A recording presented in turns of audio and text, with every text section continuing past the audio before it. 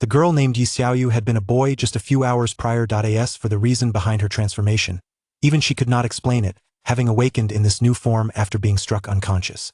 After cautiously ensuring that no one was around, Yi Xiaoyu slowly retrieved her phone to send a message to a friend in distress. "Xinghai, please come and pick me up. I'm experiencing some issues with my body."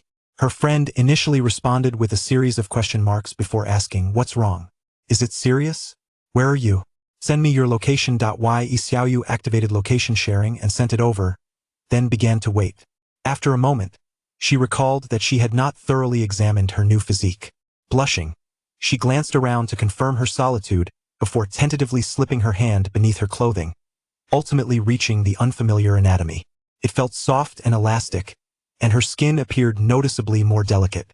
The mere touch sent a jolt through her body, causing her legs to weaken as she nearly collapsed. Steeling herself against the urge to fall, Yi Xiaoyu could not help but think, this is absurdly sensitive. If this is how it feels, do other women experience the same? After a brief pause, she shifted her gaze downward, sensing an emptiness. Swallowing hard, she slowly lifted her hand. Surely not. It was only a few hours. How could I have transformed into a woman? This defies scientific explanation, and physiologically, it should be impossible. My former self must still exist. With newfound determination, she reached out only to be met with a wave of despair at what she discovered. "Xiaoyu." Just as she was engulfed in her sorrow, a voice called out, snapping her back to reality. Yu Xinghai had arrived. Unsure of how to confront him, she instinctively turned her head away. Yu Xinghai, noticing her demeanor, approached and asked, "What are you doing? Clutching your groin?" A mischievous grin spread across his face as he quipped, "What's wrong? Lost your manhood?" Yi Xiaoyu remained silent. Observing her stillness, he stepped closer. Alarmed, she quickly turned her back to him, unprepared for this confrontation. However, Yu Xinghai was undeterred. He grasped Yi Xiaoyu's shoulders and turned her to face him. "Why, Yu Xinghai?" Before him stood a girl who bore an uncanny resemblance to Yi Xiaoyu, blushing as she met his gaze. After a moment of hesitation, he scrutinized her face. She remained silent, not daring to meet his eyes. Gradually, he diverted his gaze. No, Adam's apple, she is indeed a girl. His eyes traveled downward, and he was taken aback by her strikingly fair skin. She wasn't wearing anything beneath. This realization startled him, prompting him to release her and step back, bowing his head in apology. "I am so sorry, miss. I mistook you for someone else. My sincerest apologies." He turned to leave but was halted by her voice.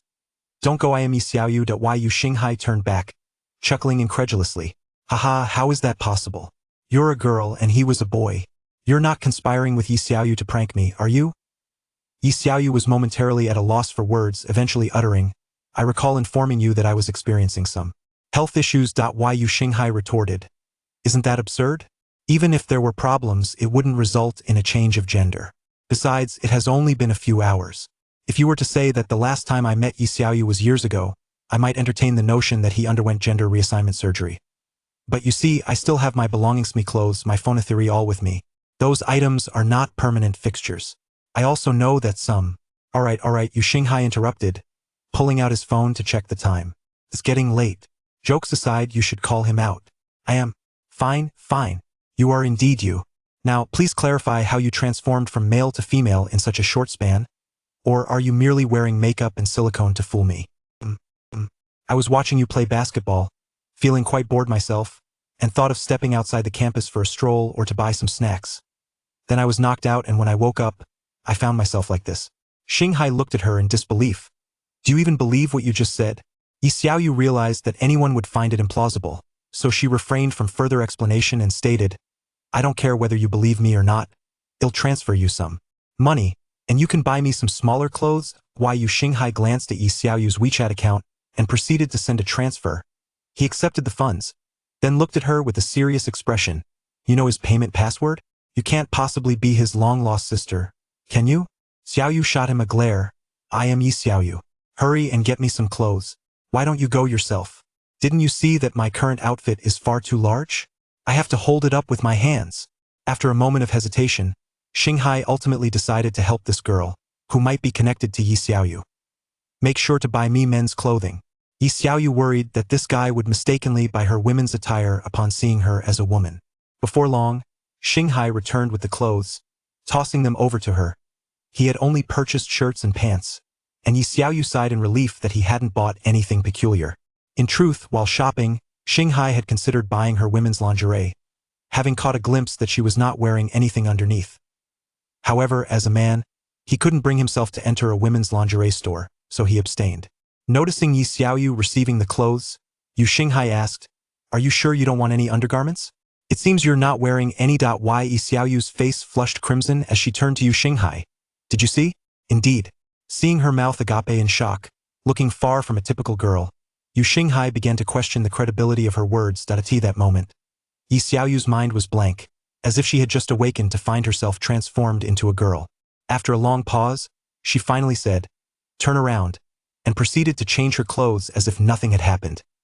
After Yi Xiaoyu changed her clothes, Yu Xinghai glanced at the time and realized it was already evening. He stood up and said earnestly, "Where exactly is Yi Xiaoyu?" Yi Xiaoyu responded with equal seriousness, "I am right here." Yu Xinghai sighed, said nothing further, and walked away. Yi Xiaoyu hurried to follow him. Upon noticing Yi Xiaoyu trailing behind, Yu Xinghai halted her. "I am heading back to school now. Why are you still following me? Are you also a student there?" "I am Yi Xiaoyu." All right. You are indeed Yi Xiaoyu, but I need to return to the school, to the dormitory, to the male dormitory.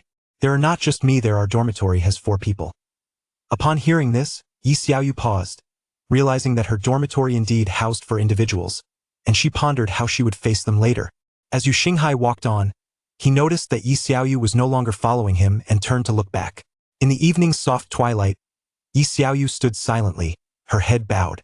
The bustling street was lively due to the night market, yet this vibrancy seemed utterly disconnected from her, evoking a profound sense of solitude. Yu Xinghai felt a pang of compassion and was about to turn back when he realized she had already been swallowed by the crowd, disappearing from sight. Chapter 2. The strange woman seated on the sofa in an internet CAF. Yi Xiaoyu gazed vacantly at the screen, her mind preoccupied by the day's unsettling events. The absurdity of being ambushed and rendered unconscious by an unknown assailant, only to awaken transformed into a woman, left her in a state of agitation. Remarkably, her belongings, phone, wallet, and the like remained untouched, as if her adversary had merely indulged in a cruel jest to metamorphose her into a female. Her phone vibrated, revealing a message from Yu Xinghai. "Where are you? It's late. Are you planning to spend the night out? This could lead to disciplinary action." A glance at the message only heightened her irritation. It was clear that her companion, who had stood by her for 7 years, struggled to believe that their brother had become a sister. "Nevertheless," she replied, "do you think I can return in this state?"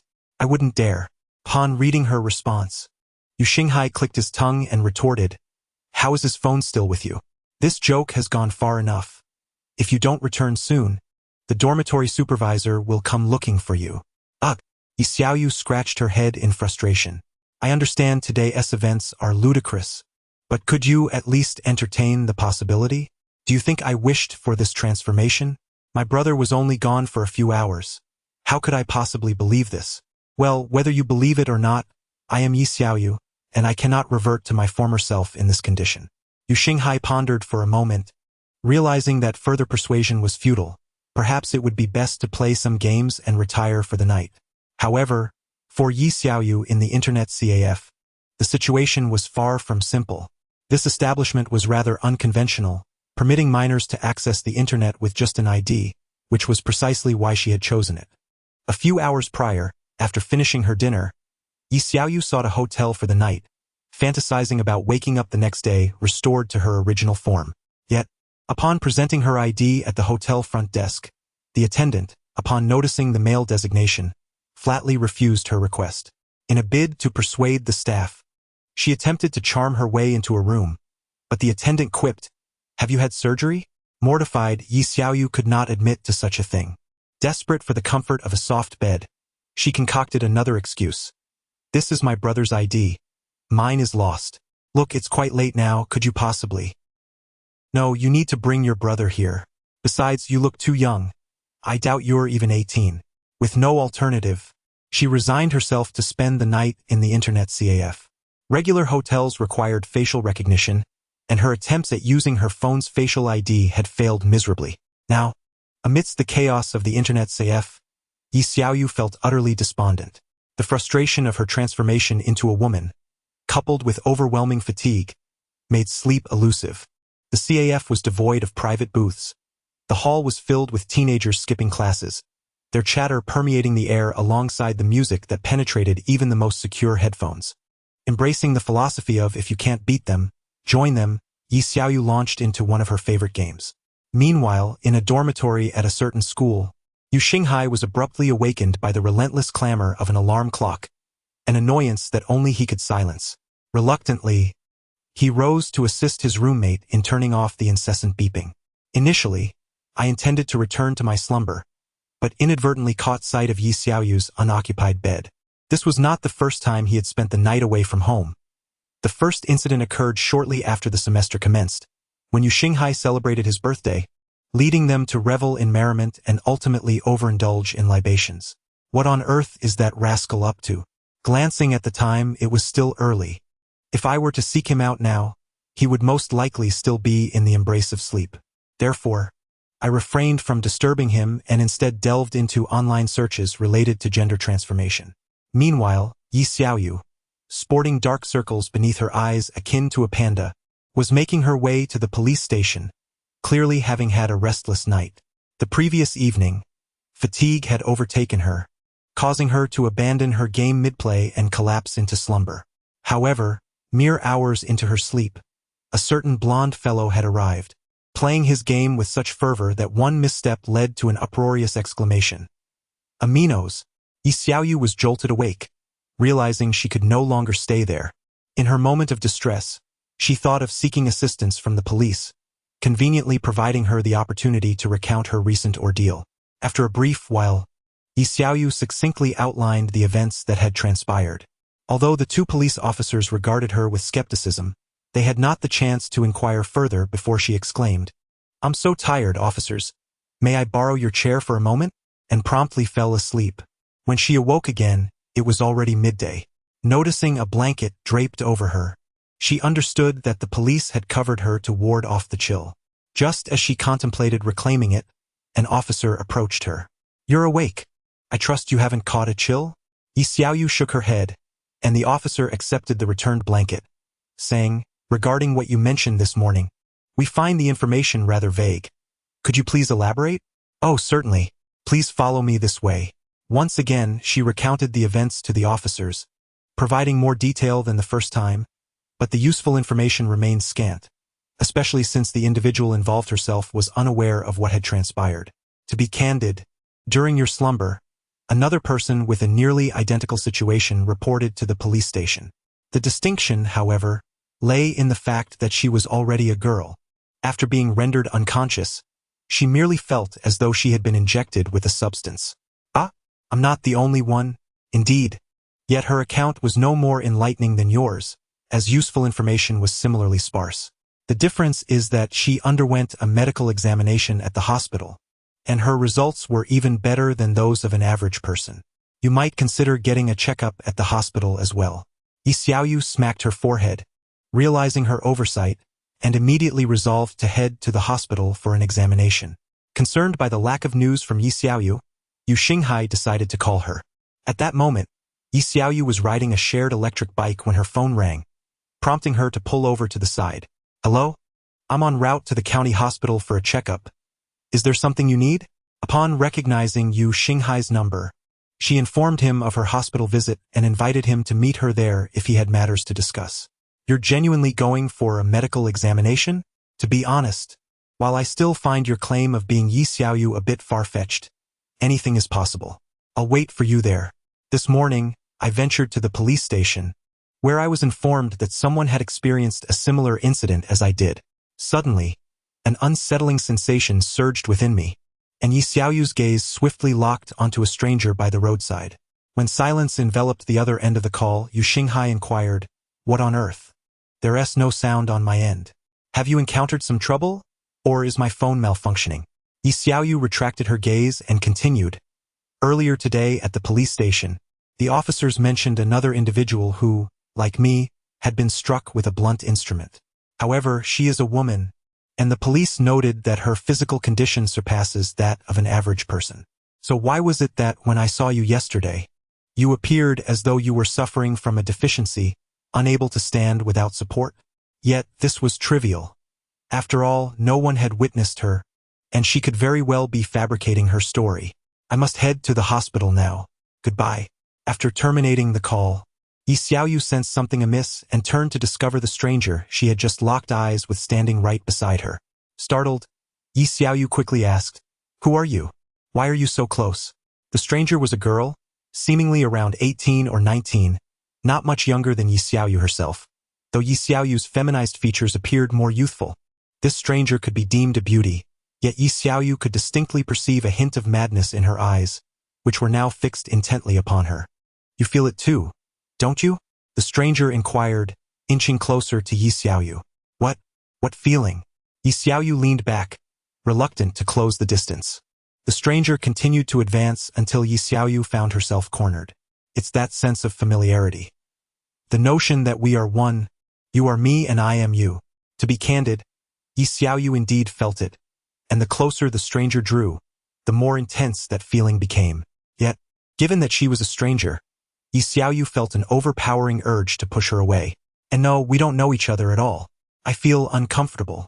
Yi Xiaoyu stammered defensively, only for the stranger to reach her hand inside Yi Xiaoyu's clothing, attempting to explore further.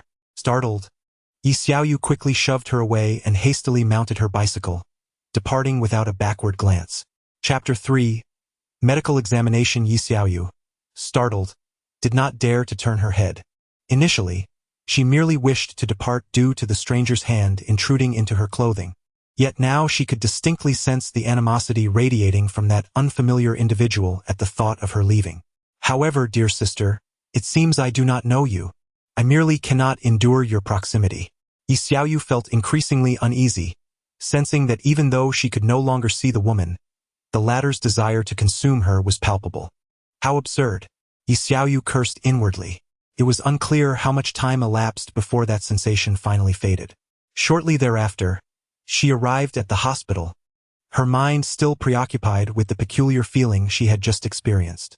If that woman spoke the truth, then she too was a victim of a sudden assault. However, if she had not undergone a gender transformation, did this imply that the administered drug merely altered one's gender to female? Perhaps it was indeed that individual who was at fault. Furthermore, she could not recall having offended anyone, leading her to ponder whether some nefarious organization had developed a neurological agent capable of transforming men into women, whimsically selecting unsuspecting individuals on the street for a cruel jest. Even though she recognized that reality might not align with her thoughts, her frustration only intensified to the point where she failed to hear the nurse calling her name. "Madam? Madam!" It was not until the nurse raised her voice that she became aware. "Ah? Extend your arm, we need to draw blood. And you have fasted, correct?" "Ah? Oh, yes, I have fasted." At this moment, Yu Xinghai had also arrived. After the blood draw, Yi Xiaoyu promptly seated herself beside him. Aware that he still harbored some distrust towards her, she felt indifferent. She would continue her actions unabated. Thus, as before, she casually draped her arm around Yu Xinghai's shoulder. As Yu Xinghai prepared to speak, he noticed her arm resting on him. While he could observe the striking resemblance she bore to his brother, a familiar comfort enveloped him. Yet the realization that she was a woman rendered the situation slightly alien. "Do you know? I encountered another victim of an assault on my way here. However, she seemed somewhat unstable. Although we had never met, she approached me, uttering peculiar words, and I felt an inexplicable connection with her. It was truly baffling. I had never laid eyes on her before." Yet Yu Xinghai paid no heed, for his gaze had inadvertently wandered beneath Yi Xiaoyu's collar, revealing an alluring glimpse of her fair skin, so pale and lacking attire. "Hey, are you even listening to me?" Ye Xiaoyu, Noticing his distraction and the flush on his face, felt certain he had not absorbed a word she said. "So pale. No, I am listening. By the way, are you heading for a physical examination after your blood draw?" "Ah? What do you mean by so pale? What are you thinking about?" Nonetheless, she rose to proceed to the examination. Watching Yi Xiaoyu retreat, Yu Xinghai exhaled a sigh of relief, internally reprimanding himself for his lack of composure. After all, He had encountered women before. Was it merely a matter of her being a fair-skinned beauty? Having perused countless images, one would think that exposing just a hint of oneself would not induce such a sense of embarrassment. Meanwhile, Yi Xiaoyu had arrived at the examination venue, only for the doctor to render her speechless with a single remark. What are you standing there for? Undress. Don't you need to take off your clothes for the examination? Yi Xiaoyu stood frozen, unable to move. The doctor, observing her hesitation, frowned and said, "Why are you shy? There's nothing to be embarrassed about. We are both women." After a brief moment of contemplation, Yi Xiaoyu, her head bowed, dared not meet the doctor's gaze, muttering, "I'm not wearing anything underneath." "What?" The doctor's brow furrowed even deeper. "What do you mean you're not wearing anything? Women's underwear." "What?" The doctor looked incredulous. "You're a girl, and you don't wear a bra. Didn't your mother ever tell you that you should wear one? How is that possible?" There are special circumstances." "What special circumstances could possibly justify not wearing a bra? Don't you know that not wearing one can lead to sagging? Besides, isn't it uncomfortable?" Suddenly, the doctor seemed to realize something, casting a knowing glance towards Yi Xiaoyu's chest. "Are you flat? Is that why you came for an examination?" Yi Xiaoyu wished she were truly flat, as her current state left her too self-conscious to engage in vigorous movement. "I'll go buy one now," she declared, departing hastily, leaving the doctor behind. As Yi Xiaoyu exited, the doctor wore a knowing smile, pondering how such a lovely girl could lack such development. "Why are you out so quickly?" Yu Xinghai inquired upon seeing her. "The examination required me to undress." "And what's wrong with that? Just take it off." "No. You know I'm not wearing anything underneath, right?" Wait, how did you know?"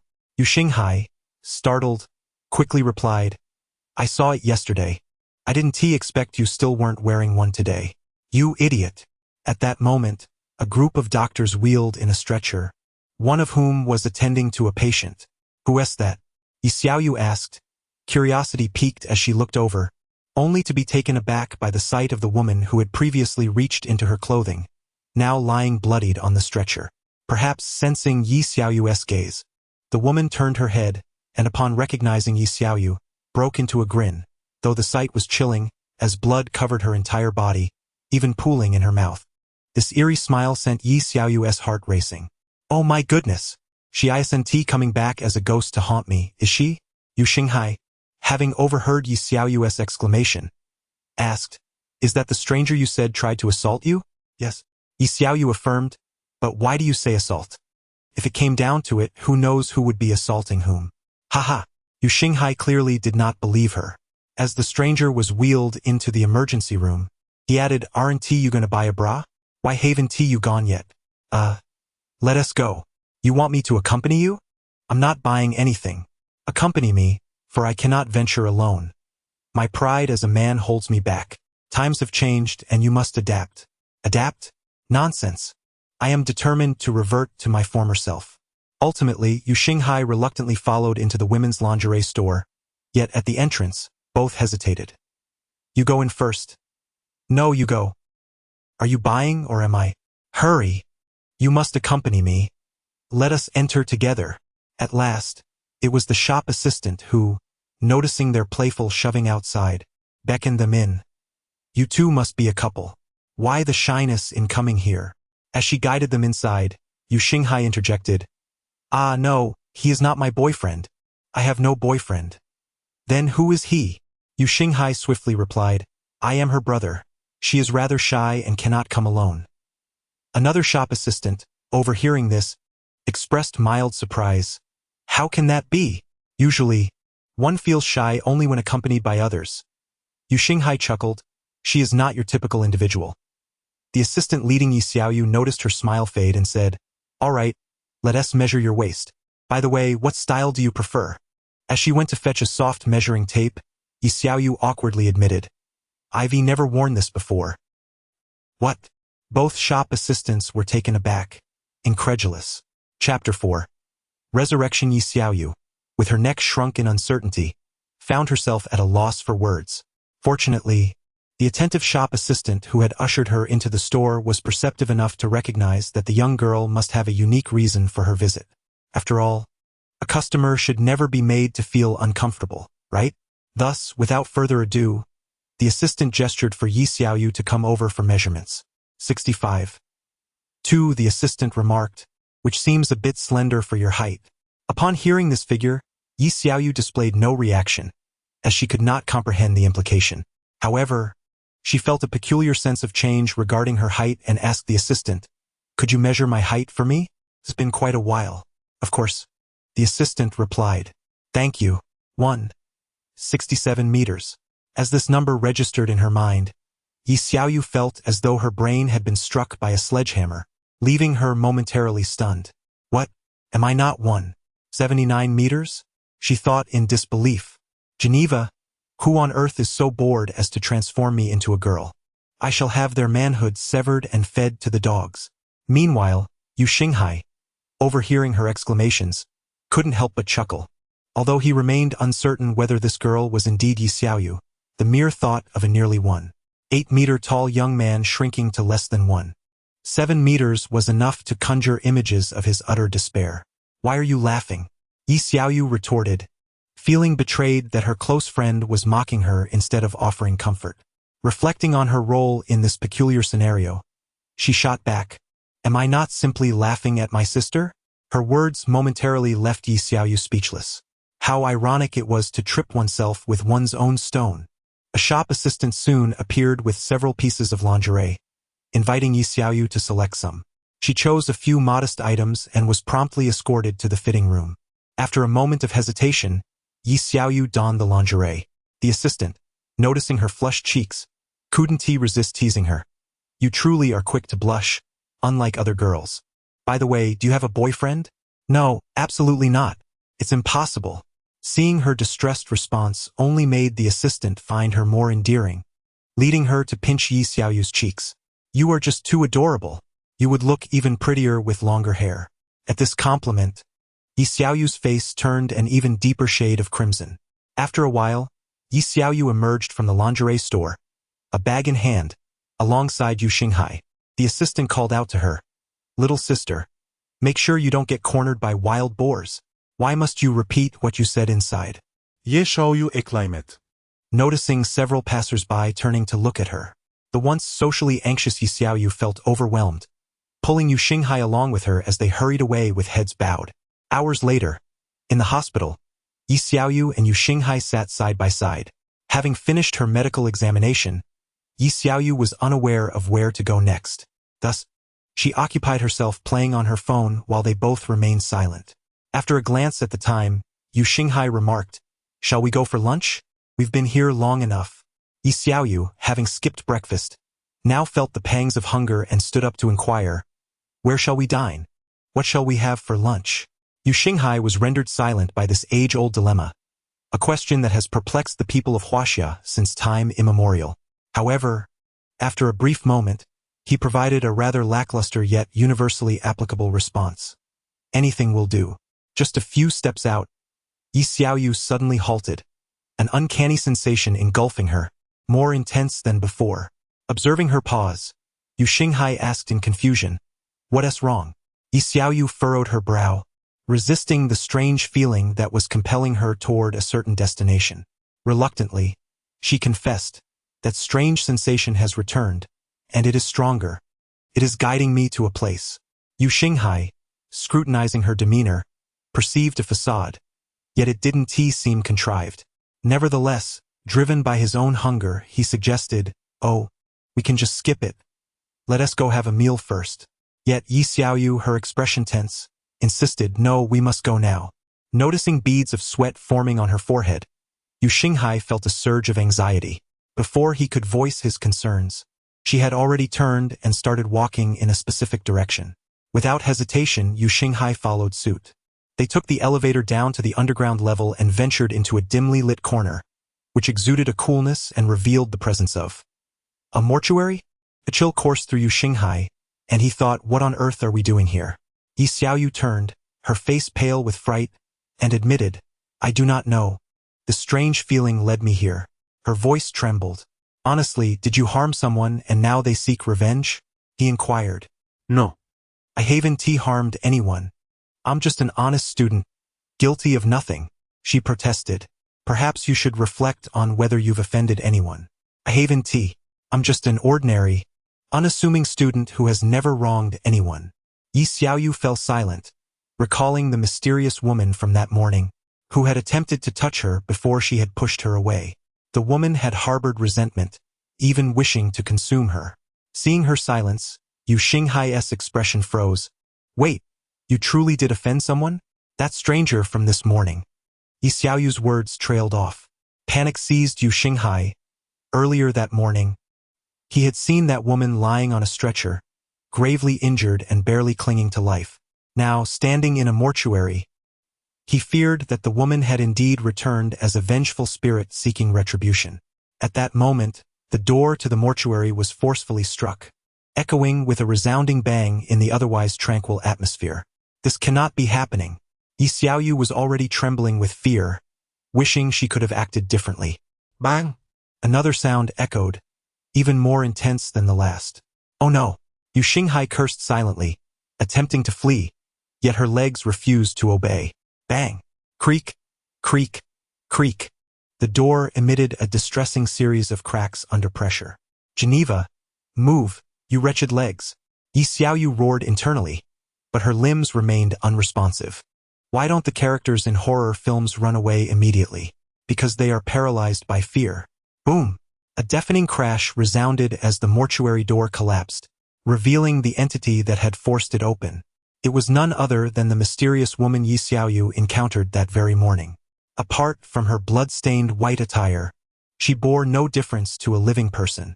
It truly is you, Yi Xiaoyu lamented, tears welling in her eyes.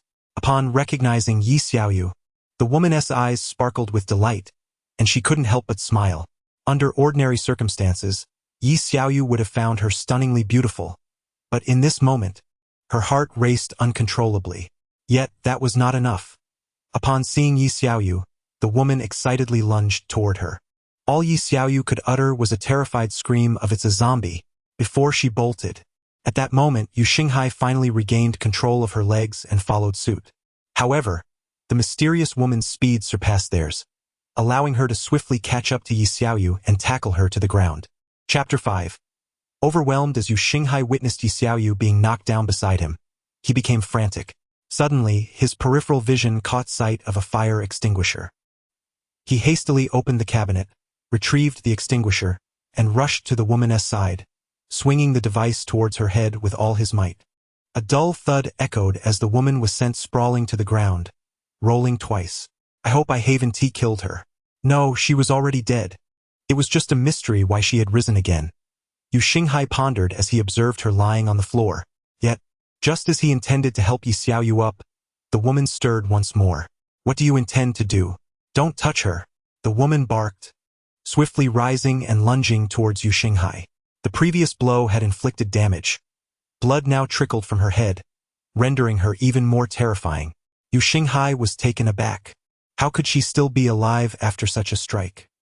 He swung the extinguisher at her again, but she merely raised her arm to deflect it, appearing utterly unfazed.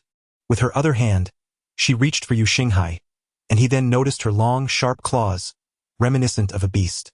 He quickly stepped back, but her speed was astonishing. Her claws nearly grazed his face. Just as she was about to charge forward again, Yi Xiaoyu leaped and clutched one of the woman's legs. The woman merely shot Yi Xiaoyu a disdainful glare before disregarding her and dragging her along. Glancing towards the exit and then back at Yu Xinghai, Yi Xiaoyu deliberated for a moment before urging him, "You go first. Call for help. She shouldn't harm me." Yu Xinghai hesitated for a brief moment, then hurled the extinguisher at the woman and fled without looking back. The woman only halted when Yu Xinghai had disappeared from sight. Once Yu Xinghai was gone, Yi Xiaoyu exhaled a sigh of relief and turned her gaze to the woman. A chill ran down her spine as she noticed the woman glaring back at her, a frigid expression dominating her features. "How long do you intend to cling to my leg?" the woman coldly inquired. Yi Xiaoyu quickly released her grip and stepped back. "Why did you stop me from pursuing him?" The question hung in the air, unanswered. "Do you have feelings for him?" the woman pressed. "And no, he is my friend. My brother," Yi Xiaoyu stammered. "So you allow him to attack me? Why? We are of the same origin. We are one.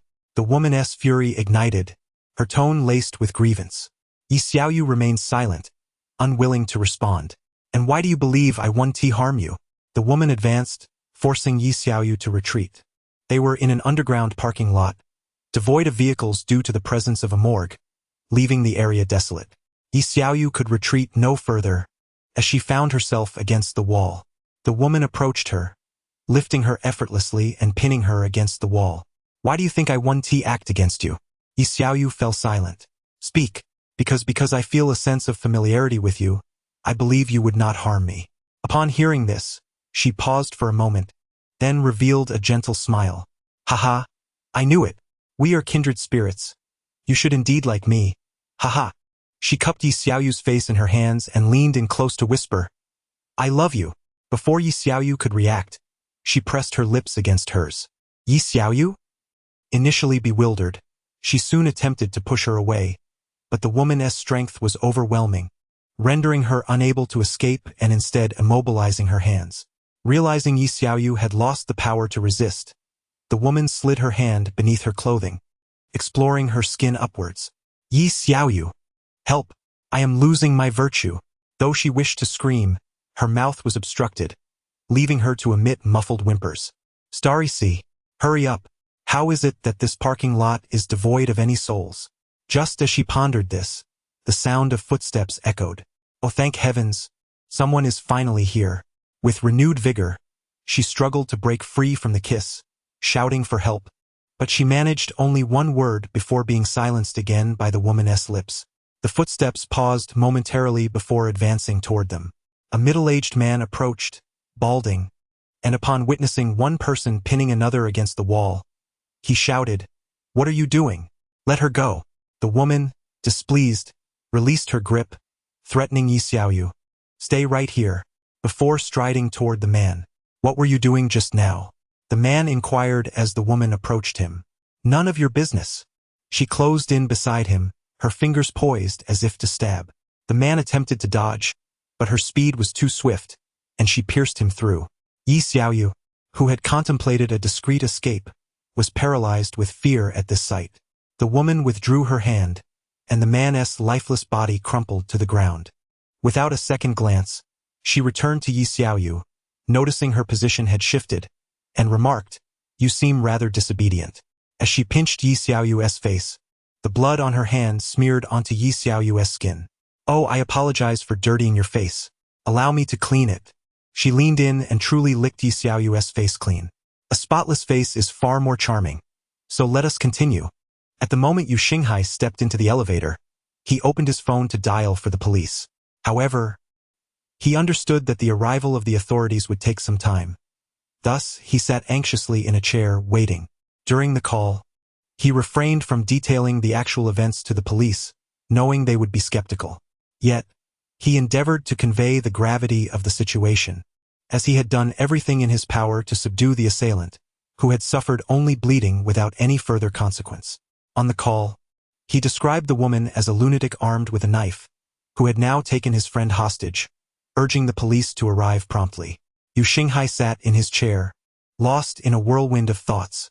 Initially, he harbored reservations about Yi Xiaoyu, but witnessing a person who had recently been on the brink of death burst through the mortuary door and, after enduring his most formidable blow, requiring his friend to restrain him to escape, had caused him to question the very foundations of science and biology. Although Yi Xiaoyu had previously assured him that the peculiar woman posed no threat, the memory of her razor-sharp claws and her seemingly indestructible nature, combined with Yi Xiaoyu's earlier descriptions, conjured a vivid and gruesome image in his mind of Yi Xiaoyu being devoured, blood spilling profusely. He frequently glanced towards the entrance, yearning for the sight of police officers, while anxiously tugging at his hair, feeling as though he had betrayed Yi Xiaoyu. He feared that by the time the police arrived, it might be too late for her. In those fleeting minutes, he oscillated between standing and sitting, torn between the desire to confront the woman directly and the realization of his own inadequacy, compelling him to await the arrival of the authorities. A profound conflict brewed within him. What if, upon my descent, Yi Xiaoyu had already met her demise? Should I have remained and battled the woman instead? Such tormenting questions perpetually haunted his mind. At last, he spotted a police officer clad in uniform at the doorway. In that moment, hope finally dawned upon him. In the span of those few minutes, he felt as if hours had elapsed. Chapter 6. You may voice your opinions, but I shall not heed them. Officer, over here. Upon the arrival of the police, Yu Xinghai hastily rose to greet them. After a brief exchange, he led the officers to the lower level. The underground area was eerily silent, devoid of any sound. A chill ran down Yu Xinghai's spine. Could something have gone awry, or had everyone already departed? Apart from the footsteps of his companions, there was an unsettling quiet. Upon reaching the designated spot, he beheld Yi Xiaoyu slumped against the wall, her head bowed, motionless. Xiaoyu, Yu Xinghai called out, rushing toward her. Stop! Do not disturb the scene. The police quickly intervened, gesturing for him to look in another direction. Following their indication, he noticed a middle-aged man, his chest punctured and a pool of blood forming beneath him. Had Yu Xinghai ventured a step closer moments earlier, he would have trampled upon the sanguine evidence. My goodness! Yu Xinghai, being merely a student, had never encountered such a sight before. He was momentarily taken aback before scrutinizing the slumped figure of Yi Xiaoyu. Thankfully, she appeared merely disheveled. Yu Xinghai exhaled in relief, but then a troubling thought crossed his mind. Where was that woman? At that moment, the police began to question Yu Xinghai. What about the knife-wielding assailant you mentioned? I have no idea. She was just here. One of the officers had already moved to assist Yi Xiaoyu, who, though awakening, appeared dazed and approached while responding to inquiries. Upon seeing Yi Xiaoyu, Yu Xinghai inquired, What happened to that person? Why were you sitting there? Yi Xiaoyu, still in a state of confusion, scratched her head and replied, I don't know. I can't even recall how I fainted. The officer who had gone to inspect the middle-aged man approached to question Yi Xiaoyu. What do you know about that man? If you possess any information, please share it with us. Yi Xiaoyu instinctively took a step back, hesitating as she opened her mouth to speak. The officer remained patient, awaiting her response. Is he dead? Yi Xiaoyu cautiously asked. The officer nodded. If I told you that man was pierced through by a woman's hand, would you believe me? In this world, there are no ifs. He was murdered by someone's hand, the officer replied, his skepticism palpable. Just then, a light chuckle emanated from another direction, causing the expressions of Yi Xiaoyu and Yu Xinghai to darken. Following the sound, the officer spotted a tall woman, her form obscured by shadows. Who are you? What are you doing there? The officer demanded. The woman remained silent, merely chuckling before snapping her fingers and turning to leave. The officer attempted to pursue her, but she had already vanished. Ah, the corpse has risen, shouted the officer closest to the middle-aged man's body. To their astonishment, the man, who had previously lain motionless, trembled and stood up. Sir, please refrain from any sudden movements. You are injured, although it was just confirmed that the man had been dispatched. He suddenly stood up again, and the nearest police officer broke into a cold sweat. What was happening? Had he not been dead? The other two officers drew their tasers. The man seemed unable to comprehend the officer's words. He merely turned his lifeless eyes toward the closest officer. The officer felt a shiver run down his spine. Yet, as a law enforcer, he could not retreat. The man opened his mouth and lunged at the nearest officer, who, startled, quickly dodged and shouted, Cease your actions. Assaulting an officer carries criminal consequences. The man emitted guttural cries and continued his assault, only to be subdued by the two tasers and brought down to the ground. Yi Xiaoyu breathed a sigh of relief. She initially thought the man was merely playing dead, fearing a scene reminiscent of a zombie apocalypse, given that he embodied the quintessential traits of a zombie. Shortly thereafter, the coroner and other officers arrived at the scene, but upon seeing the man, whose chest had been completely perforated yet still cried out and attempted to bite, his mind faltered. At that moment, he felt that his previous studies could hardly elucidate the current situation. Of course, it was not only the coroner whose mind had faltered. Almost all the newcomers shared this reaction. Why almost? Because a junior officer, witnessing the scene, exclaimed in excitement, Wow, is this a zombie? It must be a zombie. I've seen this in movies. Be quiet. retorted an older officer nearby. The junior officer ceased his chatter, though his excitement was palpable, even wanting to reach out to touch the man, only to be swatted back by the older officer. Be careful. He might bite you, the older officer warned. Then will I become a zombie too? Can't you just settle down for a moment? I regret bringing you along. The older officer then inquired of another officer. What exactly is a zombie? One officer approached Yi Xiaoyu and Yu Xinghai, saying, please accompany us to the station to take a statement. Oh, Yi Xiaoyu responded, glancing once more at the man pinned to the ground, and asked, how will you handle that man? Rest assured we will manage him appropriately. Now please come with us.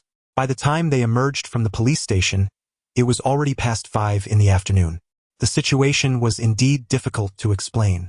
Had it not been for the surveillance footage, the officers might not have believed it.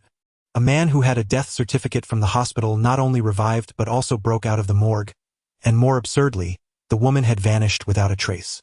Yet, the footage clearly showed her being affectionate and touchy with Yi Xiaoyu. Where to next? Yu Xinghai inquired. Certainly to have a meal. I haven't had breakfast or lunch, and I'm absolutely starving now. What shall we eat?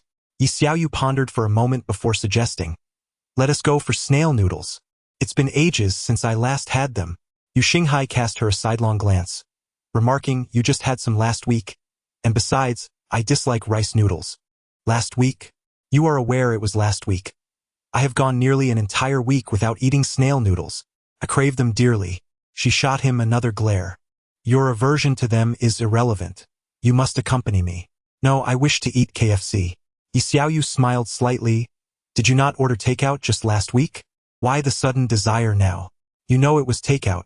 How much could those gluttons in the dormitory possibly leave for me? Yu Xinghai remained silent. You are one of those gluttons too. All right then, let us compromise. You will first accompany me for snail noodles, and then we shall go to KFC. How does that sound? That does not sound agreeable. Why not? Why must we eat snail noodles first instead of KFC? Do you have an objection? Indeed. If you have something to say, then speak up. Yu Xinghai was about to respond when she interjected. Regardless, I shall not listen. Observing Yi Xiaoyu's proud demeanor, coupled with her feminine allure, Yu Xinghai let out a resigned sigh. Very well, let us first indulge in snail noodles. Yay! As he watched Yi Xiaoyu prance joyfully, he felt a moment of disorientation. If she were still a boy, he would regard it as commonplace, given his own disposition. However, now that she had transformed into a girl, her exuberance seemed to carry a different essence. She appeared unconcerned with her gender. Yet what about me? Can I still relate to her as I once did? Yu Xinghai murmured softly. What are you mumbling about? Yi Xiaoyu tilted her head, gazing at him. Come on. Let us hurry and eat. Chapter 7 The fool who robbed the electric car is still at large 2 bowls of snail noodles. Please, Yi Xiaoyu exclaimed as she pushed the door open. I'd like a small portion, Yu Xinghai added. The proprietor looked up and, upon recognizing Yi Xiaoyu, said, Ah, it's you, little Yi. Is it the same as before? Yes, Yi Xiaoyu nodded. A regular patron of this establishment, she had always found the food delightful, and like an NPC in a game, she would frequently return. However, she had now transitioned into her true self. Little Yi, you haven't been here for a week. If you don't come back soon, I might think you've been frequenting other places, the owner, a middle-aged man who embodied the spirit of youth, remarked. Yet, as he observed her, he sensed something was amiss with Yi Xiaoyu. Little Yi, why do I feel like you've changed? Even your voice sounds different. Yi Xiaoyu stiffened. In her eagerness to indulge in the noodles, she had forgotten that the owner was also an acquaintance. Well? Noticing her discomfort, the owner tactfully refrained from pressing further, although his gaze lingered on her with curiosity. Upon noticing her figure, he mentally exclaimed, realizing that, despite her frequent visits, he had only just now recognized her as a girl. However, perceiving that she appeared somewhat undernourished, he deliberately added extra noodles to her bowl. After a short while, the proprietor placed 2 bowls of snail noodles before them. Make sure to eat well, you look so small. So slender. Thank you, boss. Yi Xiaoyu replied, oblivious to any underlying implications in his words, as she was indeed quite slender. Meanwhile, Yu Xinghai, having caught the subtlety, stifled a laugh. What are you laughing at? Yi Xiaoyu inquired. Caught off guard, Yu Xinghai quickly concocted an excuse. I just thought of something amusing. How perplexing. Did your wife give birth? Yi Xiaoyu responded, choosing to ignore his antics as she focused on her meal, her hunger overwhelming her, having skipped both breakfast and lunch. Even after finishing her bowl of snail noodles, she still felt unsatisfied, but remembering their plan to later indulge in KFC, she refrained from ordering more. As they were about to leave, the proprietor pulled Yu Xinghai aside for a private conversation. Young man, little Yi is a good girl. I've noticed you've been coming here for quite some time. If you're planning to be with her for the long haul, let me tell you, I've got connections. If I find out you're not a good person, I'll teach you a lesson on her behalf. Yu Xinghai was taken aback by the owneress words, hastily waving his hands to clarify that he was not her boyfriend, merely a close friend. Naturally, the owner remained skeptical, continuing to watch him intently as they departed. Once they had eaten their fill, Xiaoyu sought Yu Xinghai's assistance in securing a hotel room, as her current identity would not allow her to book one herself. A single room, please. Yi Xiaoyu, overhearing this, pulled him aside. Are we really that strapped for cash? Why would we need a single room for two? Yu Xinghai shrugged in resignation. I can skip daytime classes, but I must return to the dorm at night. Also, you've been severely penalized. You need to figure out a way to return to school. I am apprehensive that the woman may seek me out again, and I desire your company for a sense of security. Yet it seems unlikely. After all, she cannot possibly track your whereabouts. Yi Xiaoyu fell silent, and only then did Yu Xinghai notice her unease. It appeared that her discomfort stemmed not solely from fear of that woman, but also from the memory of the man who had been pierced by her. Although Yu Xinghai had not been present at the time, Yi Xiaoyu had witnessed it firsthand. After a moment's contemplation, feeling a pang of compassion, he opened his mouth to speak, only to hear Yi Xiaoyu say, Never mind. I was fine at the internet CAF yesterday. I suppose it will be the same now.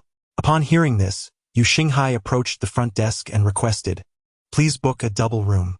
When Yu Xinghai stepped into the shower, he detected a subtle fragrance that was faint yet distinct, something he had never encountered before. He pondered its origin for a while, but to no avail, and thus finished his shower with the briskness typical of young men. Upon emerging, the scent lingered, leading him to discover that it emanated from Yi Xiaoyu, who had just finished bathing. Noticing him sniffing around her, Xiaoyu inquired, What are you doing? Do I smell of something? Have you not noticed? There is a lovely fragrance about you. Xiaoyu raised her arm and took a whiff. Is it the scent of the body wash? No, it isn't. Then I cannot say. I have not detected any other aroma. At that moment, Yu Xinghai realized, could this be the natural fragrance of a girl? However, he refrained from further inquiry, considering that Yi Xiaoyu was indeed a young woman now. He reclined on the bed, engrossed in his phone, while engaging in conversation with Xiaoyu. Everything seemed trivial until they broached the topic of the middle-aged man who had been pierced.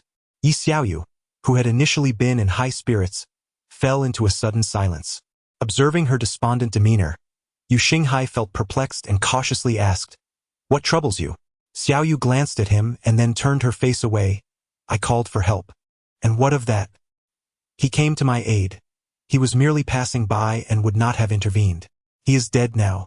This is not your fault. It is my fault. I sought his help and I should bear the responsibility. The one who caused his death is not you. You need not shoulder the burden of guilt. Are you familiar with the trolley problem? Upon hearing this, Yu Xinghai braced himself for what was likely to follow. If I had not summoned him, he would have died regardless. In such a scenario, I would bear no responsibility, much like observing someone else's choices. However, I called out. I pulled the lever, thus I became involved, dragging another into the fray. The complexity of the trolley problem arises from the lives of others resting in your hands, compelling you to choose. Those who reflect upon the aftermath must grapple with their internal turmoil alongside external clamor. If we transpose this situation to the trolley problem, then I am akin to the individual bound to the tracks, while the other track is vacant. The trolley is arbitrary, and I fear that it may randomly choose my path, causing the one who pulled the lever to be struck down. Unbeknownst to him, someone was bound to the tracks, and he ought to have continued with his own affairs. Yu Xinghai remained silent as he climbed onto Yi Xiaoyu's bed. "What are you doing?" he inquired, noticing the redness around her eyes. Yi Xiaoyu attempted to articulate something further, but Yu Xinghai swiftly covered her mouth. "Be quiet. I am fully aware that I could argue with you until dawn, but frankly, I lack the time, do you understand?" Yi Xiaoyu opened her mouth, yet ultimately refrained from speaking, her expression suggesting she was on the verge of tears. "How absurd," Yu Xinghai remarked upon observing her state. "Just a couple of days ago, you were a man, and now you're weeping like a child. Is this transformation into femininity truly so rapid?" His words caused Yi Xiaoyu to swallow back the tears that had threatened to spill forth. Seeing her demeanor improve, he continued, "That fool who crashed the tram remains unpunished. And here you are, wallowing in self-pity. The law hasn't even condemned you, yet you linger in this state. You haven't resolved your own issues with becoming a woman, and yet you concern yourself with others. Do you realize that if you do not find a way back to school, you may never return?" At this, Yi Xiaoyu could no longer tolerate his tirade. "You can insult me a few times, but now you've gone too far," she retorted defiantly. Yu Xinghai fell silent, though it was evident that he was still brimming with unexpressed thoughts, as he had not yet satisfied his desire to berate her. With him quiet for the moment, Yi Xiaoyu turned her attention to her phone, scrolling through videos with a hint of amusement. Chapter 8. You're back recently. I have noticed a peculiar change in my character. Yi Xiaoyu recalled how Yu Xinghai had just remarked that she now cried like a little child. Reflecting on her recent behavior, she realized it indeed diverged from her usual self. If it were the old me, I would have easily pushed back against any woman who tried to corner me. Has my transformation into a woman altered my psyche as well? Knock, knock, knock. He glanced up and rose to answer the door. Yu Xinghai, without lifting his head, continued to scroll through videos. Upon opening the door, Yi Xiaoyu was met by an enigmatic figure clad entirely in black, their face obscured by a hood and mask. He blinked in surprise. "Who are you?" Before she could finish her question, the figure swiftly produced a syringe and plunged it into her shoulder. "What? You're back!" Yi Xiaoyu exclaimed, confusion washing over her. Soon, her vision began to blur and she thought, "Am I losing my dignity?" With a resounding thud, she collapsed to the ground. In her fading consciousness, she lamented, "You ambushed me with a sneak attack, which I could at least attribute to my own carelessness. But now you've come so close, making it all the more embarrassing." As darkness enveloped her, the sound of her fall prompted Yu Xinghai to glance over, perplexed. "What are you doing? Aren't you supposed to be awake?" After a moment of bewilderment, he realized, "Oh no!" He hurried to assist Yi Xiaoyu, peering outside, where the black-clad figure was leisurely strolling away. Upon noticing Yu Xinghai's gaze, the figure turned back, flashing a disdainful smile. "You dare!" Yu Xinghai seethed, deducing that this provocateur was responsible for Yi Xiaoyu's plight. He charged at the figure only to find himself swiftly incapacitated, landing on the ground in a daze. "Not again. This guy is a martial artist. He took me down in one move." Struggling to regain his footing, Yu Xinghai saw that the mysterious figure had already vanished. "I dare you to come back. I was just caught off guard," he muttered angrily, returning inside. It is said that one should not continue to suffer after a setback. Pursuing the figure would only lead to further humiliation. Yet, upon entering the room, a chill ran down his spine. There stood a woman of striking beauty, clad in a dark red gown, her long wine-red hair cascading down her back, leaning over Yi Xiaoyu and pinching her face. Yu Xinghai stumbled back in shock, recognizing her as the one who had emerged from the morgue. Although he could not comprehend the extent of her transformation, he felt no inclination to question it. The woman noticed Yu Xinghai and, with an icy glare, he shuddered involuntarily. Cold sweat dripped down his brow as an invisible pressure bore down on him, an unfamiliar sensation of impending doom. "Get out," she commanded. "But this is my room. Where am I supposed to sleep?" Yu Xinghai protested, desperate to resist. Without uttering a word, her expression grew even more menacing. "All right, I'm leaving now," he stammered, hurriedly exiting while ensuring to close the door behind him. In the desolate expanse of the desert, the woman resembled a formidable warrior. As the door closed behind her, she could not suppress her criticism. "What did you say?" A voice emerged suddenly by Yu Xinghai's ear. Oh, nothing, I wasn't referring to you. It was indeed a strange occurrence that she could overhear. After waiting a while and sensing that Yu Xinghai had ceased to speak ill of her, the woman turned her gaze toward the figure of Yi Xiaoyu lying on the bed and bestowed upon her a gentle smile. You must have received the second dose of the serum as well, haven't you? Those vile scoundrels, they even dared to inject you. Oh, my apologies. I accidentally smeared some blood on your face. But fret not. I shall clean it for you. Do you know where this blood on my hands comes from? I encountered a few trash on my way to find you and dealt with them rather effortlessly. Do not be deceived by rubbish. I must say, your friend seems rather subpar. Outside, Yu Xinghai sneezed. It appears I still do not know your name. What a pity, for you are at the brink of evolution. I truly wish to keep you, but alas, I can only wait a moment longer before that man in black leaves my reach. I must eliminate him. Farewell. Rising to her feet, she took a few steps before pausing. Almost forgot. She returned to the bedside, leaning down to kiss Yi Xiaoyu's cheek. You are mine, and no one can take you away. Poor Yu Xinghai had waited outside for several hours, contemplating retreating to the dormitory for a nap. Finally mustering his courage to enter the room, he discovered that the woman had long departed.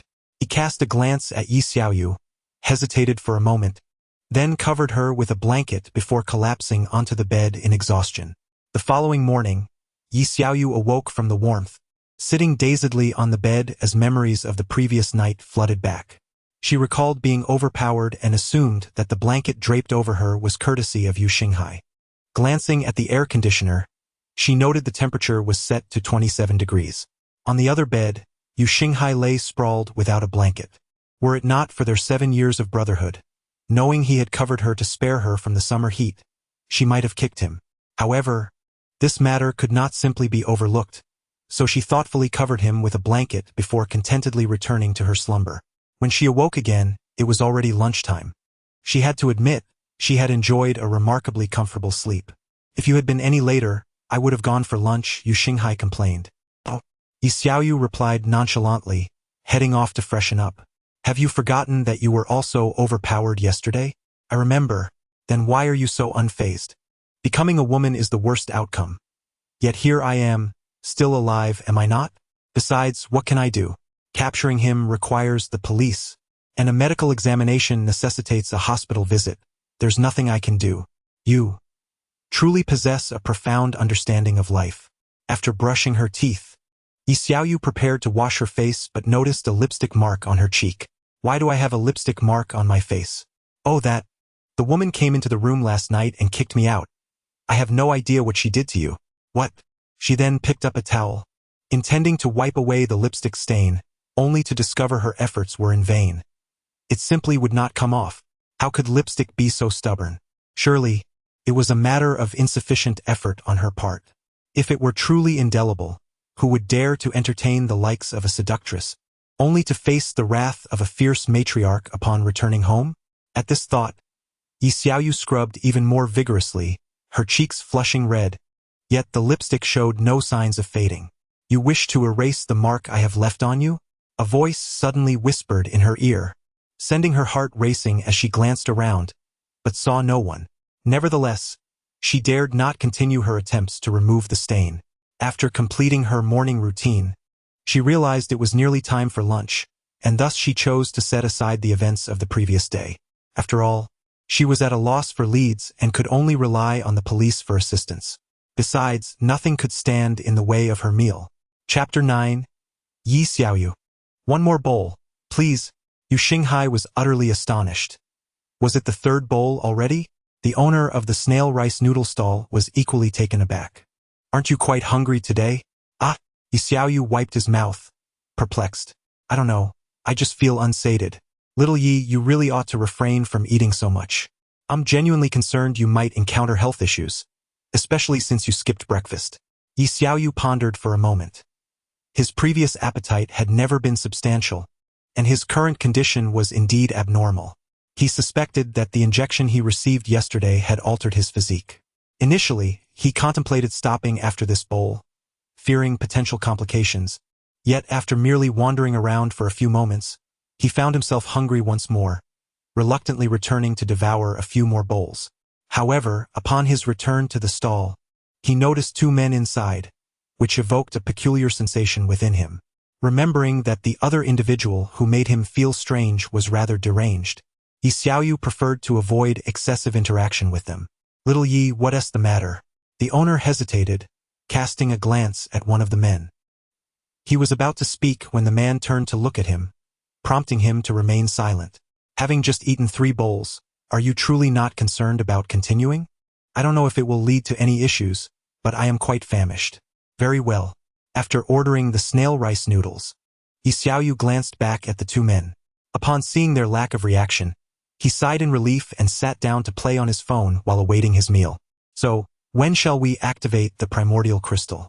One of the robust men inquired. Perhaps tonight? The other replied. Are you asking me? Any time is fine, as long as it is not too late. Then let us do it sooner. I have matters to attend to. The other man exchanged a significant glance with him. You wish to return early to your wife? Eh? Not at all, the robust man retorted, rolling his eyes. Aren't you concerned that, if you return late, Miss Jing will have questions for you? The man pondered for a moment. All right then, let's commence tonight.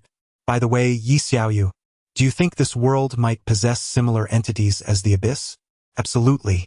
Everything has its relativity, yet what exists here differs from that of the abyss.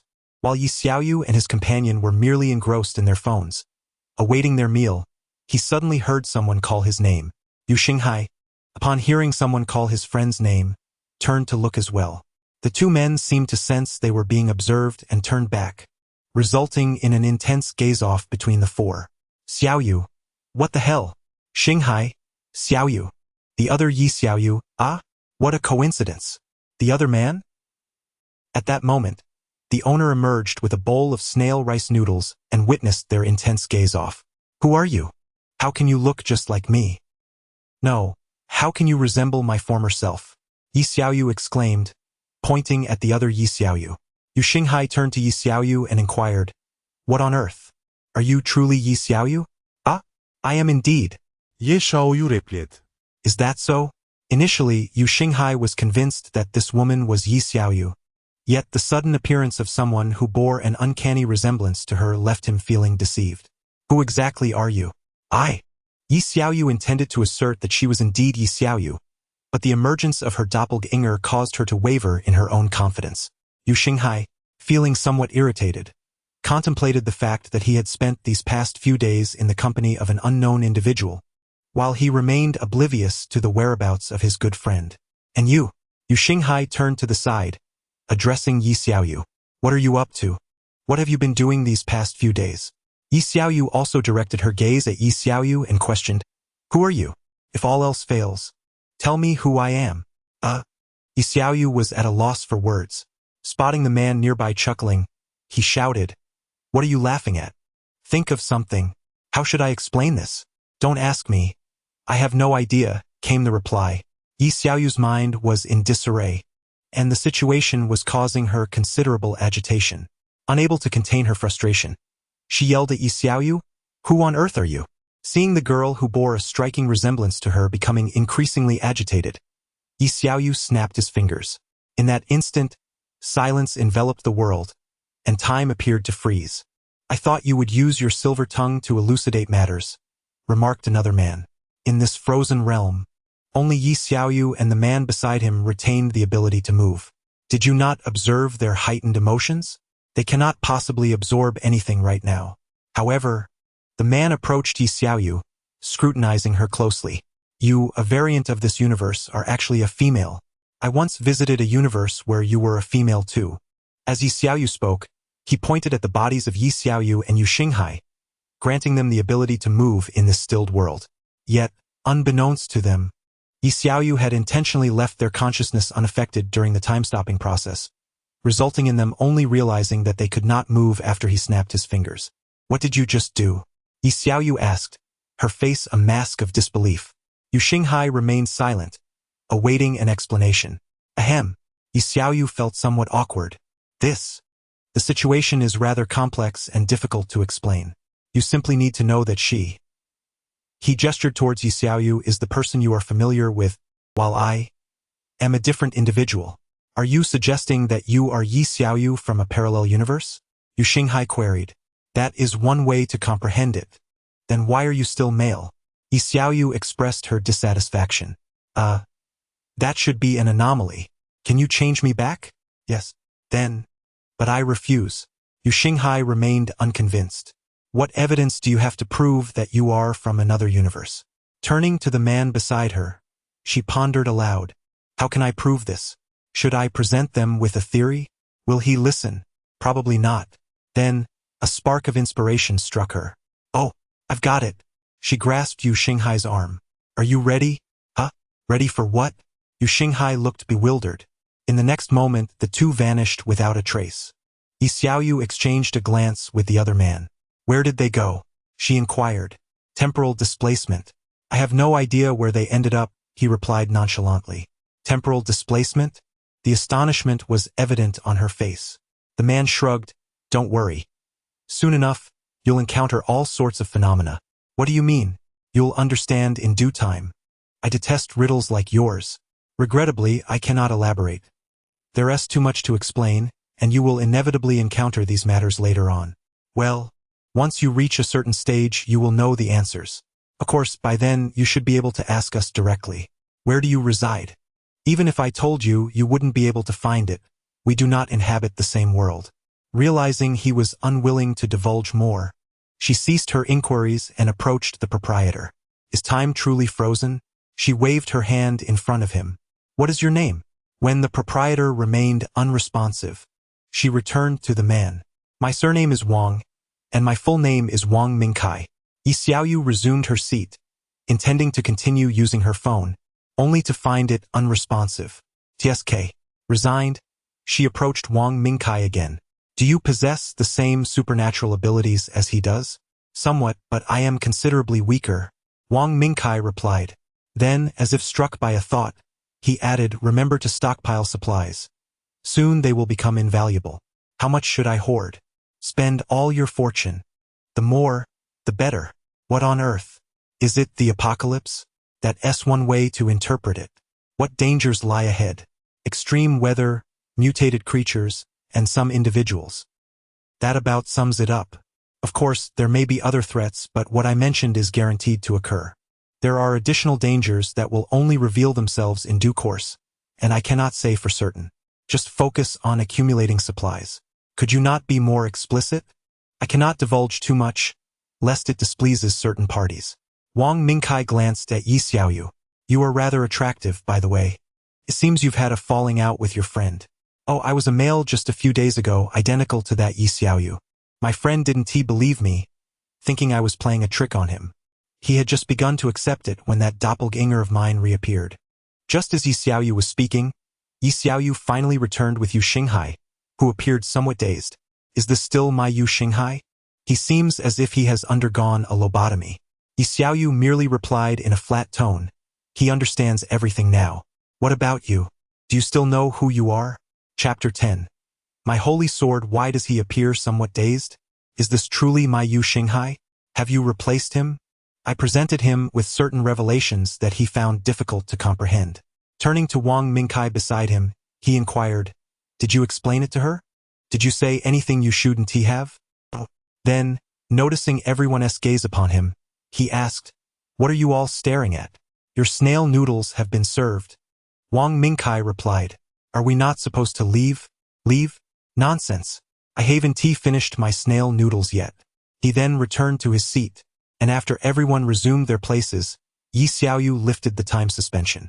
The boss rubbed his eyes, bewildered. Hadn't they been on the verge of bickering just moments ago? Perhaps it was merely his aging sight playing tricks on him. Seeing the group still seated, appearing unperturbed, the boss concluded it must be his failing eyesight and chose to remain silent.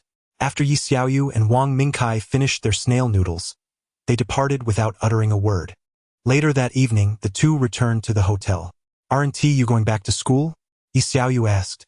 Yu Xinghai seemed lost in thought, yet he refrained from disclosing where he had been or what he had witnessed.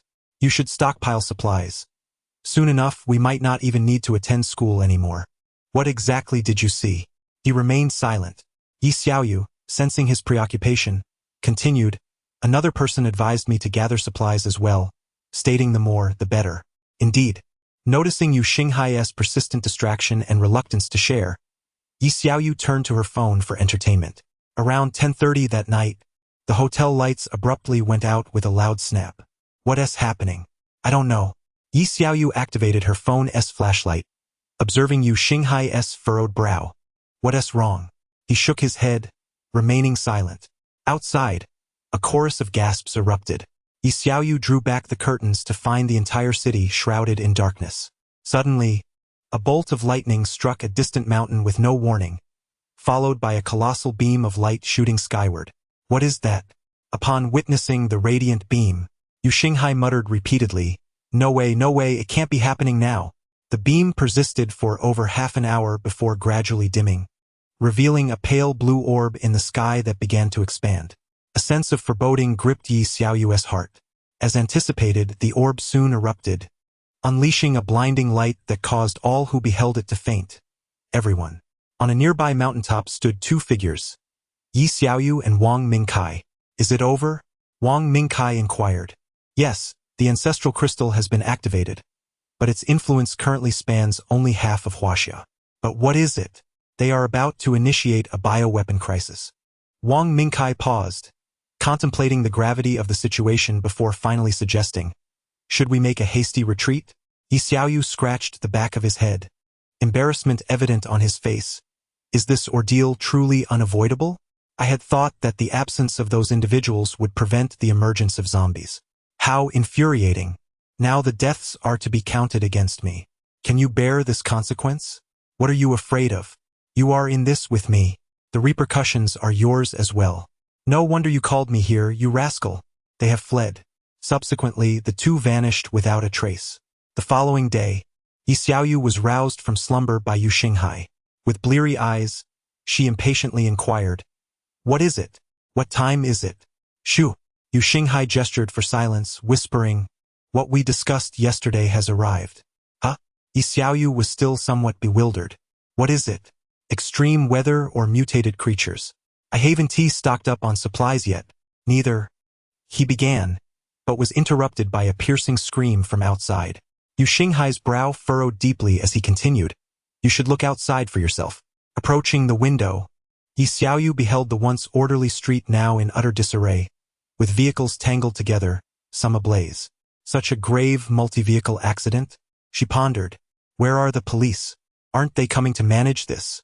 As she continued to observe, she noticed several individuals on the ground vying for something. She strained to make out what they were fighting over, when one of them glanced up and locked eyes with her. His face was drenched in blood, his eyes devoid of pupils, and the stark contrast of his bulging veins against his pallid complexion was striking. Upon raising his gaze, Yi Xiaoyu finally discerned the object of their contention, another person, whom they were consuming. Their eyes met, and after a moment, the individual slowly raised a finger, pointing directly at her.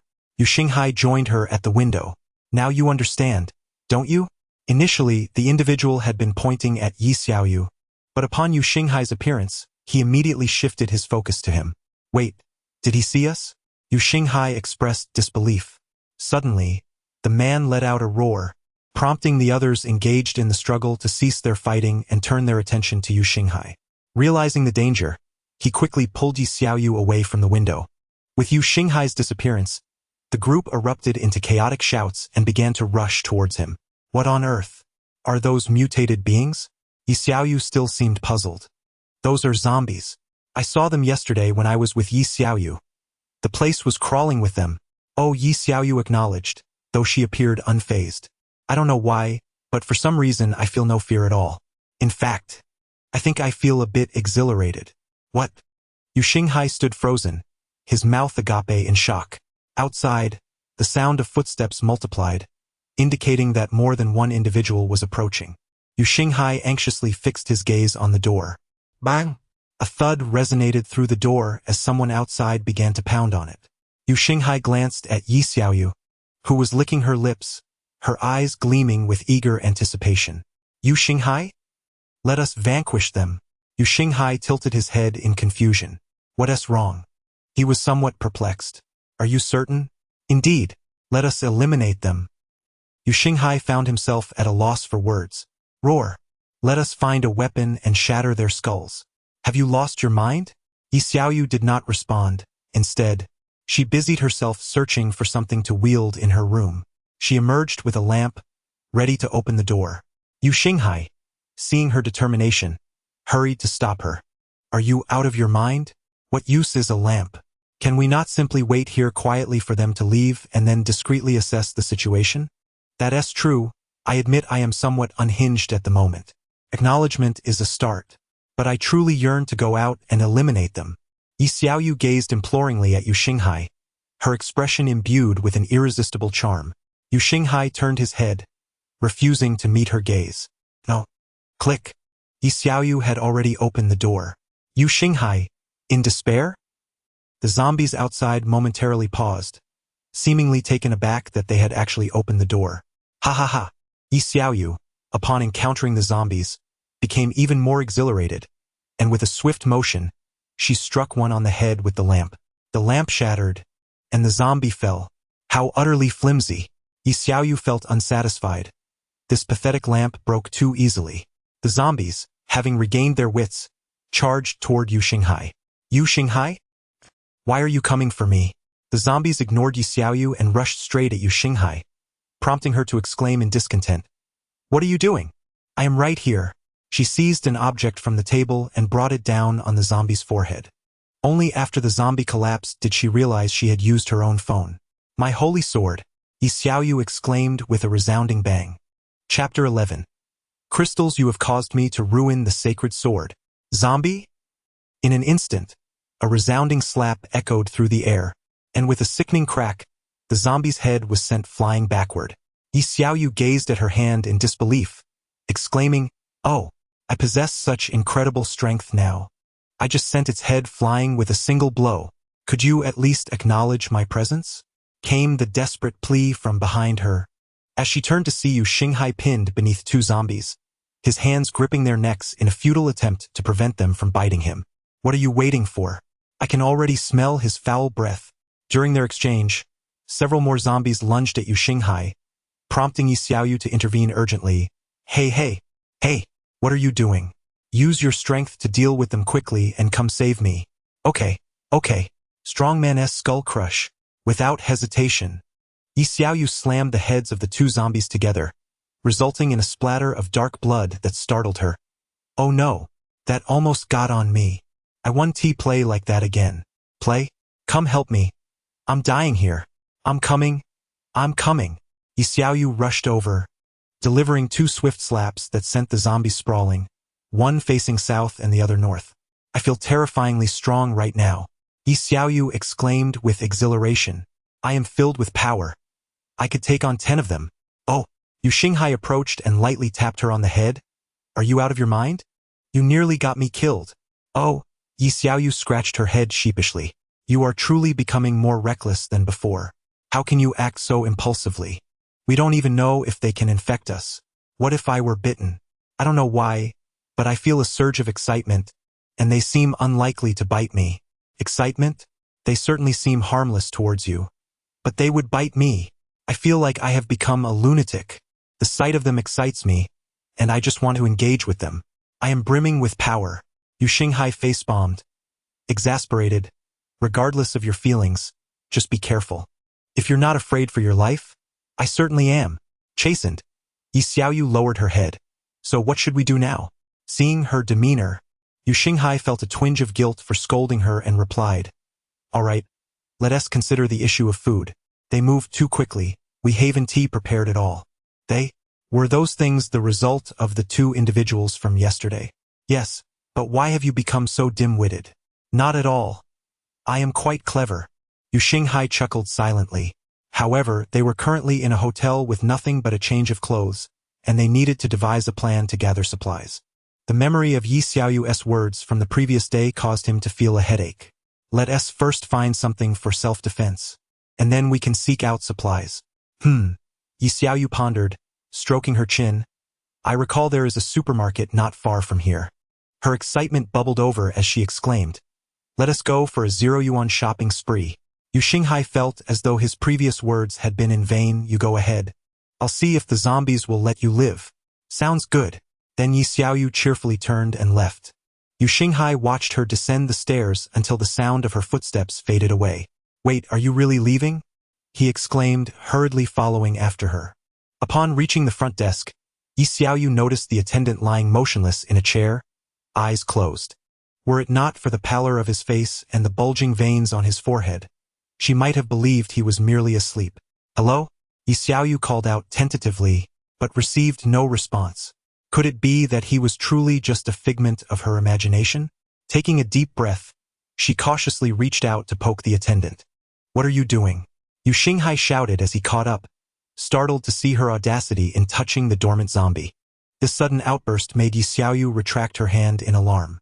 What was that for? You scared me. Yu Xinghai was somewhat irked. Her reckless behavior was alarming, and she seemed incapable of understanding the danger. Do you have any idea how perilous that was? If you had, look out behind you. Huh? Yi Xiaoyu turned around to see the attendant swaying as he stood up, preparing to lunge at her. Remarkably unfazed, she simply sidestepped, and then, he tackled Yu Xinghai instead.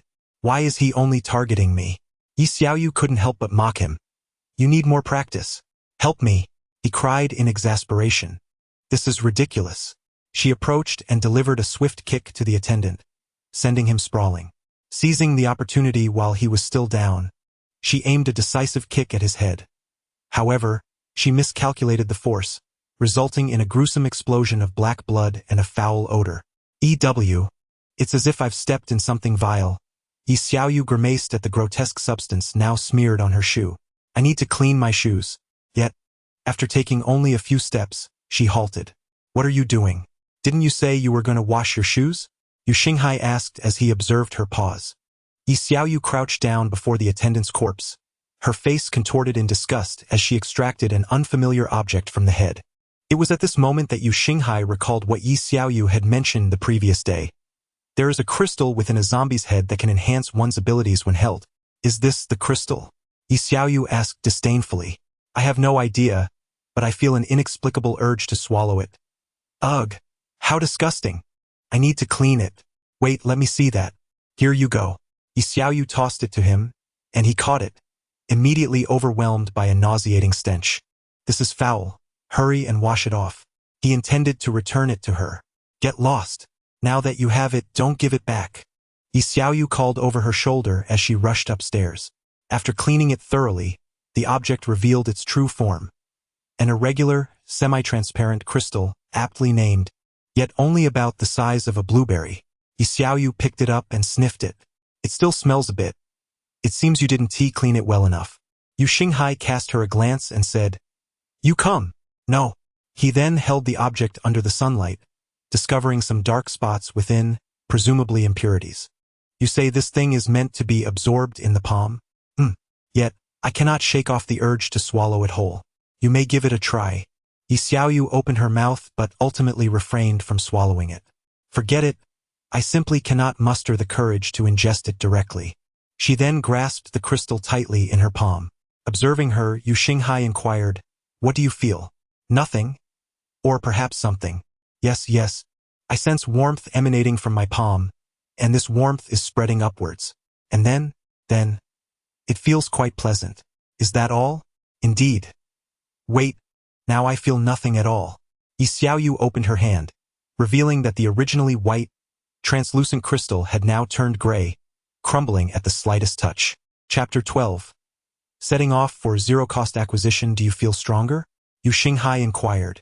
Not noticeably, came the reply. Is that so? Yu Xinghai pondered. Yi Xiaoyu mentioned to me yesterday that after absorbing the crystals, one would feel an increase in strength, yet you appear unchanged. Could it be that you lack special abilities? No, that cannot be the case. Otherwise, you would not have been able to absorb them. Perhaps your current strength is already formidable, rendering any enhancement trivial. Yet, why did you awaken this morning transformed, seemingly evolved, and without my company? Noticing his prolonged silence, Yi Xiaoyu asked, Have you figured it out?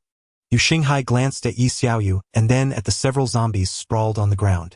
No, Could it be that you are so powerful that this slight enhancement is negligible, or perhaps the quantity was insufficient?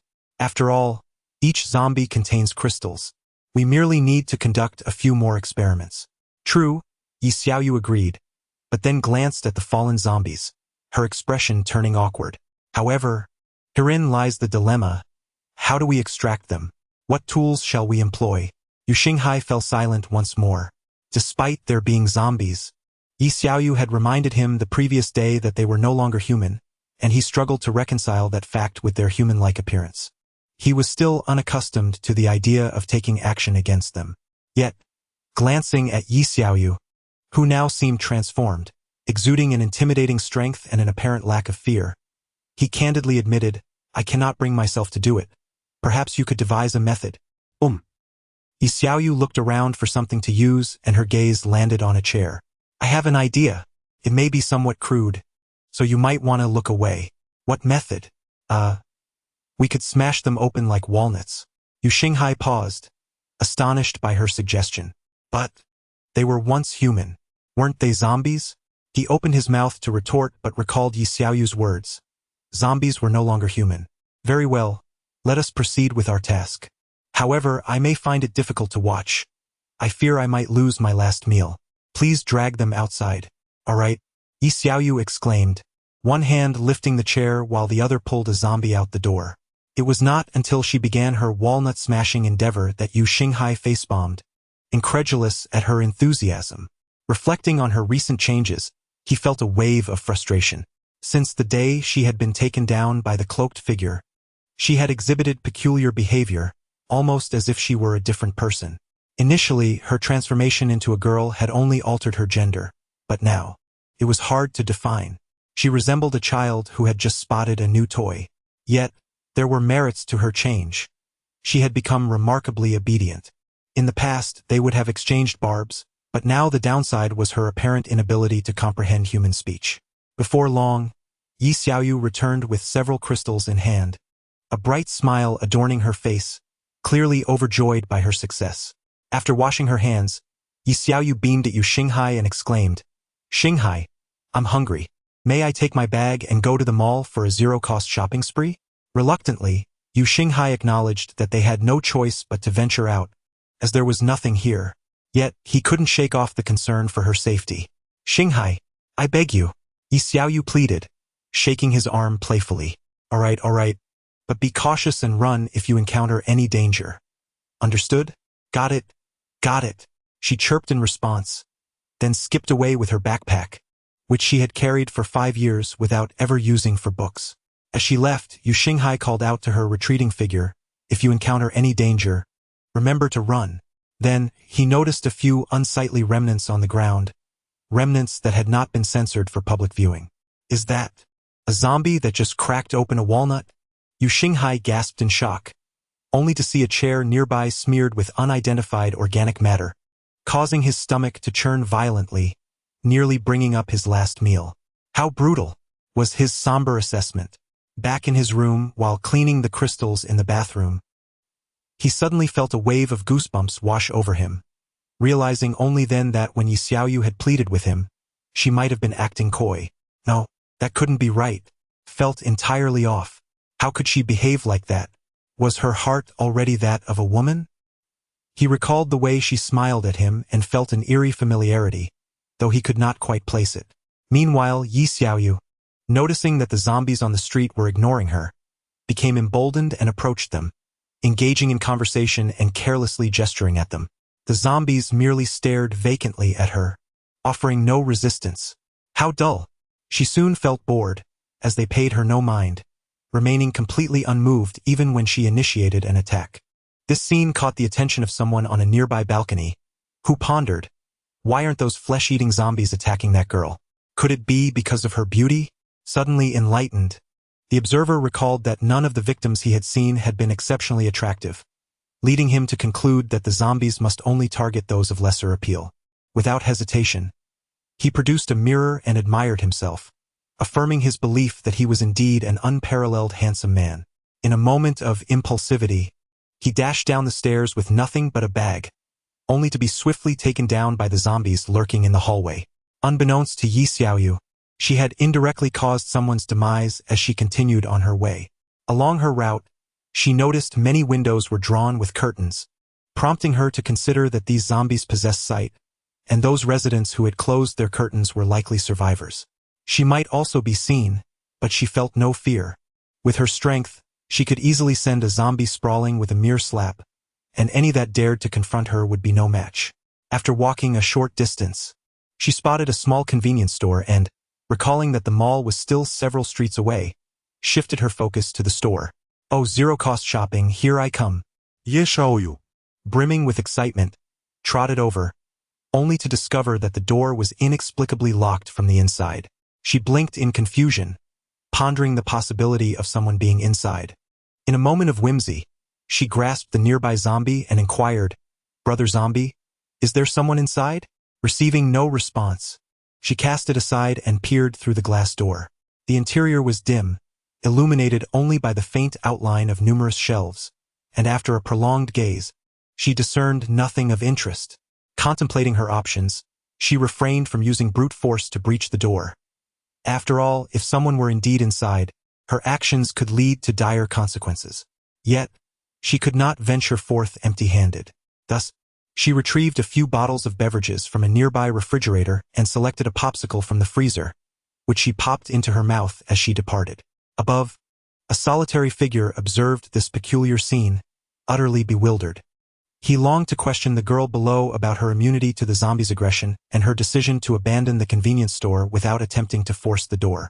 However, he had already grasped that zombies were drawn to sound, leaving him to suppress his curiosity. As Yi Xiaoyu made her way to the shopping mall, countless onlookers witnessed her extraordinary presence. Though they were perplexed by the zombies' apparent indifference towards her, they dared not act rashly. The zombies, once alerted by a sound, would relentlessly pursue their prey, stopping only when they either succeeded in their hunt or transformed the unfortunate souls into their own kind. Chapter 13. The enigmatic Iron Duck of Saikuni. The shopping mall, being quite expansive and situated in the heart of the city, attracts a considerable foot traffic. A high influx of people implies a substantial number of zombies. However, Yi Xiaoyu remains unfazed. She observes that some of the zombies are in a tattered state, while others are reduced to mere skeletons, crawling along the ground. This indicates that the infection is indeed contagious, as throughout her journey, she has yet to witness zombies turning on one another. It is evident that those who have been gnawed upon are not natural zombies. Regardless of their type, none of the zombies have initiated an attack on Yi Xiaoyu. They seem indifferent to her presence unless she provokes them. Such a lack of engagement is rather dull. Pushing past the obstructing zombies with ease, she enters the mall, only to find that a power outage has plunged the interior into darkness. In the past, this would have instilled fear in her, but now, she scarcely remembers the meaning of fear. The darkness is profound, barely allowing her to see. Yi Xiaoyu strives to discern her surroundings. The first floor is dedicated to precious metals and jewels, which do not pique her interest. She aims for the second floor, but the escalator has come to a standstill due to the power failure. She recalls warnings online about the dangers of ascending a non-functional escalator. Yet, the supplies she needs are located above. What to do? Just as she finds herself at a loss, a zombie wanders nearby. Having anticipated the potential consequences, Yi Xiaoyu locates a fire escape, only to discover it is locked. What a heartless merchant, she muses. The escape route is secured. Frustrated, she laments the situation. The escalator is inoperative, and now the safety passage is locked. With no other option, she ventures outside to find a stone, returning to the locked door and striking the lock with a swift blow, which miraculously opens it. Ah! Should she commend the merchant for their integrity or criticize them for their lack thereof? On one hand, they locked the door. On the other, the lock could likely be pried open with bare hands. Upon reaching the second floor, Yi Xiaoyu immediately gathers several large bags, slinging one over her back and another across her chest, while clutching one in each hand and balancing a flashlight in her mouth for illumination. Eureka! Chips, spicy strips, and small breads, Yi Xiaoyu exclaims in exhilaration, stuffing her finds into the bags. The thrill of acquiring goods without payment is simply delightful. She has meticulously planned, One bag filled with water, another with instant noodles, and the last two dedicated to snacks and beverages. With her strategy in place, she embarks on her zero-cost shopping spree, effortlessly pushing aside any zombies that cross her path. Yet, for bags still seem inadequate, even fully packed. They cannot accommodate enough daily necessities. Is there a way to gather more? Wait. She realizes she has overlooked a crucial item. A shopping cart. Although it may still be somewhat small, Yi Xiaoyu feels an overwhelming desire to collect everything in sight. Should she make multiple trips? But she detests walking until a zombie appears. A sudden inspiration strikes. Yi Xiaoyu gazes excitedly at the zombie. Moments later, she is seen leading 3 zombies with ropes, each burdened with a bag on their backs and another at their chests, while the ropes are tied around their waists, connecting to a shopping cart brimming with supplies. The zombies seem utterly perplexed. After several hours of toil, I finally managed to move everything out. As I worked, I couldn't help but grumble, wishing that these zombies would heed my commands. Alas, they are all fools. Wait, could I possibly tame them? Meanwhile, Yu Xinghai lay on his bed, growing increasingly restless after hours of waiting. Was that lad dead outside? With nothing here, venturing out would be akin to delivering takeout. He picked up a crystal, examining it closely. Initially, he intended to wait for Yi Xiaoyu to return before conducting experiments, but her prolonged absence made him impatient. Cradling the crystal in his palm, he felt a warm, flowing sensation, quite pleasant, albeit fleeting. Pondering for a moment, he grabbed another crystal, continuing until he had absorbed all of them. Alas, it was insufficient. Yu Xinghai felt each crystal filling his body, yet he was still on the brink of fullness. What would happen if he reached capacity? Yi Xiaoyu had mentioned that only those with supernatural abilities could actively absorb the energy from crystals. Therefore, he must possess such abilities, but he currently sensed none. Could it be that, by absorbing crystals to their full extent, he would unlock them? The thought alone stirred a sense of exhilaration within him. However, acquiring another crystal remained a daunting task. Though the outside was teeming with zombies, the challenge lay in confronting them one-on-one. Just as despair began to settle in, he recalled that zombies might not solely inhabit the outdoors. If some individuals had turned into zombies within hotels, they would be trapped in their rooms, as zombies cannot open doors. Yu Xinghai rose, retrieving the chair Yi Xiaoyu had used to crack walnuts, preparing to open a blind box. Knock, knock, knock. He rapped on a door, calling out, "Is anyone there?" No response, likely empty, he thought, opening a vacant box. On to the next. Knock, knock, knock. Is anyone there? Suddenly, a cacophony erupted from within. Yu Xinghai chuckled, realizing he had struck gold. With a swing of the chair, he brought it crashing down against the door. The zombie inside retaliated, slamming against the door in a futile effort. Together, they succeeded in demolishing the barrier, and as the door swung open, the ravenous zombie charged forth. Recalling his previous encounters where he had been toppled, this time he was determined to redeem himself. Smack! The chair landed a blow to the zombie's head. As it attempted to rise again, Yu Xinghai swiftly delivered a finishing strike. Yet, as he beheld the now motionless figure, he faced a dilemma. How could he extract the crystal as Yi Xiaoyu had done? After much deliberation, he ultimately closed his eyes and raised the chair, bringing it down once more. A foul liquid splattered, and Yu Xinghai, suppressing his nausea, retrieved a crystal from the zombie's skull. He needed to wash it off quickly. Moments later, he gazed at the crystal, his heart racing with anticipation. If he absorbed this crystal, he would surely unlock his supernatural abilities. Wouldn't he? A thrill coursed through him at the thought of one day possessing extraordinary powers, so much so that he felt an irresistible urge to poke his temple with his finger. As Yu Xinghai absorbed the final crystal, an exhilarating sensation surged through him, reminiscent of Thanos collecting the last Infinity Stone. A hearty laugh escaped him as he reveled in this newfound power. He felt a fiery energy within, which he concentrated in the palm of his hand. As the energy amassed, he could visibly see a vibrant red orb forming in his palm. However, a question arose: what purpose does this serve? He attempted to hurl the energy sphere, but once it left his hand, it dissipated into the air without a trace. This seems somewhat futile. Perhaps a medium is required. Yu Xinghai's gaze fell upon a nearby chair. Moments later, He removed a nail from the chair and endeavored to concentrate the energy onto it. Success! He exclaimed excitedly as he beheld the nail, now adorned with a layer of red energy. The energy on this nail was remarkably stable. Even without his continued supply, it would not dissipate immediately, remaining for approximately 10 minutes. Would throwing this nail yield greater power? Clenching the nail tightly, Yu Xinghai hurled it forcefully against the wall. With a swift whoosh, the nail shot forth and embedded itself firmly into the wall, its tip completely submerged. Wow, this is invincible. If it were to strike a person, they would surely be bruised and battered. Still craving the thrill, Yu Xinghai proceeded to detach a few more nails from the chair. Chapter 14. Those with gastrointestinal issues should eat soft rice after a series of tests. Yu Xinghai has begun to fathom his own energy. It resembles a form of telekinetic ability, albeit one that necessitates a personal mark of power. Only objects bearing this mark can be manipulated. Currently, he can only mark 3 items at a time, and there exists a limitation on their size, as he can only mark objects no larger than a fist. Although he is capable of moving objects with his mind, the force behind such actions is contingent upon his physical throw. He feels rather inadequate and believes that continued absorption of crystals could enhance his abilities. Reclining on his bed, Yu Xinghai finds himself fantasizing about a future where he could unleash his power akin to the legendary Banyi. Just as he indulges in his reveries, familiar footsteps echo from outside.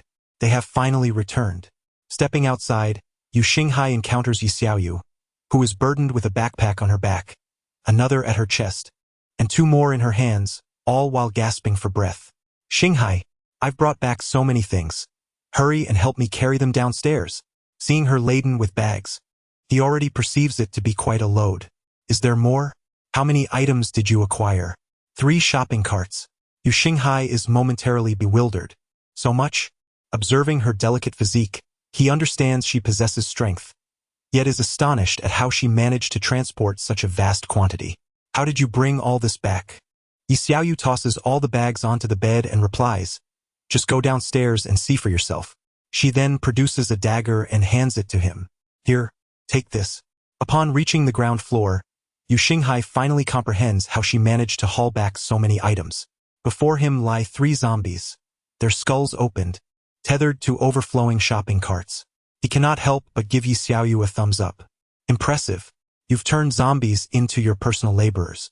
In response to his praise, Yi Xiaoyu, with a hint of pride, strikes a pose with her hands on her hips and exclaims, see, I told you I was clever. Those bags were all attached to them. I merely led them back. Ha ha ha, quite the feat.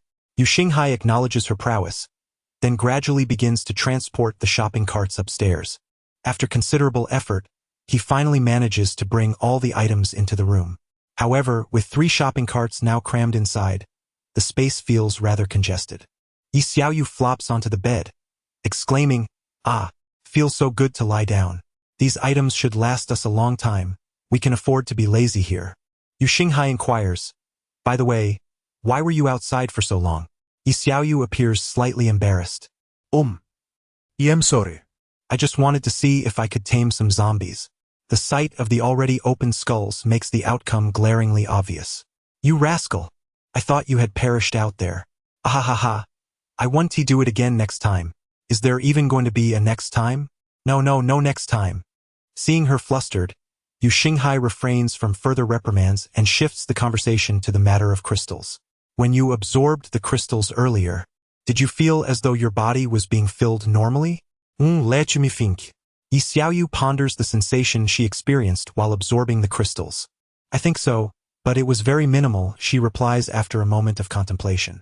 Yu Xinghai revealed a triumphant smile as he had just uncovered the function of the crystal. It was the key to unlocking superpowers.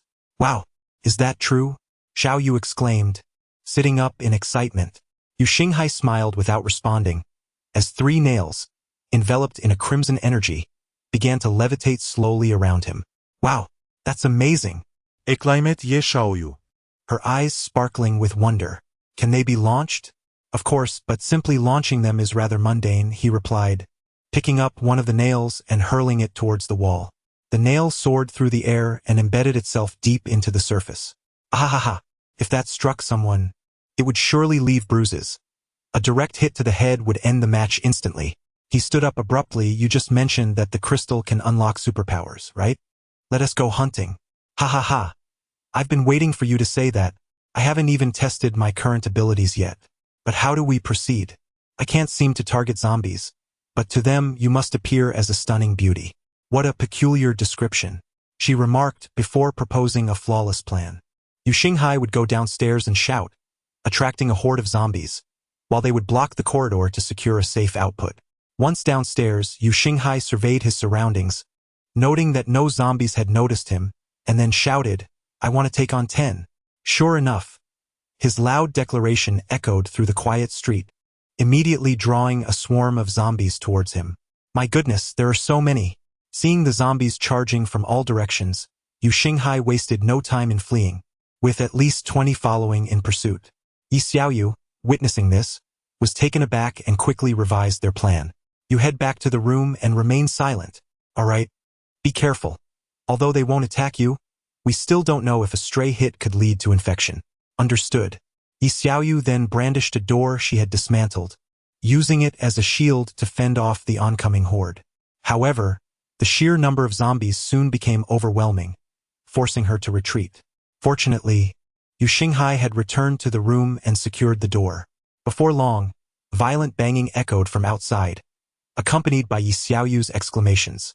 Taking advantage of her invulnerability to targeting, she pushed a zombie's head aside and swiftly plunged her dagger into it. Despite the relentless assault, the durability of the door was quickly waning under the pressure of countless zombies. Oh my, there are too many. I can't handle this. Get ready, Yi Xiaoyu shouted from outside. True to her words, the door lock soon succumbed with a loud snap.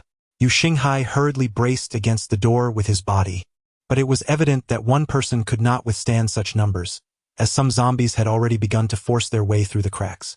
In a moment of urgency, Yu Xinghai reached out, and a nail flew into his hand just as a zombie's head peeked through the gap. Channeling his powers into the nail, he thrust it downward towards the creature's skull. How many more of them are there? Yu Xinghai shouted at the door. It seems to be around 7 or 8. Meanwhile, Yi Xiaoyu responded, plunging her dagger into the nearest zombie's skull, declaring, now it's 6 or 7. After a while, Yu Xinghai surveyed the field strewn with the undead, still feeling a lingering fear. He resolved not to engage in such reckless antics again. If he could not manage the numbers, one misstep could lead to his demise. I can handle this on my own. You simply await my return. Yu Xinghai felt somewhat uneasy upon hearing this, sensing an unsettling implication of dependency. However, recalling a past visit to the doctor who had remarked on his delicate constitution, he realized this could indeed provide him with a soft and gentle ally, seemingly destined to be of assistance. All right then, you go and extract the crystals from the zombies and clean them up. Why must it be me? This task is quite arduous. I've been holding the door and am utterly exhausted. Yi Xiaoyu hesitated, dagger in hand, before venturing outside. Chapter 15. Clinging to the strong O. I feel invigorated. Yi Xiaoyu exclaimed excitedly after absorbing a plethora of crystals. I am now devoid of any deficiencies. Yu Xinghai's expression appeared somewhat unnatural, as she had consumed a total of 31 crystals, while Yu Xinghai had merely absorbed 10. Does this imply that my aptitude is inferior to hers? Does this mean I will become a hindrance to her in the future? Would this suggest that, her lips curling into a slight smile, she will grow increasingly powerful? Does this indicate that, her grin expanding, I may comfortably rely on her for support? No. Shaking her head, she reminded herself that she still desired the Earth Explosion Star and must strive to enhance her own abilities. Xinghai must work diligently to become stronger. Why is my ability green? Yi Xiaoyu inquired, gazing at the verdant spiral orb in her hand. Huh? Yu Xinghai's eyes widened in astonishment at the sight of the green spiral orb. When I created mine, it was as insubstantial as mist, yet yours has solidified. This is utterly bewildering. What's the matter? Oh, it's nothing at all. Yours might be related to healing or perhaps something akin to a wood element in anime. Oh, let me give it a try. At that moment, Yu Xinghai contemplated the benefits of Xiaoyu's strength, envisioning a stable future where she could comfortably rely on her support. She glanced at Xiaoyu, only to find her using a dagger to slice her own arm. Yu Xinghai blinked in disbelief as she witnessed Xiaoyu inflict the wound, which then healed at a visibly rapid pace. Xiaoyu appeared quite delighted by this phenomenon. However, Yu Xinghai snapped back to reality. Are you seriously using a knife on yourself? Well, didn't you just suggest that my ability might be healing? Yu Xinghai's mind momentarily short-circuited. So, you resort to self-harm? Indeed.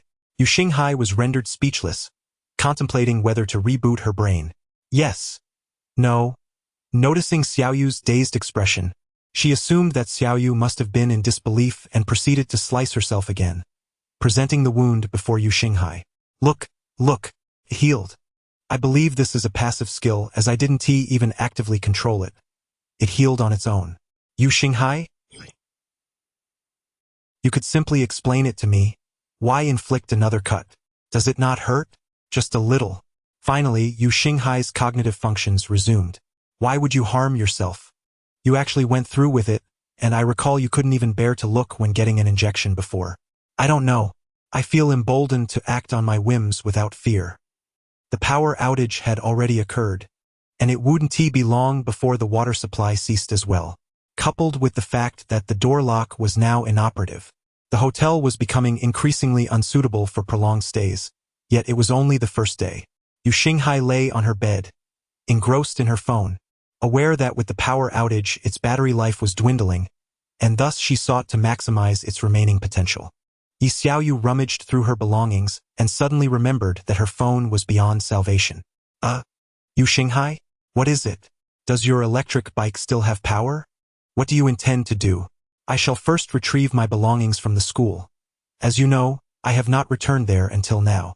Yu Xinghai tossed the keys to me, reminding me to bring my items as well. Very well, I then descended the stairs. Initially, I kicked aside a zombie that lay there for reasons unknown, and set forth without donning my helmet. However, the vehicles along the way posed some difficulties. They were haphazardly parked, and certain routes had become impassable. Yi Xiaoyu was compelled to take a longer detour, and some individuals had already taken notice of this unselectable person. I parked my vehicle at the school gate and proceeded directly towards the male dormitory. I pondered whether I might still have a living roommate. If they were to see me in this state, the embarrassment would be unbearable. Thus, I secretly wished for my roommates to remain alive yet unaware of my presence. Ascending the staircase, I encountered another obstruction in the form of a zombie, which I dispatched with little mercy. Upon reaching the door of my dormitory, I leaned in to listen for any signs of life within. Ah, splendid! I heard nothing. Just as I was about to knock down the door, a sound emerged from inside, akin to the crinkling of a snack bag. I paused, listening intently, and discerned the unmistakable sound of someone munching on potato chips. Should I enter now? If they were to recognize me, how would I explain my appearance? Unable to resolve my thoughts, I decided to knock, ready to adapt to whatever might transpire. Knock, knock, knock. The occupants within seemed startled by the sound and did not respond immediately. Open the door. It is Yi Xiaoyu. There was a brief moment of silence. Yi Xiaoyu? That name seemed familiar, yet why did it sound as though it belonged to a woman? There are no zombies outside. Are there? Someone whispered from within. I glanced around and indeed spotted 2 zombies in the corridor. Realizing that opening the door might attract them and frighten my roommate, I opted to deal with the zombies first. Yet why did the voice inside not resemble that of my roommate? Seeing that the person inside had not responded and noting the sound of footsteps indicating an intention to leave, I wondered, who could that person be? What were their intentions for entering? Before long, I had dispatched the zombies and returned to the door. Open up. There are no zombies remaining. To my astonishment, the corridor was indeed clear. What had just transpired? The occupant inside hesitated, disbelief evident in their demeanor. If they truly believed I had gone to eliminate zombies, that seemed rather ruthless. Should I open the door or not? If I chose not to, would they resort to forcefully breaking it down? Seeing the silence from within, I pressed on. Hurry and open the door. There is no danger outside. My voice raised, inadvertently attracting the attention of other zombies from nearby dormitories, who began to pound on the doors. Those are zombies from other dorms. They cannot escape. After a moment of waiting with no response, impatience began to set in. Open the door. If you do not, I shall break it down myself. The individuals inside contemplated for a moment but ultimately refrained from opening the door. After all, I was not a resident of that dormitory. Even if he were Yi Xiaoyu, it held no significance for me. Moreover, he might not even dare to act so recklessly, as the noise could attract zombies. If he was willing to risk his life, he could strike the door, although it was uncertain whether he would succeed in breaking it down. Outside, Yi Xiaoyu's patience waned. Open the door, she shouted, initiating a countdown. 3, 2, 1. The occupants within did not respond, having already heard the ominous sound of approaching footsteps. The zombies were drawing near. I too was reluctant, yet my extensive reading of countless novels had imparted wisdom. Rather than gamble on the goodness of others and deplete resources, I would prefer to survive alone. The anticipated opening of the door did not occur, but it did attract the zombies. Yi Xiaoyu glared fiercely at the horde and commanded, "Get lost." To her astonishment, the zombies paused for a moment and actually retreated. Yi Xiaoyu was taken aback, realizing she had genuinely repelled the zombies. Could it be that her true ability was to control them? Had her previous ineffectiveness stemmed from a lack of strength?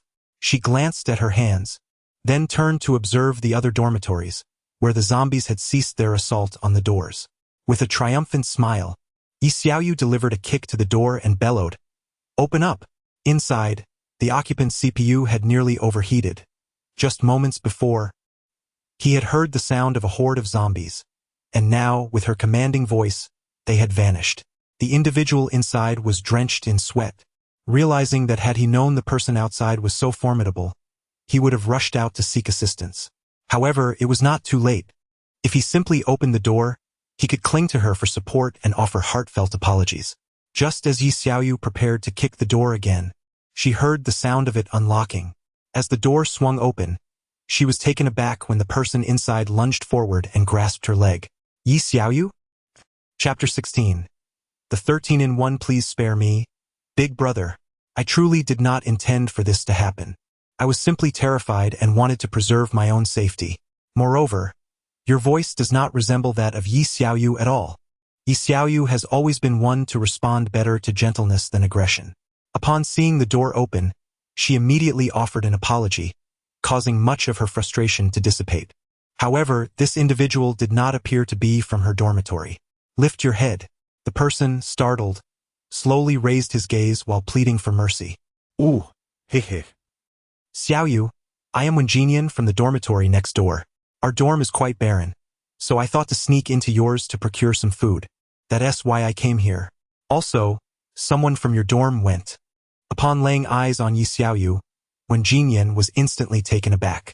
Wait, she is a woman? But isn't this a male dormitory? And she is quite beautiful. What's the matter? Continue speaking. Wenjinian regained his composure, but his astonishment stemmed not only from her gender but also from her captivating beauty. Oh, They turned into zombies and were lured downstairs by my unfortunate roommate, who hasn't returned since. Is that all? Yes. Yi Xiaoyu fell silent, and the two exchanged glances. After a moment, Yi Xiaoyu could no longer contain herself. How much longer do you intend to cling to my leg? Let go. Realizing he had been clutching her leg since opening the door, Wenjinian reluctantly complied, though he felt a twinge of regret. He had caught a whiff of an unusual fragrance emanating from her, a scent he had never encountered before. It was subtle yet immensely comforting. In fact, he thought to himself that had she not been wearing long pants, he might have been tempted to nuzzle against her. Yi Xiaoyu entered the dormitory, and Wenjinian followed suit, shutting the door behind them. Upon entering, Yi Xiaoyu noticed her suitcase had been rummaged through, with her snacks placed haphazardly on a nearby table, including an open bag of chips. Yi Xiaoyu shot a glare at Wenjinian. So, you were just munching on my chips? And look at the mess you've made of my suitcase. Well, about that, Wenjinian stammered, feeling awkward. However, he recalled that the contents of her suitcase were indeed masculine items, which seemed out of place. This suitcase contains things meant for boys, yet you're a girl. I am a male, Yi Xiaoyu replied decisively. What? Wen Jinyan expressed disbelief, glancing at her chest which indeed showed some rise and fall, albeit not substantial. Noticing his gaze, Yi Xiaoyu snapped, "What are you staring at?" Startled, Wen Jinyan quickly averted his eyes, prompting Yi Xiaoyu to add, "Look again and I'll gouge your eyes out." There was no doubt she was a female. He simply wondered why she insisted on claiming to be male. With his attention diverted, Yi Xiaoyu began to pack her belongings from Yu Xinghai's bag. "I still need to take my and Xinghai's computers. Although the power is out, there's still some battery left. If all else fails, we can play Minesweeper." After a brief hesitation regarding the snacks on the table, she opted not to take any, realizing her possessions were already ample and deciding to leave some for others. Indeed, the 13-in-1 grooming product exclusive to men in the bathroom, comprising shampoo, conditioner, body wash, toothpaste, mouthwash, eye drops, toilet cleaner, egg whites, sports drink, engine oil, tempered glass, shoe polish, and broth base, must be taken away. Such advanced technology ought to be firmly grasped in one's own hands. Having acquired all the essentials, Yi Xiaoyu felt a surge of joy as she prepared to leave with her bag. "I'm off now. All these snacks are yours," she said, turning away without a backward glance. Wen Jinyan, feeling anxious, hurried to catch up. Conteúdo, minha favor? Ah, Ye Xiaoyu. Noticing that he dared to follow, replied irritably, "Aren't you being a bit too demanding?" When Jinyan was aware that he was indeed overstepping, yet with zombies lurking outside, lacking both powers and a system, and not having been reborn, he realized that this was just the first day. Who knew if another opportunity would present itself? Besides, she had such a delightful temperament and was so beautiful. I understand I might be asking too much, but with so many zombies outside, I can't fathom how I would survive. Now that a formidable ally stands before me, I wish to seize this chance. Yi Xiaoyu regarded him momentarily in silence, causing Wen Jinyan to feel a bit bashful under her gaze. How could such a stunning girl look at him like that? If only her hair were long and flowing, it would be perfect. Yi Xiaoyu mused, "What is this? On the very first day, someone wishes to be my subordinate? It appears my allure is quite substantial. However, I cannot even protect Yu Xinghai, let alone this fellow. No," she declared resolutely. Wen Jinyan, feeling a pang of disappointment yet still eager to plead, suddenly lunged and wrapped his arms around her leg. "Great one, I implore you.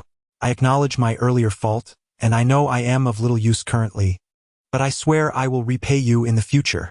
I promise I will never betray you." Seeing him cling to her leg, Yi Xiaoyu felt overwhelmed. "Let go. It's not that I don't want to help.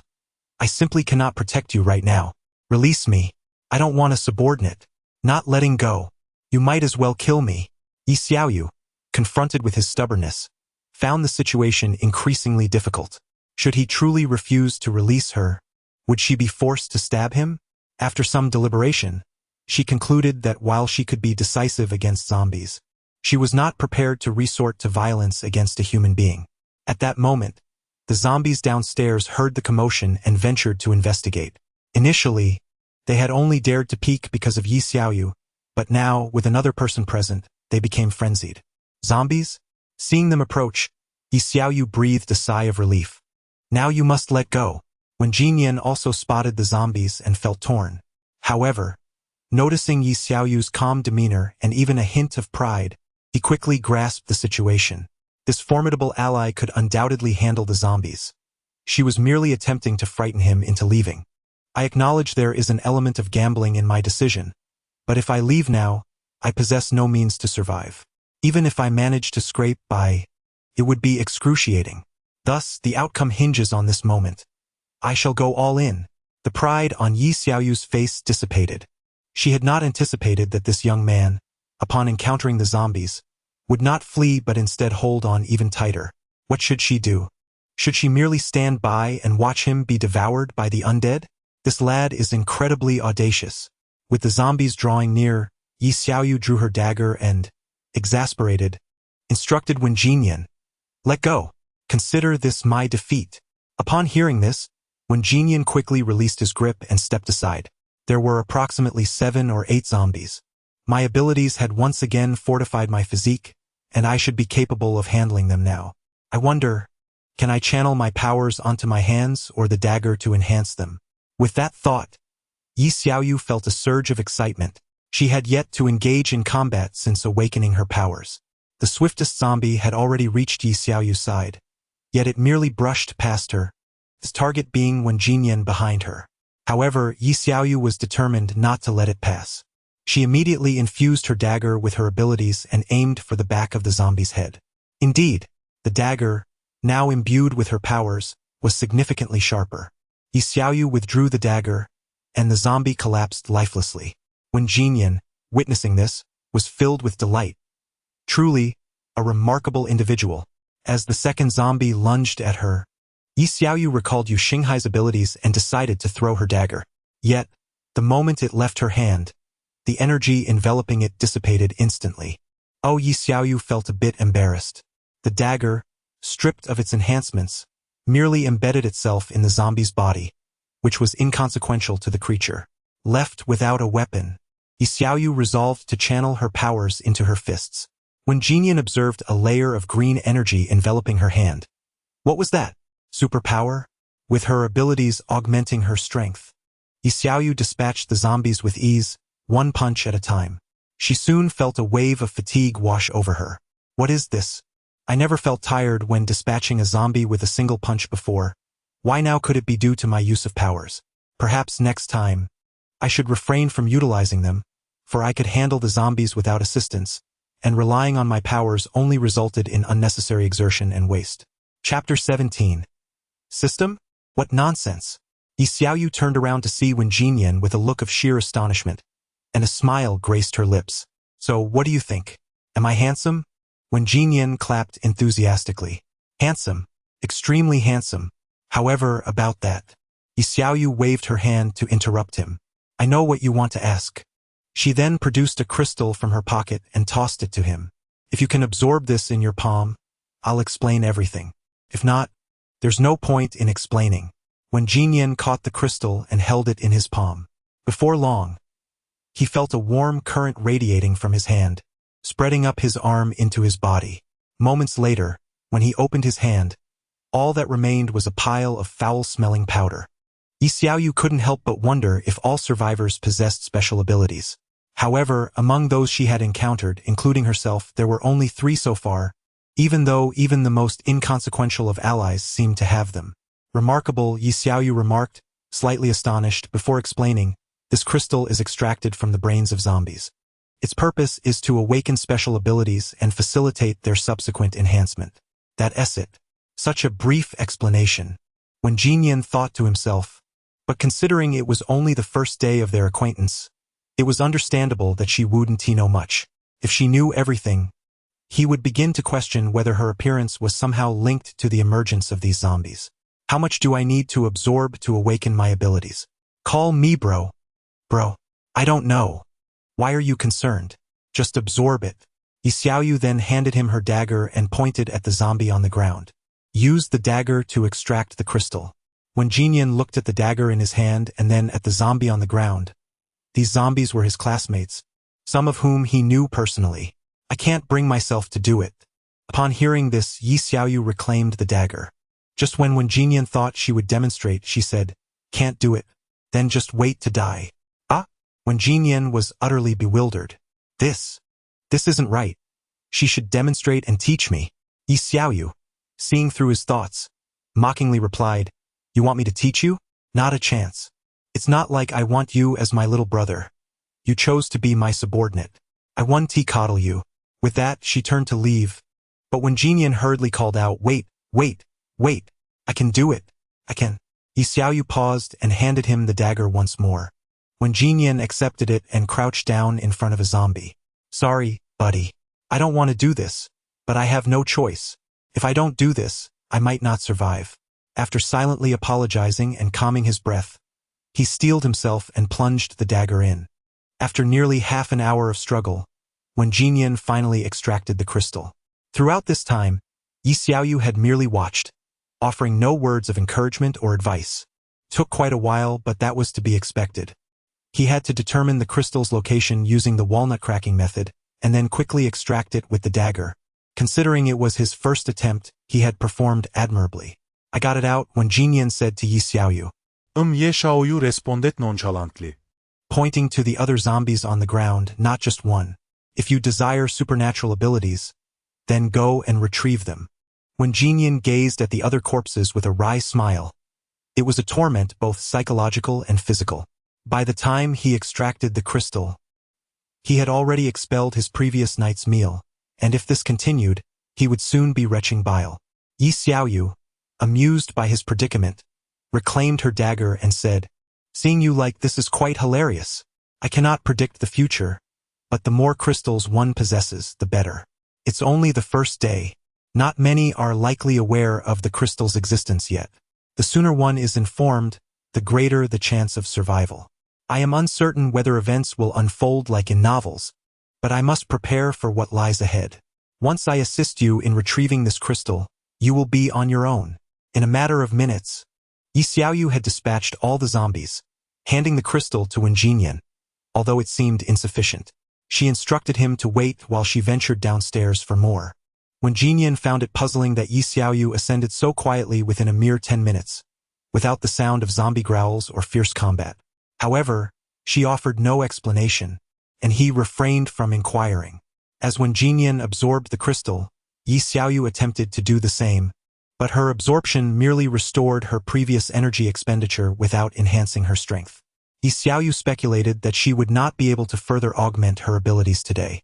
Upon absorbing the 10th crystal, a chime resonated in Wen Jinyan's mind, followed by an electronic synthesized voice. "Congratulations, host, for binding to the Apocalypse survival system. Wen Jinyan?" The electronic voice continued, "Current host level, level 1. Ability, preliminary assessment. Information saved." Wen Jinyan, Yi Xiaoyu, noticing his dazed expression, asked, "What's wrong? Have you awakened your powers?" Wen Jinyan shook his head and replied, "No, but I have awakened a system." Ye Shaoyu. "A system? What? Could it be that this fellow is the protagonist?" Without hesitation, Yi Xiaoyu placed her hand on his shoulder, smiling as she said, "Brother, could you enlighten me about this system of yours?"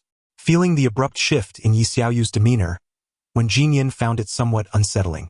Identifiable target discovered. Yi Xiaoyu. Would the host like to assess? The system inquired. The system indicated that it could identify her. Being quite honest, Wen Jinyan relayed this to Yi Xiaoyu. "Oh?" Yi Xiaoyu's eyes sparkled. "Assess me? Does that mean I can know my own stats? Please proceed. I have been eager to learn what my values are." Initiating assessment. Assessment results. Name, Yi Xiaoyu. Gender, female. Strength, unknown. Ability, unknown. Charm, 82-100. Favorability, 32-100. Summary. A beautiful woman with some degree of fondness for you. She'd be even more perfect with longer hair and a bit of grooming. Wen Jinyan stared at the assessment results in silence. What on earth is this? Not a single useful piece of information. Does it really require stating that she would be more perfect with longer hair and proper attire? However, to be frank, this affinity seems somewhat useful, though I am uncertain to what extent it must reach for the other party to fall in love with me. Yi Xiaoyu, noticing his silence, inquired, "What's the matter? Has the result come out?" "Not a single bit of it is beneficial." Upon hearing this, Yi Xiaoyu's attitude shifted immediately. "TCH. The affinity level towards you has plummeted to 13 points. System notification. Is it really this realistic? The moment I hear it's useless, my goodwill vanishes. Yet, this system is genuinely worthless. What purpose does it serve? System. This system currently functions to preliminarily assess the attributes of others, but can only identify individuals of the same level or lower than the host. It can perfectly record and retain the information observed. Furthermore, this system is the host's supernatural ability, allowing for future upgrades through the absorption of crystals. Wen Jinyan relayed all that the system had disclosed to Yi Xiaoyu. Yi Xiaoyu retorted, "What a useless thing. At least it informs me that my level surpasses yours." Haha, indeed worthless. Yet it claims upgrades will render it more useful later. That may be true, but you might not survive until its upgrade. When Jinyan felt on the verge of tears, this utterly useless trinket neither offers offense nor defense. Even if it has boundless potential, I must possess the means to survive, yet in my current state, what can I achieve? Chapter 18. Oh, you're blushing. Noticing his despondent demeanor, Yi Xiaoyu, with an air of compassion, consoled him. It's all right. If you feel like giving up on life, I can fetch a syringe and inject you with zombie blood to facilitate a painless transformation. Was that even a coherent statement? Nevertheless, the primary concern at present was survival. Initially, he had entertained thoughts of awakening his latent abilities to conquer the world and win the heart of a beautiful maiden. Yet now he pondered merely what to have for dinner. When Jinyan gazed at Yi Xiaoyu and inquired, "Could you accompany me to the supermarket in the canteen? I need to gather some supplies." "Are you certain? There are numerous zombies on the way. I can go without issue, but I can't guarantee your safety," she replied. When Jinyan recalled that she had come from outside, had she not cleared the zombies along the route? Yi Xiaoyu perceived his thoughts and explained, "Zombies do not attack me. Did you not notice just now?" When Jinyan paused, contemplating her words. Indeed, the zombies had targeted him alone, completely disregarding Yi Xiaoyu. "Do you possess some kind of special ability?" he asked. "I am a lifesaver." Well, if she chose not to elaborate, so be it. When Jinyan then began to solicit her assistance, "Could you possibly?" Of course, she interjected before he could finish. "Why are you so decisive all of a sudden?" he queried. "Because you are my little brother. I can't let you starve, can I? Besides, you might have the opportunity to become my loyal servant in the future. Just wait here, and be careful not to get bitten by a zombie. If you do, I might have to perform a cranial surgery to see if there are any crystals in your brain." With that, she turned and descended the stairs. Returning to his dormitory, when Jinyan observed from the balcony that Yi Xiaoyu indeed was not attacked by the zombies. Even when they were right before her, she could push them aside without eliciting a response. Yet the zombies remained fixated on her. What was the nature of her existence? Confounded, he decided to sit down and consume the unfinished potato chips while awaiting her return. In a dormitory on the same floor, a young man with yellow hair cautiously opened the door, glancing around to ensure the vicinity was free of zombies before heading directly to Wenjinyan's room. As Wenjinyan sat in his chair munching on chips, he saw the young man enter. Upon recognizing him, a jolt of alarm coursed through Wenjinyan, prompting him to rise and ask, "What brings you here, classmate?" Though they resided on the same floor, he did not know the newcomer, but the blood-stained clothing and yellow hair suggested he was no innocent. "Hand over your food," the young man demanded. When Jinyan, wishing to avoid conflict, offered him some unopened snacks. However, as the provisions were scant to begin with, he could only spare a minimal amount. "Not enough. Give me everything," the young man insisted, a frown creasing Wenjinyan's brow. Although Yi Xiaoyu had ventured to the supermarket for a zero-cost haul, he wondered if relinquishing all his supplies would make the intruder think he was easy prey to exploit. After a moment's hesitation, he chose compliance. After all, Yi Xiaoyu had gone to the supermarket, and upon her return, she would likely bring back a considerable bounty. Even if he surrendered everything now, he could always reclaim his dignity once she returned. After the blonde took what he wanted, he continued to demand more. "That's not enough. Give me more." Tempers flared as when Jinyan retorted, "There isn't any more." The blonde, with a knife drawn menacingly from his pocket, sneered, "I don't believe you. There are too many boxes here for it to be so empty. I told you there isn't any." When Jinyan insisted, the blonde stepped forward and boasted, "I just took out my zombie roommate. Do you think I'm afraid of you?" When Jinyan scoffed, "I've performed surgeries on zombies. You pathetic fool." Seeing When Jinyan's silence, the blonde contemplated before threatening, "Don't let me find out you have more." He then seized some snacks, preparing to leave. Exasperated, When Jinyan protested, "Are you a starving ghost? You're even taking the chips I haven't finished." He lunged to reclaim his snack. In response, the blonde, infuriated by the defiance, slashed When Jinyan's outstretched hand with his knife, leaving a 5 or 6 centimeter wound. Startled, When Jinyan recoiled, cursing inwardly at the barbarity of it all. Fuming with anger, he resolved to report this to Yi Xiaoyu upon her return. knowing he couldn't overpower the assailant wielding a knife that had already pierced a zombie. After all, he now had the responsibility of being a leader, adhering to the adage of enduring for the sake of tranquility. As he seethed, waiting for Yi Xiaoyu to return, he deliberately refrained from cleaning the wound, allowing it to bleed so she would notice it immediately. Shortly thereafter, Yi Xiaoyu arrived, carrying a cardboard box filled with instant noodles, bread, water, and snacks. Upon entering the dormitory and spotting Wen Jinyan's bleeding hand, she placed her belongings down and approached him, asking, "What happened? That doesn't look like a zombie bite." Wen Jinyan exaggeratedly recounted the incident, and upon hearing it, Yi Xiaoyu exclaimed, "How dare he? Not only did he hit my little brother, but he also took my snacks. I bought those." Noticing Wen Jinyan's injury, she remembered her ability seemed to be healing. Though she had yet to experiment on someone else, she thought this was a perfect opportunity, especially since her previous subject, Yu Xinghai, had declined.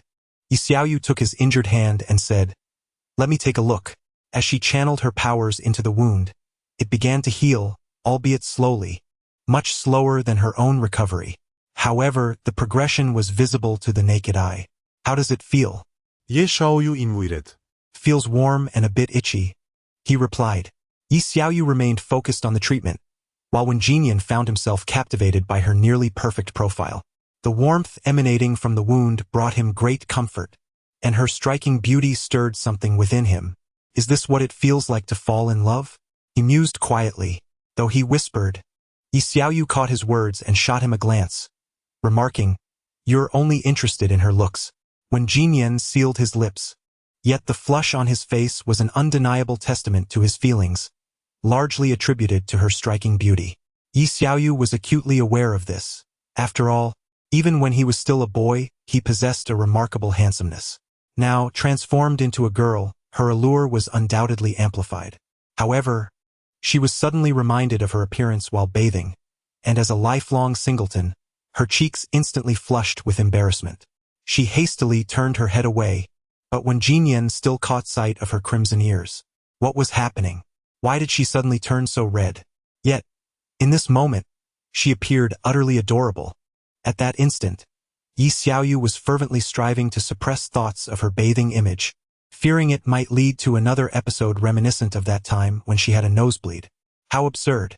Why should she, regardless of being male or female, experience such an embarrassing reaction while bathing?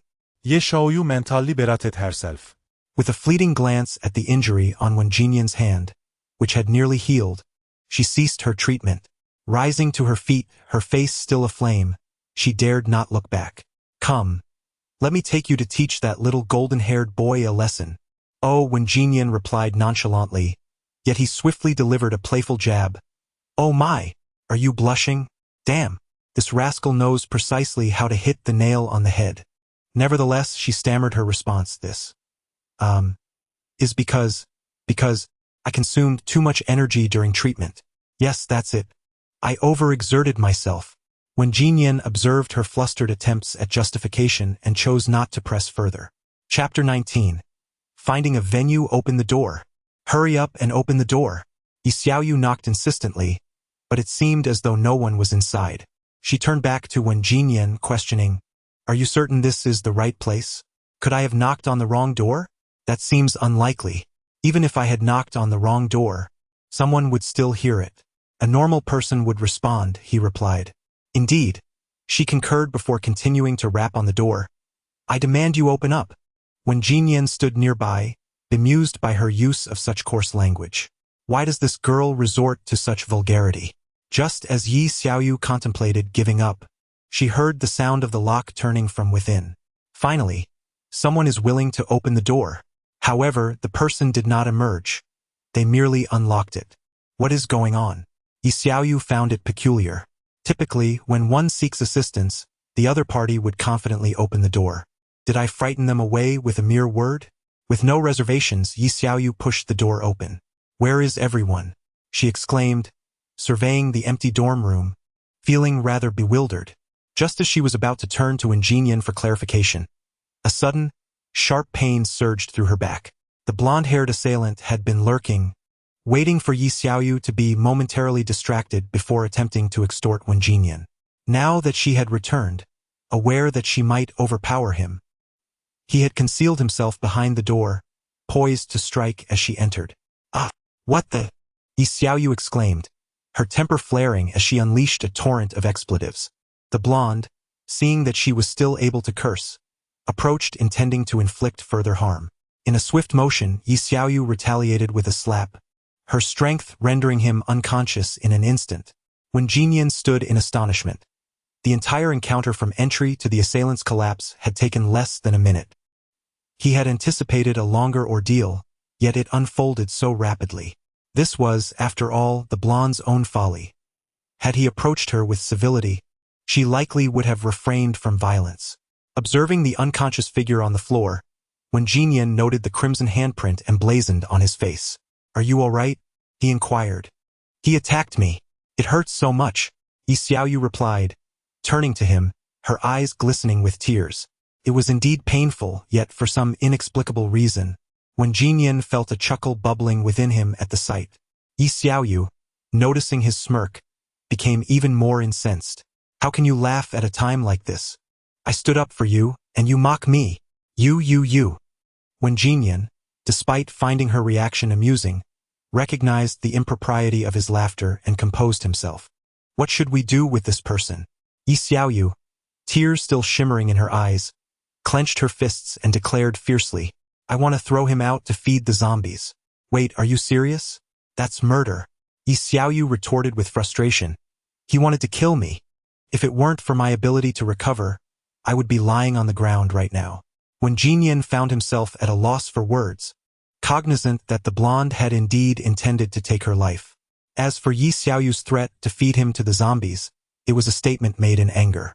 Given more time, she might follow through, but at present, she could not bring herself to do it. However, neglecting him was not an option. With his ruthless demeanor, it was clear he would resort to violence again in the future. Yi Xiaoyu gingerly touched the spot where she had been stabbed, now fully healed. Rising to her feet, she glanced at the yellow-haired figure on the ground and gave him a frustrated kick.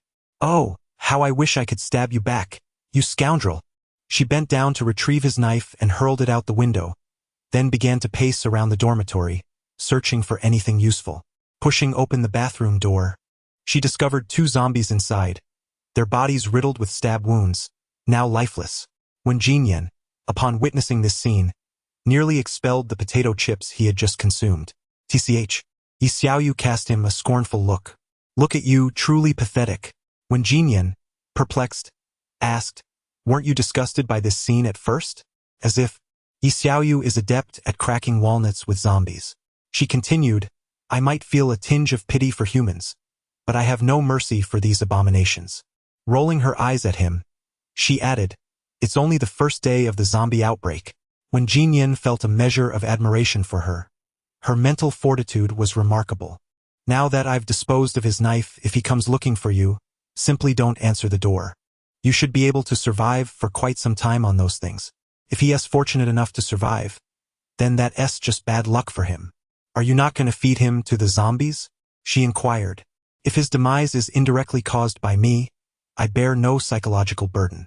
But if it's direct, I simply cannot bring myself to do it." Yi Xiaoyu glanced at the sky, realizing she had been out for a while. With her issues resolved, she prepared to depart. "I'm leaving now. Take care of yourself and don't die. I'd prefer my first little brother not to perish so soon." "You're leaving?" When Jinyan hesitated. "Aren't you from that dorm?" Yi Xiaoyu replied without a moment's thought, "Yes, but I'm currently staying elsewhere." When Jinyan began to doubt her claim, it was already absurd for a girl to say she lived in a male dorm, and now she claimed to reside outside. "All right then, when might you return? Where are you staying?" After a brief pause, Yi Xiaoyu answered, "I might not come back, and the door at my current place is broken, so I must find somewhere else to stay." "Then I won't be able to find you." "Correct." When Jinyan wanted to say more, but reconsidered.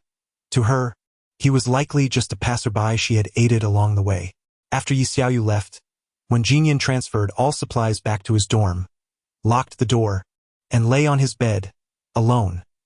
Everyone else had turned into zombies, some perhaps already dealt with by Yi Xiaoyu. With a piece of bread in his mouth and a bottle of milk beside him, He concentrated his powers in his palm, which gradually transformed into a translucent light screen. Is this my ability? System? How utterly useless! When Jin Yen chuckled self-deprecatingly.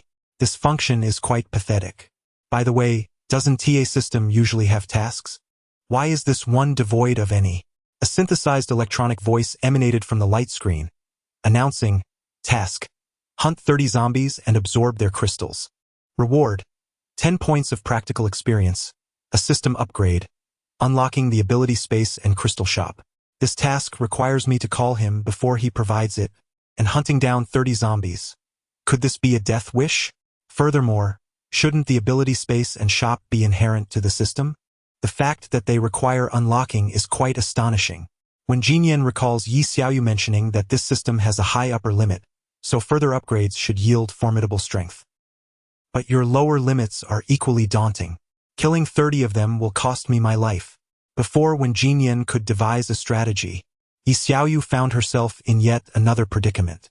A stunning figure with waist-length burgundy hair, clad in a matching red cheongsam that accentuated her flawless physique, towered over Yi Xiaoyu by at least half a head.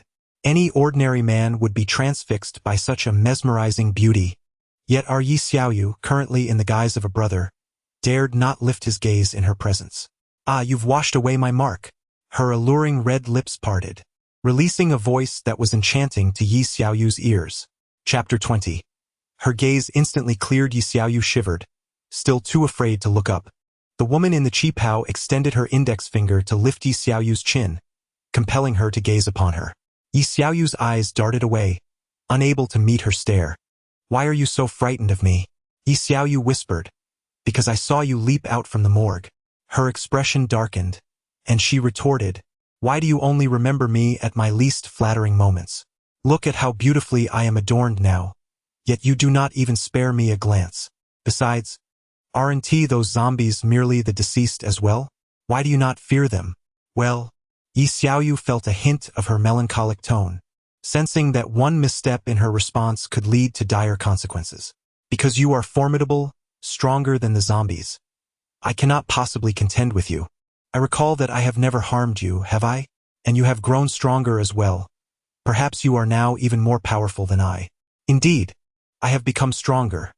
There is no need for me to remain cornered against the wall. I am filled with the spirit to counterattack. I shall push you back. With that, she freed herself from the woman's grip on her chin. I shall slap. A faint red imprint blossomed on Yi Xiaoyu's cheek. Oh? Yi Xiaoyu, somewhat dazed, touched the mark on her face. I shall slap. Another strike landed on the opposite side of her face. Her gaze instantly cleared, and she took a few steps back, then murmured, I dare not anymore. The woman in the qipao regarded her bewildering behavior with a hint of exasperation, questioning whether she had inadvertently provoked her. Why did she seem so foolish? Seeing that the woman remained silent, Yi Xiaoyu quietly edged away. May I leave now? I fear you Xinghai might worry. Wait a moment, the woman called after her, then continued, I do not know why you were chosen by them, but since you have already been injected with the serum, your fate is sealed. They belong to an organization that studies life, something like the everlasting. Their goal is immortality. The first serum extends your lifespan and enhances your regenerative abilities. The second strengthens your physique. But when I was injected with the first serum, I transformed into a woman. The woman paused, then burst into a series of melodious laughter. After a spell of amusement, she inquired, Are you saying you were once a boy? Hee. The woman covered her mouth, suppressing her laughter, lest it become impolite. After regaining her composure, she continued, You should not be disheartened. Being a woman is not a curse. Look at how adorable you are now.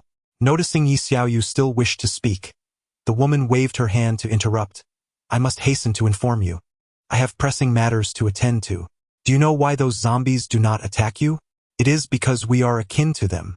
The difference is that we are still alive. If we were to die, our consciousness would be overtaken, transforming us into zombies like them. Are you not curious why I, having died once, remain a normal person? Not curious, not curious. In my eyes, you are hardly a normal person. It was merely fortune that, at that time, such things were not as ubiquitous as they are now. Even so, I nearly lost myself, which is why I exhibited such madness. As for this substance, I cannot ascertain its nature, but it is undoubtedly not a benevolent one. The serum we injected contains this element, which is also the source of the undead. Thus I declare that we are now living corpses. You are aware of the crystals, which are possessed by both zombies and those with exceptional abilities. Nevertheless, this matter is of little consequence. What is paramount is that the serum affects your heart, rendering you devoid of or diminishing certain emotions. You must understand that the powers bestowed upon you by the serum are a gift, yet they come with some rather dreadful drawbacks. Its influence will intensify over time and with the growth of your abilities until you transform into a zombie. What I am currently engaged in is mitigating its adverse effects. Having experienced death once, my predicament is more severe than yours. Our serums derive from the same organism. I do not know what it is, but this is precisely why I feel a kinship with you. Thus I assert that we are one. The serum was initially singular, but one body could not endure it, so it was divided into two portions, one administered to me, the other to you. By the way, zombies are drawn to the strong. As long as you possess sufficient strength, they will heed you. Conversely, when confronted by a more potent zombie, you will be subjugated. You may leave now. I wish you good fortune. Overwhelmed by the flood of information, Yi Xiaoyu struggled to comprehend. So, the zombies are a result of a mysterious substance, and I possess it within me? Moreover, my lifespan has been extended? Confused, she mounted her electric scooter, preparing to depart, when she heard the woman's murmured words behind her. In truth, you need not fear me.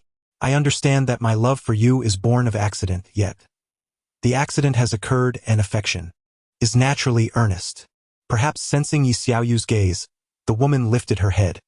Her dark eyes resembled an unfathomable pool, concealing her thoughts. Upon noticing Yi Xiaoyu looking back at her, she revealed a faint smile.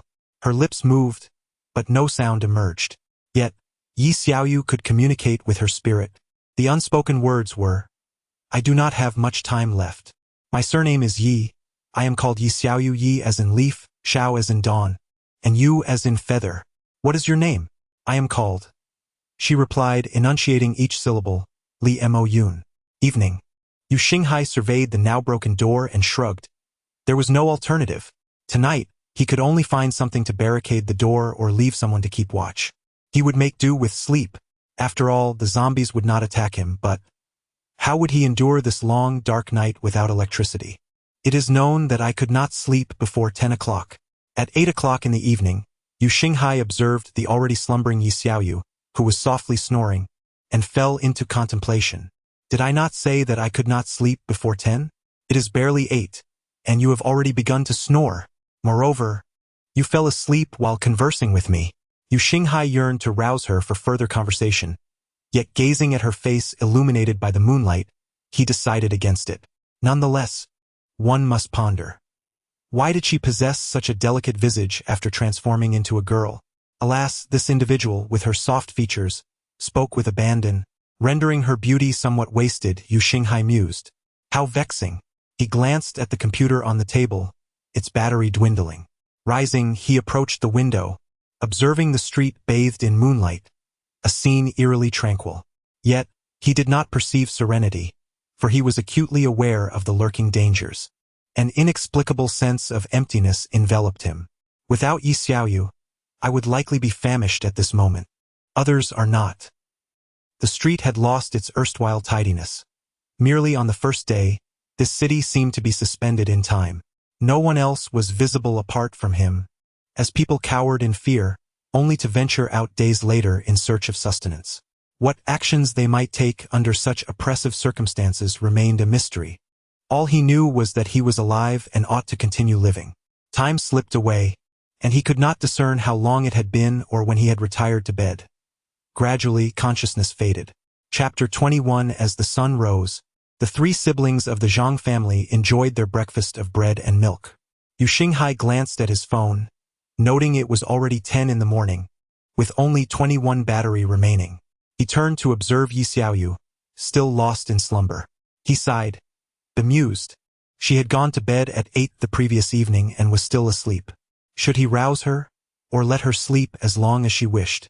After breakfast, He resumed his vigil by the window, mindful of conserving his phone's dwindling battery in the absence of electricity, although he had intended to utilize it to the last flicker of charge. The street outside appeared unchanged from the previous day, with a few aimless zombies wandering about. It was the second day. Surely some brave souls would venture outside.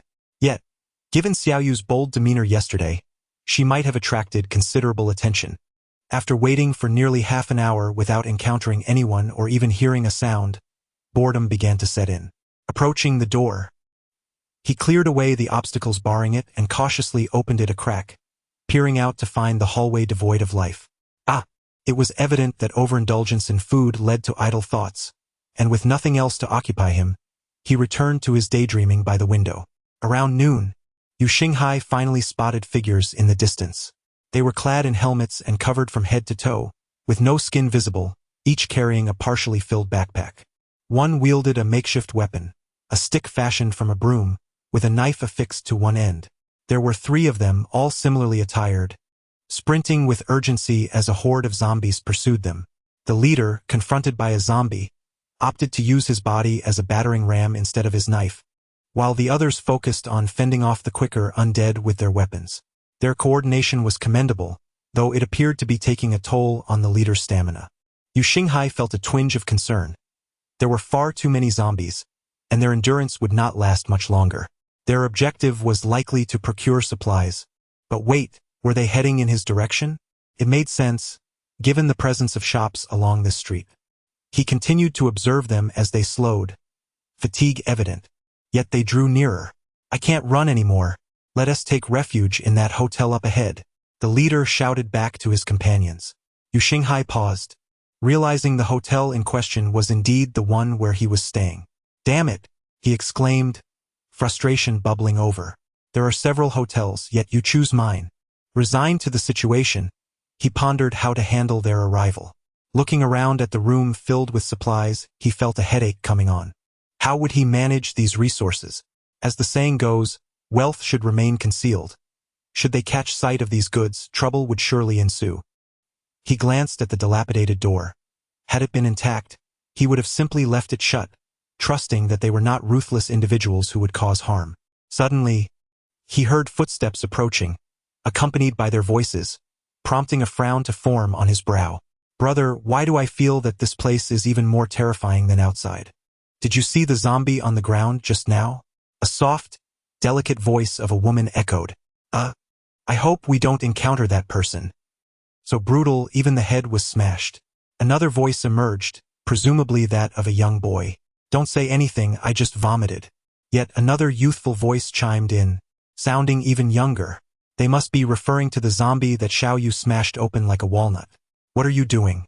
Ye Xiaoyu, Having appeared beside him unbeknownst to him, gazed at him with her big, watery eyes. "I am." Before Yu Xinghai could finish his sentence, Ye Xiaoyu directly pushed the door open.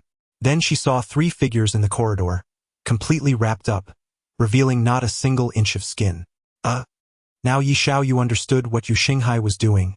He was eavesdropping. The group exchanged glances, speechless. Yu Xinghai, peering out to witness the scene, found himself at a loss for words. After a prolonged silence, it was ultimately Ye Xiaoyu who broke it. She waved her hand in greeting, saying, "Hello. I live here now." The group exchanged glances, and the leader responded, "Hello, we are from Nanxiao Street. We have run out of food at home, so we came here to seek supplies." "Oh, how did you arrive here?" "We just ran over. The downstairs is filled with zombies, and we can't get out now." Back inside, Ye Xiaoyu first asked, "When did they arrive?" "When you were asleep. Why didn't you wake me? I saw you sleeping soundly, even drooling." "What?" Ye Xiaoyu hurriedly turned back to scrutinize her pillow. "No way, just kidding.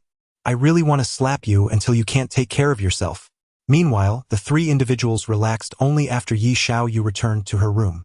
Although they did not perceive the woman as someone capable of turning zombies into pulp, her demeanor indicated that her surprise was merely due to the sudden appearance of strangers. Despite stating that the downstairs was swarming with zombies and that they were surrounded, she showed no sign of panic. She definitely has something amiss. "So, brother, what shall we do now?" the girl beside him inquired. Let us find a room to stay the night. Our food supplies are dwindling, the leader replied. But brother, this is a hotel and the door is locked, the younger boy remarked. The leader remained silent, merely removing his backpack, opening it, and taking out a hammer to strike the lock. At this time, locking the door is pointless. The power is out, and even if we had a key card, it wouldn't work. True. These individuals were actually 3 siblings. The eldest, the leader named Zhang Lingyun, the second, a sister named Zhang Xiyu, and the youngest brother, Zhang Lingfei. Once inside, they finally shed their heavy gear. Phew, it's scorching. Zhang Lingfei was the first to remove his cumbersome clothing and collapse onto the bed. Zhang Xiyu lay sprawled on the bed, much like the others. Observing their state, Zhang Lingyun refrained from making any remarks, understanding that they had donned 3 layers of clothing to guard against potential zombie attacks. However, with the sweltering heat of summer and the exertion they had just endured, he too felt exceedingly warm. Additionally, the worry of dwindling supplies weighed heavily on his mind. He had initially believed they could swiftly infiltrate the mall, but that assumption had proven overly optimistic. Upon opening the bag containing their food provisions, he counted what little remained, enough to last through today, but by tomorrow, they would face a shortage. Should they perhaps seek assistance from others? Yi Xiaoyu resided on the 3rd floor, while the Zhang siblings occupied the 4th. Their choice of the 4th floor was deliberate. It served as a buffer in case of unforeseen events. But what if someone had transformed into a zombie at the hotel? He could eliminate them and seize their supplies. After resting for a while, Zhang Lingyun took the initiative to rally his siblings for a scavenging expedition. It was still early, merely the 2nd day. If the scenario unfolded like in the movies, in a month or 2, they might find not a grain of rice left here.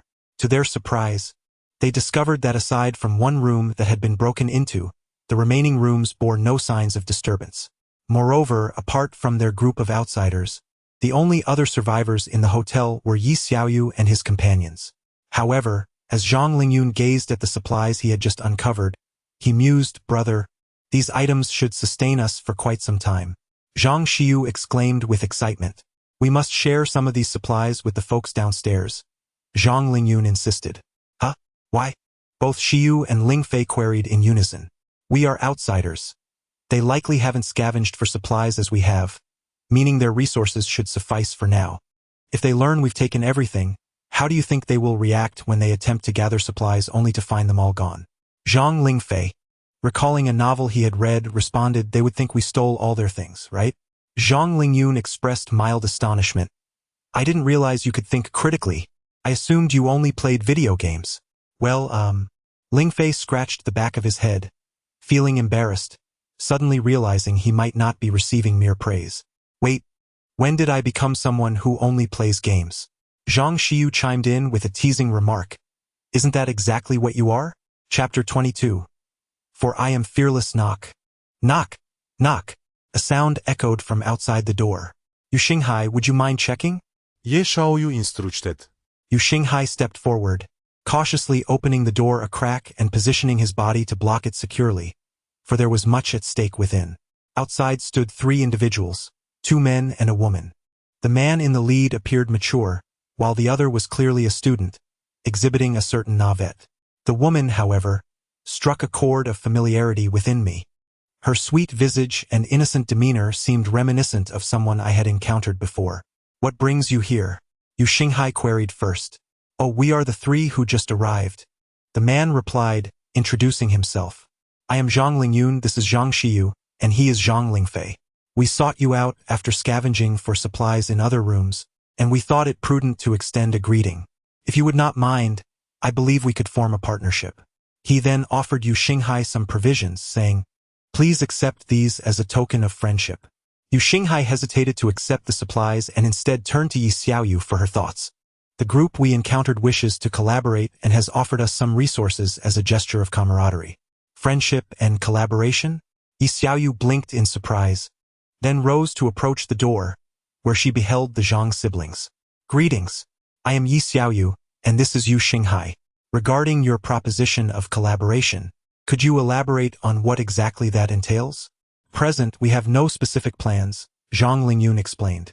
"In these trying times, it is essential that people unite and assist one another. During our search, I noted that we seem to be the last remaining groups in this hotel. Indeed, the specifics of our collaboration merit discussion, Yi Xiaoyu acknowledged, then turned to Yu Xinghai. What are your thoughts? Yu Xinghai surveyed the abundance of supplies in the room, contemplating the nature of humanity as inherently social beings. He was no lone wolf. Thus, he replied, I find the idea rather appealing. After a moment's reflection, Yi Xiaoyu declared, then please, come inside. She gestured for them to enter, and the group settled together.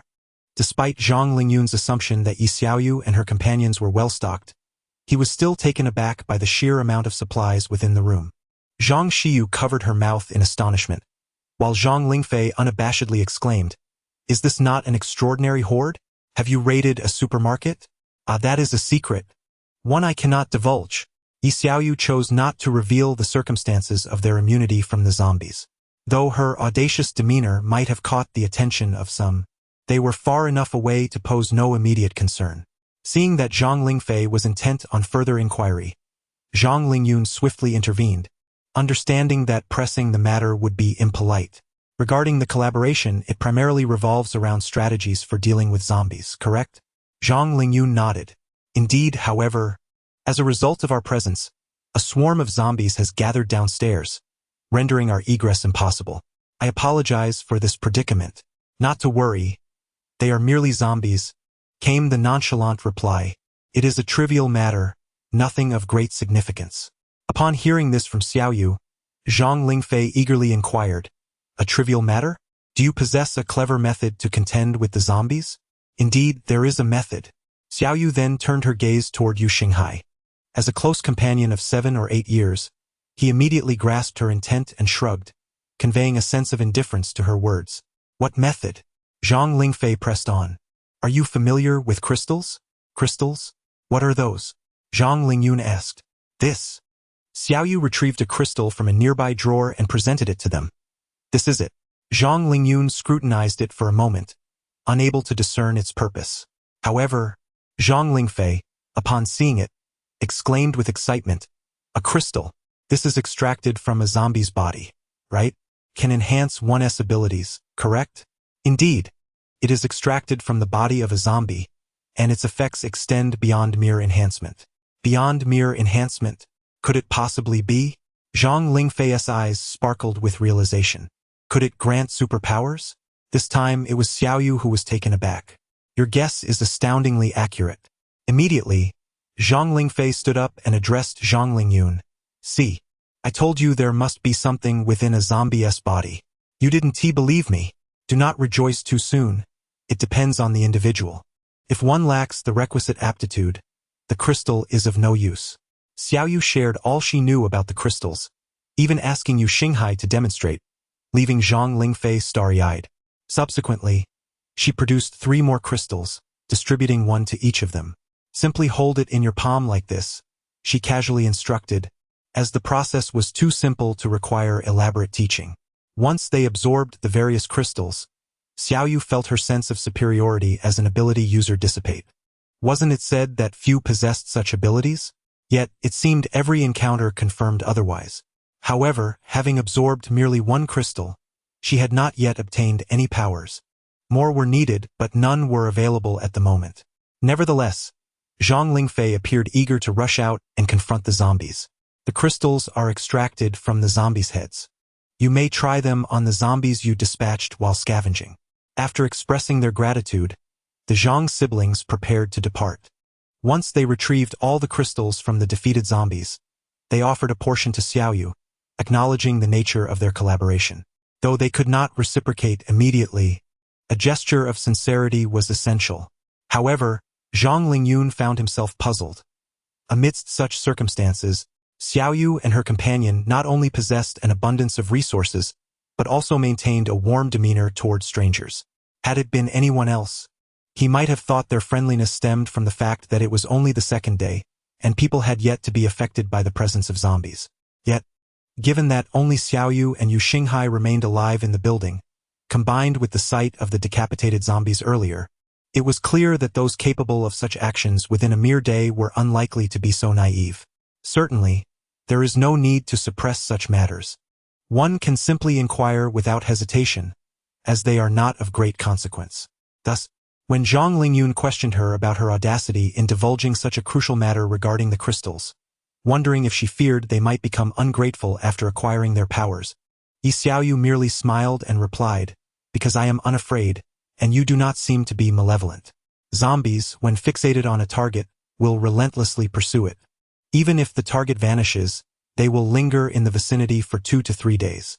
During this time, any disturbances caused by humans will cause the scattered zombies to regroup."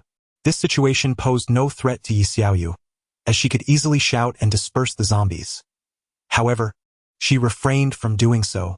Cooperation was the essence of their arrangement, and she had ample resources of her own. It was essential that she did not make unilateral sacrifices, for there would undoubtedly be instances in the future when they would face challenges alone. What would happen if Yi Xiaoyu were no longer present? Finally, 3 days later, the zombies returned to their previous state of aimless wandering, which signified that they could now venture out with a degree of risk. During those 3 days, Xiaoyu and Xinhai had grown familiar with the Zhang siblings, as they visited them daily for companionship. With the absence of electricity rendering their mobile phones useless, they found themselves engaging in activities together, and with the addition of 3 more individuals, they could at least avoid staring vacantly out the window. Chapter 23. Nurse? You must be a berserker. Will you return after you go out? Yu Xinghai felt a twinge of reluctance, for if they left, he would be unable to play poker, and he intended to win back the spicy strips he had lost. Of course, we used to live in a rental which was cramped. This place is much better. As he spoke, Zhang Lingfei chuckled mischievously, adding, "Besides, I want to win a few more packets of spicy strips. Ha! When I come back, I will reclaim everything along with interest." Yi Xiaoyu, fully equipped, approached and patted Yu Xinghai on the back. "Let us go. Our objective now is to hunt the zombies while they are dispersed. You Haven T truly used your abilities since you acquired them." "True," Yu Xinghai replied, then turned to Zhang Lingfei and shouted, "Let us continue our gamble. Let us see who can take down more zombies." Zhang Lingfei shot him a disapproving glance. "Do you think I'm foolish? You have powers, but I do not. That's hardly fair." Yu Xinghai continued to clarify, "You've seen my abilities. They're rather underwhelming. Moreover, these zombies are impervious to pain. My damage is hardly substantial." "No way. You can't use your powers," Zhang Lingyun interjected, giving him a light smack on the head. He then turned to Yu Xinghai and cautioned, "Don't be obstinate. This is no joke. Zombies can infect you." He then tugged on Zhang Lingfei's ear. "Do you wish to be a gambling fool? Now that you don't have your phone, you resort to gambling, huh?" "Who says that?" Zhang Lingfei protested, wriggling free. "Even with a phone, I'd still be a gambler. I gamble on my steadfast heart." "You're just a terrible player," Yu Xinghai retorted. "Ah, aren't you as well?" "I'm quitting the game," Zhang Lingyun declared. Yi Xiaoyu ignored the 2 gamblers, though she had once been one herself. She turned to Zhang Xiyu, who was putting on her clothes, and asked, "Are you certain you want to go?" Zhang Xiyu looked at her with unwavering determination. "I cannot always hide behind my brother. There are some things I must face myself." Yi Xiaoyu pursed her lips but said nothing. Zhang Xiyu and her siblings were orphans. Their parents had perished in an accident long ago. Zhang Lingyun had dropped out of school early to work, ensuring his younger siblings could continue their education. Consequently, Xiyu was exceptionally diligent and had achieved top grades, while Lingfei remained a source of frustration for Lingyun, as he often contemplated dropping out as well, with his academic performance in disarray. Nevertheless, Lingyun had managed to send him back to school. "Take care of yourself," Yi Xiaoyu advised. "Okay, Sister Xiaoyu. Call me brother." Once downstairs, they first cleared the obstruction at the door and took a deep breath. "Let us go together," Zhang Lingfei shouted. Zhang Lingyun reprimanded him with a slap on the head. "Don't shout. You'll attract too many zombies." The mindless zombies outside, hearing the commotion, instantly locked onto their target and charged towards them with menacing roars. "Charge out first." Zhang Lingyun led the way, crashing into the zombies, with the others following closely behind, wielding their respective weapons to strike at the undead. "Die, die, die!" Zhang Lingfei desperately thrust his knife at the zombies. Yu Xinghai infused his dagger with his powers. As a zombie lunged at him, he grasped its neck and, seizing the moment, plunged the dagger into the creature's skull. On Lingyun Peak, a zombie lunged at him, followed closely by another that leapt onto his back, gripping him tightly with its hands. He struggled fiercely, and upon seeing this, Xiaoyu rushed over to grasp the zombie's hair. However, with a swift motion, she was left holding only a bloody patch of scalp.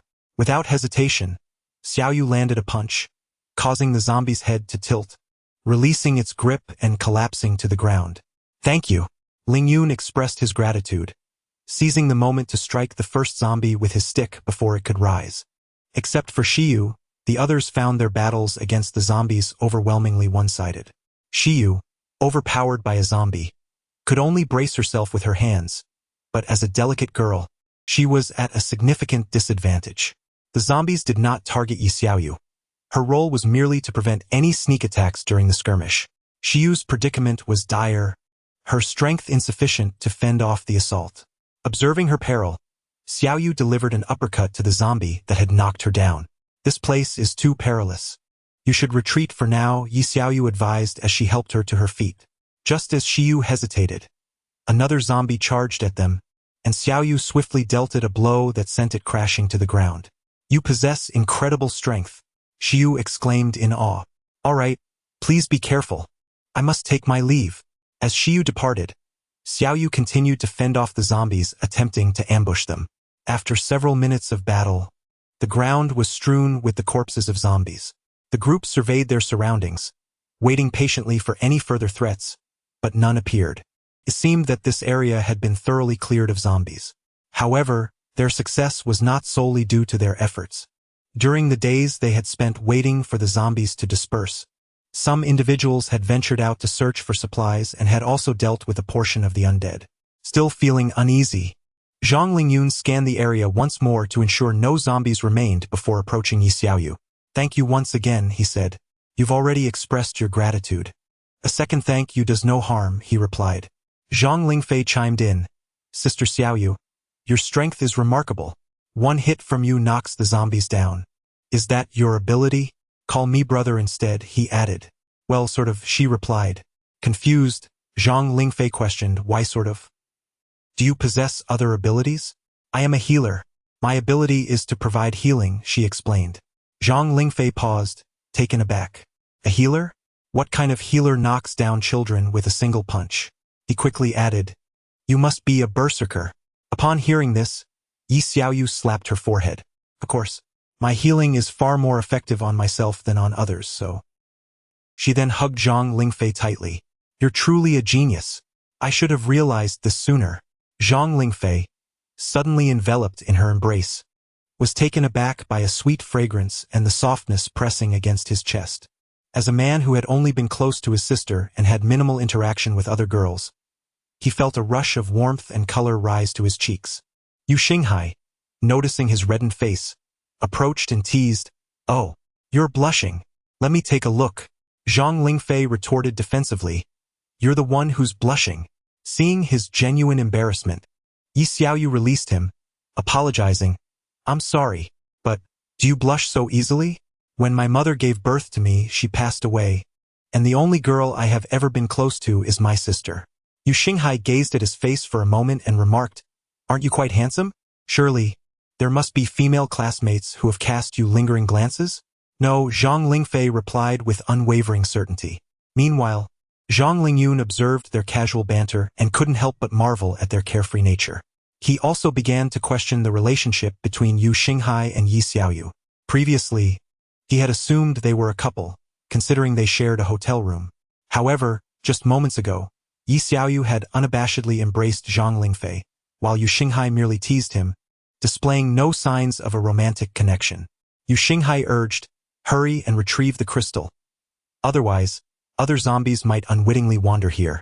Upon hearing this, everyone promptly dispatched all the zombies, leaving the matter of distribution to be discussed later in the room. Chapter 24. The Fisherman's Affairs. How could the Air Force be compared to the extraordinary team of abilities we have now? Zhang Lingyun, with his enhanced physique, serves as our bulwark. Zhang Lingfei wields the power of flames, positioning him as our warrior, and Shiyu fulfills the role of our healer.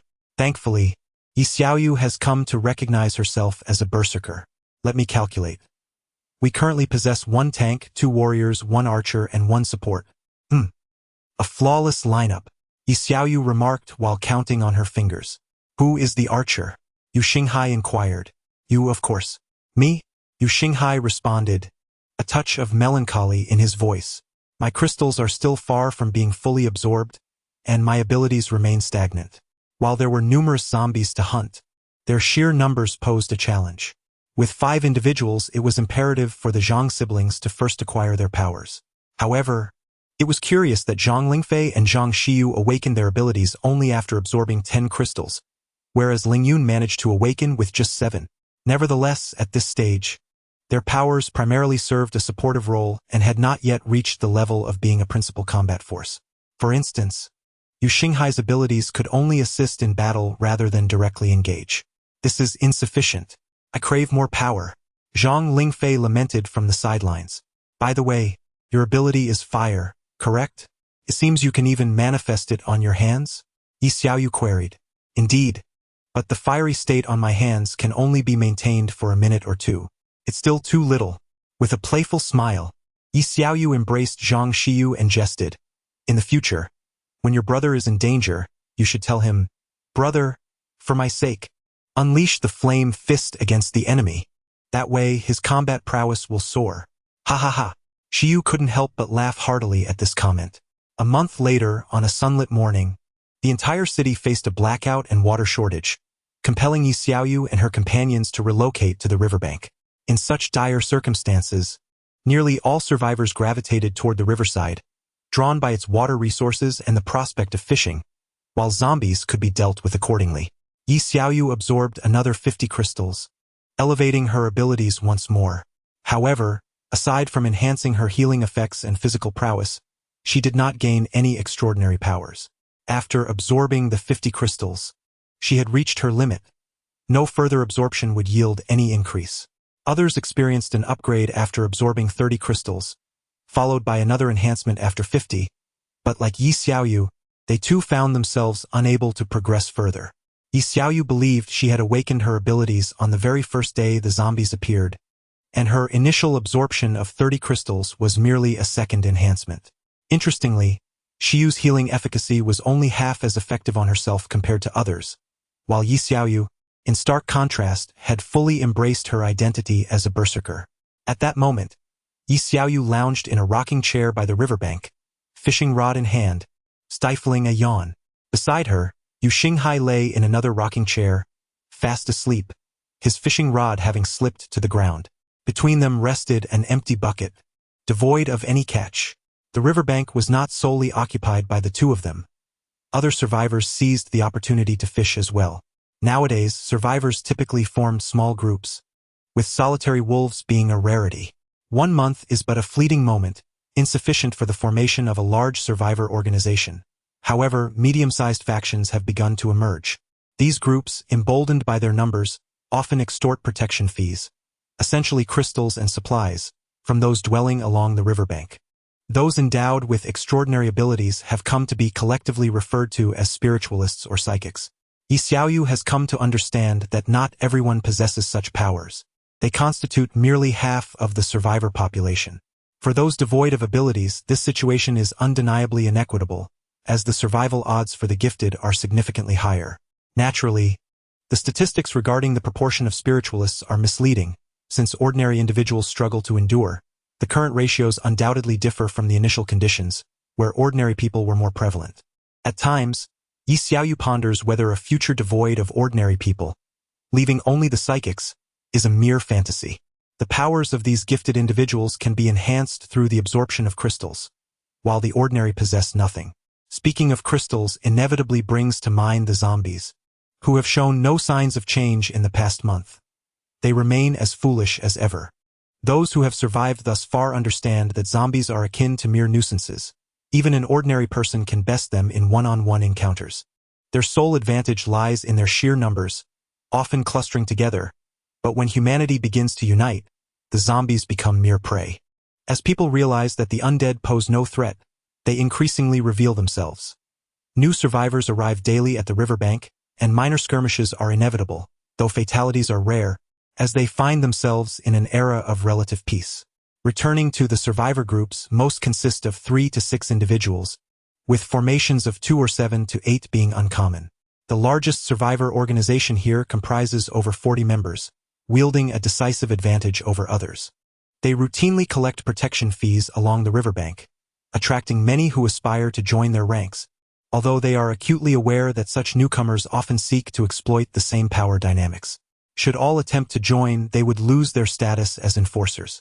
Interestingly, this group began as a band of delinquents, most of whom were acquainted before the zombie outbreak. They were among the first to settle by the river, led by their chief who resided there prior to the emergence of the undead. Initially, they sought to monopolize the area, but soon realized that the influx of newcomers was too great, and it was far more gratifying to reap benefits than to toil. Yi Xiaoyu and her companions arrived here 2.5 weeks ago. Upon their arrival, the larger group contemplated extorting protection fees from them, but after a thorough beating administered by Yi Xiaoyu and her crew, they were subdued. At that time, the rival group boasted a dozen members. However, Yi Xiaoyu's disclosure to the Zhang siblings regarding her inability to be targeted by zombies led her to embrace a more liberated approach, venturing out daily to collect crystals. In no time, she elevated the levels of everyone in her group to their maximum potential, thus rendering their numerical advantage inconsequential and resulting in Yi Xiaoyu's group being exempt from paying protection fees. In truth, Yi Xiaoyu had considered turning the tables to demand protection fees from them. Just as Yi Xiaoyu was on the brink of slumber, gripping her fishing rod, the voice of Shiyu called out from behind, "Brother Xinghai, Sister Xiaoyu." Yi Xiaoyu propped herself up and turned to see Shiyu approaching with a cheerful smile.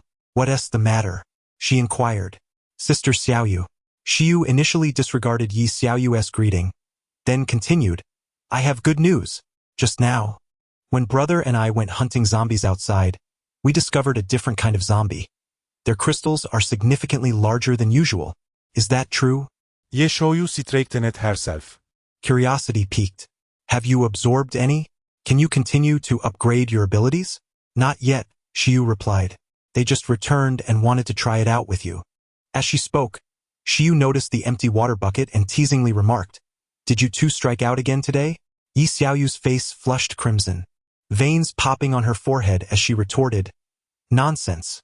What happened with the fishing should not be labeled as striking out. It's merely that the fish are ungrateful."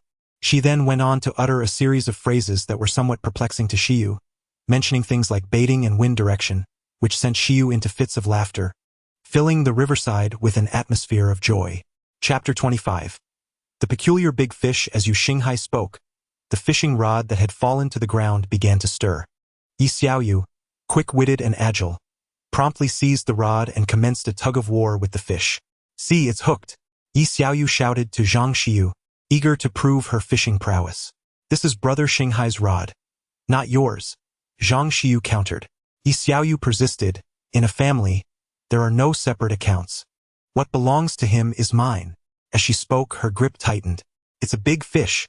Yi Xiaoyu felt a tremendous force emanating from the rod, a strength so formidable it nearly overwhelmed her.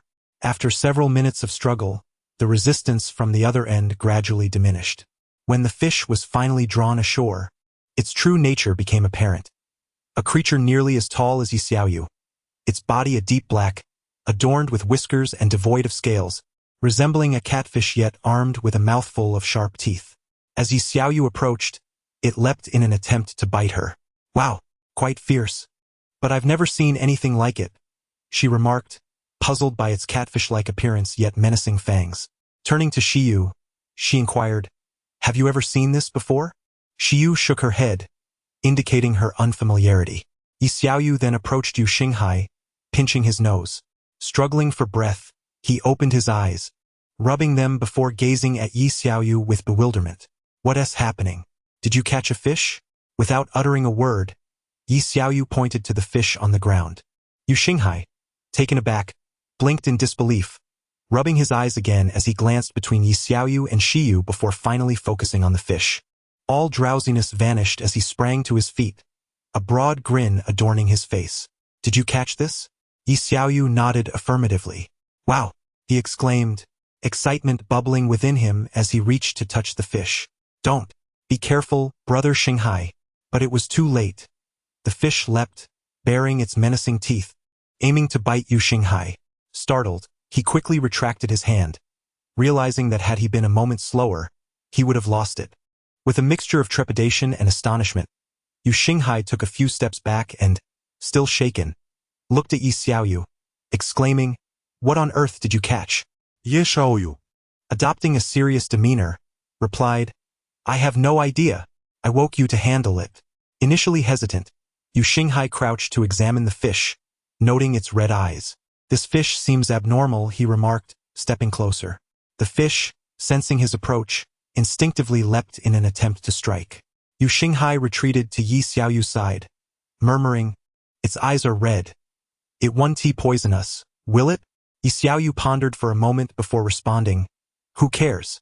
We can bring it back and have Zhang Lingyun stew it. We'll know soon enough, especially with 2 healers on our team." "But we still don't know if our healing can counteract poison," Xiu interjected. "Don't worry. I'll take a couple of bites and find out," Yi Xiaoyu asserted confidently. Yu Xinghai lightly tapped her on the head, exclaiming, "Are you out of your mind? Just catch a rat first and test it." "True," she conceded. "After all, the city is currently devoid of management, with rats scurrying about everywhere. The zombies, too, consume these rodents. However, they are utterly incapable of catching them. It is not uncommon to witness zombies being gnawed upon by rats." Yi Xiaoyu continued, "Speaking of rats, I recall those that feasted on the zombies. Their size so formidable that one could scarcely grasp them with a single hand, and their eyes were equally red. Yet aren't the rats in the southern regions quite large as well?" Sure, you inquired. That does seem to be the case," Yi Xiaoyu admitted, momentarily at a loss for words. "Isn't the crucial detail the red eyes?" Yu Xinghai interjected. "Why ponder so much? Let us swiftly capture it and bring it home for experimentation," Yi Xiaoyu replied impatiently. Yu Xinghai drew forth a dagger, manipulating it with his abilities to strike at the fish's head. With a muffled thud, the dagger failed to penetrate. Frowning, Yu Xinghai waved his hand, driving the dagger with increased force. Eventually, the dagger found its mark, and the fish thrashed violently, rolling on the shore. After a brief struggle, the fish finally lay still. On their way back, Yi Xiaoyu deliberately took a longer route, eager to showcase their catch to the other survivors. As anticipated, upon witnessing such a magnificent fish, the other survivors displayed a range of emotions: shock, envy, jealousy, and desire. Several approached, eagerly inquiring about the fishing location and bait used. Throughout this journey, a triumphant smile graced Yi Xiaoyu's lips. However, some gazes were filled with covetousness. They contemplated action, but were deterred by Yu Xinghai's fierce glare. Those who dared to act were swiftly handled by him, as he dragged one aside and delivered a sound thrashing. Upon returning home, Zhang Lingyun and Zhang Lingfei were equally astonished by the sight. Yi Xiaoyu stood with hands on hips, exuding pride.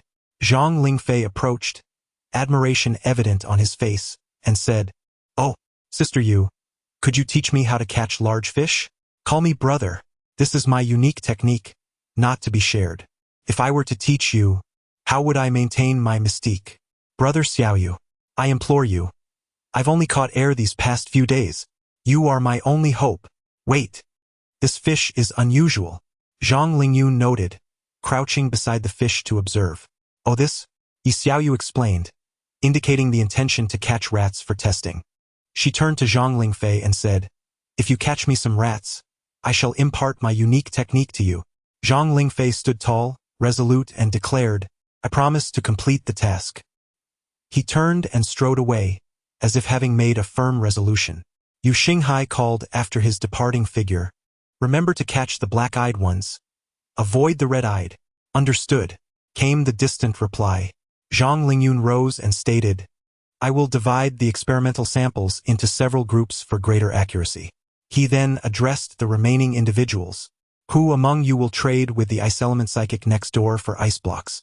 This experiment must continue until tomorrow, as the fish meat will spoil by then. In the current trading landscape, in addition to supplies, crystals have become a new commodity. For psychics yet to reach their peak, these crystals are invaluable and fortunately, Yi Xiaoyu and the others possess an abundance, as they currently have no use for them. They meticulously sliced the fish and placed the pieces in a refrigerator already lined with ice blocks for preservation. It must be said that although the refrigerator is devoid of power, its insulation capabilities remain intact.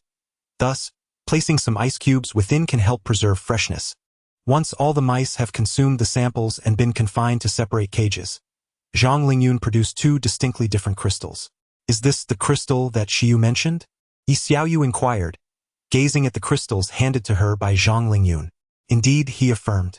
Yi Xiaoyu examined the crystals closely, noting that, apart from their larger size compared to ordinary crystals, their appearances differed as well. While typical crystals are irregular, translucent, and milky white, these two, although similarly translucent and irregular, were not milky white. One exhibited a faint blue hue, while the other bore a pale green tint. By the way, Zhang Lingyun added, these two zombies are unlike others. They clearly possess a more resilient vitality and greater strength. Most importantly, they can wield supernatural abilities. Yi Xiaoyu responded with a mix of surprise and delight. The notion of possessing supernatural powers, coupled with robust vitality and enhanced strength, mirrored the enhancements experienced by spiritual energy practitioners upon absorbing crystals. Chapter 26. Allow me to take a look indeed. I can continue to upgrade. But what is it? Zhang Lingyun inquired. The enhancement provided by these two crystals is significantly greater than that of ordinary crystals. However, the light green crystal offers a more substantial boost than the light blue one. Is it possible that this is due to your ability being green? Could be. The data is insufficient. I need to conduct more comparative experiments with additional crystals. Coincidentally, tomorrow Yu Xinghai and I are heading out, and I shall strive to acquire more. Before long, a loud shout pierced the air. Sister Xiaoyu, I've returned from my mission. Call me brother. If you continue to call me sister, I shall cease to teach you. No, brother. Zhang Lingfei entered with a beaming smile, carrying a cage in which a mouse was incessantly attempting to gnaw its way out. By the way, Zhang Lingfei continued, while I was catching mice, I encountered one as large as a cat. Its eyes were red, and it showed no fear of me. It even attempted to bite me. I suspect it is the Mouse King, surrounded by many other mice. Zombies with abilities and a potentially royal rodent. Yi Xiaoyu murmured to herself, sensing that the situation was becoming increasingly intriguing. Zhang Lingyun meticulously divided the fish into several portions. Well-cooked, semi-raw, and entirely raw, 3 portions of each to feed the mice. He marked all the mice before separating and confining them. The experiment continued into the following day. As the eldest brother and one of the only two in the group capable of cooking, Zhang Lingyun rose early each day to prepare breakfast for everyone.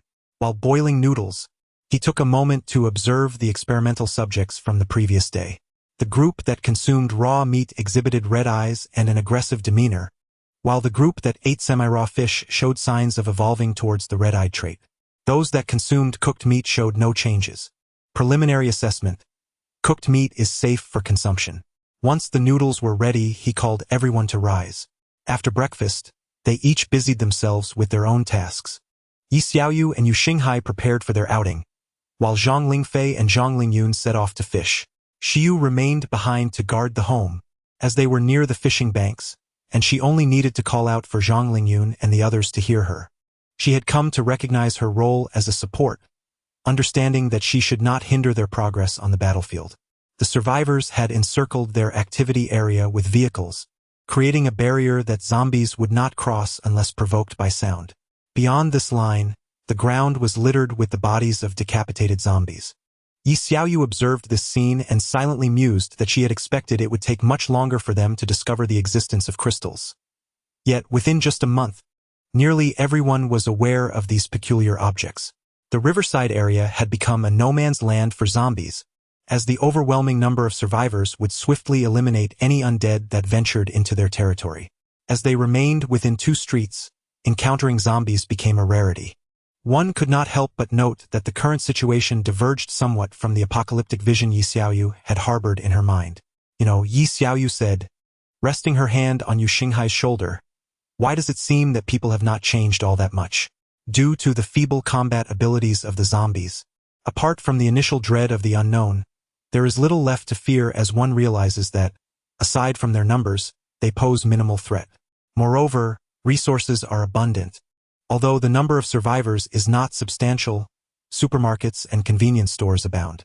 As long as one possesses sufficient courage, starvation is simply not an option.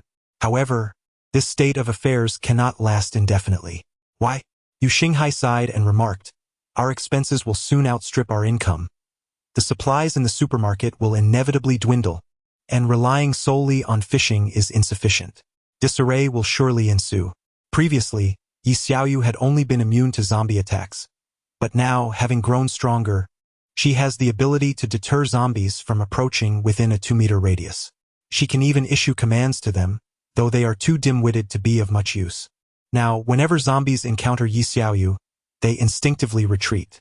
Yu Xinghai's abilities have been enhanced twice, and he has become a competent marksman, requiring only to stand beside Yi Xiaoyu and engage in ranged attacks.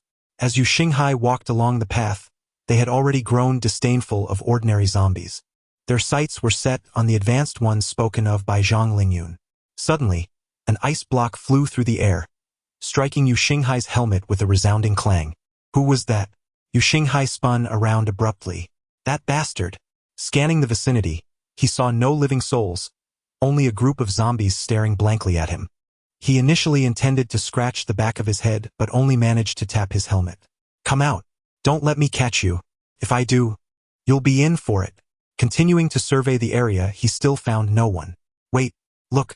Yi Xiaoyu tapped Yu Xinghai and pointed at a particular zombie in the horde. "See that one?" Yu Xinghai focused intently and observed that one zombie had ice crystals forming on its hands, which it was rubbing together, emanating a blue glow as a crystal coalesced and grew larger. "Ah, so it's you, you little rascal." With a swift motion, Yu Xinghai hurled a dagger imbued with red energy, which struck the zombie squarely in the head. As they approached, the other zombies dared not come close, instinctively retreating. While Yi Xiaoyu performed a craniotomy on the zombie, some of the others, unable to resist Yu Xinghai's allure, drew near but hesitated to approach too closely with Yi Xiaoyu present. One zombie, swaying its head and opening its mouth wide, stretched its neck in an attempt to bite Yu Xinghai. "What are you doing?" Yu Xinghai remarked as he slapped it away. Upon extraction, the crystal was a pale blue. Does the color of the crystal correlate with the ability it represents? He pondered. It would be beneficial to gather more for comparison. Indeed, by the time lunch approached, Yi Xiaoyu and her companions had collected a total of 8 second-tier crystals. "I'm back," Yi Xiaoyu announced as she entered, immediately greeted by the delectable aroma of fresh fish soup. "Oh, it smells divine. Let me have a look." Yu Xinghai eagerly rushed to lift the lid of the pot, but Shi Yu swatted his hand away. "Not yet. It needs to simmer a while longer." Yu Xinghai withdrew his hand and approached Zhang Lingfei, who was squatting on the ground tending to the fire. "So, did you catch any fish?" No, Zhang Lingfei instinctively replied before quickly correcting himself. "But I returned with a bountiful haul." "Ha!" Yu Xinghai remained silent, offering a glance that invited self-reflection. Over the course of the past month, he had come to understand his temperament. Should he indeed catch a fish, he would undoubtedly leap forth to mock. Xiu hurriedly approached Yi Xiaoyu and inquired, "Sister Xiaoyu, how are you? What have you reaped?" She emphasized the word brother, drawing it out with playful insistence. "Sister, sister, sister, sister. I am male, so you must address me as brother, understand?" Xiu displayed an innocent expression, and seizing the opportunity while Xiaoyu was momentarily captivated by her gaze, she swiftly reached for Xiaoyu's chest, grabbing a handful. Immediately after, she retreated, crossing her arms protectively over her chest. Yu Xinghai and Zhang Lingfei, upon hearing Yi Xiaoyu's startled sound, turned to look, and even Zhang Lingyun from the kitchen peeked out to catch a glimpse. As all eyes fell upon her, Yi Xiaoyu's face flushed crimson. Xiu revealed a wicked grin, triumphant in her scheme. You. Yi Xiaoyu stammered, pointing a finger at her. "What is wrong with me?" Xiu chuckled, inching closer. "It seems Sister Xiaoyu's development appears a bit lacking. Let me examine if everything is as it should be." Yi Xiaoyu, alarmed, exclaimed, "Do not come any closer." Chapter 27. I have come to collect protection fees. The fish meat was delightfully tender and succulent, and when paired with the fresh fish broth, it was truly a feast for the senses. The fish was remarkable, with only a few large bones that could be effortlessly extracted, making it an exceptional catch. Zhang Lingfei rolled up his sleeves in enthusiasm, expressing his intention to use the fishing technique opening the heavenly gate taught by Yi Xiaoyu to catch another fish that afternoon. Zhang Lingyun remained silent, merely observing him. He had yet to catch a single fish himself, and with Zhang Lingfei's impatient demeanor, casting his line and wanting to reel it back in within mere minutes, it was unlikely he would succeed. After their lunch, Yi Xiaoyu and Yu Xinghai took a brief respite before continuing their hunt for zombies. The emergence of advanced zombies posed a new challenge and opportunity for them to enhance their abilities. As a citizen of the Dragon Kingdom, one inherently suffered from a fear of insufficient firepower. The knowledge that they could still improve sent them into a frenzy, feeling as though they had fallen behind others. As the saying goes, those who lag must endure the consequences. In the past, when no one possessed abilities, everyone was relatively equal. No matter how strong one was, they could not surpass the limits of humanity. However, that was no longer the case. The classification of abilities had stratified society into an unfair hierarchy. Now, crystals had become strategic resources. Those who possessed more crystals held greater status. It was merely the first month since the zombies appeared, yet the disparity between ordinary people and spiritual energy practitioners had already become glaringly apparent. Only by increasing their strength could they secure their current way of life. However, Yi Xiaoyu remained cautious. Advanced zombies were still rare. By the time they returned home in the evening, they had only collected 11 advanced crystals. They had encountered more than 11 advanced zombies, but when Yu Xinghai expressed his desire to eliminate every one of them, Yi Xiaoyu intervened. In response to Yu Xinghai's puzzled gaze, Yi Xiaoyu explained, "I suspect that zombies evolve over time. If that is indeed the case, preserving some advanced zombies may allow them to evolve into even more formidable ones in the future, which would significantly benefit our growth." Yet, upon returning home in the evening, Zhang Lingyun retorted, "But we are not the only ones hunting zombies. Others will not hold back." Regret washed over Yi Xiaoyu as he felt he had missed a golden opportunity. With the situation as it was, he could only continue eating. He snatched the largest piece of fish from Yu Xinghai's bowl, as if to vent his frustrations, and swallowed the tender, succulent morsel with fervor. Yu Xinghai, who initially felt no remorse, began to feel a pang of regret. Noticing Zhang Lingfei chuckling nearby, he discreetly aimed his chopsticks toward his bowl. "What do you think you're doing?"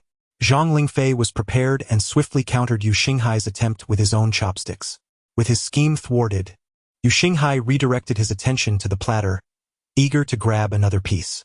Upon closer inspection, however, he found the platter empty.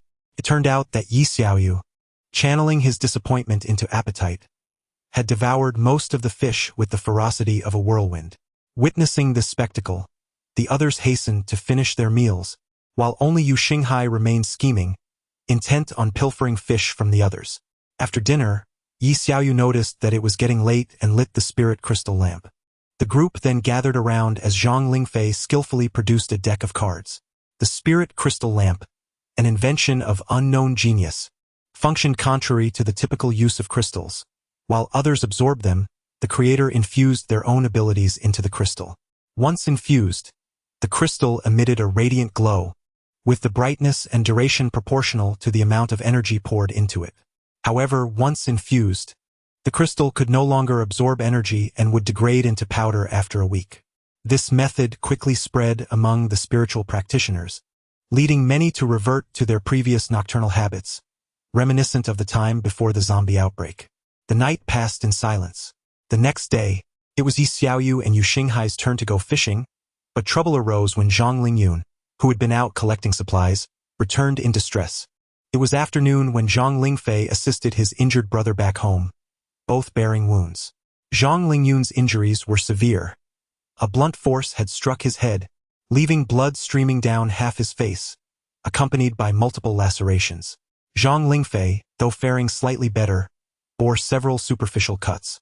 When Xiu witnessed this scene, she gasped in shock, having never seen her brother so gravely hurt.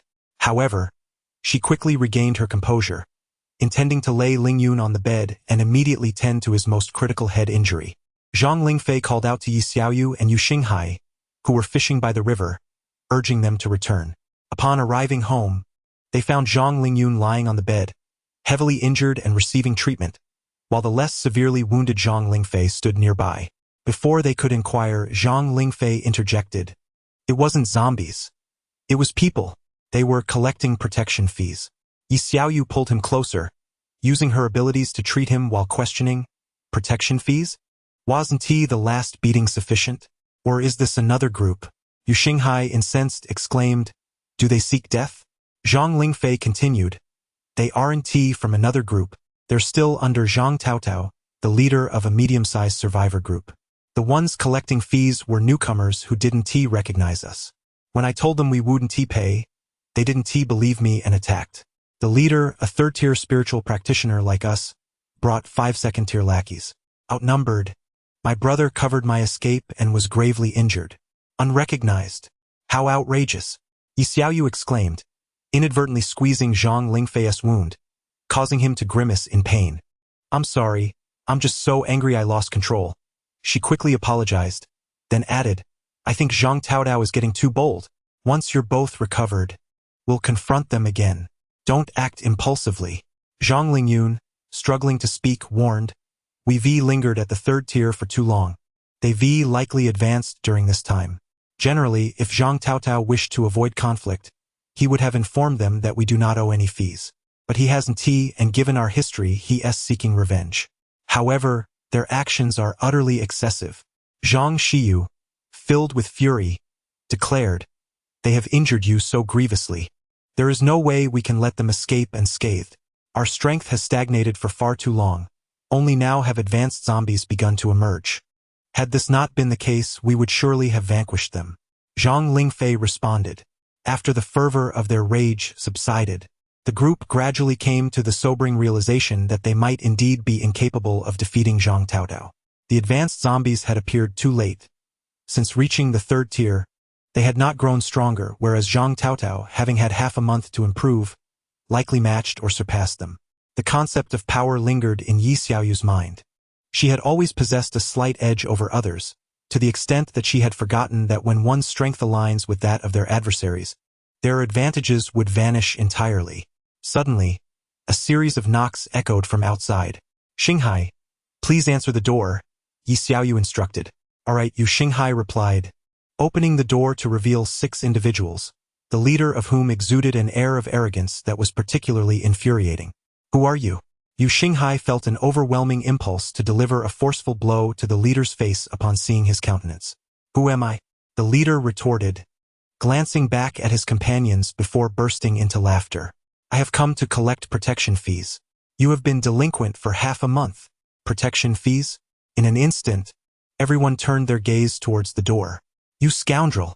Zhang Lingfei recognized them as the assailants who had harmed them and, in a fit of anger, sprang to his feet. Chapter 28. Undying Struggle. The leader's eyes lit up upon seeing Yi Xiaoyu and Zhang Shiyu. No wonder you dare to defy the protection fee. It appears you have 2 guardians. But I wonder.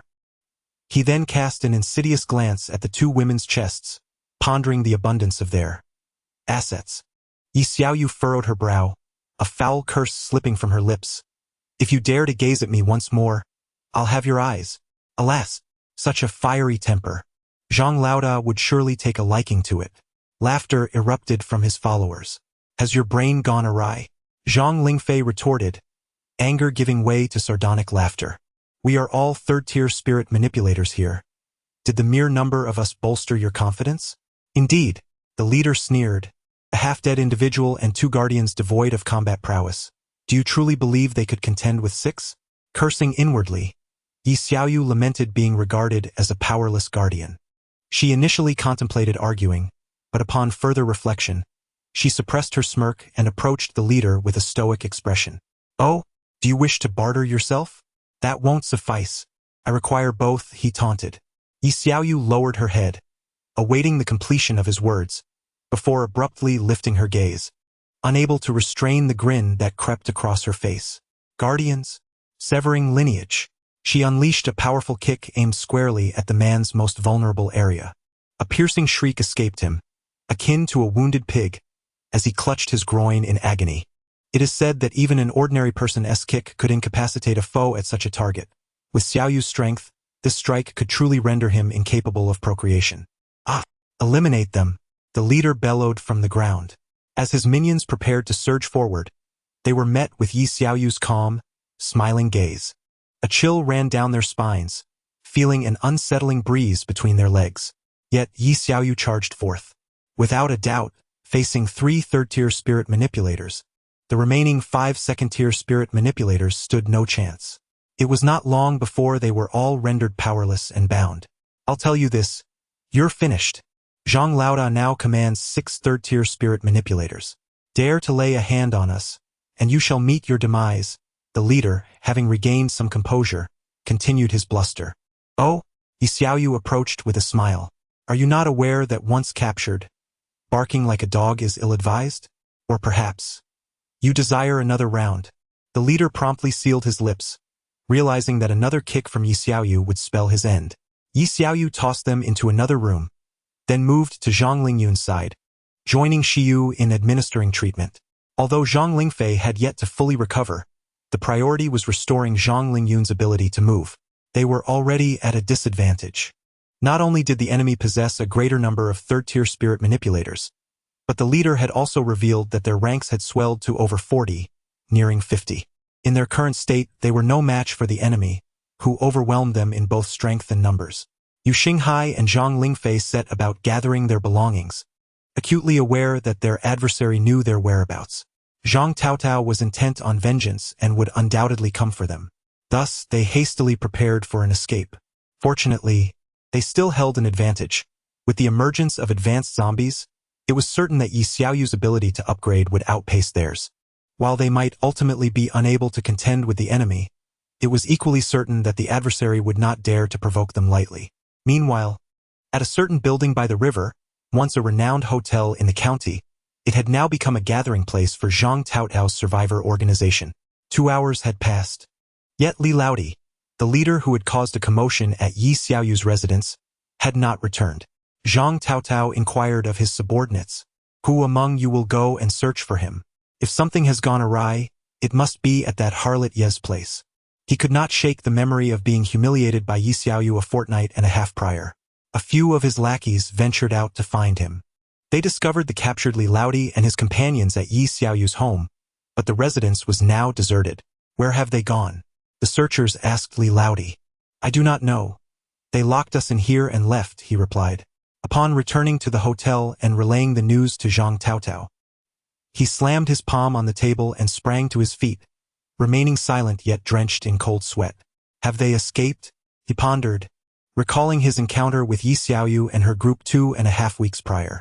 They had already been third-tier spiritual energy masters at that time. Their lack of further advancement was solely due to the absence of advanced zombies. However, with their appearance now, he recognized that their rate of progression far surpassed his own, and it would not be long before they regained the upper hand. Simultaneously, a surge of anger welled within him. He had warned Li Laodi against rash actions, advising him to wait for confirmation before setting out. Now they were aware of his intentions and had gone into hiding. Had Li Laodi not injured them, perhaps there would have been room for negotiation. However, now, reconciliation seemed impossible. Addressing his brothers, he declared, "Their rate of advancement is alarming. If we do not locate them before they rise again, we shall find ourselves underfoot." The subordinates exchanged glances, murmuring among themselves. Just then, one of them spoke up. "What shall we do once we find them? Kill them?" Zhang Taotao turned sharply toward the speaker, startled by the audacity of the question. The man, intimidated by Zhang Taotao's reaction, timidly replied, "I was merely suggesting, should we eliminate them upon discovery?" "Eliminate them?" Zhang Taotao murmured to himself. Before the zombies appeared, he had merely been a street thug, often derided by others as a fool. Yet, upon the arrival of the undead, fear had gripped him. But when he vanquished his first zombie, he felt no remorse for the act of killing. Rather, he experienced exhilaration. The visceral violence ignited his senses, dispelling his fear, while others began to tremble before him, beginning to fear him. From a mere common thug, he had risen to prominence, all because he slayed zombies. His following grew, and he relished the absence of those who labeled him a fool. This was status. Status earned through the elimination of the undead. However, he had never taken a life. For humans are not akin to zombies. Not akin. How so? I attained my current standing by vanquishing the undead. What of taking a human life? He recalled the exhilaration of his first kill of a zombie. Yet just as he began to savor that memory, it was abruptly shattered by the appearance of a woman. Yi Xiaoyu. He felt defeated. He dared to challenge his own stature. She had trampled upon me. I must eliminate her. This thought burgeoned in his mind, growing ever more consuming, as if it sought to engulf him. Zhang Taotao did not respond to the man's words, but instead shouted, "Li, my brother." Aware of his misstep, Li, the younger brother, shrank within the crowd. Yet when Zhang, the elder, called him, he had no choice but to step forward. "Zhang, I was wrong. I should not have acted rashly," Li pleaded, but Zhang Taotao paid no heed. All he knew was that someone had defied his command. "No, he dares to provoke my authority." In that moment, Zhang Taotao had succumbed to madness. He abruptly drew a dagger, slashing it across Lia's throat, blood gushing forth. The brethren below were taken aback by this sudden turn of events. What is happening? Isn't Zhang usually reasonable? Has he resorted to murder for a mere act of insubordination? The newly joined members were bewildered, yet those who had previously faced Yi Xiaoyu understood. Since his defeat at her hands, Zhang Taotao had become unhinged. This is the consequence of challenging my dominion. Zhang Taotao felt no trace of mercy. Instead, he stomped down upon Li's grasping hand. Li, clutching his slashed throat, emitted muffled gasps, soon succumbing to the ground in lifeless silence. Zhang Taotao, witnessing this scene, was invigorated by the vivid crimson and Li's wide, unseeing eyes, experiencing a thrill far surpassing that of slaying zombies. Ah! He could not contain his mirth, laughter erupting uncontrollably, spiraling into a cacophony of madness. "Is he unwell?" murmured one brother below, yet his words reached Zhang Taotao's ears. He descended, seized the man, and before the assembled crowd, plunged his dagger into the man's body repeatedly, his laughter echoing with insanity. No one dared to continue their whispers. Zhang Taotao discarded the lifeless form as if it were refuse, then bellowed, "Gather them. Do not engage. Bring me forth. I shall take matters into my own hands. Now, half of you will gather protection fees for me. I demand more third-tier spiritual practitioners. The other half shall accompany me in pursuit. We shall not cease until we achieve our goals. Now half of you follow me." Chapter 29. Encircled Yi Xiaoyu and his companions arrived at the center of the city, where the throngs of people had been replaced by swarms of zombies, rendering the area a forbidden zone. No survivors remained, as those who had once lived there had either succumbed to the undead or fled in terror. For Yi Xiaoyu and his group, this place was undoubtedly a sanctuary. The abundance of zombies signified a rapid opportunity for advancement, while the absence of survivors mitigated the risk of betrayal. Unbeknownst to the zombies, Yi Xiaoyu possessed the ability to pacify them, which made it unlikely they would seek him out. Yi Xiaoyu discovered an open room and instructed everyone to remain there. "You stay," he interrupted Yu Xinghai, who had intended to accompany him in gathering crystals. Although it was improbable that anyone would find this location, it was prudent to remain cautious.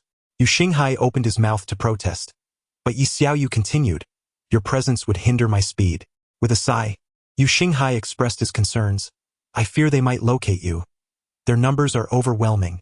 Alas, perhaps they won't arrive so swiftly." Indeed, Zhang Taotao had not anticipated that they would venture into the city center. He believed that one severely injured member of Yi Xiaoyu's team would hinder their escape, especially in such a zombie-infested area. Thus, he searched in vain as night fell. "Where on earth are they?" Zhang Taotao returned late, having scoured several streets along the riverbank without a trace of them. The longer they remained undiscovered, the more unfavorable the situation became for him. "This is infuriating," he bellowed, and his subordinates dared not utter a word.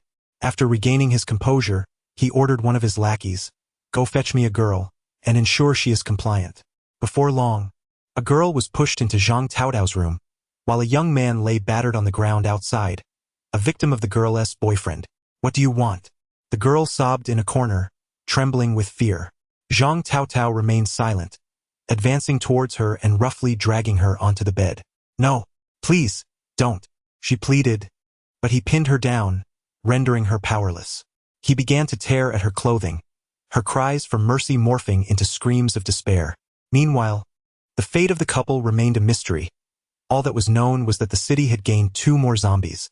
After 3 days of relentless searching, Zhang Taotao still had not located Yi Xiaoyu, nor had Yi Xiaoyu ascended to the rank of a 4th-tier psychic. Upon absorbing the final piece of a high-grade crystal, Yi Xiaoyu felt himself nearing the threshold of advancement. How many more do we need? Yu Xinghai inquired. About a dozen high-grade crystals. I should be able to achieve it by tomorrow, Yi Xiaoyu replied. Over the past few days, he had been tirelessly collecting crystals, having absorbed more than 50 high-grade ones. Let me accompany you tomorrow. They will inevitably find their way here, and the longer you stay out, the more perilous it becomes, Yu Xinghai insisted. There is no need. Zhang Lingyun sustained a head injury and has yet to recover fully. Besides, as you mentioned, they will eventually discover this place. The zombies will not attack me. I can use them to stall for time. But this situation is untenable. Zhang Lingfei remarked that their numbers were overwhelming, and escape was not an option. He would accompany her and could create a fire to isolate them. Do not be reckless, he cautioned. Zhang Lingyun added, I understand your eagerness to reach the 4th tier quickly, but if they truly wish to find us, they will likely arrive here soon. It's all right. They may not be as determined to search for us as we think. Perhaps they believe we have already left this county. Xiu, having exhausted her abilities through continuous use of her powers to heal over the past few days, had fallen into a deep slumber. The next day, Yi Xiaoyu underestimated Zhang Taotao's tenacity. He had begun to lead his subordinates toward the city center. Yi Xiaoyu overlooked a crucial detail. Her relentless hunting of high-level zombies had resulted in a scarcity of them in the city center. Zhang Taotao noticed this. The riverside, being on the city's outskirts, had few zombies, while the surrounding area, home to a school, had survivors managing the zombie population, resulting in a moderate number. However, the city center was teeming with zombies, and the proportion of high-level zombies there was surprisingly similar to that of the outer circle, indicating that someone was recklessly hunting high-level zombies in the city center. Zhang Taotao doubted that anyone possessed the capability to hunt high-level zombies so fervently in that area. High-level zombies typically attracted lower-level ones, complicating their extermination. As predicted, based on the distribution of high-level zombies, Zhang Taotao's subordinates discovered Yi Xiaoyu in the vicinity where she frequently hunted. They refrained from alarming her and quietly reported back to Zhang Taotao. Yi Xiaoyu, while hunting high-level zombies, would often drive away the lower-level ones. When Zhang Taotao spotted her, she was performing a craniotomy on a high-level zombie. Yi Xiaoyu, Zhang Taotao shouted. Startled, she turned to see him accompanied by several subordinates not far away. The number was daunting, and among them were assuredly several 3rd-tier psychics. After a moment's hesitation, Yi Xiaoyu abandoned her pursuit of the high-level zombie's crystal and prepared to flee. Where do you think you're going? Another group approached from the intersection, blocking her path. Sensing trouble, Yi Xiaoyu glanced toward another route, only to find yet another group advancing toward her. All avenues of escape had been sealed by Zhang Taotao. Damn it! Yi Xiaoyu cursed inwardly. Zhang Taotao's men pressed closer. Once he was certain that she could not escape alone, he gestured to one of his companions. You go and test her. Zhang Taotao refrained from intervening directly. He feared that Yi Xiaoyu had already ascended to the 4th tier, so he opted to send someone who had just reached the 3rd tier to gauge her strength. The subordinate understood the task at hand but was reluctant to refuse, knowing that Zhang Taotao was capable of violence. He also believed that the difference between the 3rd and 4th tiers was not insurmountable. With a shout, the subordinate conjured an ice spear using his abilities and charged toward Yi Xiaoyu. She, unwilling to engage in battle, recognized that defeating him would yield no benefit. Instead, she evaded his attack while scanning her surroundings for an opportunity to escape. The younger brother sensed that Zhang Taotao's gaze towards him had grown increasingly hostile. Realizing that if he continued to dawdle and failed to engage with Yi Xiaoyu, He might not see the light of day again. He steeled himself and charged at her. Yi Xiaoyu seized his ice spear with one hand. When he attempted to retract it, she shattered the spear with a swift strike of her other hand, simultaneously delivering a punch. Startled, the younger brother quickly manifested ice around his hand to block her blow. With a resounding crash, the ice splintered, and he was propelled backward by the residual force. Zhang Taotao narrowed his eyes. She had not grown stronger, remaining at the same level as before, still not reaching the fourth tier. From the potency of that punch, he immediately deduced that Yi Xiaoyu had not leveled up. Having experienced her power firsthand, Zhang Taotao knew her abilities were merely a physical enhancement, albeit with the added benefit of healing. Unable to contain a smirk, he resolved that today would be the day he avenged himself. He commanded his subordinates to tighten the encirclement around Yi Xiaoyu while he brandished a freshly unsealed fire axe. "Do not worry, I won't kill you outright.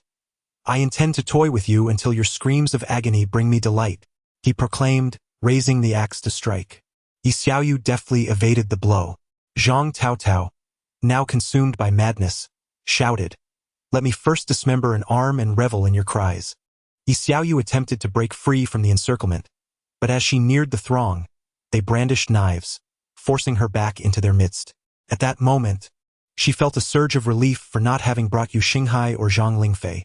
With so many adversaries, even their combined efforts would not guarantee an escape. Yet, gazing at the frenzied Zhang Taotao, a long-forgotten sense of dread welled within her. There was no escape. As she watched the circle constrict around her, she knew it would not be long before she would be struck. Zhang Taotao observed her desperate attempts to flee and felt akin to a great cat, with Yi Xiaoyu as a pitiful mouse. "Hide! Continue to hide! I wonder how long you can evade me. Or perhaps you would prefer to submit to my axe so we can return swiftly. Fear not, you won't perish so quickly. I intend to use you as an example of what happens to those who dare to challenge my authority. You have no authority. You are nothing but a scoundrel."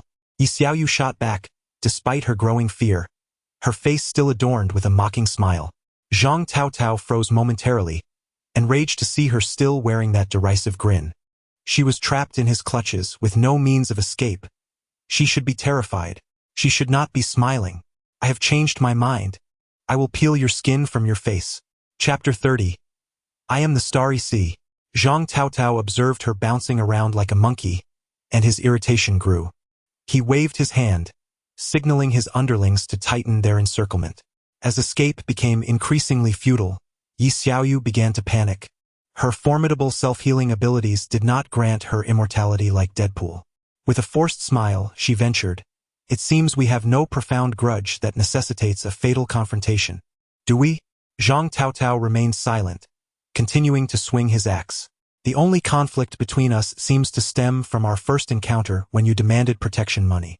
Still, he said nothing. "I merely gave you a beating. There's no need to kill me over it." At last, a satisfied grin appeared on Zhang Taotao's face. "Are you begging for mercy?" Reluctantly, Yi Xiaoyu gritted her teeth and admitted, "Yes." Zhang Taotao erupted in laughter upon hearing her reply, yet his axe still swung menacingly in her direction. Yi Xiaoyu quickly retreated 2 steps, the blade narrowly grazing her abdomen. "This bastard truly wishes for my demise." A cold sweat broke out on her brow. From any angle, she was justified. Retaliating against extortion was not wrong, nor was teaching a lesson to the one who harmed her friend. Yet why was this lunatic so intent on her death? "Are you puzzled as to why I covet your life?" Zhang Taotao began, his voice low. "Ha! Because I am the king here, the ruler of this domain. I aspire not only to reign here but also to become the sovereign of Long Kingdom, of the world. I am the protagonist." "You are the protagonist?" Yi Xiaoyu asked, bewildered. "Then what am I?" With another swing of the axe, she fled in haste. "And you?" Zhang Taotao recalled the humiliation of having been trampled by her, his eyes turning crimson with rage. "You dared to step on me. This is a disgrace. I have achieved my current status through bloodshed, and those who scorn my authority, like you, must be eradicated." Zhang Taotao's mental state had deteriorated. Yi Xiaoyu furrowed her brow, pursing her lips as she regarded him with a look of incredulity. This expression only provoked him further, prompting him to abandon his axe in favor of a punch. seeing that he had forsaken the axe. Yi Xiaoyu chose to engage him in a fistfight, confident in her own strength. However, her confidence waned swiftly. It felt as though her fist had struck an iron block. From the moment of impact, she realized she had lost. Zhang Taotao flashed a sinister smile before delivering a powerful kick to her abdomen, sending her sprawling. I forgot to mention, while searching for you, I also enhanced my abilities. I am now the world's first fourth-tier psychic. He advanced swiftly, delivering another heavy kick to her midsection while she was still on the ground. How does it feel? Are you struggling to breathe? Does it feel familiar? In that moment, Yi Xiaoyu regretted her earlier choices, lamenting that she should never have provoked a madman and wishing she had been ruthless enough to eliminate him when she had the chance. You once stood upon me with such arrogance. Zhang Taotao raised the axe high above his head, declaring, I shall sever your limbs and see if they regrow. Am I destined to perish? Who will come to my rescue? Yi Xiaoyu, in a state of sheer terror, squeezed her eyes shut. Ha ha ha! Amidst Zhang Taotao's sinister laughter, the axe plummeted swiftly through the air with a resounding whoosh. Clang! In that critical moment, a dagger enveloped in crimson energy whirled through the air, striking the side of the axe and diverting its deadly trajectory, causing it to crash harmlessly beside Yi Xiaoyu. Who dared? Zhang Taotao bellowed furiously at this sudden turn of events. Yi Xiaoyu abruptly opened her eyes. Seizing the opportunity while Zhang Taotao was momentarily distracted, she pushed against his leg, causing him to lose his balance and nearly topple. The spinning dagger soared into the crowd, prompting Zhang Taotao's lackeys to scatter, none wishing to be struck, thus creating an opening for Yi Xiaoyu to escape. Do not evade. Stop her. Zhang Taotao shouted at the top of his lungs, but it was too late. Yi Xiaoyu had already dashed after the whirling dagger. As the crowd parted, Zhang Taotao finally caught sight of the figure standing alone in the center of the street, surrounded by fallen zombies, having cleared the entire thoroughfare single-handedly. A gust of wind swept by, lifting the corners of the youth's garments, two sharp daggers floating beside him as he pointed a finger directly at Zhang Taotao. At last, Zhang Taotao recognized his face. You Xinghai! Xinghai! Yi Xiaoyu's voice trembled with emotion, having narrowly escaped the clutches of death. You Xinghai! Zhang Taotao gritted his teeth. This Yu Xinghai had never deigned to acknowledge him before. His subordinates attempted to pursue, but with a wave of his hand, Yu Xinghai sent the two daggers flying, forcing them back. One lackey, attempting to breach Yu Xinghai's defenses, was met with a swift strike from a dagger. Xinghai! Yi Xiaoyu rushed to Yu Xinghai's side, her face alight with the joy of survival. I owe you my life this time. Ah! Yu Xinghai turned to her, his expression dark. So you knew it was I who saved you. He extended a finger, poking her forehead. Weren't you so confident that you didn't need my help? Didn't you say to let the zombies hold them off? Didn't you disdain me for hindering your crystal collection? Why then, do you require my rescue? Ha! Yi Xiaoyu lowered her gaze, unable to meet his eyes, muttering, I didn't expect so many of them to come. Humph! Yu Xinghai scoffed coldly. Is that tone a form of affection? It is of no avail. Let me tell you, you ought to be grateful I thought of this. Amidst the crowd, Zhang Taotao's curses rang out, and he charged through the throng with reckless abandon. Yu Xinghai's gaze hardened as he commanded the three daggers to fly towards him. Such trifles are of no consequence to me. Zhang Taotao bellowed, wielding a fire axe as he plowed through, the daggers merely grazing his skin. What are you, a stone from a cesspit? He shouted at Yi Xiaoyu. Why are you still dawdling? Run. Thus, a fierce chase unfolded on the streets, with Yu Xinghai incessantly attempting to disturb Zhang Taotao with his dagger, yet to no avail. Instead, he found himself seized and the blade forcefully snapped. Damn it! Yu Xinghai exclaimed, his face a picture of disbelief, while simultaneously mourning the loss of his broken dagger. You owe me a new one, he declared to Yi Xiaoyu. Ahead, Yi Xiaoyu sprinted, desperately aiming for areas teeming with zombies, hoping they would impede Zhang Taotao's advance. However, the relentless Zhang Taotao barreled through the undead like a frenzied rhinoceros, sending them flying. Yet not all was in vain. While Taotao could forge a path with his formidable physique, his subordinates struggled to keep up. Consequently, the number of those able to match his pace dwindled. Throughout this ordeal, Yu Xinghai persisted in his attempts to harass Cao Cao with the dagger, until the moment Cao Cao nearly grasped the blade, prompting Yu Xinghai to abandon his antics and flee in earnest. Chapter 31. You two are truly affectionate. After sprinting several streets, Zhang Taotao continued his pursuit, but the good news was that the younger brother had already been shaken off. Continuing this chase was unsustainable. It seemed as if he was oblivious to fatigue. If this persisted, we would soon be unable to run any further. Yu Xinghai was already feeling the strain of exhaustion. Having reached the 4th tier, I felt that it was unlikely for just the two of us to prevail. There were several streets yet to traverse before we could reach home, and waiting for reinforcements seemed improbable. We risked being overtaken simply due to our fatigue. Yi Xiaoyu, being physically enhanced, still had some strength left, but Yu Xinghai did not share that advantage. All right then, scatter, Yi Xiaoyu shouted, causing the zombies that had intended to chase them to pause momentarily before gradually retreating. Oh, finally stopped running? Zhang Taotao laughed upon seeing them halt. Just now you had the numbers. Now it's just you alone. Who knows who will triumph? Zhang Taotao said nothing further and charged at Yi Xiaoyu, raising his axe menacingly. Seriously, aren't you going to engage in any idle chatter? Yu Xinghai exclaimed, noticing that Taotao had bypassed him entirely in his rush towards Yi Xiaoyu. Why waste words? I want to give you a chance. Zhang Taotao retorted, swinging his axe with vigor. Yu Xinghai quickly advanced, aiming his dagger at Taotao's back. Get lost, Taotao countered, swinging his robust arm like an iron rod, sending Yu Xinghai hurtling backward. Struggling to rise, Yu Xinghai coughed a few times, mentally chiding himself. I should have realized that I am merely a fragile marksman. I ought to engage from a distance. Thus, he maneuvered his dagger to harass Taotao. Annoying, like a swarm of flies, Taotao exclaimed, grabbing a dagger and forcefully snapping it. Damn it! Yu Xinghai clutched his heart in pain, only to see Taotao break another dagger.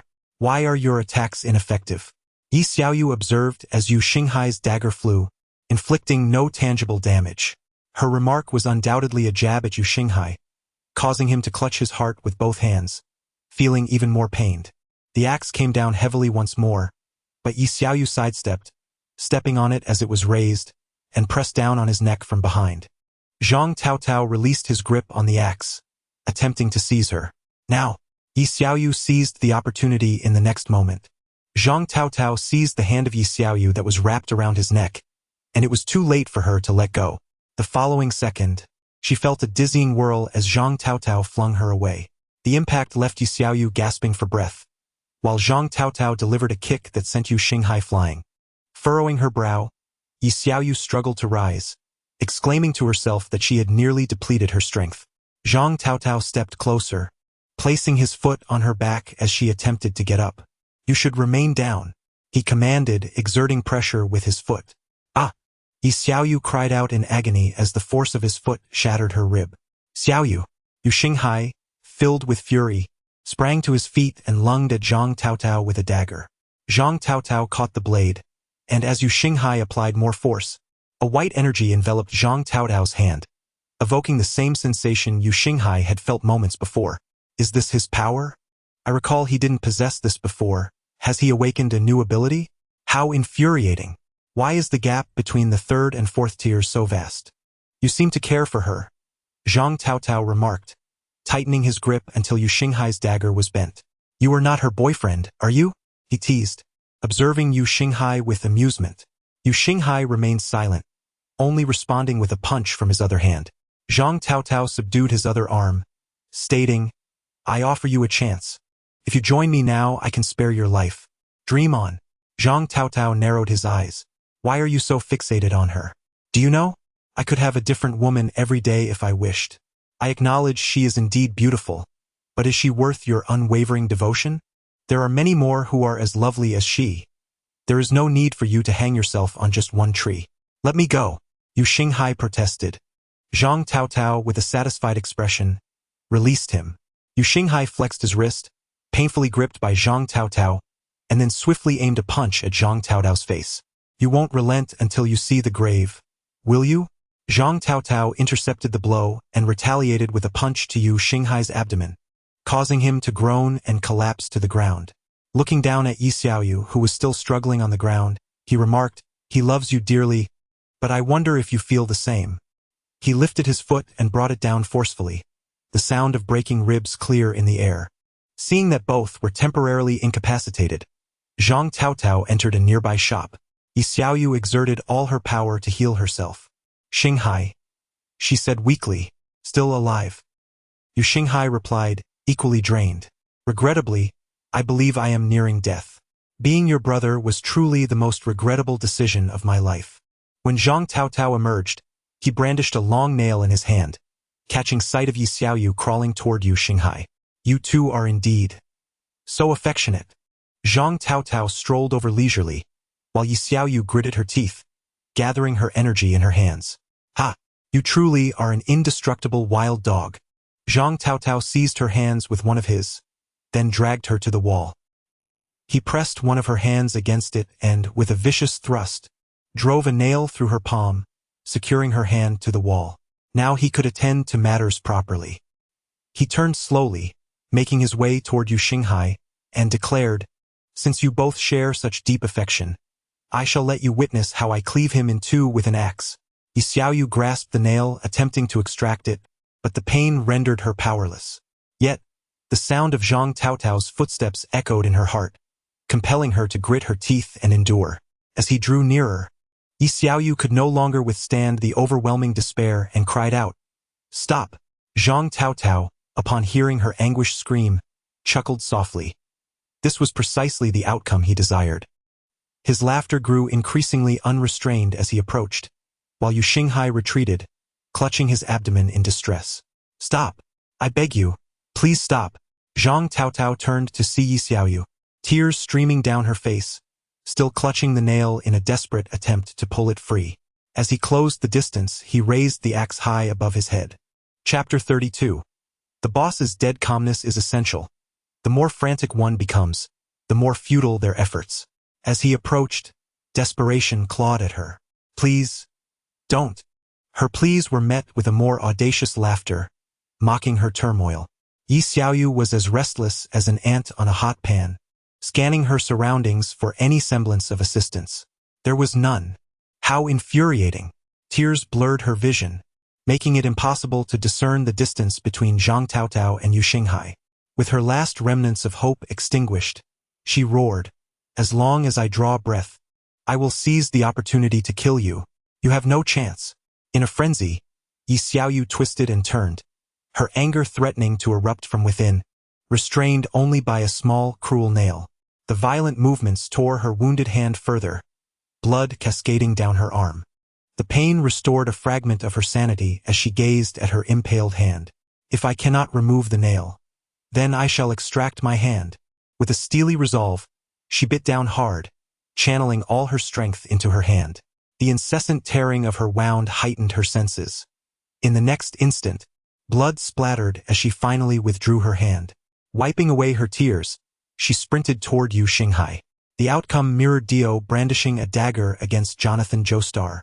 Yi Xiaoyu executed the Zhou family's singular act of teleportation, successfully placing herself before Yu Xinghai.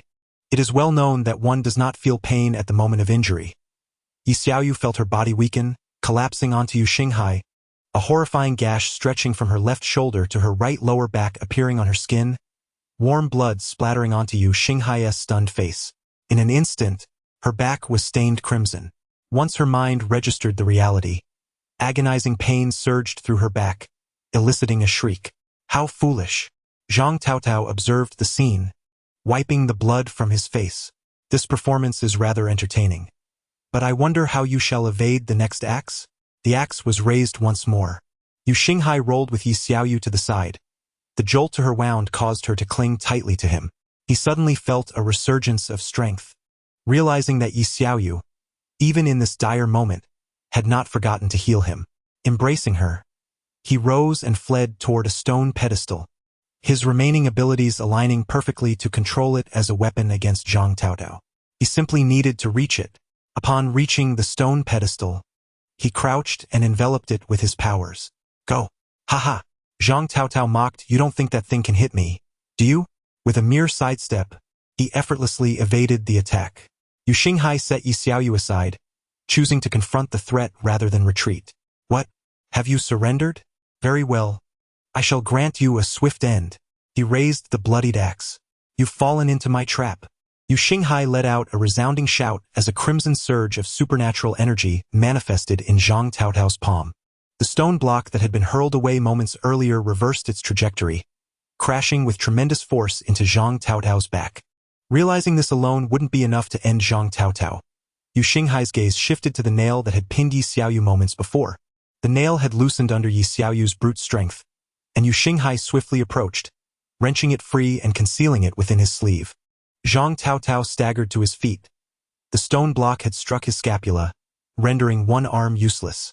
Yu Xinghai brandished the dagger, now warped from Zhang Taotao's grip, and thrust it toward his face once more. You idiot! The same trick won't work on me twice. Especially when your dagger failed the first time. Zhang Taotao seized the blade with his hand. You really love playing with knives. Huh? Watch me crush your hand along with. His words faltered as he caught the faint smirk curling Yu Xinghai's lips. Fooled you again. The nail hidden in Yu Xinghai's sleeve shot forth, embedding itself deep into Zhang Taotao's eye socket. Ah, you bastard! Zhang Taotao clutched his eye, howling in agony. My eye! Ah! I'll kill you! Yu Xinghai leaped, slamming his palm against the nail, driving it fully through. Zhang Taotao's screams ceased abruptly. The nail had pierced his brain. A fatal miscalculation on his part. Had it been a shorter nail, a psychic of his resilience might have survived with only the loss of an eye. Dizziness washed over Yu Xinghai, overexertion of his abilities. He stumbled toward Yi Xiaoyu, her grievous wound a harrowing sight. Xiaoyu! He called out, but she remained motionless. A dreadful thought seized him. Had she died? Swallowing hard, he nudged her gently. Still no response. With trembling fingers, he checked for breath. Relief flooded him. She was merely unconscious. Cradling her against him, he hoisted her up, mindful of the ghastly injury on her back. But within mere steps, footsteps echoed behind him. You've got to be kidding me. Yu Xinghai recognized them, Zhang Taotao's underlings. Without a backward glance, he bolted. Look, that's Boss Zhang. And those two. Boss, stop. The group split, some pursuing Yu Xinghai, others inspecting Zhang Taotao. Staring at their leader's lifeless body, the crowd stood frozen before murmurs erupted. The boss is dead. Chaos ensued. If the boss is gone, who takes over now? Me. I'm already tier 3. One roared. Screw you. So am I. Another lashed out with a kick. Shut the hell up. There are 4 tier 3s here. Why the yelling? You think you're fit to lead? Within moments, the gathering descended into brawling. On the other side, Yu Xinghai sprinted, carrying Xiaoyu on his back, the jolting motion aggravating her wounds and rousing her from a painful slumber. Xinghai, it hurts. Please go slower. Yi Xiaoyu murmured weakly. Just bear with it a little longer, we're almost there. The crowd behind them relentlessly pursued, and Yu Xinghai, unwilling to lead them to his home, endeavored to steer towards a denser throng of zombies. Suddenly, he sensed a chilling gaze fixated upon him, causing his blood to run cold in an instant. What on earth? Who dares to hunt me down? This aura is even more terrifying than Zhang Taotao. Before he could fathom the source of this ominous presence, a horde of zombies surged forth from all directions. Ha! The heavens are aiding me, with the talisman for evading the undead strapped to his back. Yu Xinghai plunged headlong into the mass of zombies without a hint of trepidation. The followers trailing behind him, having never encountered such a multitude of zombies, were engulfed in sheer panic as the street transformed into a moving tsunami of corpses, relentlessly crashing towards them. Damn it! It's a zombie tide! Run! The subordinates scrambled chaotically, each paralyzed by fear. Despite being surrounded by the undead, Yu Xinghai remained unperturbed, for these zombies instinctively parted to grant him passage. At last, he could slow his pace. But just as he began to relax, his heart sank once more. At the end of the street stood a red-haired beauty clad in a wine-red cheongsam. Could it be the madwoman who had once emerged from the morgue? Yu Xinghai took a few steps back, only to find a wall of zombies blocking his retreat. Though he had grown stronger, he still doubted his ability to confront her. Sister Moyun? Upon hearing Yi Xiaoyu call her name, Li Moyun instantly donned a warm and welcoming smile. However, As soon as Yi Xiaoyu uttered those words, she fainted, causing Li Moyun's expression to transform into one of icy coldness. "It seems you have not protected her well," she said in a soft voice, yet Yu Xinghai could discern her simmering anger. Chapter 33. The Super Invincible Cosmic Tyrannosaurus Warrior versus the Super Invincible Cosmic Emperor. This seems to be none of your business, right? Yu Xinghai said, forcing himself to speak. The gaze grew increasingly hostile. Yu Xinghai couldn't help but shudder, but he still whispered, "Don't come any closer. If you do, I won't hold back. Give her to me." Li Moyun stepped forward, ignoring him and simply extending her hand. "I will not hand her over to you," Yu Xinghai stubbornly declared. Li Moyun siket, her impatiyence evident. "The zombie you saw earlier was summoned by me." Yu Xinghai paused, contemplating why she would assist him. "What do you intend to do with her?" Li Moyun, finding his foolishness amusing, retorted, "I aim to heal her. If you don't give her to me, she will die. No need, I have a healer at home. TCH, had she not mentioned you were her friend, I would have killed you. That girl is in dire condition. Did you not see how close she is to death?" Only upon hearing this did Yu Xinghai turn to glance at Yi Xiaoyu, and his heart nearly stopped. She had turned pale from blood loss, her lips devoid of color, and she was barely clinging to life. "Carry her to the adjacent room," Li Moyun instructed before walking into the nearby house. With a swift motion, she kicked the door open and lifted Yi Xiaoyu from Yu Xinghai's back, striding into the room. Seeing this, Yu Xinghai instinctively moved to follow her inside. "Get out." Li Moyun barka. "Why? What are you going to do with her? Isn't healing supposed to require undressing?" Oh. As Li Moyun entered the room with Yi Xiaoyu, Yu Xinghai inquired, "How long will the healing take? You may go home now. I will keep her here. You cannot protect her." "But I..." Yu Xinghai fell silent. If Li Moyun meant no harm to Yi Xiaoyu, leaving her in her care might not be such a bad idea. "Yet, are you certain you won't hurt her? Why would I harm her? Rest assured, if she wishes to return, I will let her go." "All right then." It was not that Yu Xinghai was unwilling to fight for her, but his powers were completely drained, leaving him devoid of confidence. Nevertheless, he turned back repeatedly.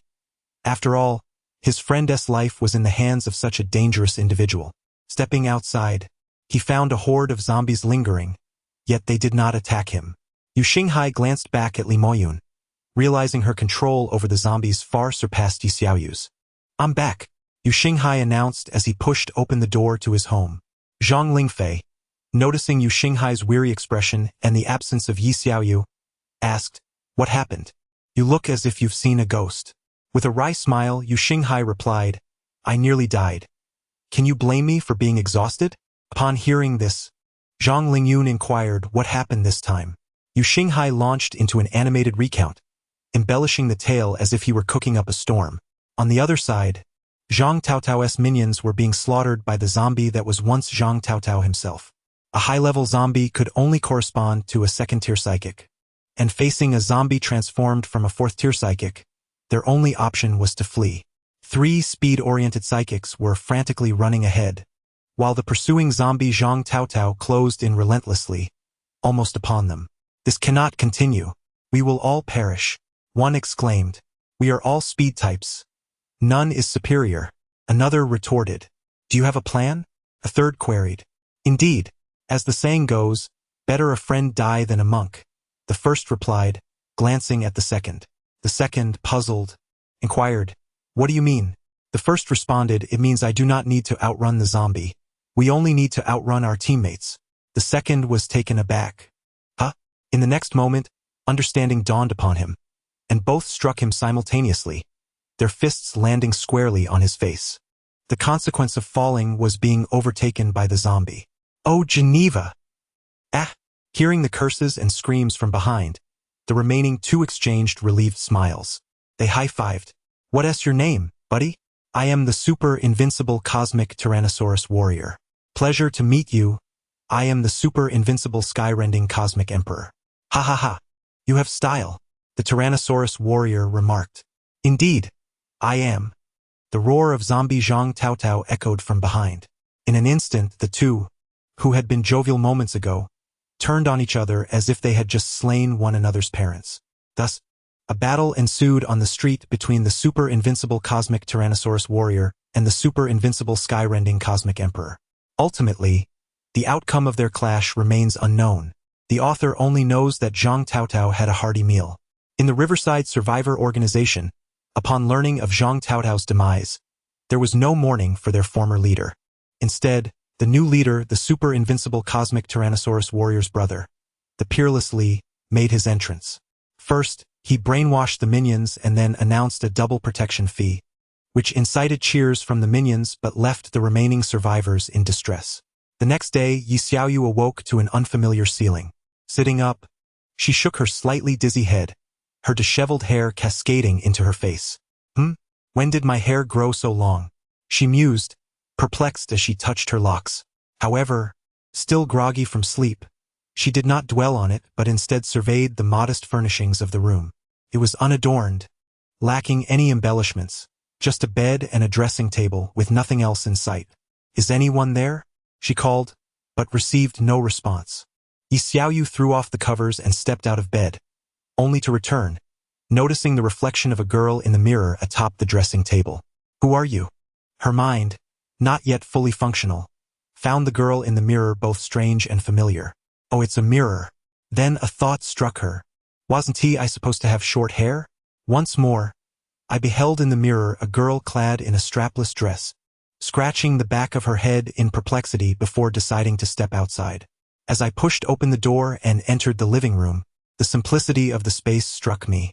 On the table lay a note inscribed with the words, "Do not go out, wait here."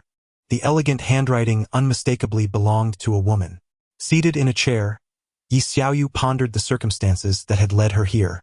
It seemed she had sustained an injury and was subsequently carried by Yu Xinghai, and then she vaguely recalled encountering Li Maoyun. Where, then, was Yu Xinghai? After a brief interval of waiting, Li Maoyun entered the room, several shopping bags in hand. Upon seeing Yi Xiaoyu seated, a radiant smile spread across her face. "You're awake?" "Yes," came the reply. Li Maoyun pulled her back into the room, setting down the shopping bags and retrieving a qipao of the same style as the one Yi Xiaoyu wore, presenting it before her.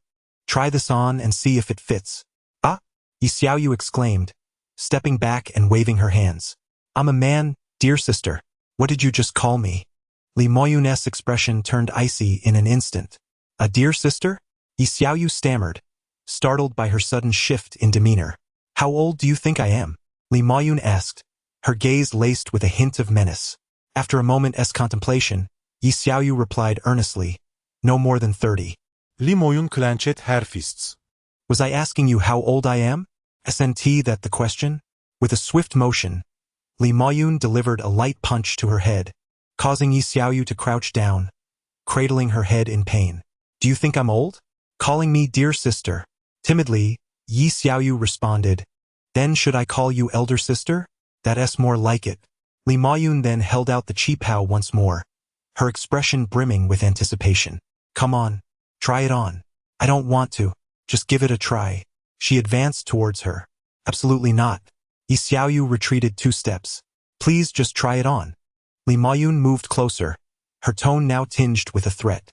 "Yamagoro!"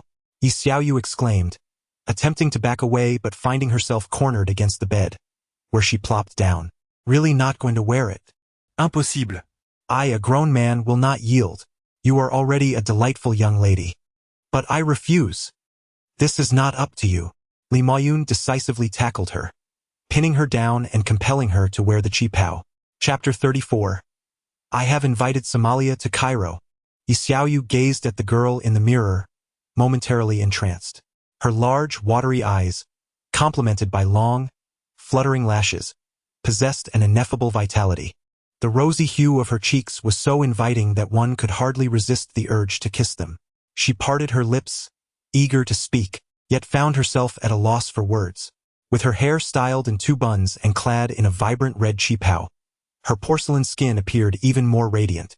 Xiaoyu looked up at Li Maoyun and inquired, "Why must it be bright red? It feels as festive as the new year." "Who says red is only for the new year? Is it not suitable to wear it now? Is it pleasing to the eye? What do you think of my craftsmanship?" She merely cast a fleeting glance, hesitant to look too long, fearing she might fall in love with this version of herself. After all, this delicate, ancient beauty was utterly irresistible to Yi Xiaoyu. It looks quite lovely. What about my previous attire? Disposed of? Why, have you forgotten that you were nearly slain by a knife? Yi Xiaoyu certainly had not forgotten, yet she recalled being carried by Yu Xinghai, so she queried, "Where has Yu Xinghai gone?" "He has returned home." "Ah? He simply abandoned me here? What? You think this place is undesirable?" No, no. "It's just that my friends are still waiting for me to return home." "Do you long to go back?" "Indeed." Li Moyun sighed, her voice tinged with resignation. "Am I truly so dull that I cannot keep you here for even a moment? It is merely that my friends are there. I must return." Li Moyun fell silent, moving to the windowsill to gaze outside, brooding. Seeing her like this made Xiaoyu feel a twinge of guilt. However, if she did not return, her friends would undoubtedly be saddened. Yet, a thought crossed her mind. With Li Moyun's formidable strength, having her on her side would be advantageous. As she approached Li Moyun, eager to speak, she heard her say, "I will not go to your place, nor should you expect me to come to your rescue." Li Moyun turned. "I sense that your life hangs by a thread, but I may not reach you in time." She stepped closer to Yi Xiaoyu, gently caressing her face. "If you wish to leave, then go. Is it truly permissible?" Yi Xiaoyu asked hesitantly. "I have never intended to confine you." "Well, I shall take my leave then." Just as she took a few steps away, Li Moyun called out to her, "What is our relationship to you?" Yi Xiaoyu pondered briefly before replying, "Friends, sisters, and saviors." "Is that all?" Li Moyun's tone was tinged with disappointment, for she did not hear the response she desired. Yi Xiaoyu struggled to recall if there was anything she had omitted. Seeing her at a loss, Li Moyun posed another question. "As your savior, do you not wish to show any gratitude?" This. Suddenly, Yi Xiaoyu remembered she had a few crystals on her person, though they might not hold much value to the other party. This was, however, the most precious thing she possessed. She reached for her pocket, only to realize that her crystals were in the clothes she had previously discarded, and her current qipao had no pockets. "I certainly do not want such worthless crystals." Understanding the thoughts swirling in Yi Xiaoyu's mind, Li Moyun pulled her close, their faces nearly touching. "Kiss me," Li Moyun stated, laying down her condition. "Isn't that a bit inappropriate?" "It seems like I'm the one being taken advantage of here," Yi Xiaoyu replied, a rich fragrance enveloping her. The scent bore an unexpected intensity that left her puzzled. Just then, Li Moyun leaned in and pressed her lips against Yi Xiaoyu's, causing her eyes to widen and her mind to momentarily freeze. After what felt like an eternity, it was only when Yi Xiaoyu, gasping for breath, pushed her away that Li Moyun reluctantly released her. Once free, Yi Xiaoyu's legs buckled, and she sank to the ground, breathing heavily, her face flushed with embarrassment. In her mind, she grumbled, "What the heck? Turns out I'm the one being taken advantage of." Li Moyun chuckled and said, "All right, I'm satisfied now. You should hurry and leave." Yi Xiaoyu fled as if granted a reprieve. "You're quite shy," Li Moyun remarked, watching her retreating figure. "One day, I will pin you down on the bed and have my way with you." Not far from the house, Yi Xiaoyu found herself bewildered on an unfamiliar street. Where's my home again? As a freshman, she had only just arrived and was still unfamiliar with most routes. Glancing down at her qipao, she dreaded the thought of returning home in such attire, fearing social embarrassment. Steeling herself, she made her way back to Li Moyun's residence. "Hey, why are you back?" Li Moyun asked, surprised. "Well," Yi Xiaoyu replied awkwardly, "I don't know the way, and I'd be laughed at for going home like this." "Ha ha ha." Li Moyun laughed heartily, only stopping after a while to say, "You should be grateful I've been to your home before. Besides, you look adorable. Who would dare mock you?" However, Li Moyun's tone shifted as she approached. "I wasn't satisfied before. Bear with me, we shall continue." "Ah?" Yi Xiaoyu attempted to escape, but Li Moyun cornered her against the wall, leaving her with no option but to shout in despair, "I have a date with Somalia in Cairo." Standing alone at the door, Yi Xiaoyu realized that after Li Moyun had escorted her home, she was now left by herself. As she reached for the doorknob, her hand recoiled. The reason was simple.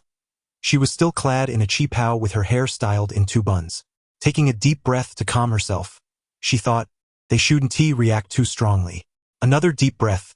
She grasped the doorknob and prepared to turn it. But, damn, I can't do it. The mere thought of being seen in her current outfit made her cheeks burn. Maybe I should find some clothes that suit me at the clothing store. Yes, that's a splendid idea. Turning around to head downstairs, she spotted Lee Ma-yun watching her from a distance. I am simply feeling quite warm and wish to step outside for a breath of fresh air. Lee Ma-yun rolled her eyes and said with annoyance, do you think I am unaware of your thoughts? Go back inside this instant. Reluctantly, Yi Xiaoyu returned to the door, still wavering in her decision. Ultimately, she resolved to open the door, placing her hand on the doorknob. Oh, the door swung open not by her doing. Startled, Yi Xiaoyu quickly withdrew her hand and turned away, feigning the demeanor of a passerby. The one who opened the door was Zhang Lingfei, who was carrying a bag of trash and heading downstairs to dispose of it. Upon noticing a woman standing at the entrance, he paused for a moment, then felt that the silhouette appeared quite familiar. Sister Xiaoyu? He tentatively called out. Chapter 35. She was forced. Oh my! Could it be that despite my attire, I can still be recognized at a glance? What should I do? He has already called out to me. Should I turn around? Is that you, Xiaoyu? Zhang Lingfei tentatively inquired once more. So it was merely a test. I thought he had recognized me instantly. In a moment of impulsive folly, she uttered, no realizing she had inadvertently spoken. Yi Xiaoyu hastily covered her mouth. Huh? Upon hearing that voice, Zhang Lingfei immediately confirmed that she was indeed Yi Xiaoyu, but her response seemed somewhat, well, foolish. Thus he remarked, are you playing with me? Seeing that escape was no longer an option, she could only turn around, her face flushed. Once she observed him clearly, Zhang Lingfei found himself momentarily stunned. Radiant eyes, pearly teeth, skin as fair as jade. An array of exquisite descriptors flooded his mind. Xiaoyu, you are truly beautiful. With a soft thud, the trash in Zhang Lingfei's hand fell to the ground, jolting him back to reality. Realizing his lapse in composure, he quickly picked up the trash and said, I apologize. I didn't expect you to look so lovely in a qipao. I was momentarily entranced. I must dispose of this, the others are inside. Without a backward glance, he hurried down the stairs. Yi Xiaoyu was momentarily taken aback. She hadn't anticipated that her appearance could wield such power. Observing Zhang Lingfei's reaction instilled a newfound confidence within her, prompting her to walk into the room with her head held high. As she entered, all eyes gravitated towards her. Yet Yi Xiaoyu's confidence began to wane, a blush returning to her cheeks. Yu Xinghai, witnessing Yi Xiaoyu's transformation, was struck by her beauty, suddenly recalling her past as a man, and promptly lowered his head to stifle his laughter. Upon seeing Yu Xinghai suppressing his mirth, Yi Xiaoyu's face reddened further. It was Shi Yu who first regained her composure, rushing to Yi Xiaoyu's side and exclaiming, Sister Xiaoyu, you look stunning. In the past, your attire was rather masculine. From a distance, it was hard to distinguish your gender. I always thought you were wasting your beauty, but now it seems. You have awakened? Zhang Lingyun also realized his unintentional lapse and cleared his throat awkwardly.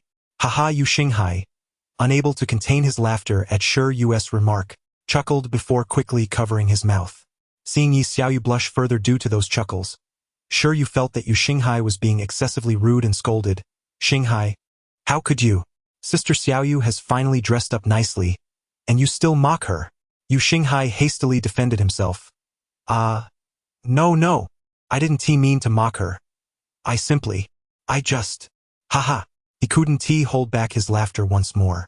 Shi Yu's gaze turned increasingly disapproving. She truly felt that Yu Xinghai was being unreasonable. No, I really didn't. After pondering for a long while without finding the right words, Yu Xinghai decided to simply admit, all right, I was indeed laughing at her. Now, even Zhang Lingyun looked at him in confusion. Please, don't rush. Let me explain. Haha. As Yu Xinghai contemplated his forthcoming words, he could not suppress a fit of laughter. Taking a deep breath to steady his emotions, he began, you see, I have known Xiaoyu for nearly 8 years, and I am profoundly familiar with her. Throughout this time, She has never donned women's attire nor expressed any desire to do so. She has always been a rather masculine girl, and should you suggest she wear feminine clothing, she would most certainly refuse. Haha. Therefore, haha. Her current appearance must surely be the result of coercion. After finishing, he could no longer contain himself and collapsed onto the table, laughing heartily. What? Xiu could hardly believe it and turned to Yi Xiaoyu, asking, have you truly never worn women's clothing before? Are you really being forced into this? With a flushed face, Yi Xiaoyu nodded. Xiu erupted into laughter. Yi Xiaoyu frowned at her. Even you are mocking me. But really, who could compel you to do something you do not wish to? Surely it cannot be that they took advantage of your injury to do so? Though reluctant to admit it, the circumstances left no room for evasion. It was done while I was fully recovered. Then why did you not resist? Couldn't fight back. Upon hearing this humble admission, Xiu's imagination conjured an amusing image of Xiaoyu being compelled to wear a qipao, which only made her laugh harder.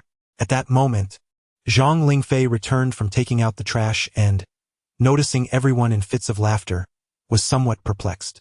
What is going on? What is so funny? Oh, this, Yu Xinghai said, slinging an arm around his shoulder. Let me tell you. Don't say a word. Yi Xiaoyu interrupted, eager to keep Zhang Lingfei in the dark. She did not wish for everyone to ridicule her.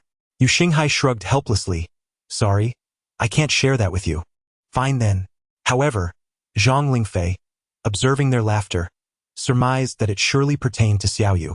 I'm going to change my clothes, Yi Xiaoyu announced. Upon hearing this, Xiu quickly suppressed her laughter and stepped in front of Xiaoyu, saying, Oh, please don't. Look how beautiful you are right now. Why would you want to change? Besides, isn't it perfectly normal for a girl to wear this kind of outfit? Why do you resist so? It's just more comfortable in my old clothes. Ye Xiaoyu replied. Oh, just keep wearing this. Xiu pleaded, clinging to her arm. All right. Zhang Lingyun interjected, addressing Xiu. If she doesn't tea like this, let her change. We can't force her, can we? Fine. Xiu reluctantly released her grip but still remarked to Yi Xiaoyu. You truly look stunning in that. Yet, Yi Xiaoyu proceeded into her room.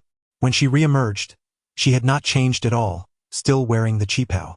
Has Sister Xiaoyu come to a realization? Xiu exclaimed with excitement. Yu Xinghai, however, wore a puzzled expression, wondering how it was that she had so readily embraced femininity. No.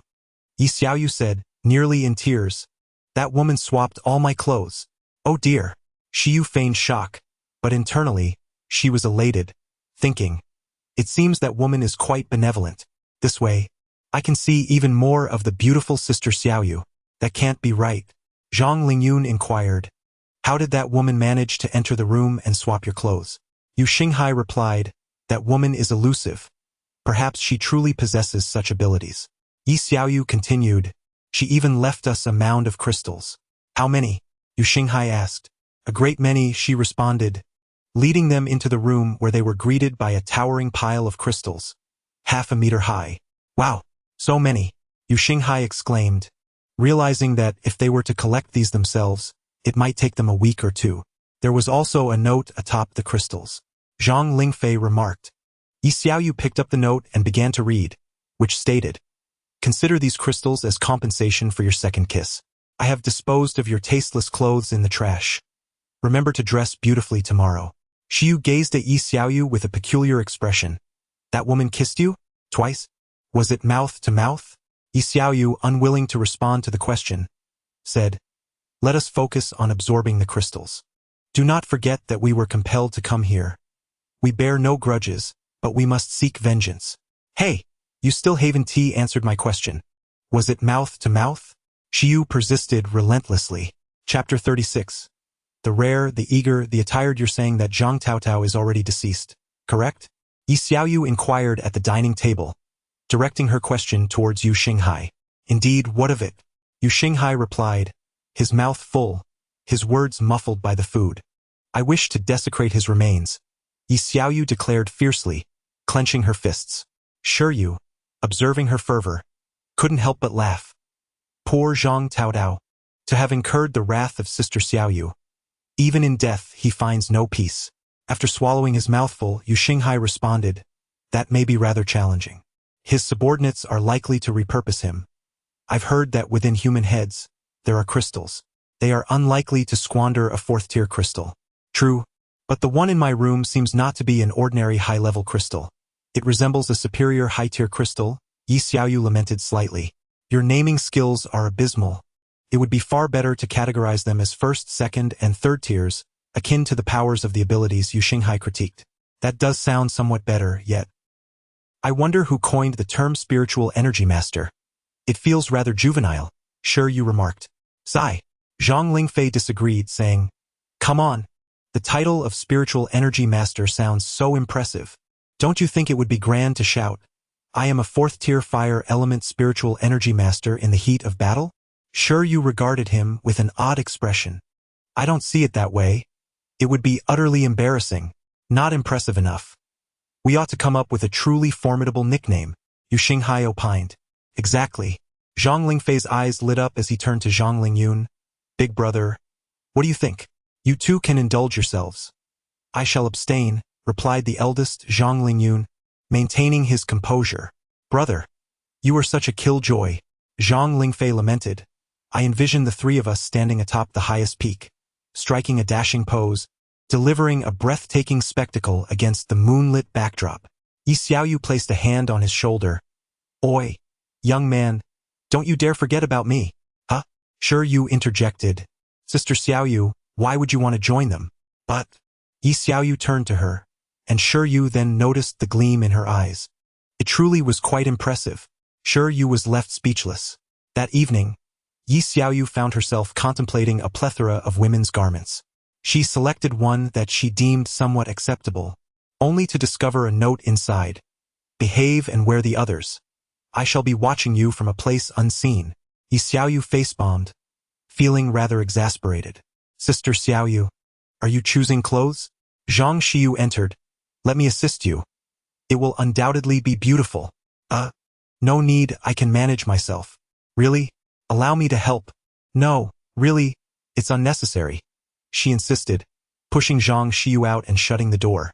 Hey, are you sure you don't need assistance? Absolutely not. Turning back, she resumed her search for clothing, only to stumble upon a bikini. Yi Xiaoyu stared at the bikini, feeling as if it were a mockery from Li Moyun. Oh dear, how am I supposed to dress? After pondering for quite some time, I decided to close my eyes and randomly grab an outfit, only to end up with a bikini. Let's disregard that and try again. This time, I managed to procure a rather conventional attire, a black sailor suit. It seems to suit my current self quite well. No, wait, how could I entertain such a thought? That's unacceptable. However, as I glanced at the garment in my hands, my mind involuntarily conjured an image of myself donning this outfit. Quite lovely, indeed. Let us treat this as a game. I have chosen a female character, and now I must dress her appropriately. Yes, that's precisely it. After all, it is entirely normal for a man to have an appreciation for women. Indeed, it is certainly not my desire to wear it. I'm merely adorning a female character I admire. With this resolve, I stepped out with my head held high. Has Sister Xiaoyu finished preparing? Upon seeing Yi Xiaoyu emerge, Xiyu approached, inquiring, What are you wearing? Let me see. Wow, a sailor suit. I've been eagerly anticipating Sister Xiaoyu's appearance. Yuxinghai, hearing Shiyu's remark from within the room, immediately peeked out to catch a glimpse. What are you looking at? Zhang Lingfei asked upon noticing Yuxinghai's curious head. Sister Xiaoyu is going to wear a sailor suit, Yuxinghai replied. Oh, Zhang Lingfei also leaned out to take a look. Yi Xiaoyu observed the 2 of them peering intently at her, feeling somewhat speechless. Of course, in the past, she would have been one of those peeking. Entering the bathroom, she shed her garments. Yi Xiaoyu leaned against the sink, panting heavily. Why, after a month, does she still blush from simply taking a shower? After hastily finishing her bath, she pushed the door open to find everyone in the living room, except for Zhang Lingyun, looking at her as she emerged. Why are you all looking at me like that? Because it's rare and fascinating, Yuxinghai remarked, raising an eyebrow. Where more? Same here. Xiyu and Lingfei echoed in agreement. The following day, as everyone packed their belongings to return to the riverside, Yi Xiaoyu suggested they visit the spot where Zhang Taotao had perished. Perhaps they might uncover something. Upon arriving, they discovered that Zhang Taotao's body had indeed vanished. I told you so, Yuxinghai stated. Perhaps he has transformed into a zombie? You know full well that one does not become a zombie unless killed by one. But what if a zombie bit him? Zombies do not consume the deceased. Oh dear, can't you give me a glimmer of hope? I've yet to even see a fourth-tier crystal. However, after walking for a short while, they encountered zombie Zhang Taotao, aimlessly wandering with an axe in hand.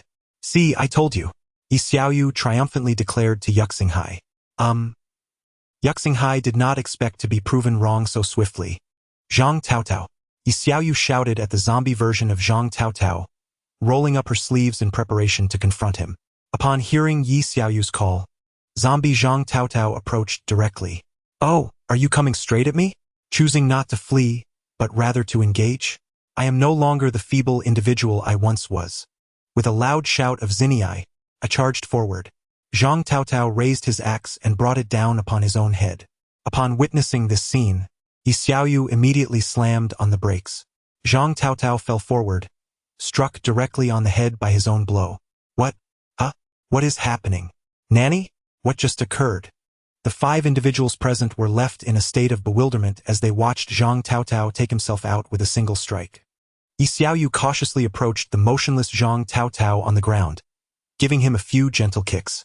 Noticing his lack of response, she proceeded to pull the axe from his head. He is cold, utterly cold, Yi Xiaoyu remarked. So why did he strike himself with the axe? Yuxinghai inquired. He must have been frightened to death by my overwhelming presence. Yi Xiaoyu replied with a chuckle. This was merely a minor incident on our journey. Once the crystal was retrieved, we continued on our way. Chapter 37. After my bath, I resemble Peng Yuan miraculously. Their previous residence remained unoccupied, and its contents were largely untouched. I had previously believed that my home's location was highly sought after. Yi Xiaoyu set down her belongings and stepped outside to take a look, but it appeared there were new neighbors. After Yuxinghai placed his items down, he pulled up a chair to sit, noting that all of us now possessed 4th-tier abilities, with plenty of 3rd-tier crystals still available. Thus, we need not venture outside to hunt zombies for the time being. Zhang Lingyun, after inventorying our supplies, remarked that it was still necessary to go out, as our provisions were becoming insufficient. Yi Xiaoyu pondered this and concluded that, for the moment, everything nearby had been thoroughly scavenged, with the exception of the central area which still held some resources. Continuing in this manner was not a viable strategy. Eventually, the supplies in this small county would be entirely depleted. Presently, the survivors were merely wary of one another, occasionally resorting to petty tricks, and aside from the likes of Zhang Taotao, few would resort to murder, as Yuxinghai pointed out. I can already envision the madness that will ensue when resources run low, Zhang Lingfei mused, his words laced with excitement. Upon hearing this, everyone fell silent. Indeed, resources are finite. Relying solely on fishing will not suffice. When supplies become scarce, one can only imagine the desperate actions individuals might take. Yi Xiaoyu, troubled by the predicament, exclaimed, "Oh, what is there to ponder? We shall simply leave for another place."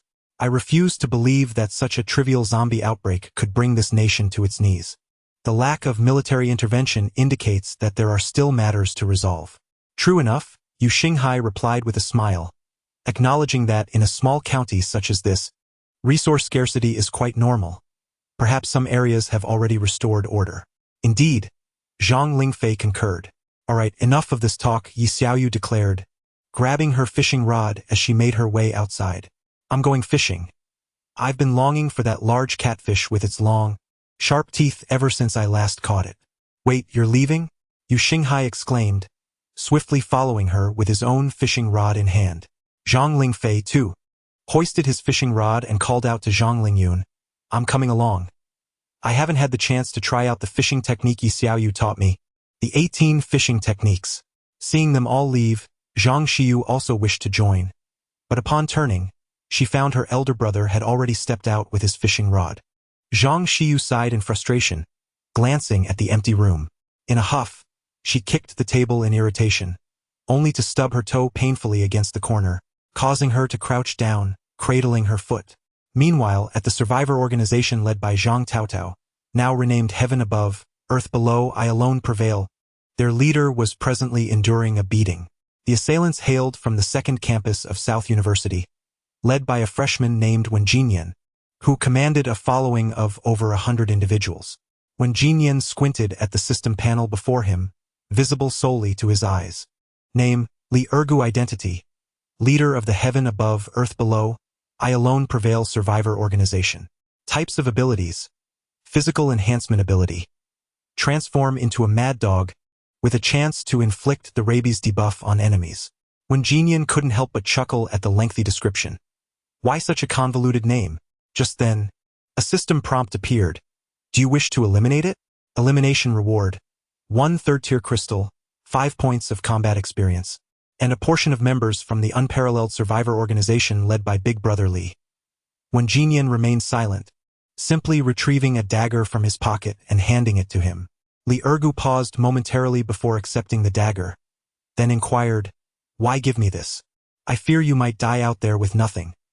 "Take this dagger and leave," Wen Jinyan replied, his expression impassive, deliberately turning his back to him. Li Ergu hesitated for a moment, ultimately choosing to launch an attack, convinced that Wen Jinyan would not truly let him go. In an instant, Wen Jinyan spun around, seizing his wrist. "You initiated this." Simultaneously, he commanded in his mind, "System, execute the kill." System, acknowledged. Target's health is below 15%. Execution is permissible. In the blink of an eye, Li Ergu collapsed without warning, lifeless on the ground. Wen Jinyan instructed his companions to extract and clean the crystal. Moments later, he grasped the crystal and absorbed it. System, absorbed 1 third-tier crystal, gaining 300 points. Current points, 2,100. When Jinyan sighed, he needed 4 more third-tier crystals to ascend to 4th tier. Yet, third-tier zombies had yet to appear. Killing was inevitable. One couldn't just slaughter indiscriminately like a madman. Feeling rather bored, Wen Jinyan perused his attributes.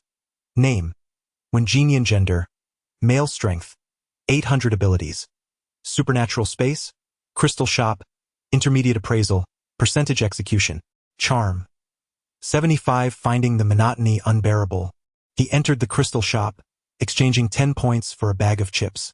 Just then, a subordinate burst through the door and approached Wen Jinyan. "Boss Wen, we've discovered the campus belle from South University's 1st District. She is also in the Yangtze River area, not far from here." Wen Jinyan sprang from his bed, gripping the subordinate's shoulders and shaking him excitedly. "Is she alone now? Has anyone else been seen with her?" The subordinate, dizzy from the shaking, stammered, Boss, she hasn't been seen with anyone else for the time being." Wen Jinyan's heart soared with joy. Ha ha ha! In this world overrun by zombies, a delicate girl like her must be struggling to survive. All he needed to do was demonstrate his supreme power, and she would surely be captivated by him. In no time, she would love him to the ends of the earth. Noticing his boss's fixation on the news of the campus belle, the subordinate cautioned, "But boss, consider that a fragile girl like her has survived this long. She must either be relying on her body or have powerful connections. Otherwise, how could she endure? Our 2nd District's campus belle has already fallen." Ah! Upon hearing this, Wen Jinyan instantly became irate. As a devoted otaku who had finally developed an affection for a real-world beauty, he could not tolerate anyone disparaging her. He turned to his subordinate and reprimanded him sternly. "I will not permit you to defame my goddess. She could never commit such actions. She is my one and only goddess." The subordinate, oblivious to the gravity of the situation, retorted, "I recall you once claimed that your goddess was someone named Yi Xiaoyu?" When Jinyan seized him by the collar, declaring, "How could a distinguished man like me settle for just one woman?"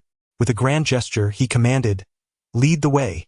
Meanwhile, on the other side, Yi Xiaoyu and her 3 companions were fishing side by side, engaged in casual conversation while waiting for a bite. Zhang Lingfei inquired, "By the way, Xiaoyu, you are from the 2nd campus of Nanda, right?"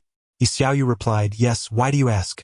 Zhang Lingfei continued, "I previously saw the campus belle from your school, and while I thought little of it then, reflecting on it now, she pales in comparison to you. So why aren't you the belle? Yi Xiao responded, I used to lack fashion sense, which made me appear rather ordinary. Zhang Lingfei countered, that doesn't seem right. My sister doesn't pay much attention to her appearance, yet she remains the belle. Yu Xinghai interjected, wait, you say your sister is the belle? I recall she is from the first campus of Nanda. No wonder I felt a sense of familiarity when I first saw her. Zhang Lingfei boasted, honestly, I'm not too shabby either. If I were at Nanda, I would undoubtedly be the campus heartthrob. Yu Xinghai rolled his eyes. Do you know why there is no campus heartthrob? Zhang Lingfei asked. Why not?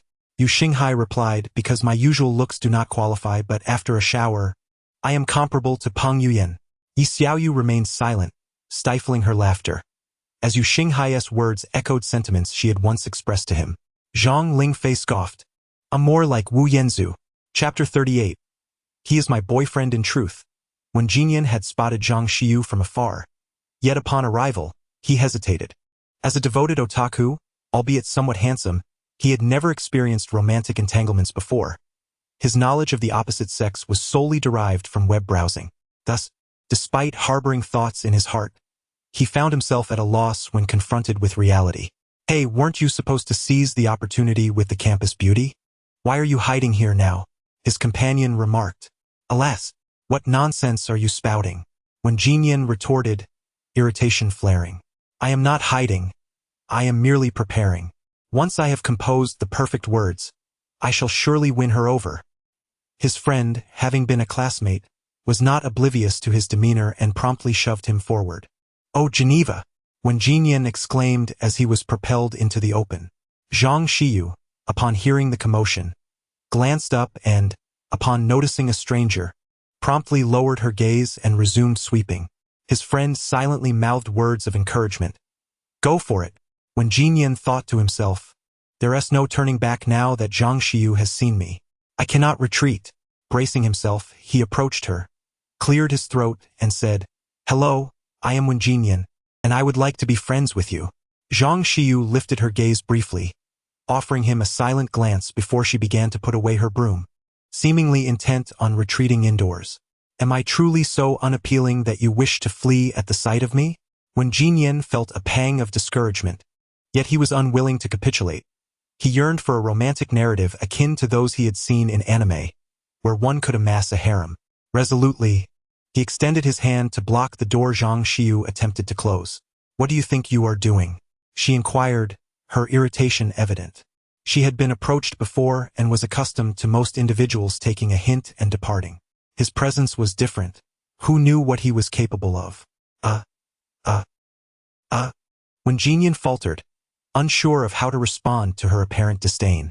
Seeing his discomfort, Zhang Xiu softened slightly, sensing he did not seem like a troublemaker. What brings you to me? She asked. I wish to be friends with you, he stammered. Why do you want to be friends with me? She probed.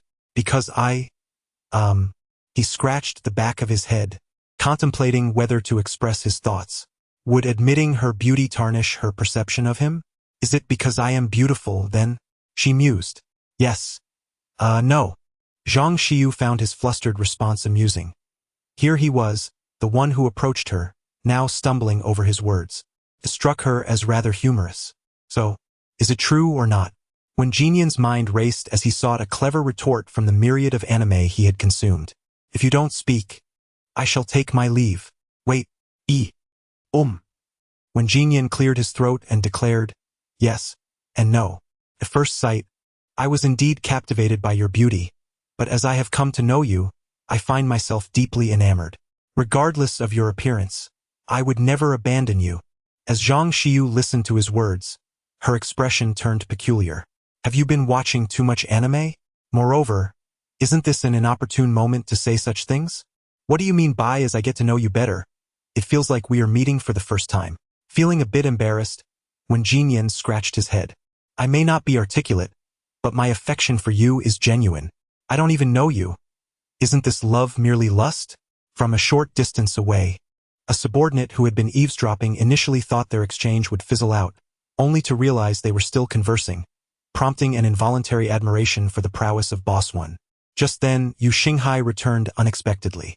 Having broken his fishing rod, he came back to fetch a new one and spotted Zhang Xiyu conversing with a stranger. Curiously, he approached and inquired, "Xiyu, who is he?" Upon seeing Yu Xinghai, an insidious thought flickered in Zhang Xiyu's mind.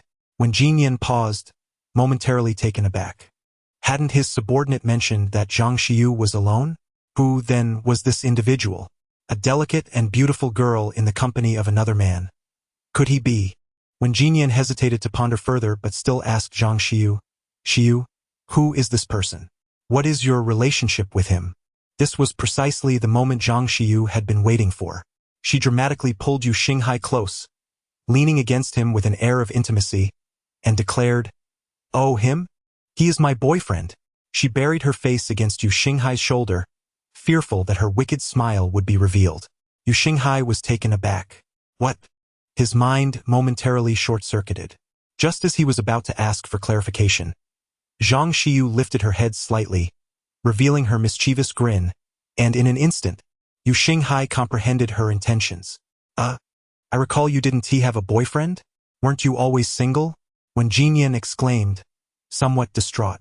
Feigning shyness, Zhang Xiyu replied, "That was during the zombie outbreak when he saved me, and I fell for him." Thus, she had acquired a boyfriend amidst the chaos of the zombies, implying that her affection stemmed from his ability to ensure her safety.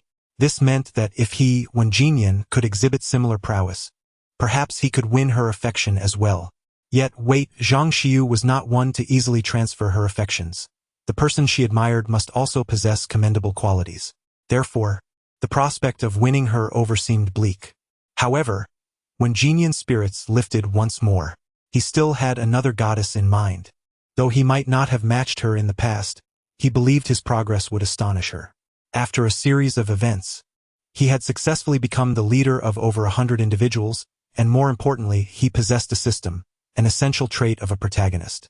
For a protagonist like him, only someone as exceptional as Yi Xiaoyu could keep pace with him.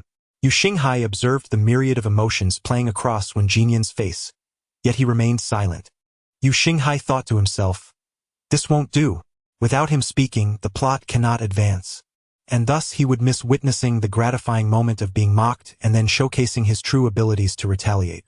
Although he found such face-slapping narratives in novels to be rather senseless, the thrill of it was undeniably exhilarating. How could any man possibly refuse this? In order to advance the narrative, he deliberately spoke with an air of arrogance.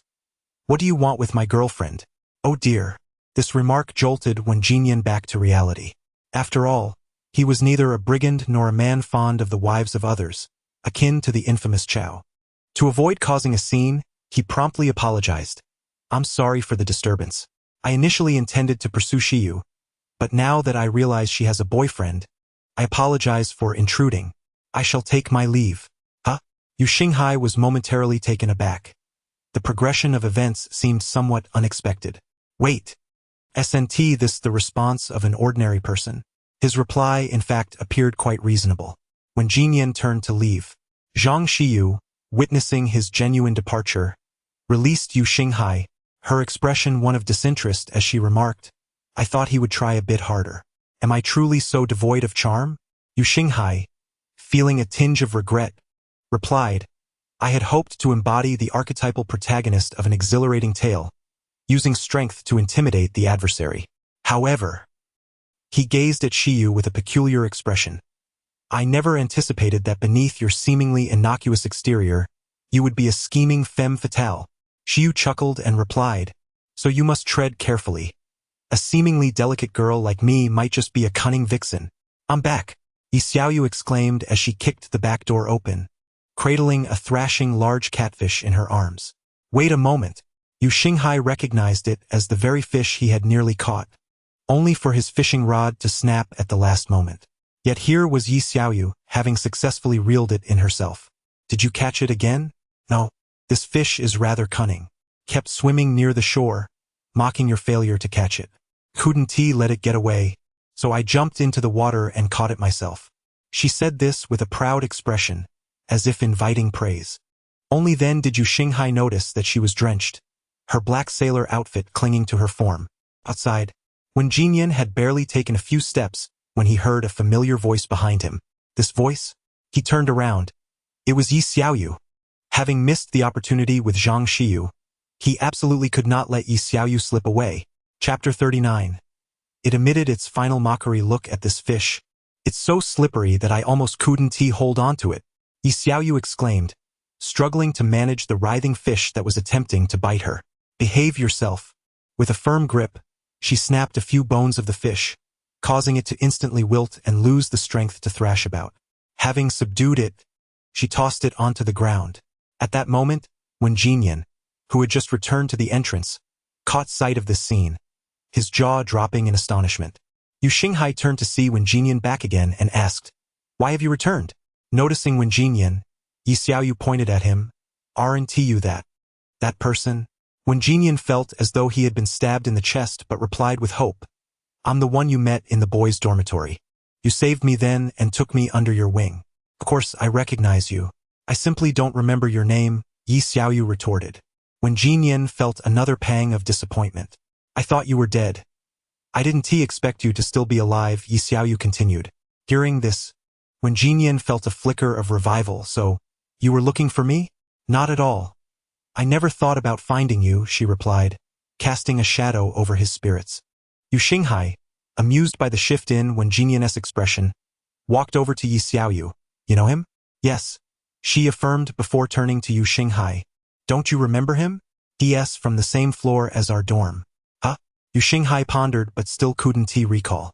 Upon overhearing their conversation, Yu curiously inquired, "Are you two from the same dorm?" "Absolutely." Ye Xiaoyu replied straightforwardly. You found it perplexing, but isn't Yu Xinghai in the boys' dorm? Do you mean to say that the second campus has mixed-gender housing? "No, I told you before that I used to be male," Yi Xiaoyu explained. Yu, skeptical, pouted. "If you don't wish to discuss it, you don't have to." Yi Xiaoyu shrugged, exuding exasperation. "That's merely your disbelief." As they continued their banter, they completely disregarded Wen Jinyan, who finally remembered the purpose of his visit and called out, "Sister Xiaoyu, call me brother. I like you, and I wish to pursue you." "Oh." Wen Jinyan fell silent, bewildered by Yi Xiaoyu's nonchalant response. He had confessed his feelings, yet she merely replied with a casual "oh." This was not how it was supposed to be. After a long pause, he finally managed to ask, "So, is that a yes or a no?" "No." Wen Jinyan lowered his head, overwhelmed by the urge to weep. He had envisioned countless scenarios of confessing his feelings, anticipating that Yi Xiaoyu might respond with surprise, anger, joy, or confusion, yet he never expected her to react with such indifference. Even an ordinary person would pause at a confession, but she answered with a casual "oh," as if entirely unconcerned, her rejection slipping from her lips effortlessly. "Why do you reject me?" he asked. "Because I don't like you," she replied. "Why don't you like me?" "Because..." Just as Yi Xiaoyu was about to continue, Xiyu approached her, whispering that he had just flirted with her as well. Yi Xiaoyu widened her eyes at Wen Jinyan. "Are you trying to play both sides?" "Yes," he replied without hesitation. Now it was Yi Xiaoyu's turn to be stunned. She had not anticipated such a decisive response from him. After a moment, Yi Xiaoyu realized that this fellow seemed to harbor a misunderstanding about love. "Do you truly have feelings for us? Or are you merely attracted to our looks?" When Jinyan answered firmly, "I genuinely like you, and yes, I am drawn to your beauty, but much of love is indeed built upon physical attraction. As long as we continue to develop our relationship, no matter how you may change, I will continue to love you." Yi Xiaoyu's lips twitched. While his words seemed innocuous, they were fundamentally flawed, akin to a male protagonist in a harem narrative offering eloquent justifications for his fickleness, sounding grandiose yet utterly nonsensical. "Wait, a harem narrative. Do you enjoy watching harem anime?" Yi Xiaoyu inquired. Without a moment's thought, when Jinyan responded, "It's my favorite." The mystery unraveled. He had become infatuated with anime. Most people watched such shows for sheer enjoyment, as reality often prohibited such indulgences, yet they would never genuinely adopt the male-centric rhetoric of harem narratives as truth. With this understanding, Yi Xiaoyu approached Wen Jinyan, opened her mouth, then closed it again, hesitating for a moment before exclaiming, "Pure love, god of war, annihilate the Minotaur." Originally, she intended to deliver a lengthy diatribe, akin to Naruto's verbal prowess, hoping to awaken him to clarity. However, she soon realized she lacked the eloquence for such a task. When Jinyan stood there, dazed, the phrase "pure love god of war" annihilate the Minotaur echoing in his mind. Had someone said this to him in the past, he would have merely scoffed. After all, polygamy had persisted throughout history, and even in a monogamous society like the Dragon Country, infidelity was commonplace, with affluent individuals often surrounded by multiple partners, professing love to one while courting others. When Jinyan felt a sharp pain in his heart and instinctively placed a hand over it. The heart? There is but one. If love means giving one's heart to her, then it is no longer his. If he were to divide his heart into two, it would lead to a shattered love. In that moment, he understood. The notion of sharing one's heart equally was not love. It was a deception. True love is singular and unwavering, for there is only one heart. Pure love is magnificent. With this revelation, when Jinyan shouted, startling everyone around him, then he felt that his feelings for Yi Xiaoyu had transformed. From this moment forth, he could not accommodate anyone else, only Yi Xiaoyu. With a sincere and resolute gaze, he looked at her and earnestly declared, "I have come to a profound realization. I understand that the human heart cannot be divided, and now I love only you." Yu Xinghai observed him, perceiving his demeanor as somewhat eccentric, noting that he had adopted a different stance. Meanwhile, Yi Xiaoyu remained silent, acutely aware that when Jinyan was not jesting this time. She regretted attempting to awaken him, realizing that she had inadvertently made things more complicated. Furrowing her brow, Yi Xiaoyu remarked, "I believe it would be better if you remained oblivious. Take a moment to collect yourself." Zhang Xiyu, watching when Jinyan's earnest expression, understood he was sincere and thus took pleasure in Yi Xiaoyu's predicament. When Jinyan continued, "I can no longer change, Sister Xiaoyu." Upon hearing him address her as sister, Yi Xiaoyu quickly retorted, "No, do not call me that. I am a man, and I do not harbor any affection for you. Xiaoyu, I am now officially pursuing you. I will devote myself wholeheartedly and will not easily give up. I know we do not understand each other well at present, but I do not care. I will embrace all of you." "Ah, please stop," Yi Xiaoyu pleaded, now in desperation, covering her ears. "I will pursue you relentlessly, using everything within my power to win your heart. Forever." Yi Xiaoyu was overwhelmed with the desire to escape, to convey her current feelings.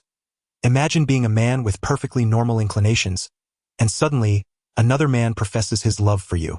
You can distinctly sense he is not joking, and he intends to persistently pursue you, perhaps for a lifetime. Let me add, there is no escape.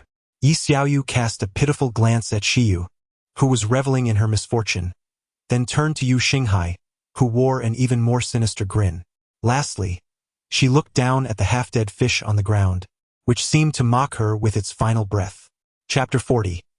I despise the priest Zhang Lingyun and Zhang Lingfei entered through the back door, each carrying a fish.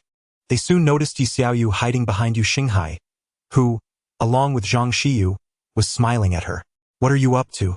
And who is this person?" Zhang Lingfei inquired. "He." Zhang Xiyu chuckled. "Someone is confessing to Sister Xiaoyu." "Wow." Zhang Lingfei's eyes lit up as he tossed the fish directly into a prepared tank, causing it to knock against the side and lose consciousness. Zhang Lingyun approached, picked up the fish that had fallen on the ground, and placed his own catch into the tank as well. He glanced at the large black catfish lying on the floor, equally dazed, and with a sigh, he took it into the kitchen. "I'm going to prepare dinner now. Should the stranger stay for a meal?"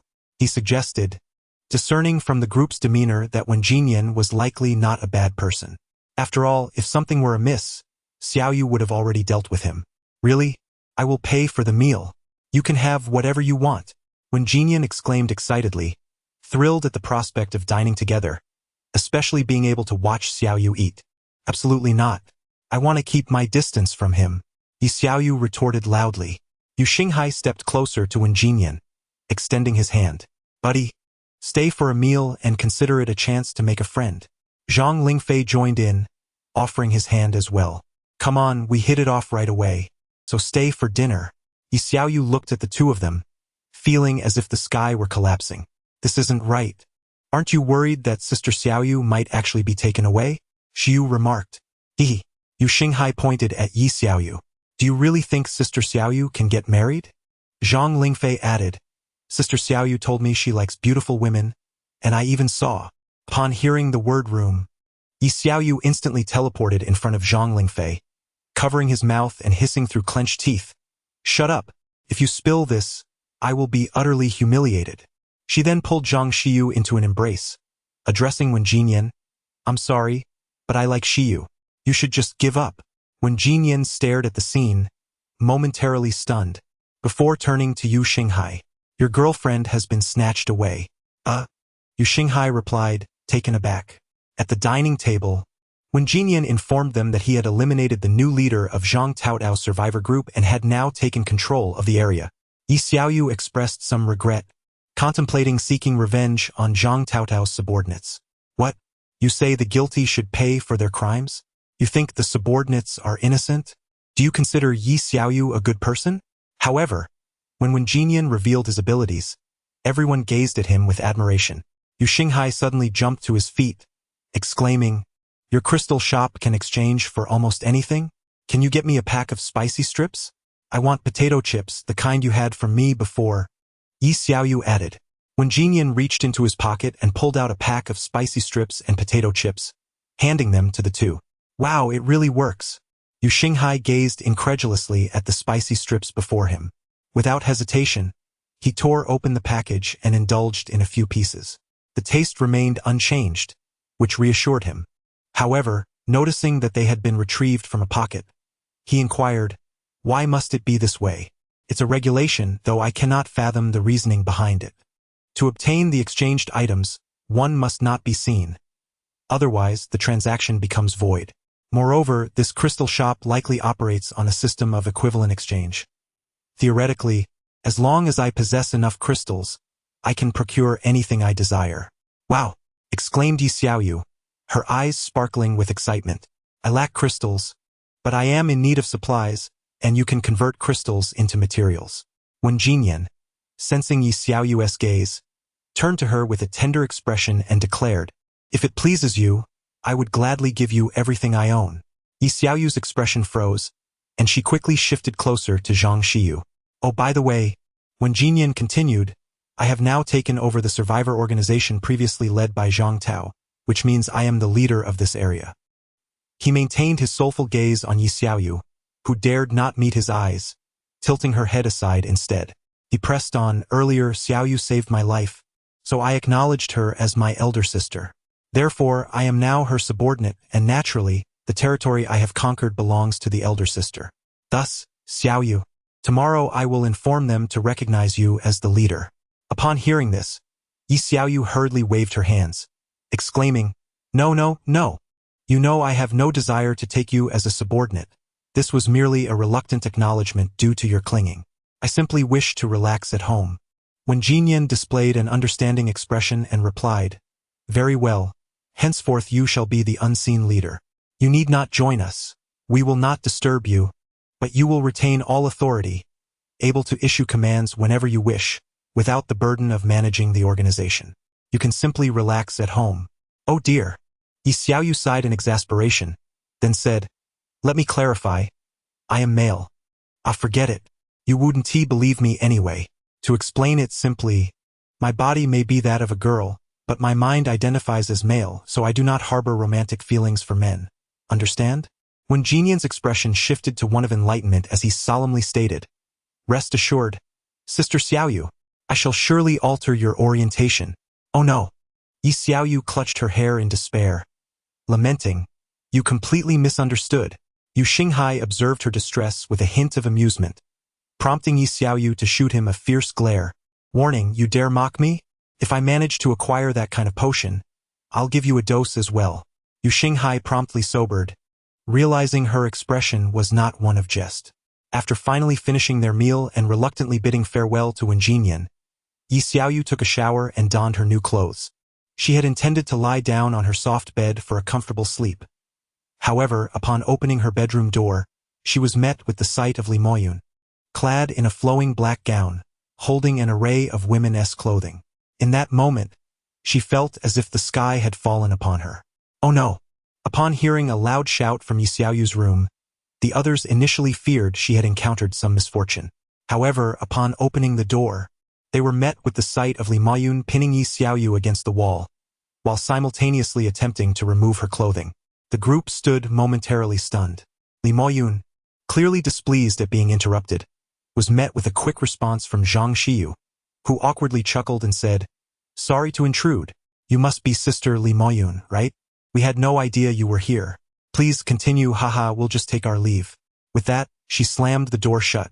Yi Xiaoyu was left speechless. Li Maoyun, amused by the antics of Yi Xiaoyu's friends, resumed her task of disrobing her. As she twirled Yi Xiaoyu's hair around her finger, she remarked, "Your hair is still a tad too short. I shall make it grow longer." Suddenly, a tingling sensation coursed through Yi Xiaoyu's scalp, and her hair began to grow at an astonishing rate, swiftly reaching her waist. Li Maoyun, producing a comb and hair ties from seemingly nowhere, fashioned Yi Xiaoyu's hair into twin ponytails before unveiling a maid outfit. "What do you intend to do?" Yi Xiaoyu exclaimed, stepping back in alarm. "This twin ponytail is already excessive. There is no way I will wear a maid outfit. I refuse to yield." Moments later, however, Yi Xiaoyu found herself squatting in a corner, donning the very maid outfit she had vehemently protested against. Li Maoyun gazed at her curled-up form with satisfaction and commanded, "My little maid sister, I am parched. Please fetch me a glass of water." "Must I?" Yi Xiaoyu implored, feeling humble. "There might be others in the living room, and I would rather not be seen by anyone else." "Not an option. I delight in seeing your face turn crimson," Li Maoyun replied playfully. Resigned, Yi Xiaoyu stood up, timidly pushed open the door, and silently prayed, "Oh dear God, please let there be no one in the living room." Cautiously peeking out, she was relieved to find it empty and proceeded to pour herself a glass of water. However, upon turning around, she was met with the sight of a row of heads peering out from Yu Xinghai's room. Yi Xiaoyu exclaimed in frustration, "I curse you, God." Chapter 41. Let sister's tenderness heal your emotional wounds, feigning ignorance of the row of heads peeking out. I returned to my room with a sullen expression, holding a glass of water. It was only after I saw Yi Xiaoyu close the door that the heads retreated with satisfaction. Yi Xiaoyu was oblivious to what they might say, nor did she wish to know. "What is it that you hold in your hand?" Yi Xiaoyu's heart raced as she noticed Li Maoyun clutching the small yellow comic she had hidden beneath her pillow. "Oh, this?" Li Maoyun took a sip of water, placed it on the bedside table, and with a glint of curiosity, raised the comic. "So, it appears your sexual orientation is not an issue. Why do you look at me as if you have seen a ghost every time we meet? Am I not more attractive than the women in this comic? Or is it that you prefer the youthful charm of a lowly over a mature woman like me?" Yi Xiaoyu felt her ears flush with heat, her face turning crimson.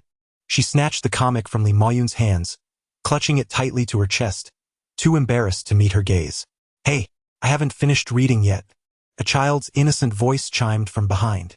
Yi Xiaoyu was momentarily stunned. Where did a little girl come from in her room?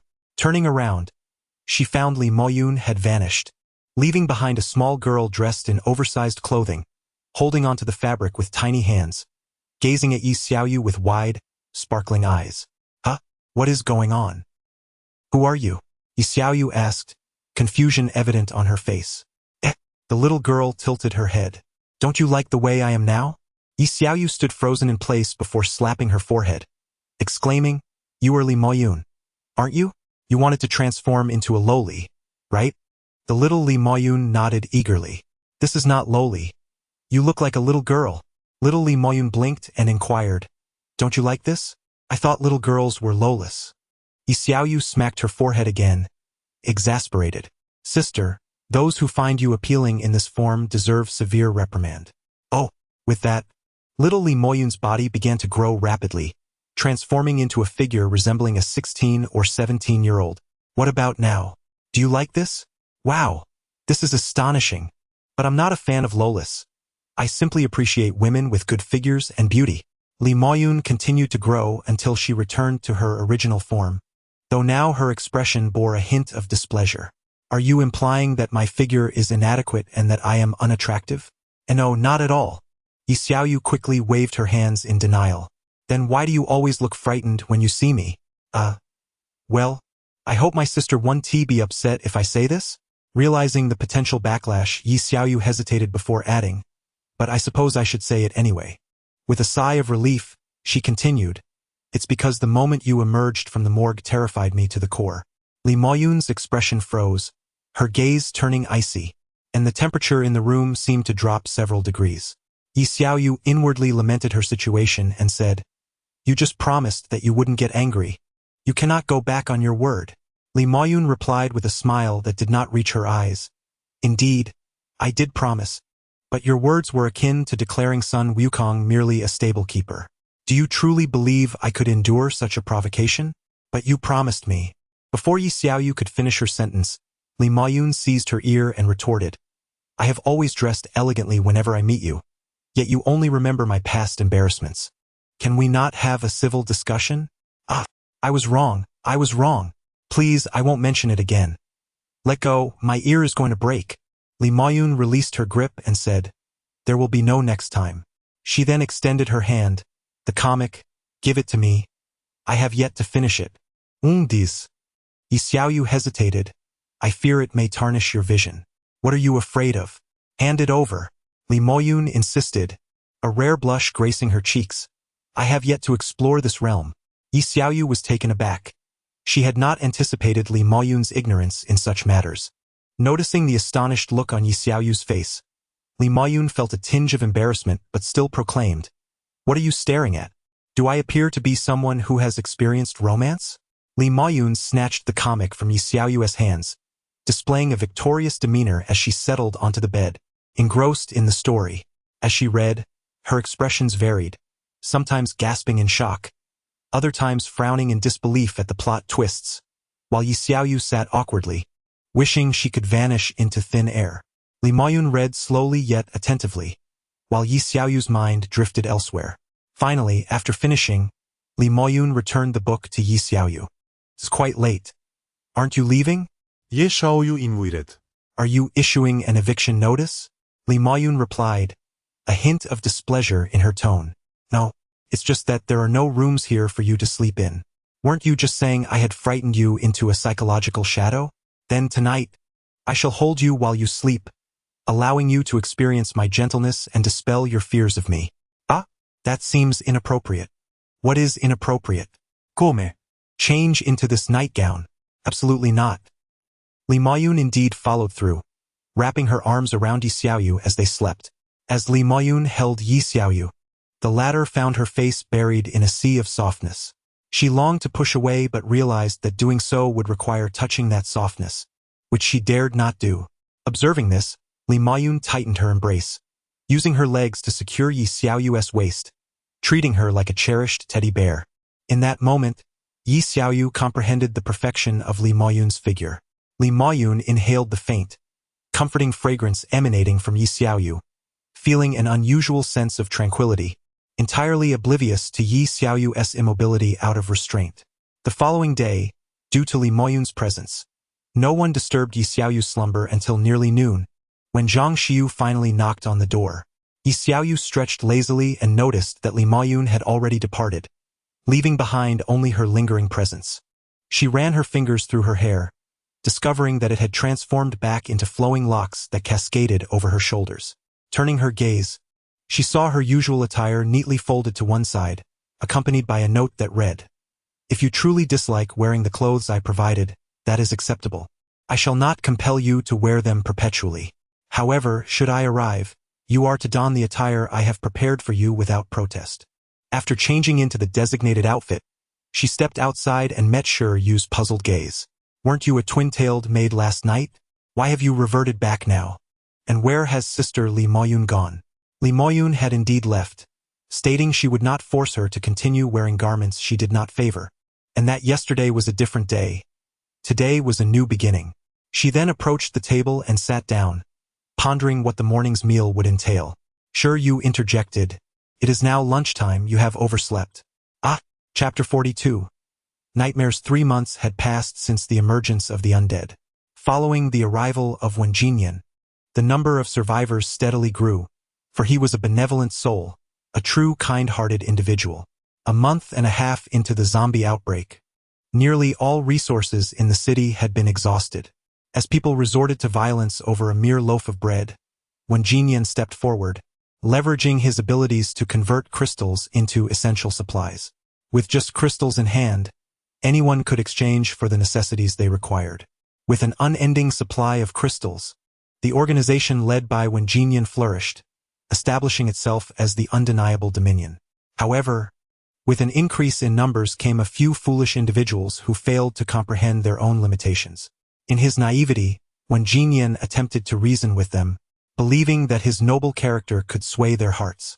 Thus, Yi Xiaoyu, who enjoyed the privilege of exchanging resources without the need for crystals, intervened to teach them a lesson. In their own words, the commotion began in the morning, the beating was received in the afternoon, and apologies were made in the evening. Wenjinyan, the ever-kind-hearted fool, remained oblivious, convinced that it was his charm that had won over his adversaries. At that moment, Yi Xiaoyu and her companions were fishing by the riverbank, their home devoid of any presence, free from the worry of thieves. All those with ill intentions had already felt her wrath. Ever since being nearly cleaved in two by Zhang Taotao's axe, Yi Xiaoyu had awakened to a new reality. She struck with the intent to incapacitate those who dared to harm her. The unscrupulous individuals were well aware that her household was not to be trifled with. After all, hunger could be endured for a couple of days, and they could seize the opportunity to hunt zombies for crystals. However, anyone foolish enough to invade her home would not be killed, but would find themselves unable to rise from their beds, succumbing to hunger. Nonetheless, if Yi Xiaoyu encountered those on the brink of starvation, she would still offer them a morsel. Others described her as possessing a modicum of conscience, though not abundantly so. It was now November, and they were situated in the southern region, where the climate remained temperate, allowing them to forego blankets. Soon winter would arrive.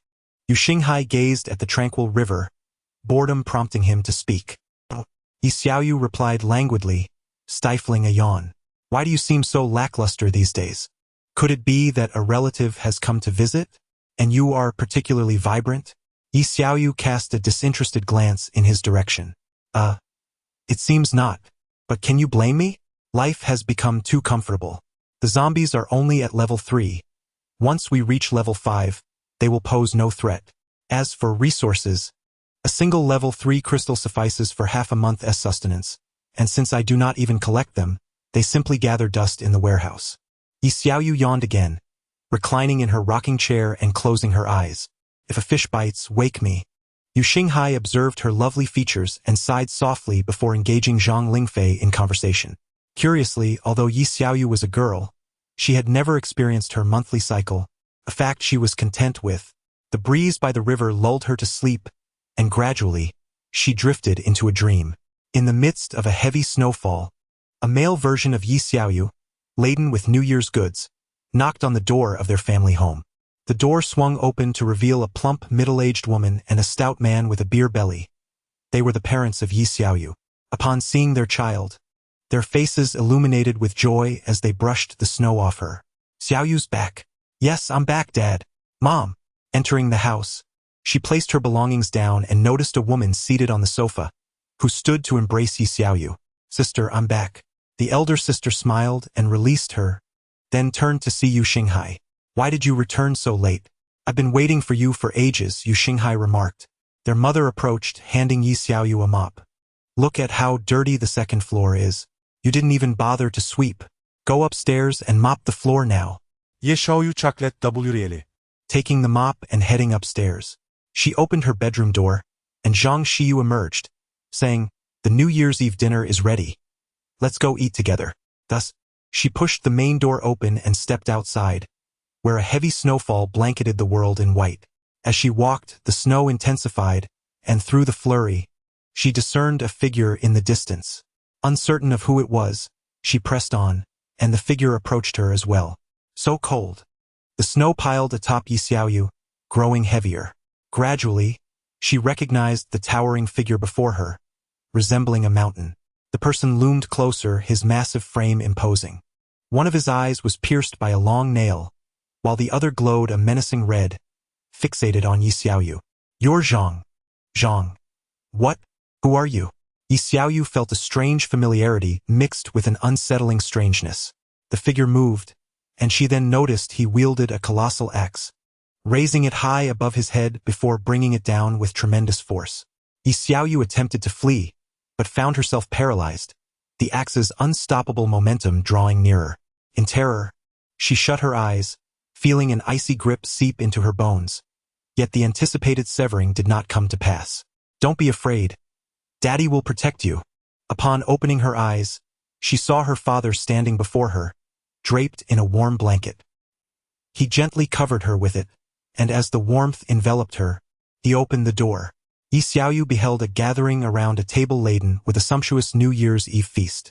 Among them were Yu Xinghai, Li Maoyun, her father, mother, sister, the 3 Zhang siblings, and several relatives whose faces she could not clearly discern. Her mother stood and waved her over, saying, "Hurry! Everyone is here, and you're the last to arrive. If we wait any longer, the food will get cold." Turning back, Yi Xiaoyu noticed the figure with the axe had a gaping wound in his head, prompting her to enter. Everyone shifted aside to make room, and she took her seat, grasping her chopsticks to begin serving herself. As they dined, her mother cheerfully boasted, "My Yi Xiaoyu is already a 5th-tier spiritual energy master. She's incredibly formidable, capable of defeating 10 opponents single-handedly." Yi Xiaoyu listened, grinning widely as she savored her meal. Suddenly, Ye's mother leaned closer to Yi Xiaoyu with a beaming smile and inquired, "Have you been dating anyone outside? If so, bring him home quickly. I can hardly wait to hold my grandchild."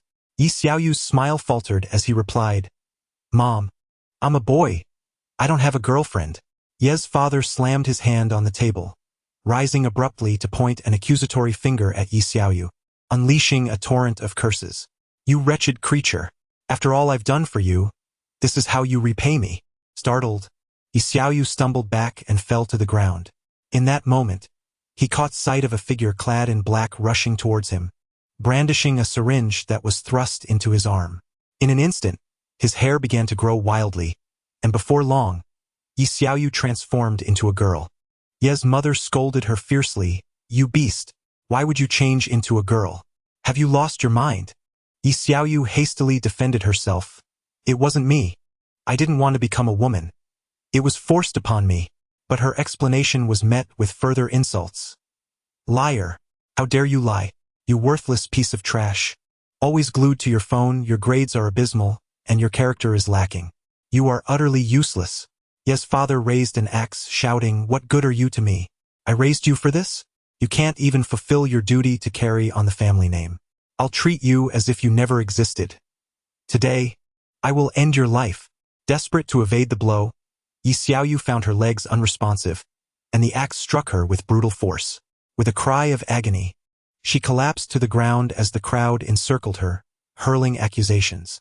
"You are worthless. You are a traitor. You are a cripple. I should have smothered you at birth. You are even less useful than a dog. At least I could rely on a dog to guard the house." Meanwhile, another voice echoed, "Make sure to wear more clothes tonight. Little brother, I've brought you some delicious treats. If you're being bullied at school, don't keep it to yourself." Yi Xiaoyu felt her head about to explode from the cacophony, the heat enveloping her growing ever more intense, as if she were being consumed by flames. Suddenly, she opened her eyes wide, sitting up in her rocking chair, gasping for breath. She realized it had all been a dream, and now everyone was gazing at her with concern. Supporting her forehead, she waved her hand dismissively. "It's nothing. Just a bad dream." She then felt the blanket draped over her and touched her back, which was drenched in sweat. With irritation, she asked, "Who covered me with this blanket? It's suffocating." "Ha ha ha." Yu Xinghai scratched the back of his head awkwardly and replied, "That was me. When you fell asleep, you kept saying you were cold, so I brought you the blanket." Chapter 43. Inescapable issues. Yi Xiaoyu rubbed her eyes, lingering under the shadow of a recent nightmare. A gust of wind swept across the water's surface, stirring the waves into a tumultuous dance, and an overwhelming sense of oppression surged within her. Oh, how the weather can change in an instant! Where did this mass of dark clouds come from? Yu Xinghai looked up to see the horizon gradually shrouded in ominous clouds. Feeling somewhat vexed, he rose, reflecting, I have yet to reap any rewards today. It seemed that, like the others, no one had caught anything this time. Zhang Lingfei began to pack up his belongings. Suddenly, Zhang Shiyu's fishing rod twitched, and she exclaimed with excitement, I've got a bite. I'm the first one today. As she tugged on her rod, Yi Xiaoyu noticed the fish drawing nearer, its struggles growing feebler. Ultimately, it was pulled ashore. Even as it lay on the ground, continued to fight desperately. However, a swift blow brought it to submission, and it was unceremoniously tossed into a small bucket. Yi Xiaoyu shook her head, feeling a bit dazed, clutching a blanket in one hand while carrying an empty bucket under her arm and the fishing rod in the other. Yu Xinghai moved a chair. Upon returning home, Yi Xiaoyu leaned against the window, staring blankly at the raindrops cascading down. Xiaoyu, would you like to play cards? Yu Xinghai called out to her. Not interested, she replied. Observing her demeanor, Yu Xinghai felt at a loss for words. He could clearly sense her preoccupation, yet she remained silent. Despite his attempts to broach the subject on several occasions, she always evaded with various excuses. I feel so tired. I'm going to take a nap, she said, standing up and retreating into her room, closing the door behind her. Zhang Shiyu, being a sensitive young woman, wished to speak with Yi Xiaoyu, but Yu Xinghai stopped her. Let it be. If she doesn't want to talk, she won't, unless the issue is thrust upon her. As someone who has known her for 7 or 8 years, I understand her well enough. But keeping worries bottled up can be detrimental. You could ask her, but she would likely fabricate a story to appease you, pretending to be enlightened while secretly harboring her sorrow alone at night. What then shall we do? Her silence suggests the issue is not yet severe. At least it hasn't fully manifested. When the time comes, if the problem intensifies or approaches her directly, she will seek you out. Zhang Shiyu could only sigh in resignation, slightly dissatisfied. Should I tell her a joke to cheer her up? Better not. I suspect that only I can address this issue, but the time is not yet ripe. Let her endure her discomfort for a few days. Perhaps it will serve as a lesson. After all, this isn't the first time. Very well then, Zhang Lingfei said as he dealt the cards. I'll join as well. While organizing his hand, he shifted the topic. I always thought that Sister Xiaoyu had no worries, as she tends to speak her mind and appears carefree, easily revealing her true character to others. But perhaps that's precisely what makes her difficult to understand. An open book may conceal deeper thoughts, and even if we discern what she is contemplating, her silence leaves us grasping at straws. Zhang Lingfei observed quietly, neither a girl nor possessing the right to intrude upon Yi Xiaoyu's private life. Their acquaintance lacked depth, spanning only a few years, leaving him with scant understanding of her. He listened in silence as Yu Xinghai and Zhang Shiyu conversed, merely playing his cards and winning hand after hand. Xiaoyu lay on her bed, staring vacantly at the ceiling. The dream she had was riddled with inconsistencies. For one, being a native of the south, it was implausible for her home to be blanketed in heavy snow. Furthermore, it was inconceivable for Yu Xinghai to appear at her family's doorstep during the new year. Yet, an inescapable truth loomed. She was not an orphan, and inevitably, she would return home for the holiday. Despite her current circumstances, she found herself plagued by concerns over her family's safety. With the new year fast approaching, she contemplated that even if she chose not to return this year, the day would eventually come when she must. However, the thought of returning under her present conditions filled her with dread. She feared the outcome would mirror the dismal scenario of her dream. Her family would likely reject the notion of her having children, and any attempts to explain would fall on deaf ears. The best she could hope for was a scathing reprimand followed by their reluctant acceptance of her as their daughter. The worst-case scenario would involve a violent confrontation, leading to severed ties. Regardless of the outcome, Yi Xiaoyu wished to avoid such experiences. If only I were an orphan, she lamented, then I would only need to be accountable to myself. Caught between concern for her family's safety and the fear of approaching them, she longed to escape reality, yet time relentlessly pushed her forward. Ah, how utterly vexing, she exclaimed, tugging at her hair in frustration as she gasped for breath. This matter, unresolved, would continue to weigh heavily upon her, but time would not pause. Eventually, she would have to confront it. Sleep now, I will deal with it later. Burying her head beneath the covers, she listened to the sound of raindrops falling outside, her consciousness gradually slipping away. When mealtime arrived, Zhang Xiu knocked on Yi Xiaoyu's door. Receiving no response, she knocked again, and upon still hearing silence, she pushed the door open.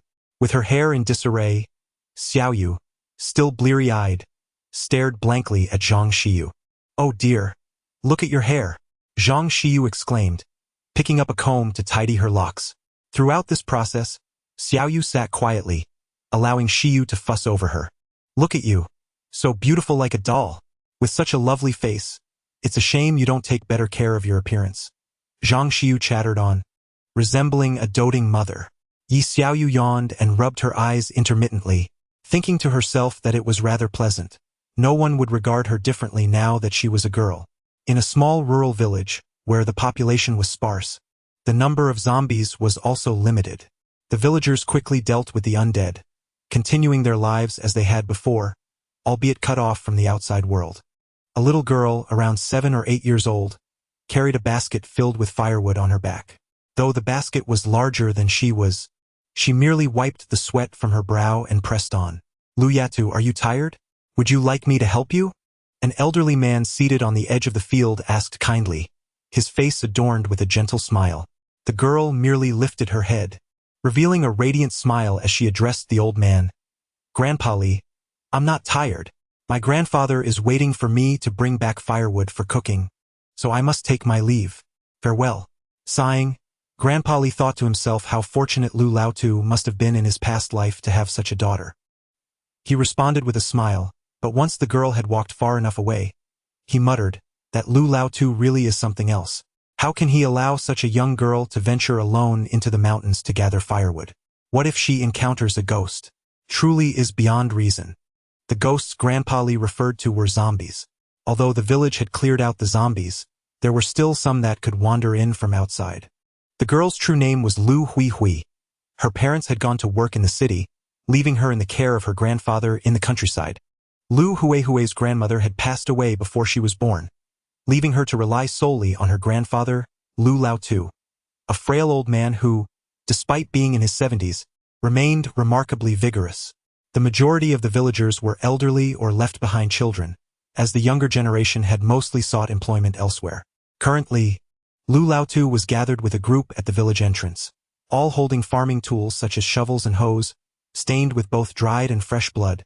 While a zombie lay motionless on the ground, undoubtedly the blood belonged to it. Among the crowd were 2 young men, the last of the village's able-bodied youth. Apart from them, only the elderly and children remained. Chapter 44. The comfort of having grandparents in the village, De Zhuang, one of the robust young men, spat contemptuously at the zombies and indignantly exclaimed, "Things are becoming increasingly dire.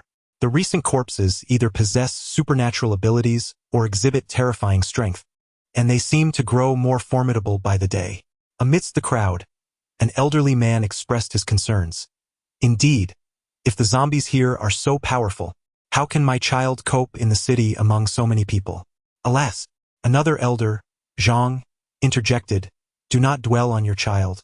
Every family here has someone who ventured out. Is there a single one who has returned with news? In my opinion, they are all as good as gone. It would be wiser to relinquish hope, for we have but a few days left to live." Old Lu stepped forward, pointing an accusatory finger at Zhang, rebuking him. "Mind your words.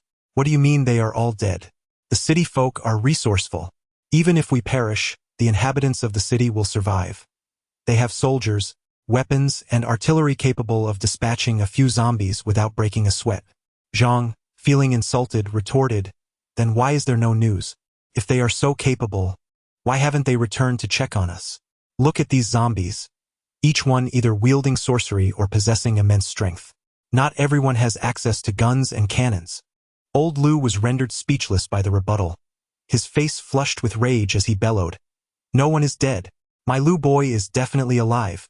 As it appeared that the 2 elders were on the verge of brawling, 2 young men hurried over to mediate.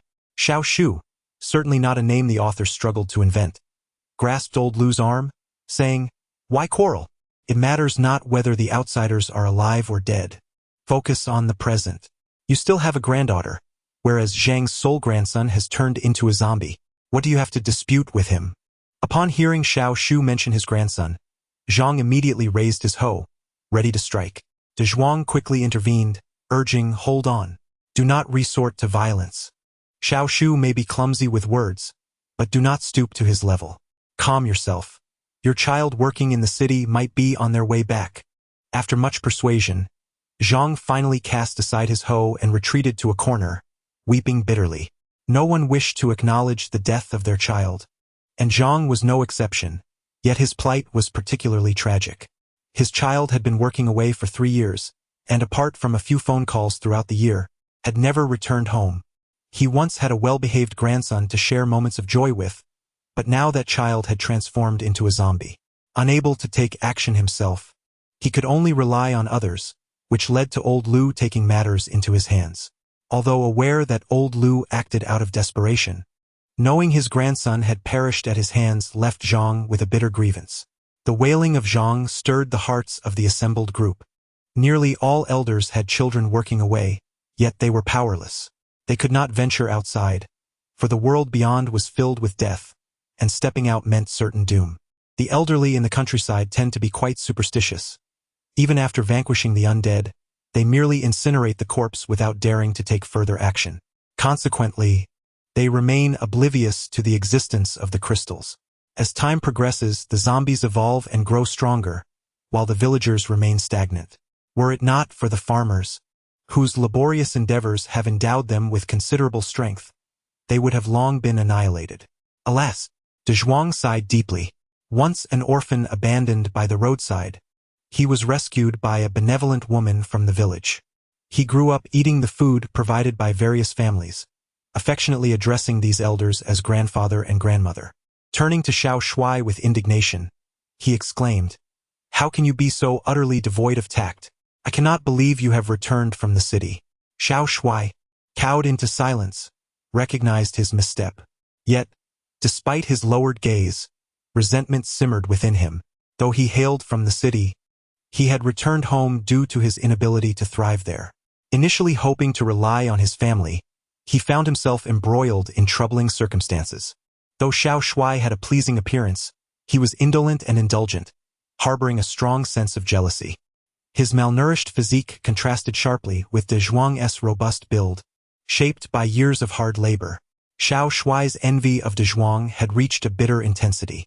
Before his foray into the city, he had looked down upon De Zhuang, dismissing him as a beggar reliant on the charity of others.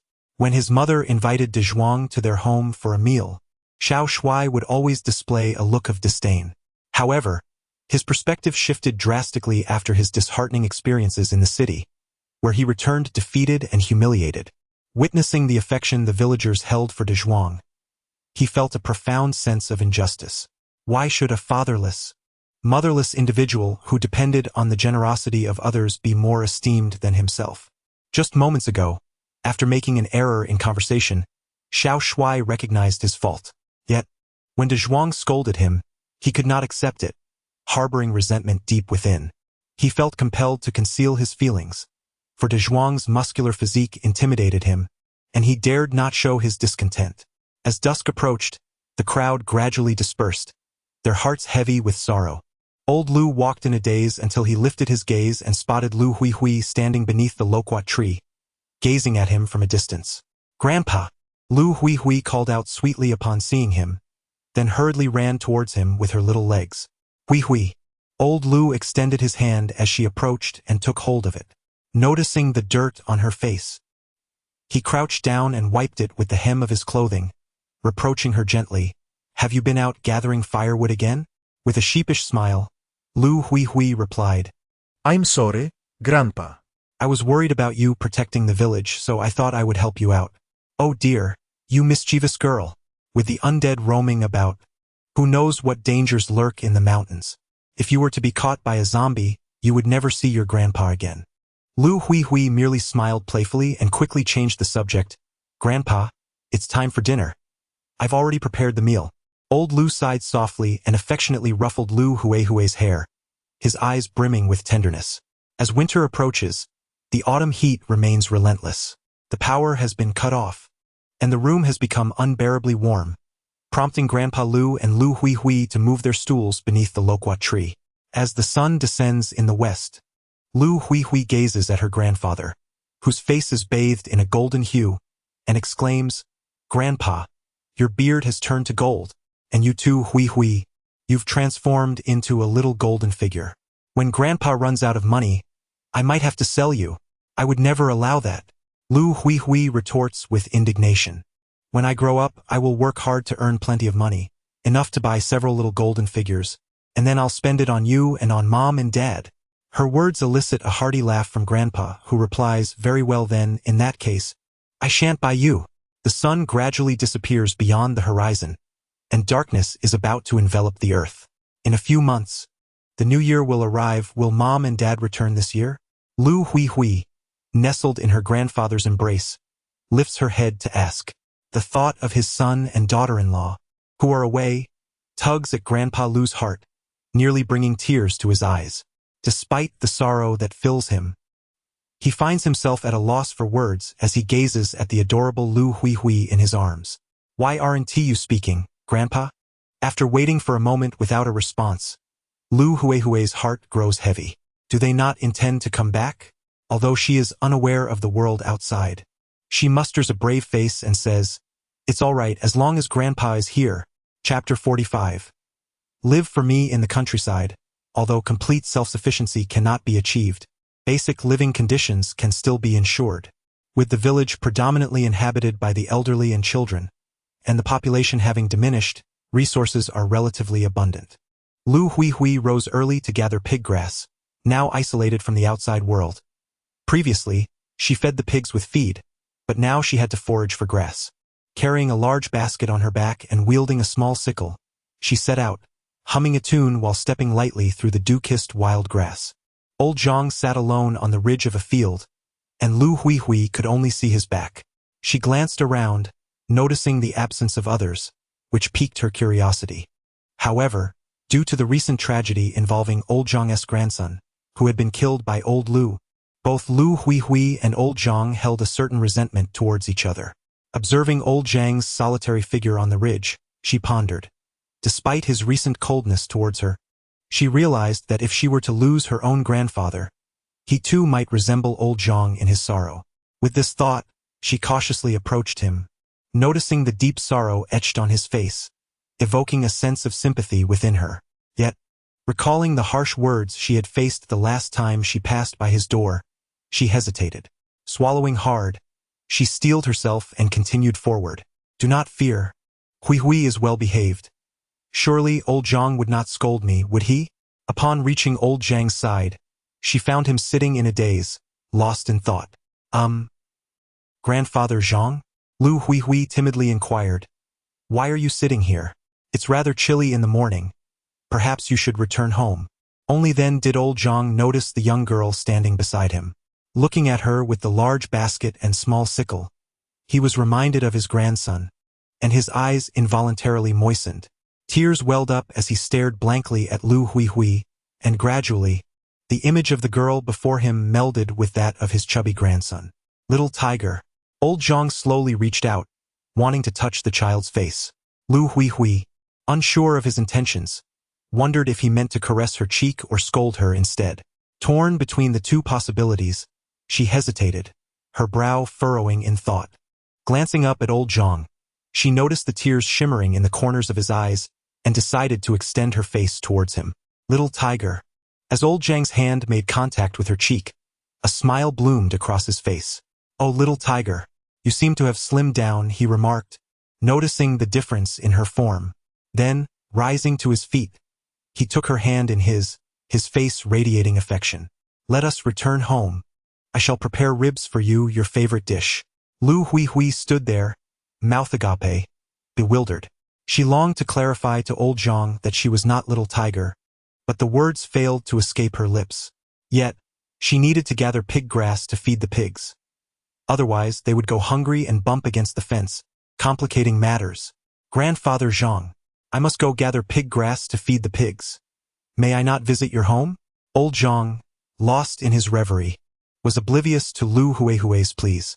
Grandfather Zhang, she called out, resolutely refusing to leave.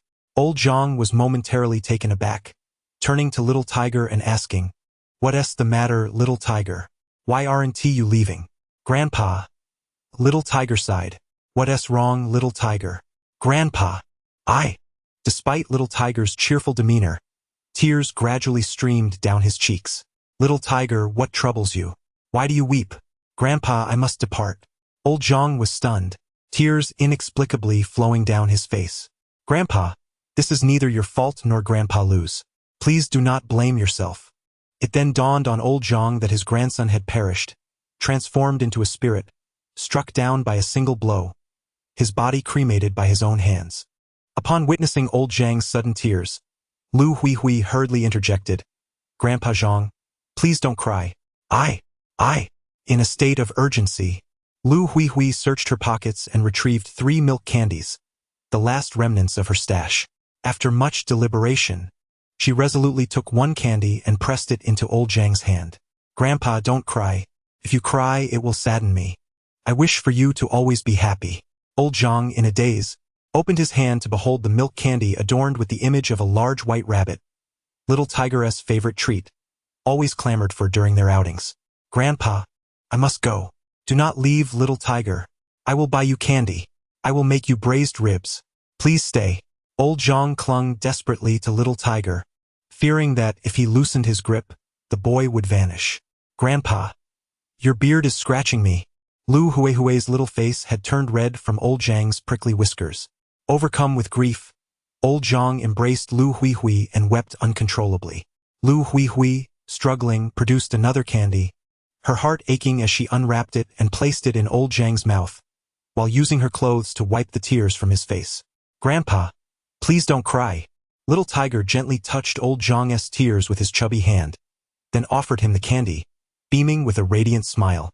"Grandpa, I truly must go." Old Zhang gazed at Little Tiger, questioning, "Must you truly leave? Will you not stay a while longer with Grandpa?" "Goodbye, Grandpa. Do not be sad." Gradually, Little Tiger's visage began to blur. "No, do not leave, Little Tiger." Old Zhang tightened his grip around the boy. "Grandpa Zhang." Lu Huihui felt herself growing breathless. "Grandpa, I can hardly breathe." Old Zhang realized that Little Tiger had completely vanished, and in his arms was Lu Huihui. He released his hold, and Lu Huihui coughed a couple of times, gasping for air. "Grandpa Zhang, you nearly suffocated me." Old Zhang remained silent, standing in a daze, consumed by sorrow, yearning to return home and hang himself to reunite with his grandson. "Grandpa?"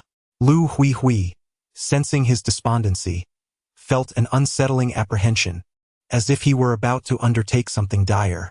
"Grandpa!" Once more, Little Tiger's voice echoed from behind. Old Zhang turned around and saw his grandson standing in the place where Lu Huihui had been. "Grandpa!" Xiaohu called out once more. "Xiaohu, wait for Grandpa. I will come after you shortly." "No, Grandpa." Xiaohu looked at Old Zhang and slowly said, "Do not die for me." After a pause, he shouted, "Live for me." Old Zhang was momentarily taken aback. Then he felt a wave of sweetness in his mouth. The phrase "live for me" completely dispelled his suicidal thoughts. Watching Lu Huihui, who was carrying a basket and holding a sickle, glancing back at him with every step, he was reminded of how Xiaohu would run ahead and then turn back to urge him to hurry. How reminiscent! Old Zhang savored the sweetness in his mouth, though it seemed a bit too sweet, indeed too sweet to bear. Opening his hand, he discovered another piece of candy and glanced at Lu Huihui's reluctant expression, instantly realizing she must be regretting the loss of her candy. She also enjoyed milk candy. It seemed there was quite a bit at home, so let it all be for her. Chapter 46. Look at you. Lu Huihui, with a pocketful of creamy white rabbit candies, left Grandpa Zhang's house, breezing along as if she were carrying a full basket. Her face radiated an uncontrollable smile, and her braids bounced joyfully with each leap. As the saying goes, while some are filled with joy, others are steeped in sorrow. Lu Huihui was elated, but her village mate, Xiao Shuai, was far from happy. He had secretly brought back the corpse of the deceased ghost, intending to conduct an autopsy in secret, only to be discovered by De Zhuang. "Didn't I tell you to burn it yesterday? Why didn't you listen?"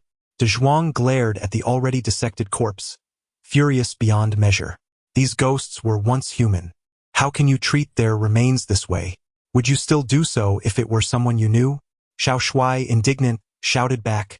I merely wanted to understand why he possessed supernatural powers. He was just like us, yet he could do what we cannot. I refuse to accept this. I must uncover the truth. No matter what, he was once a person. I will not allow you to desecrate their remains. As De Zhuang prepared to carry the corpse outside to burn it, Xiao Shuai vehemently opposed him. He had just discovered a crystal within the corpse's head, and he knew that normal humans did not possess such an object.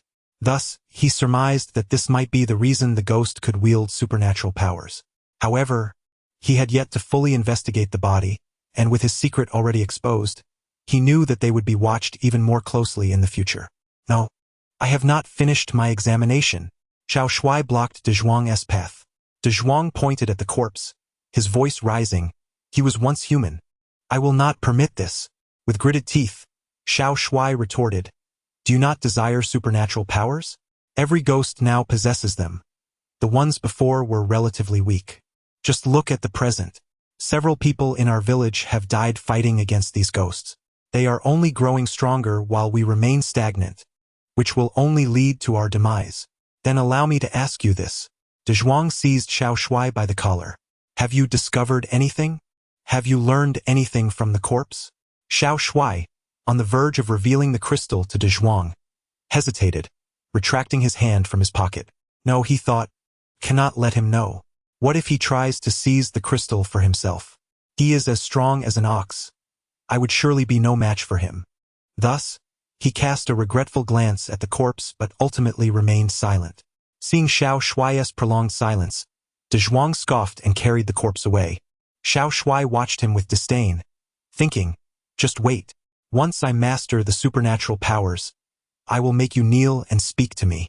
Once De Zhuang had departed, Xiao Shuai secured the doors and windows to prevent anyone from seeing, then retrieved the crystal from his pocket. Cleaned and shimmering in the darkness, it emitted a soft blue glow. Ever since the zombie level had reached the second tier, crystals had begun to differentiate in attributes. Most could be identified by their color.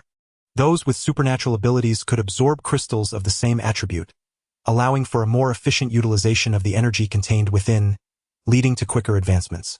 In the hands of the young lad, Xiao Shuai, lay a third-tier ice attribute crystal. Uncertain of how to wield it, he attempted to absorb its essence, mimicking the practices from the immortal cultivation novels he had read. By sheer serendipity, he succeeded. After all, he was an ice attribute ability user. This third-tier crystal elevated him directly to the second tier. Gazing at the frosty aura emanating from his hands, he felt a mixture of astonishment and exhilaration. He decided to test his newfound powers on his family's chickens, achieving results that satisfied him, albeit at the cost of freezing 2 of his chickens solid, one of which was a young chick. Surely, when his mother returned, a scolding would be inevitable. Ha ha ha! I truly am a genius. When the specters return, I shall demonstrate my abilities, and the villagers will hold me in great esteem. At that moment, Xiao Shuai abruptly fell silent as he overheard his mother's return, her voice rising in anger upon discovering the frozen chickens. That wretched soul has killed my chickens. Damn it! Not even the young chick was spared. If I catch that culprit, they shall regret it. After a lengthy tirade with no one responding, she noticed the tightly shut doors and windows of their home. Xiao Shuai, are you home? Upon hearing his name, Xiao Shuai quickly opened the window and leaned out. I'm here, what has happened? His mother's eyes widened in fury upon confirming his presence. Tell me, did you see who killed these chickens? Well, I just saw De Zhuang sneaking around our place. It must have been him. Xiao Shuai hastily shifted the blame. Ah, you dare to pin this on De Zhuang? His mother glared at him with indignation. De Zhuang is someone I have watched grow up. The whole village knows what kind of person he is. If he wanted a chicken, the villagers would gladly offer him one. He wouldn't sneak around here like a thief, unlike you who steals and lies, only to take advantage of the weak. Her words, once uncertain, now struck home. This chicken was undoubtedly your doing, you unfilial child. She seized a broom and stormed towards him. Wait, Mom, please. Xiao Shuai panicked. His mother showed no mercy, brandishing the broom as she scolded him further. Look at you. And then look at De Zhuang. He helps me with my work when I'm overwhelmed, while you lie around at home, letting me toil in the fields, and then you go and ruin my chickens. 3 at that. I told you to learn from De Zhuang. You've mastered the art of laziness and deceit without any instruction. Do you think you can blame him for your misdeeds? Is it not enough to blame me each day? Though Xiao Shuai felt the blows were not particularly painful this time, he could see the fury etched on his mother's face, knowing she was holding nothing back. It seemed his physical prowess had indeed improved. While this was a good thing, being on the receiving end of his mother's wrath dampened his spirits. Hearing her incessantly praise De Zhuang, he couldn't help but feel a twinge of resentment. Am I truly her son? Or is De Zhuang the favored child? Why must she berate me while extolling him? This is deeply unfair. Upon hearing her son, Xiao Shuai, daring to retort, his mother exclaimed, I would indeed prefer De Zhuang as my son. Let us see if the villagers agree. A person of your caliber would be discarded without a second thought. Had I not given you life, I would not desire you either. These words only intensified Xiao Shuai's resentment towards De Zhuang. Why should even my mother praise him? It is utterly unfair. He clenched the broom that his mother had struck him with, and with a surge of determination, he summoned the power within him, causing ice to spread from his grip. Startled, his mother released the broom, her face etched with astonishment as she exclaimed, What is this? Demonic sorcery? Where did you learn such a thing?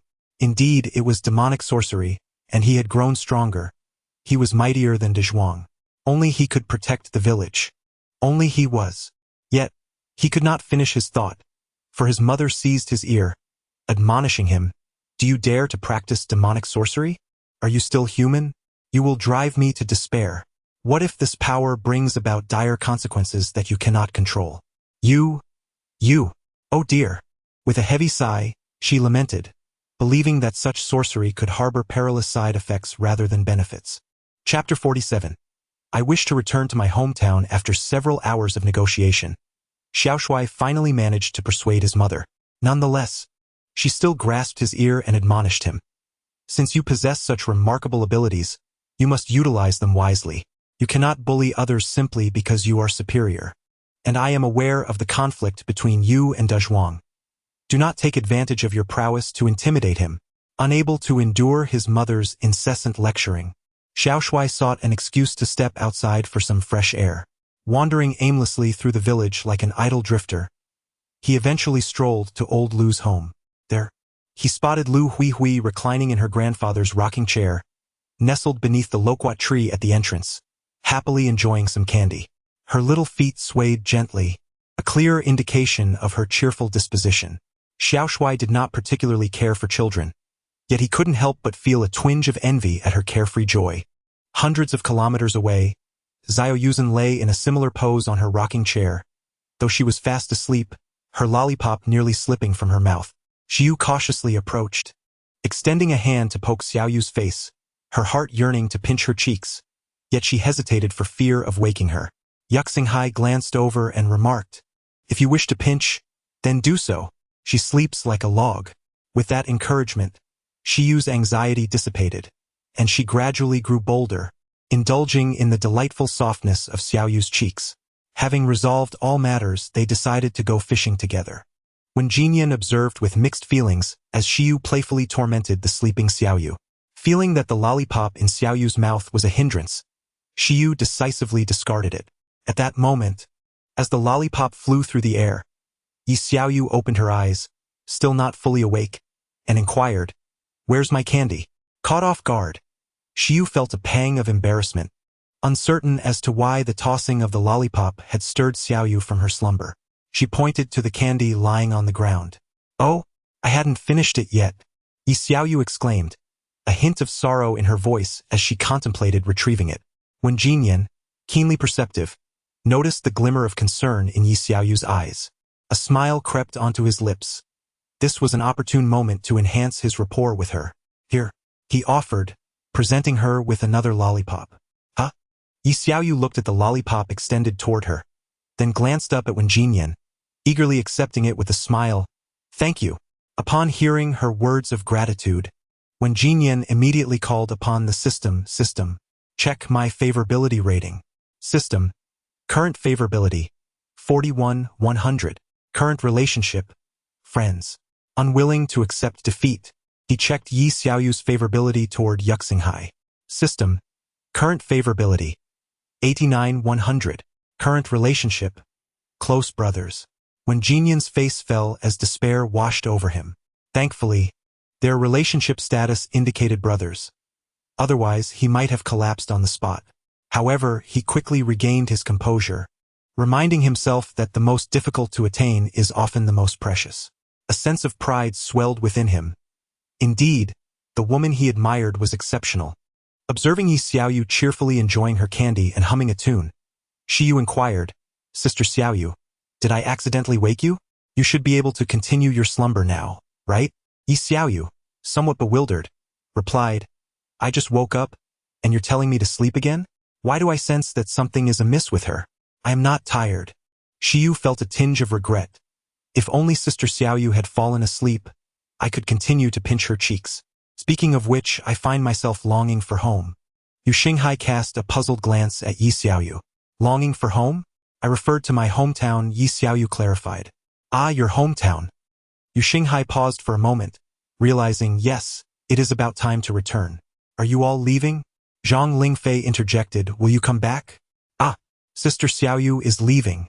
Shiyu clung to Xiaoyu's arm, pouting, Sister Xiaoyu, please don't go.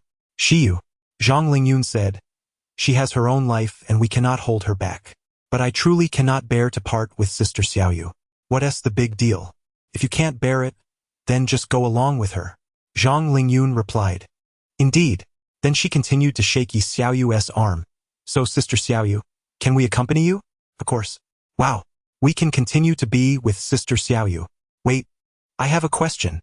Yu Xinghai raised his hand and asked, how do we get back? This. Does anyone know how to drive? Yi Xiaoyu asked awkwardly. The previously silent when Jinyan finally spoke up. I can. I have a driver's license. But we are from Nanyang County. Are you going in that direction? Yi Xiaoyu replied. I'm from the eastern province, it's on the way, when Jinyan answered. Yu Xinghai posed a profound question. Can you actually drive us all? There are so many people relying on you now. When Jinyan was taken aback, then inwardly questioned the omnipotent system. System, is there any solution? System, you can create an independent shop, which allows for autonomous transactions. It only requires the expenditure of crystals, and compared to direct transactions through the host, the independent shop will charge an additional 50% in crystals, which will be credited directly to the host's account. Oh my, why didn't you mention this sooner? I wasted so much time increasing Xiaoyu's favorability. System. The host did not mention it. The system does not make unsolicited recommendations.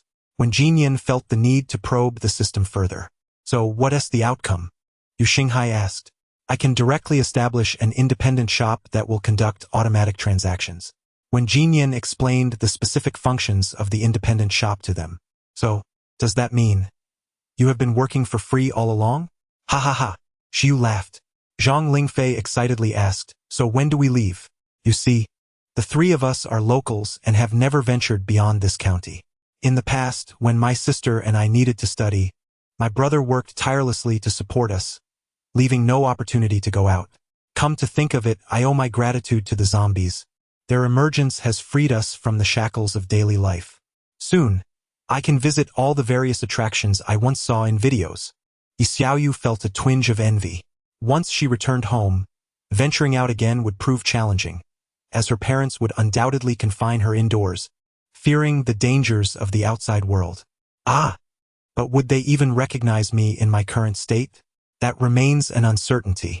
Perhaps. It will be the day after tomorrow. I must seek out a larger vehicle.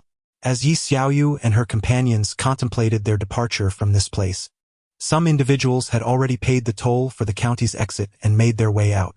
There were 3 of them, 2 at the 3rd tier and 1 at the 4th. They had come from afar to work here, but due to the oppressive governance leading to a scarcity of zombie resources, they found it increasingly difficult to survive and thus desired to return to their hometown. The leader, Lu, was accompanied by his 2 companions, Zhang Er and Zhang San. Chapter 48. Choices and Sacrifices. This marks the third day since the villagers became acquainted with Xiao Shuai's possession of the supernatural arts. He refrained from disclosing the origin of these powers, merely stating that disparities exist among individuals, and that none but himself are deemed worthy of mastering such sorcery. Although Dazhuang harbored some doubts, the villagers' superstitions rendered him hesitant to tamper with the corpse of the deceased spirit. In his quest to safeguard the secret of the supernatural arts, Xiao Shuai would stealthily perform cranial surgeries on the corpse under the cover of night, justifying his actions as a sacrifice for the advancement of science. The villagers' perception of him began to shift due to his supernatural abilities. While he still fell short of Dazhuang, he experienced a notable improvement in status, no longer being labeled as a drifter without purpose. Xiao Shuai had ascended to the third tier of power, with the fourth tier representing a significant threshold that required numerous crystals. Given the current circumstances, it would take him considerable time to reach that point. On this day, a zombie of the third tier intruded upon the village, but with Xiao Shuai's intervention, it posed little difficulty, drawing a small crowd of onlookers. Old Lu squatted nearby, taking slow puffs from his dwindling supply of cigarettes. As the smoke wafted before him, a gust of wind swept through, prompting him to shield his cigarette from being extinguished. For reasons unknown, Old Lu had been feeling increasingly unsettled lately, sensing that an ominous event loomed on the horizon. While he remained indifferent to his own fate, he harbored concerns for Lu Huihui's safety. At his advanced age, he still possessed a certain intuition about matters. Recently, Old Zhang had been exceedingly kind to Lu Huihui, likely due to the previous hallucination that led him to perceive her as his late grandson, Xiaohu. Old Zhang dismissed the notion of a mere illusion, believing instead that Xiaohu's spirit was encouraging him to find joy once more. Consequently, he began to treat Lu Huihui as if she were his own granddaughter. Old Lu disapproved of this arrangement. Initially, he regarded it as a form of compensation to Old Zhang, but he soon realized that the old man intended to claim Lu Huihui for himself. Not only did he encourage her to address him as Grandfather San's surname, but he also invited her over for meals on an almost daily basis. Despite feeling a twinge of guilt towards Old Zhang, Old Lu was resolute regarding his granddaughter's future. Presently, he stood at Old Zhang's doorstep, holding Lu Huihui's hand, saying, "Huihui, let us return home for dinner. We shall visit your Grandpa Zhang another day." Old Zhang, unwilling to concede, approached and grasped Lu Huihui's other hand, exclaiming, "Oh, Huihui, don't leave yet. I've prepared a delicious pork rib soup. If you don't stay to enjoy it, I'll have to throw it away." Old Lu tugged Huihui closer to him and insisted, "You've already dined at Grandpa Zhang's once. You cannot keep relying on him, otherwise he will be impoverished by your visits." Old Zhang countered, pulling Huihui back towards him. "Nonsense. There's plenty of food at my home. Even if you eat your fill, I won't go broke." Old Lu replied, "That's not acceptable. You were at Grandpa Zhang's yesterday. You cannot eat there every day." Old Zhang retorted, "Dear granddaughter, do not fear. You are welcome to stay at Grandpa Zhang's anytime." Old Lu firmly declared, "You must return home today." Old Zhang insisted, "You absolutely must stay." Caught in the middle, Lu Huihui found herself in a dilemma, unsure of whom to heed. At that moment, Old Li, leaning on his cane, approached. He noticed both Old Lu and Old Zhang bickering over the young girl. Upon seeing Old Li, Lu Huihui rushed over, embracing his leg as if he were a savior. With a chuckle, Old Li affectionately ruffled her hair. Old Lu asserted, "Huihui has spent enough time with you. It's time for her to return home." Old Zhang retorted, "Just because you say so doesn't mean it's true. Look at how happy Huihui is with me. She hasn't even mentioned wanting to go back." Old Lu replied, "But she is just a child. She knows nothing of these matters, only what is fun." Old Zhang countered, "How can you say she knows nothing? And besides, isn't it enjoyable here?" Old Lu continued, "You're slaughtering chickens and geese every day. Do you intend to turn my Huihui into an immovable little glutton?" Old Zhang exclaimed, "What's wrong with being plump? My little tiger is adorable with his chubbiness. I think Huihui is too thin. You hardly feed her." As their argument escalated, Old Li quietly remarked, "What's there to argue about?" He then took Huihui's hand, leading her home. "Come, Huihui. Grandpa Li will take you to my house for a meal. Eventually, after a prolonged dispute, Old Lu and Old Zhang realized Hui Hui was missing. Remembering how she had rushed to embrace Old Li, they instantly understood. Old Li had stealthily whisked her away amidst their quarrel. Old Li, you 1T escape my wrath. They both shouted in unison, setting off toward his home. At Old Li's residence, he was alone. He had no grandchildren, and his only son was away working. Being neighbors with Old Lu, Old Li often entertained Lu Hui Hui, and over time, he had grown to regard her as a granddaughter. When Old Lu and Old Zhang arrived, they found Hui Hui seated at the table, her small face speckled with grains of rice. They simultaneously exclaimed. Old Li, just as the word death was about to escape their lips, they halted, realizing that such a direct rebuke might lead Hui Hui astray, and swiftly amended their words. Old Li, why did you take Hui Hui without my consent? Old Lu, upon uttering those words, recognized his mistake and turned to Old Zhang, saying, What do you mean without your consent? I am her true grandfather. It's you who should seek my permission. As they prepared to argue once more, Old Li intervened. You two become oblivious when you bicker. Have you considered that it's midday? If you're not hungry, do you think Hui Hui isn't? If you continue this quarrel, when will she ever eat? Seeing Lu Hui Hui eagerly devouring her meal, they conceded that indeed, the child had been left hungry. Realizing Hui Hui was already eating, Old Zhang decided he could not forcibly take her away, so he turned and headed home. Old Lu, believing the dispute had ended, felt relieved, as he truly feared Old Zhang would insist on having Hui Hui at his house in the afternoon. With a sigh of relief, Zhang, the old man, soon brought over a steaming bowl of pork rib soup. Here you go, Hui Hui. It's the pork rib soup that Grandpa Zhang has prepared for you. He ladled a generous spoonful, brimming with meat, into her bowl. Thank you, Grandpa Zhang. Lu Hui Hui replied politely. Upon hearing her gratitude, the wrinkles on Zhang's face unfurled into a smile. In the afternoon, Lu Hui Hui was taken away by the stern Lu, leaving Zhang helplessly watching them depart. As night fell, Xiao Shui, as usual, ventured out under the cover of darkness. This time, however, he was discovered by Dezhuang, who refrained from intervening immediately, instead waiting to observe Xiao Shui until he had completed his task. Dezhuang remarked, So, this is how the demonic arts are acquired. Caught in the act. Xiao Shui did not attempt to deny it. Yes, this is indeed how it is done. Did you not once claim that I had not discovered anything? Dezhuang fell silent. For a man from the countryside, the methods Xiao Shui employed were indeed morally questionable. Yet witnessing Xiao Shui's mastery of the demonic arts made him realize that stagnation would lead to demise. In their village, apart from the two of them, only the elderly and children remained, and he had unwittingly assumed the role of the village leader. Growing up nourished by the kindness of the community, it was no exaggeration to say that every villager was akin to a parent to him. He felt an urgent need to acquire the ability to protect them, even if it meant embracing morally ambiguous methods. Was he to choose between the will of heaven and his foster parents? The two were incomparable. Can you give me this knowledge? I too wish to learn the demonic arts. Chapter 49. Am I bringing you home, or are you marrying into my family? Xiao Shui initially anticipated a scolding from him, yet he was unexpectedly requesting crystals. Xiao Shui braced himself for a confrontation. Is that permissible? He hesitated. I apologize for my previous remarks.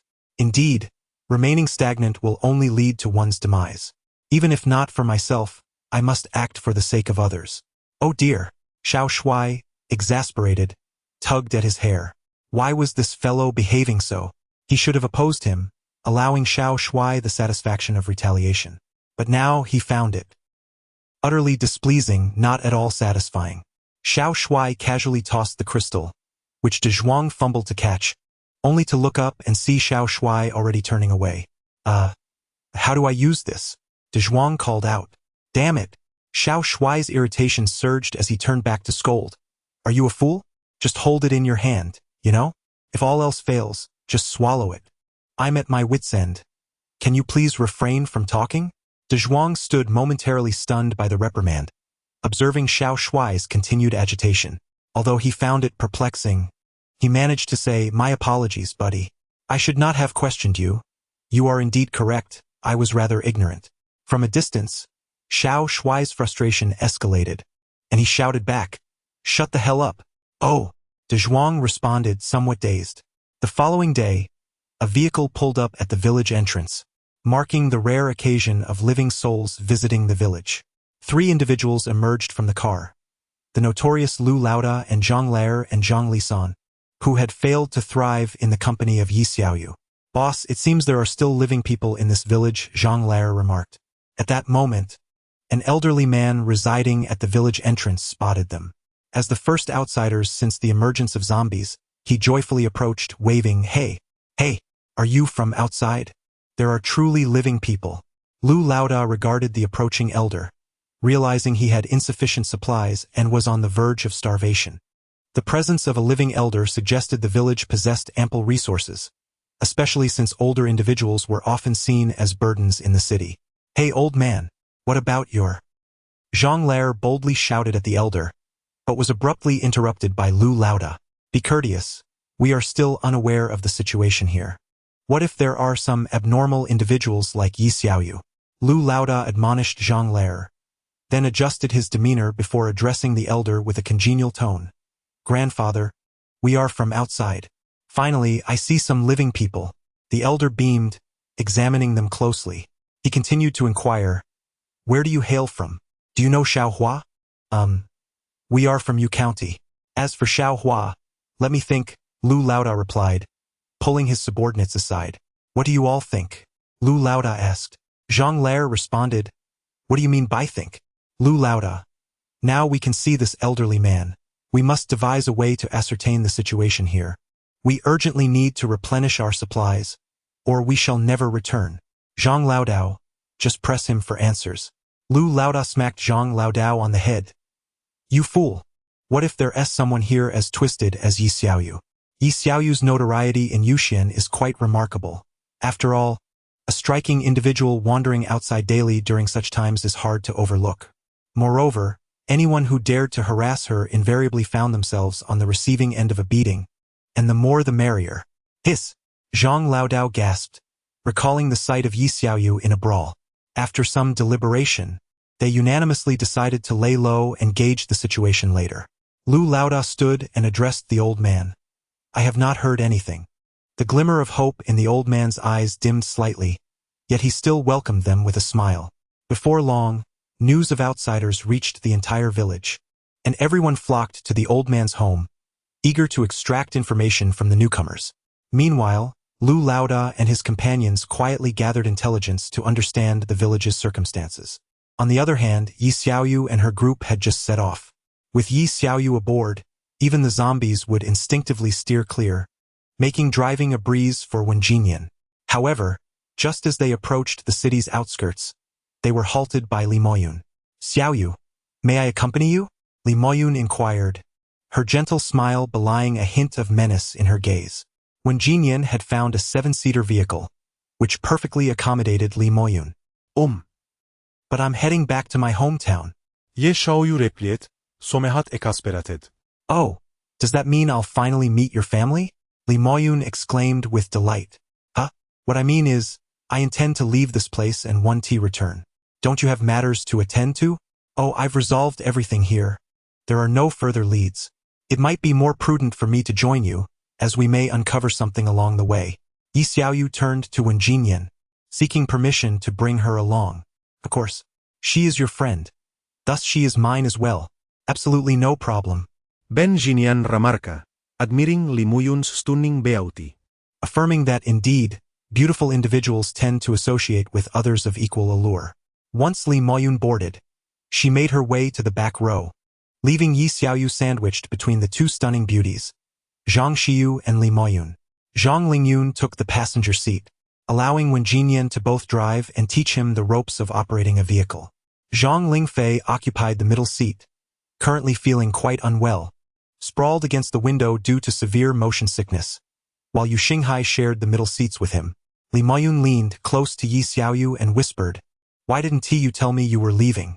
Do you wish to abandon me? You shall not escape my grasp. It's truly not that I didn't want to say anything. I simply couldn't find you." You're always elusive, Yi Xiaoyu retorted. Li Maoyun fell silent for a moment but then haughtily replied, Very well. I shall forgive you this time. It seems that this is not my fault. Is it? However, speaking of which, Li Maoyun inquired with great interest, when I arrive at your home, will I be able to meet your parents? Shu d'y propose. Or shall I marry in? When Jinyan turned around in astonishment, exclaiming, Huh? Did I hear that correctly? Indeed, you did. Li Maoyun replied with a smile. Addressing everyone in the vehicle, I have a fondness for Xiaoyu, and I intend to either bring her home as my bride or wed into her family. Suddenly, the vehicle came to a halt, and Zhang Lingyun turned back with curiosity, while Zhang Lingfei, barely holding on, managed a glance before succumbing to exhaustion. Yu Xinghai quietly sipped some water, having witnessed Yi Xiaoyu being pinned against the wall more than once. Wow! It turns out Sister Moyun is truly a supporter of love between women. Sure, you exclaimed, her mouth agape in astonishment. I simply adore Xiaoyu, regardless of whether she is male or female. Even if she were not human, my feelings would remain unchanged, Li Moyun declared. Yi Xiaoyu remained silent, opting to address the situation at a later time, for it was uncertain whether she would be welcomed upon returning to her hometown. Chapter 50. With a furrowed brow, when Jinyan shielded those around him, his expression was grave. He had not anticipated that this woman would turn out to be his rival. He inquired of the system, assess this woman's feelings for Xiaoyu. The system replied, the current affection level for Yi Xiaoyu is 120 out of 100, unwavering devotion. When Jinyan's heart raced in disbelief, this affection level was off the charts. It exceeded his own by 20 points. He then queried the system again. Check Yi Xiaoyu's feelings for her. The system responded, current affection level is 70 out of 100, special friends. Phew! When Jinyan let out a sigh of relief, it seemed that Yi Xiaoyu did not harbor romantic feelings for her. Yet, upon reflection, he recalled that Yi Xiaoyu's orientation was unconventional, and she might indeed be drawn to this beautiful woman. He had yet to redirect her preferences, which meant that his quest to win over Xiaoyu would be exceptionally challenging. Nevertheless, he resolved to surmount all obstacles and ultimately secure the heart of the beauty. At that moment, everyone would genuinely wish him well. Despite the arduous task ahead, he was determined not to yield. Continuing on his path, Li Moyun cupped Yi Xiaoyu's face and pressed a kiss to her lips. Yi Xiaoyu understood her intentions and turned her face away. Wow! Shiyu watched with rapt attention, thoroughly entertained, feeling a thrill. Yi Xiaoyu was not exactly a lowly. After all, she stood at 167 centimeters tall, and though her figure was somewhat lacking, the contrast with the strikingly tall woman before her, likely over 180 centimeters, made Yi Xiaoyu appear petite and adorable. Oh dear! Please don't! Yi Xiaoyu attempted to push her away but found herself at a loss. Suddenly, a stone struck the vehicle, followed by a group emerging from behind the abandoned cars, brandishing sticks and appearing menacing. This road is mine. This tree I planted. If you wish to pass, leave your toll, they shouted. These individuals were certainly courting disaster, Yu Xinghai mused. He had just caught a glimpse of Yi Xiaoyu, who was unbuckled and nearly flew forward due to the sudden break. Had it not been for someone grasping her, she could have been thrown out. Though Yu Xinghai did not turn around, he sensed the dangerous aura emanating from Li Moyun behind him. He looked at the assailants with a mix of pity and amusement. When Jinyan, observing the group, felt a surge of joy, fortune was on his side. He had been fretting over how to boost his affection levels, and now, if he swiftly dispatched them, Yi Xiaoyu would undoubtedly be captivated by his heroic stature. Without delay, he exchanged for a pair of sunglasses from the crystal shop, donned them with flair, and strode out like a domineering CEO. How dare you obstruct my vehicle? Do you even know who I am? When Jinyan proclaimed, his head held high, radiating arrogance. I don't care who you are. Even if you are the notorious Wen Jinyan, I will still rob you, the leader retorted brazenly. Li Moyun, witnessing the driver step outside, refrained from intervening. Instead, she pulled Yi Xiaoyu into her embrace and asked with concern, Are you all right? Did you get hurt? Still unsteady, Yi Xiaoyu nestled into Li Moyun's warm embrace. No, I'm not made of glass. Given my current physical condition, I would only be concerned about whether my car has been damaged if I were to bump into something. Outside, when Jinyan is striving to suppress the corners of his mouth, desperately trying to avoid a smile. If he inadvertently laughs, it would diminish his air of sophistication. Oh, you truly dare to speak? When Jinyan lowers his voice, attempting to mimic the tone of a domineering CEO from a television drama, and removes his sunglasses to reveal his true self. So what now? Do you still wish to rob me? The group momentarily pauses, then begins to murmur among themselves. Scratching his head, looking bewildered, who is this guy? Why is he so pretentious? B. With a serious expression, are you blind? This is when Jinyan. C. Clutching his head in disbelief. What? Does that mean we've kicked a steel plate? And no, wait, the car he's driving can only accommodate 7 people, which means we can still rob him. B and C. That makes sense. They continued their brazen taunts toward Wen Jinyan, repeating their earlier threat. Regardless of who you are, we will still rob you. When Jinyan's expression stiffened, he hadn't anticipated that his reputation as a formidable leader would be so ineffective. The group began to encircle the vehicle, scrutinizing it. Oh, there are girls inside, and they are all stunning. Pointing at Zhang Xiyu, a pure student girl. Pointing at Li Moyun, an exquisite mature woman. Pointing at Yi Xiaoyu, a lowly... Wait. Upon seeing Yi Xiaoyu, an ominous premonition arose within one of them. What? Ye Xiaoyu. Upon hearing herself referred to as a lowly, instantly sprang up, exclaiming, "Who are you calling a lowly?"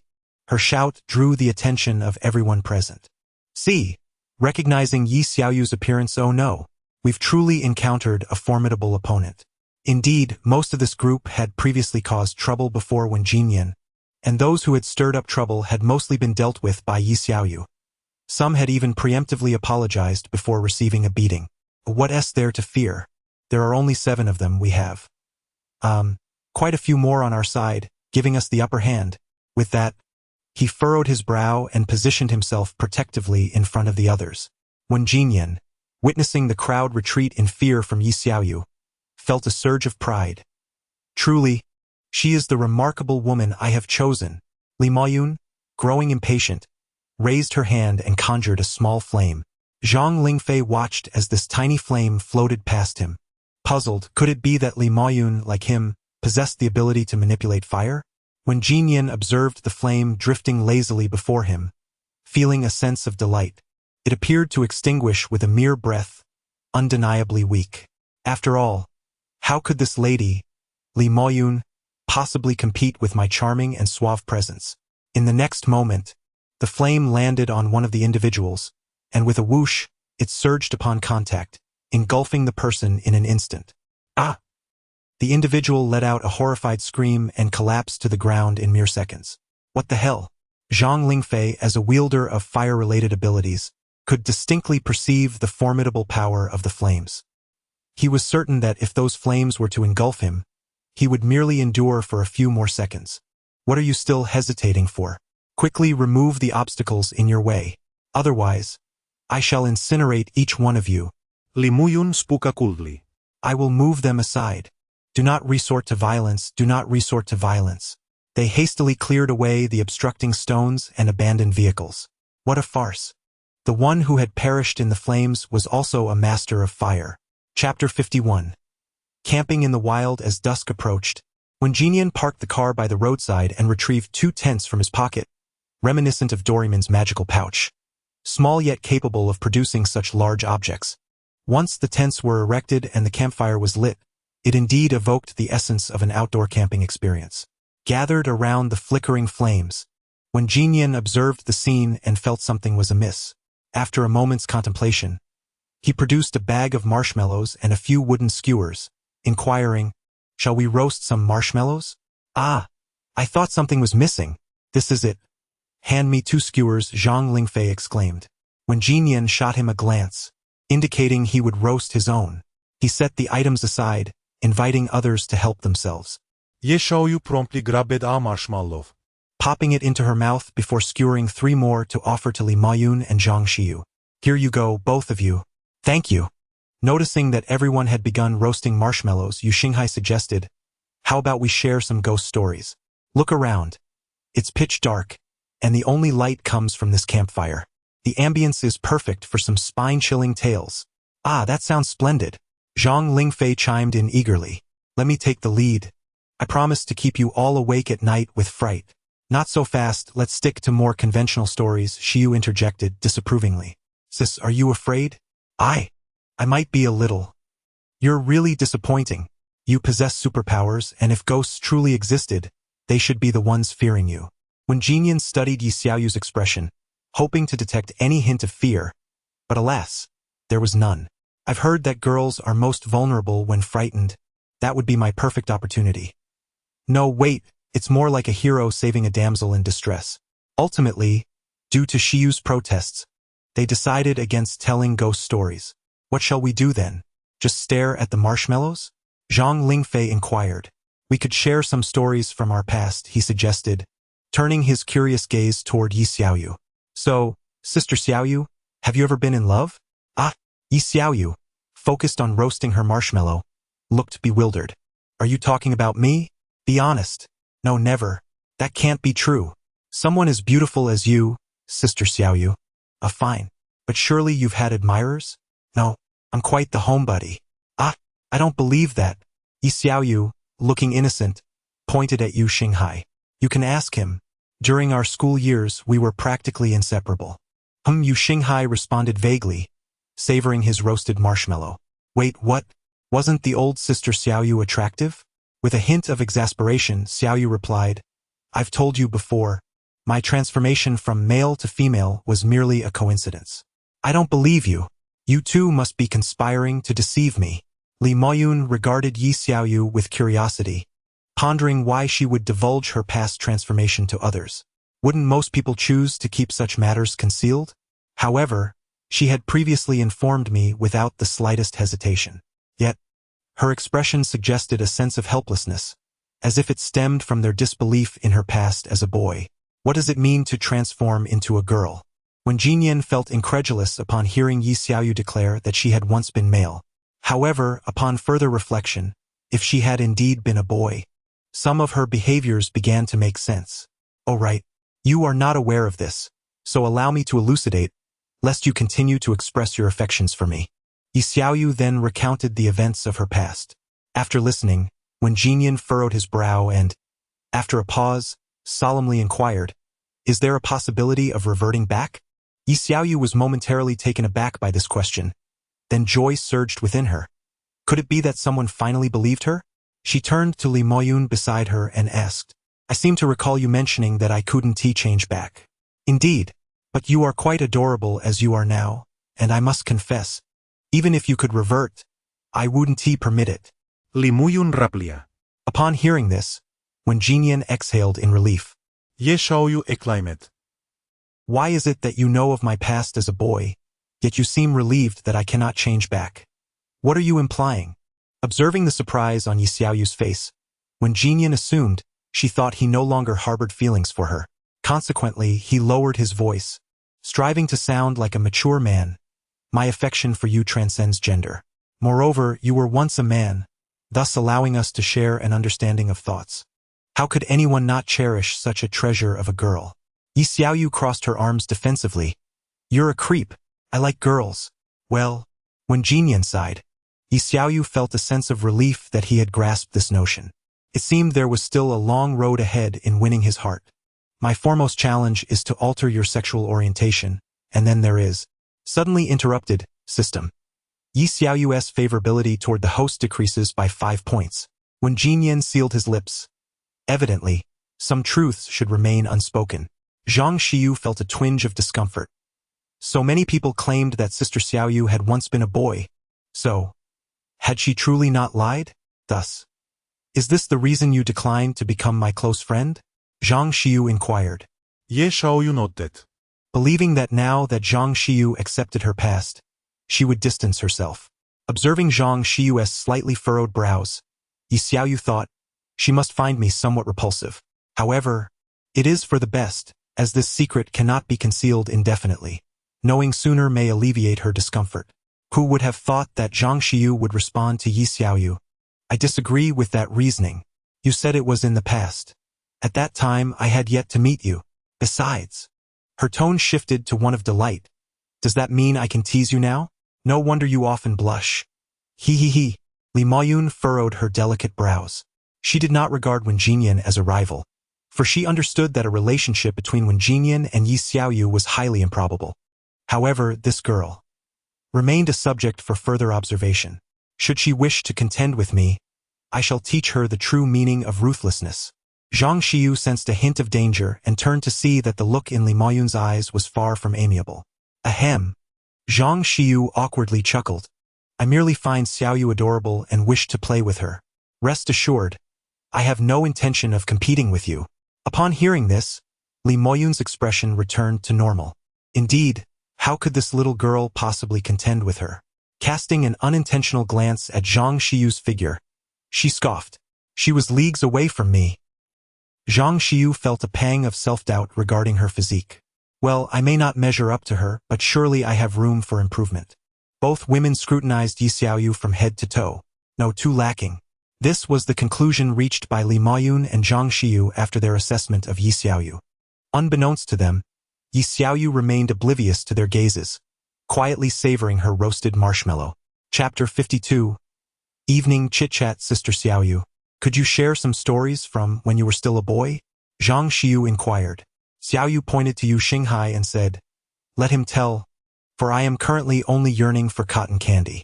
Can you recount tales of the male version of Sister Xiaoyu? Zhang Xiu turned with an eager expression towards Yu Xinghai. Yu Xinghai looked somewhat conflicted as he gazed at Yi Xiaoyu, apprehensive that he might inadvertently divulge some unflattering details about her. Just speak freely. I have no dark history to hide, Yi Xiaoyu remarked. No dark history. Yu Xinghai raised an eyebrow, well aware of many anecdotes. Are you certain? Shall I help jog your memory? Yi Xiaoyu seemed to suddenly recall something, her face flushing as she hastily swallowed the cotton candy and exclaimed, That matter must not be mentioned. Yu Xinghai shrugged helplessly, cleared his throat, and began to narrate. Yi Xiaoyu's academic performance was rather lackluster, yet he exhibited no desire to improve, always wearing an indifferent expression. His catchphrase was, We'll talk about it later. His parents were quite controlling and, being from the countryside, their reprimands were often harsh, with an emphasis on academic achievement. I distinctly remember my first encounter with Yi Xiaoyu's parents. Their tempers were quite evident. Perhaps it was because Yi Xiaoyu had previously mentioned that my grades were also subpar, which left them with a poor first impression of me. When I attempted to greet them, they disregarded me entirely. Additionally, my visits to his home were primarily to play games with him, which further irked his parents. However, as time went on, I grew bolder. Despite their disdain, it mattered little to me. I came to see Xiaoyu, not them, and thus I chose to ignore their disapproving glances. Yi Xiaoyu interjected, so when you visit Yu Xinghai's home, I am uncertain if they would turn me away now in my current form. Yu Xinghai replied, Indeed, if I am not mistaken, your recent melancholy was related to this matter, correct? Yes. Indeed, that day by the river I was lost in thought about it. Fear not. Regardless, you are still their kin, Xiu consoled. Does this count as raising children? Zhang Lingfei jested, prompting laughter from everyone present. Nevertheless, speaking of which, when I first transformed into a girl, we seemed to encounter a man who bore an uncanny resemblance to me. Did we not? Due to the passage of time, Yi Xiaoyu struggled to recall the details.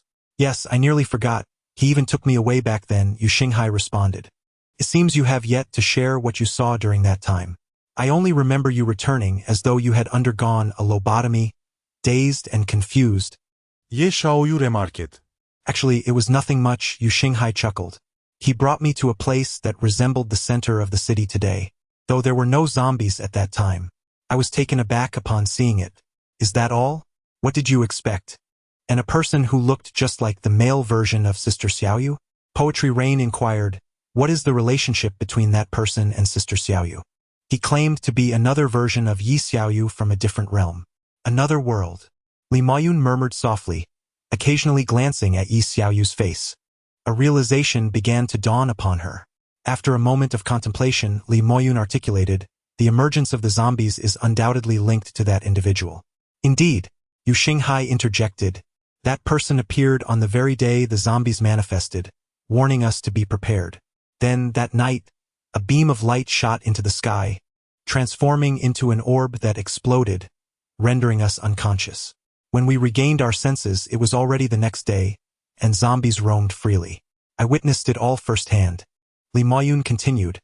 I sensed something was amiss and climbed to that hill where I spotted those two individuals. If the orb is the root cause of the zombies' appearance, then they must be the origin of it all. Yi Xiaoyu listened, utterly astonished, oblivious to the fact that her marshmallow had burned. This meant that the script she initially received was about urban superheroes, yet those two had turned it into a tale of survival in a post-apocalyptic world. 2 tents were set up, one accommodating 3 people with 2 taking turns keeping watch. Tonight's sentinels were Yu Xinghai and Zhang Lingfei, one guarding the first half of the night and the other the latter half. Yi Xiaoyu, Li Moyun, and Poetry Rain shared a tent, with the 2 girls flanking Yi Xiaoyu in the middle. Yi Xiaoyu found herself torn between joy and sorrow. If she were still a boy, she would be over the moon. However, as a boy, he wouldn't be sandwiched between 2 beautiful women. What are you thinking about? Li Moyun gently caressed Xiaoyu's face. Aren't you happy being flanked by 2 beauties? Have you started to develop a fondness for men? That's not the case. Before Yi Xiaoyu could finish, Li Moyun enveloped her in a warm embrace, sinking into a sea of softness. Li Moyun treated Yi Xiaoyu as a large teddy bear. After a prolonged silence, Yi Xiaoyu assumed Li Moyun had fallen asleep. The headquarters of the Eternal Organization is not located here. My next lead has run dry. Yi Xiaoyu did not respond, or perhaps she was unsure how to reply. The last time she mentioned the Eternal Organization was during their previous encounter. They have developed a new generation of drugs, administered to other test subjects. Logically, they should be stronger than us. So, are we expected to fight them? Without you, it's just me. I am quite unique. I am strong, stronger than they are. There exists a devouring relationship among test subjects, so if you encounter any that you can overpower, do not hesitate. If you cannot, flee without delay. Different batches of test subjects cannot become allies. How will I discern them? When you meet one you can defeat, an intense urge to devour will arise within you. Conversely, if you cannot, a fear of being devoured will consume you. I still don't fully understand. My knowledge is limited. I know you need not know too much. You currently lack the ability to protect yourself. If they discover you, it will lead to your demise. So it is better for you to know as little as possible. Then, Li Mayun covered her mouth. I will protect you. Try to avoid any entanglement with such entities. I will only share a portion of the truth. Very well. Zhang Xiu listened in a state of confusion, unable to comprehend the discussions about the Eternal Organization and the experimental subjects. Thus, she pretended to have fallen asleep, while in truth, Li Mayun was fully awake. This was a message intended for both Yi Xiaoyu and herself. Experimental subjects. Devouring. Yi Xiaoyu was bewildered. All she knew was that she too was an experimental subject. The complexities of these matters eluded her understanding, rendering them too profound. Why ponder so much? There would be time to address it later. The immediate concern was to ensure that she would not be cast out of her home for having transformed into a girl. Chapter 53. Trouble arises after spending 2 days in the village. Lu Laoda had gathered a considerable amount of information. The village, consisting primarily of the elderly and children, had only 2 young men, both of whom possessed abilities, one at the 3rd tier and the other at the 1st. It was a situation he could easily manage. Lu Laoda concluded that during this time, the villagers had treated them quite well, providing them with food and drink without charge. He contemplated assisting them when he intended to procure some supplies for their departure. Just as he was about to approach the villagers, a commotion erupted outside. Lu Laoda overheard heated shouts, seemingly directed at his subordinates. Upon stepping outside, he found a crowd surrounding his 2 companions, with an elderly man wielding a hoe, glaring furiously at them. What is happening? Lu Laoda pressed through the throng and approached, noticing his 2 subordinates displaying arrogance and defiantly staring at the old man. This is bad. Lu Laoda covered his face, having initially wished for a peaceful stay, only to realize that his subordinates had instigated the trouble. Contemplating a way to mitigate the situation, he addressed them. What have you done? If it is your fault, you must apologize at once. Boss, We merely broke a few branches off some trees, and this old fool immediately threatened us with his hoe.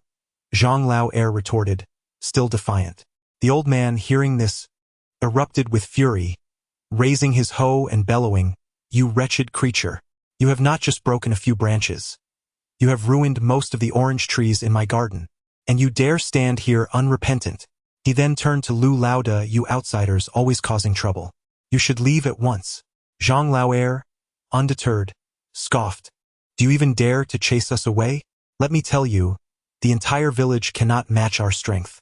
I'll make you regret it, you brat." The old man, unable to contain his rage, swung his hoe at Zhang Lao Er.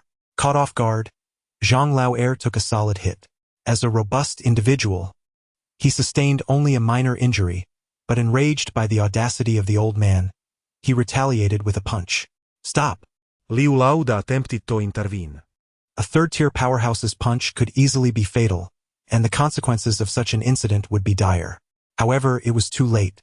Zhang Lao Er's punch landed squarely in the old man's abdomen, sending him crashing backward, blood spewing from his mouth as he collapsed lifelessly to the ground. Oh no, this is troublesome now. The villagers, upon witnessing the death of their elder, were incensed. Some rushed forward to confront them, while others dashed home to fetch weapons, shouting, "Murder! Murder!" Lu Laoda found himself defensively enduring the onslaught, but Zhang Lao Er and Zhang Lao San disregarded the chaos, retaliating against anyone who approached. Frustrated by the pandemonium, Lu Laoda shouted, "Stop!" Were being at a swift individual, having already claimed his prize, observed several corpses strewn across the ground, igniting a fervor within him. In a fit of rage, he seized his weapon and struck the nearest figure, Lu Laoda, on the head. Lu, not of a corporeal nature, stumbled and fell to the ground, dazed from the brutal blow. He felt a warm liquid trickling down his scalp and, upon inspection, discovered it was blood. Lu, disregarding any sense of morality, abandoned his previous reservations about exploiting the villagers, and, now provoked, unleashed his fury. Lu's ability was that of fire. He ignited his hands and hurled flames at the villagers. Ordinary individuals stood no chance against a wielder of such powers and were swiftly overpowered, with many perishing under the relentless assault, leaving only a few writhing in agony on the ground. Xiao Shuai, accompanied by his mother, rushed towards the chaos. She had been working in the fields when informed of the atrocities committed by outsiders against their kin and hastily abandoned her tasks to bring Xiao Shuai to safety. Along the way, they encountered De Zhuang, who had also heard the cries for help. Upon arrival, they were met with a scene of devastation, bodies sprawled in disarray. De Zhuang could no longer contain his outrage. Having always regarded the villagers as family, witnessing their plight was unbearable. "Are you even human? We provided you with food and shelter, and this is how you repay us." Lu remained silent, fully aware of his culpability and lacking justification for his actions. He had already crossed the line into villainy. If he could not overpower them, he would eliminate them. "What do you think you are? If it weren't for the hospitality of my esteemed self, I would have attacked long ago. You frail and wretched beings deserve this." Zhang Lao Er, Eva audacios, kicked a nearby corpse as he spoke. Lu could no longer tolerate Zhang's provocations. He recognized that all this turmoil was instigated by Zhang's reckless behavior. Without hesitation, he delivered a sharp slap, reprimanding, "Have you become addicted to creating trouble? Is this not sufficient? I warned you not to stir up conflict. Your last bout of chaos led to us both receiving a beating from that woman, and yet you fail to learn." However, within this village, there were no formidable adversaries. Before Xiao Shuai could react, his mother dashed forward. "Mom, come back," he urgently called, pursuing her. Noticing her approach, Lu, already agitated, unleashed a powerful punch. His fiery fist sent Xiao Shuai's mother hurtling through the air. "Mom!" Xiao Shuai rushed to help her, desperately extinguishing the flames that enveloped her. The force of a fourth-tier ability nearly obliterated her, and she uttered not a single word before her life was extinguished. "Mom!" Xiao Shuai's heart-wrenching cries echoed as he clutched his mother's lifeless body, his heart torn with grief. Despite his earlier misdeeds, he was not devoid of compassion. What a troublesome situation! Lu Laoda observed Xiao Shuai weeping over his mother, feeling a twinge of guilt, and turned to Zhang Lao Er, exclaiming, This is all your fault. What shall we do now, Lauda? Zhang Laosan inquired. What else is there to do? Having committed murder, we shall leave no one alive. Remember not to overlook anyone, lest they seek revenge later. Zhang Lair seemed to seize the opportunity to perform, declaring, I assure you I will complete the task. I shall now seek out those who have not come. I will ensure the mission is accomplished splendidly. No one shall escape. I will slay you all. Xiao Shua, driven mad by his mother's death, erupted in fury. Upon hearing Zhang Lair's intent to attack the other villagers, Dezhuang chose to pursue him. I demand retribution for my mother. Xiao Shua charged forward like a man possessed. Seeking death, Lu Lauda remarked with disdain, noting the absurdity of a third tier challenging a fourth tier, especially given the elemental disadvantage. His fire attributes countered Xiao Shua's ice. However, he was reluctant to engage, as he abhorred taking lives. He addressed Zhang Laosan. The calamity is of your making. You deal with him. Are you not going to intervene, boss? Zhang Laosan inquired. How bothersome. Speak of it when you are on the brink of death, Lu Lauda retorted. Very well, Zhang Laosan replied reluctantly. As a water attribute wielder, he too was at the third tier and found himself at a disadvantage against Xiao Shua, leaving him somewhat apprehensive. Chapter 54. The law of the jungle. Xiao Shui relentlessly struck Zhang Laosan with blow after blow, leaving him no choice but to defend himself. Utilizing his extraordinary ability, Zhang conjured a shield of water before him. Yet with each punch delivered by Xiao Shui, the water was transformed into solid ice. As the water diminished, Zhang Laosan was compelled to manifest more to withstand Xiao Shui's onslaught. Internally, he lamented his plight.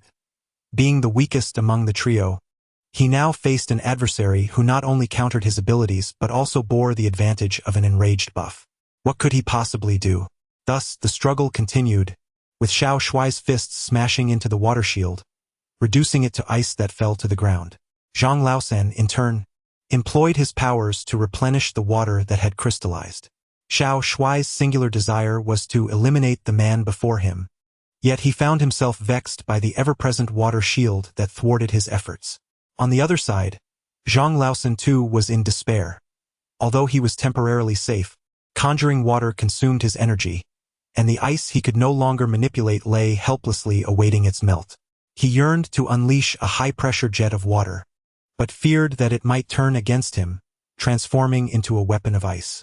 However, after a prolonged stalemate, Zhang Laosan made a crucial realization. This opponent seemed to rely solely on his ability to enhance his fists for melee attacks, neglecting any other potential capabilities. If he could merely disarm him, victory would be within reach. Zhang Laosan grinned wickedly. As Xiao Shui struck once more against the water shield, Zhang Laosan swiftly manipulated it to ensnare his hands, swiftly encasing them in ice. As an ice elemental, Xiao Shui possessed a resistance to cold. While the ice would not injure him, it nonetheless immobilized his hands. Zhang Laosan chuckled in delight, astonished by his adversary's foolishness. Not only did Xiao Shui lack diverse skills, but he also failed to control the release of his own powers.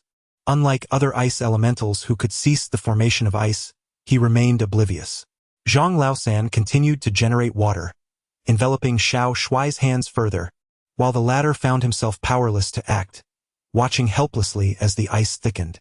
Eventually, the ice ceased to grow, not due to Xiao Shui's newfound control, but because it had become too dense for his powers to penetrate. You fool! Zhang Laosan laughed heartily. I have never encountered someone so dense as to freeze their own hands. Ha ha ha! Shut your mouth! Xiao Shui, infuriated, raised both hands in a retaliatory strike. Watch out! Zhang Laosan hastily summoned a water shield above his head in an attempt to block the assault, but Xiao Shui's icy mass, sharp and jagged, crashed through his defenses, striking Zhang Laosan's head with a brutal force, causing blood to spill forth. In an instant, the tides of battle shifted. Seizing the opportunity, Xiao Shui mounted Zhang Laosan, unleashing a barrage of furious blows upon him. Lu, the formidable leader, witnessed his subordinate being mercilessly beaten. In a fit of rage, he conjured a fireball and hurled it toward the fray. Xiao Shui, undeterred, continued his assault, and the fireball struck him squarely, sending him crashing to the ground. Approaching the scene, Lu found Zhang Laosan's head grotesquely mangled, resembling a crushed watermelon, which ignited his fury as he glared menacingly at Xiao Shui. You too. Xiao Shui rose, the flames on his body extinguished by the melting ice. He charged forward once more, raising his hand defiantly. Lu, gathering another fireball, launched it at his feet, causing an explosion upon impact. Without hesitation, he sent forth another fireball, but Xiao Shui rolled aside, attempting to rise, only to find his hands frozen in ice, making it impossible to stand without enduring further punishment. Lu pressed on, casting another fireball. Xiao Shui raised his hand, attempting to shield himself with the ice, but the fireball caused the ice to sizzle and boil into steam. No, the ice remains, Xiao Shui thought, observing that despite the melting ice, it still held him captive. Desperate to counter Lu's onslaught, he found himself denied any opportunity by Lu's relentless advance. Lu approached, his fiery hand gripping Xiao Shui's arm, lifting him effortlessly. Ah! Xiao Shui shrieked in agony as the flames seared his flesh. He attempted to kick Lu away, but Lu seized his leg with ease. I feel as though I may die. Xiao Shui lamented internally, recognizing the insurmountable gap between them, devoid of hope. Mother, I'm sorry. I cannot avenge you. Seeing Xiao Shui's resistance wane, Lu cast him to the ground, observing his torment. He then retrieved a dagger from his pocket. The thought of being burned alive was excruciating. The sound of Xiao Shui's cries sent shivers down Lu's spine, as he prepared to grant him a swift end. Just as Lu brandished the dagger, Xiao Shui, lying on the ground, suddenly lunged and sank his teeth into Lu's arm. Get off! Are you a rabid dog? Lu exclaimed, attempting to retract his arm, but Xiao Shui bit down fiercely, increasing his grip until he tore away a sizable chunk of flesh. At least I managed to kill one. That counts for something, right? Xiao Shui thought, a triumphant smile breaking across his face as he watched Lu clutching his wounded arm, howling in pain. How dare you smile? Lu roared, enraged. He unleashed a fireball, engulfing Xiao Shui entirely in flames. When the screams ceased, Lu observed Xiao Shui merely gnawing at his own flesh with a savage ferocity, swallowing it whole. Each bite resonated within Lu, as if it were his own flesh being devoured, sending a chill through him. Now, surrounded by the lifeless bodies of his comrades, Lu scanned the area, finding no survivors. I do not wish to kill. He ranted, though no one remained to hear him. Why must you force my hand? Why can't you allow us to dominate unchallenged? Why can't you perceive the disparity in our strength? Lu spoke to himself, oblivious to the silence around him. We are superior. Why do you dare to resist? Each of you rushing to meet your demise. Is it not better to accept one's fate and endure the blows when one is weaker? In a moment, so many have perished before him. Strangers, those who once offered him sustenance, and even his own subordinates. He felt a surge of madness envelop him as he gazed upon Zhang Laosan, whose head had melded with the earth. Suddenly, he recalled Yi Xiaoyu. She is stronger than I. Should I encounter her, my demise would be inevitable. The present world is unjust, a realm where the weak are devoured by the strong. He crouched down and, with his dagger, probed within Zhang Laosan's head, which had become one with the ground, ultimately uncovering Zhang Laosan's crystal. Dazed, he rose to his feet once more, surveying the chaotic scene around him. He hurled several fireballs, incinerating the corpses. You all deserve this. You dared to oppose the mighty. You all deserve this. Chapter 55. No escape. Dezhuang lay sprawled on the ground, having been struck by Zhang Lair, his head colliding with the wall, rendering him unconscious. Lu Laoda approached, casting a glance at Dezhuang, mistakenly believing him to be dead. In a fit of rage, he hurled a fireball at the house, igniting it in flames. Dezhuang was roused from his stupor by the searing heat of the blaze, and as he opened his eyes, he beheld the village engulfed in a tumultuous inferno. Rubbing his throbbing head, he discerned the faint echoes of children's cries amidst the ringing in his ears. Grandfather! Without a moment's hesitation, Dezhuang sprinted toward the source of the anguished sounds. Amidst the flames, Old Li clung desperately to Zhang Lair, the fire consuming him and transferring its wrath upon Zhang Lair, whose screams pierced the air. Boss, save me. Please, save me. You old fool, let go. I don't want to die.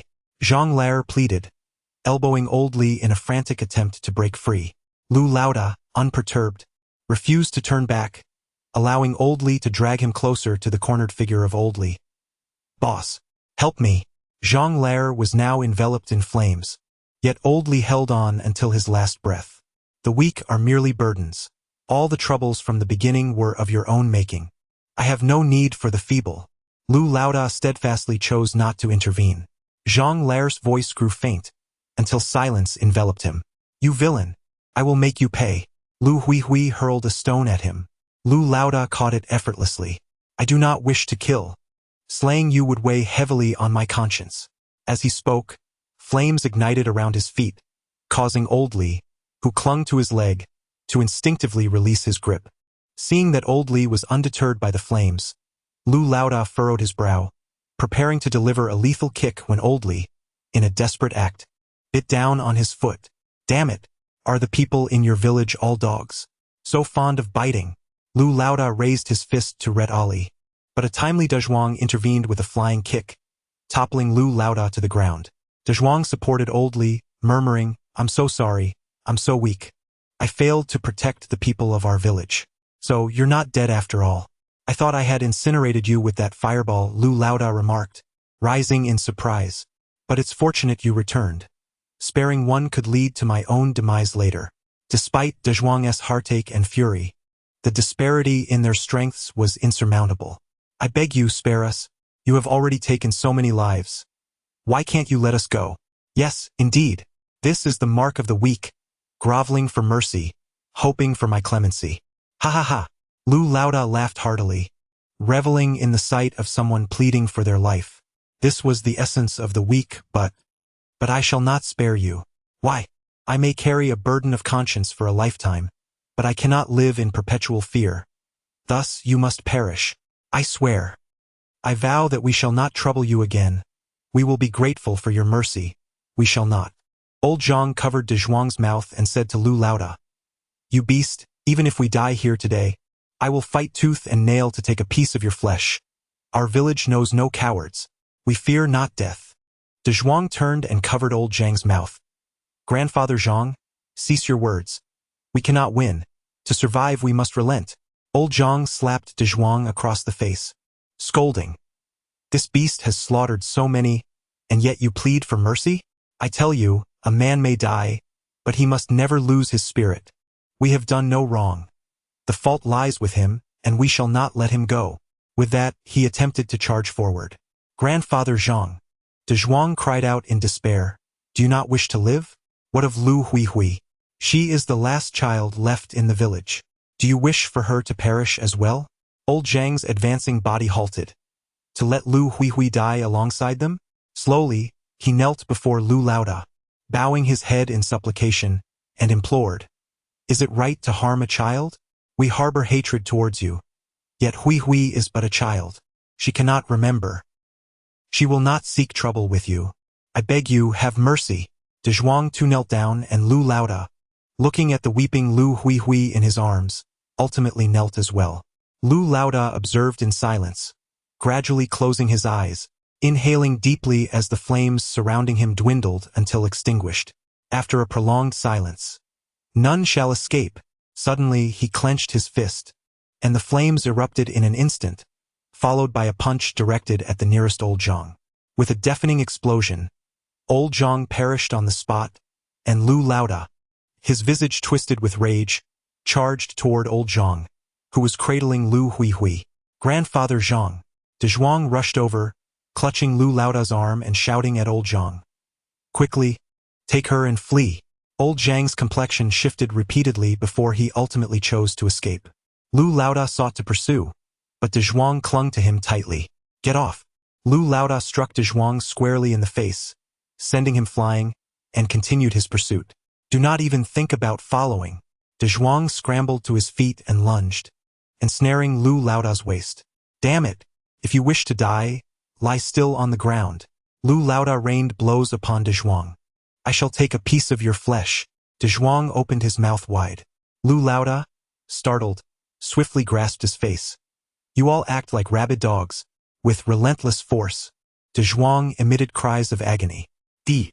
In the next moment, Lu Laoda crushed De Zhuang's skull, the lifeless body collapsing without its head.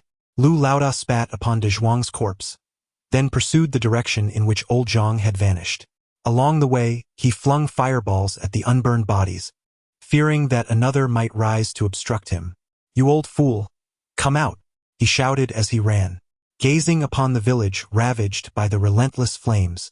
The once resolute Lu found himself at an impasse. Before him lay three divergent paths. The first option was to scour the farmlands, a choice fraught with minimal prospects, as the open terrain was littered with flammable materials. A man of his wisdom would likely eschew this route. The second possibility involved seeking refuge amidst the charred remnants of the village, employing the obscured sightlines of the structures for concealment. Given the pervasive haze of smoke enveloping the area, this course of action was indeed plausible. However, cradled in his arms was a young girl, whose incessant sobs pierced the air. Had he not fled, her cries would have echoed in his ears. Chapter 56.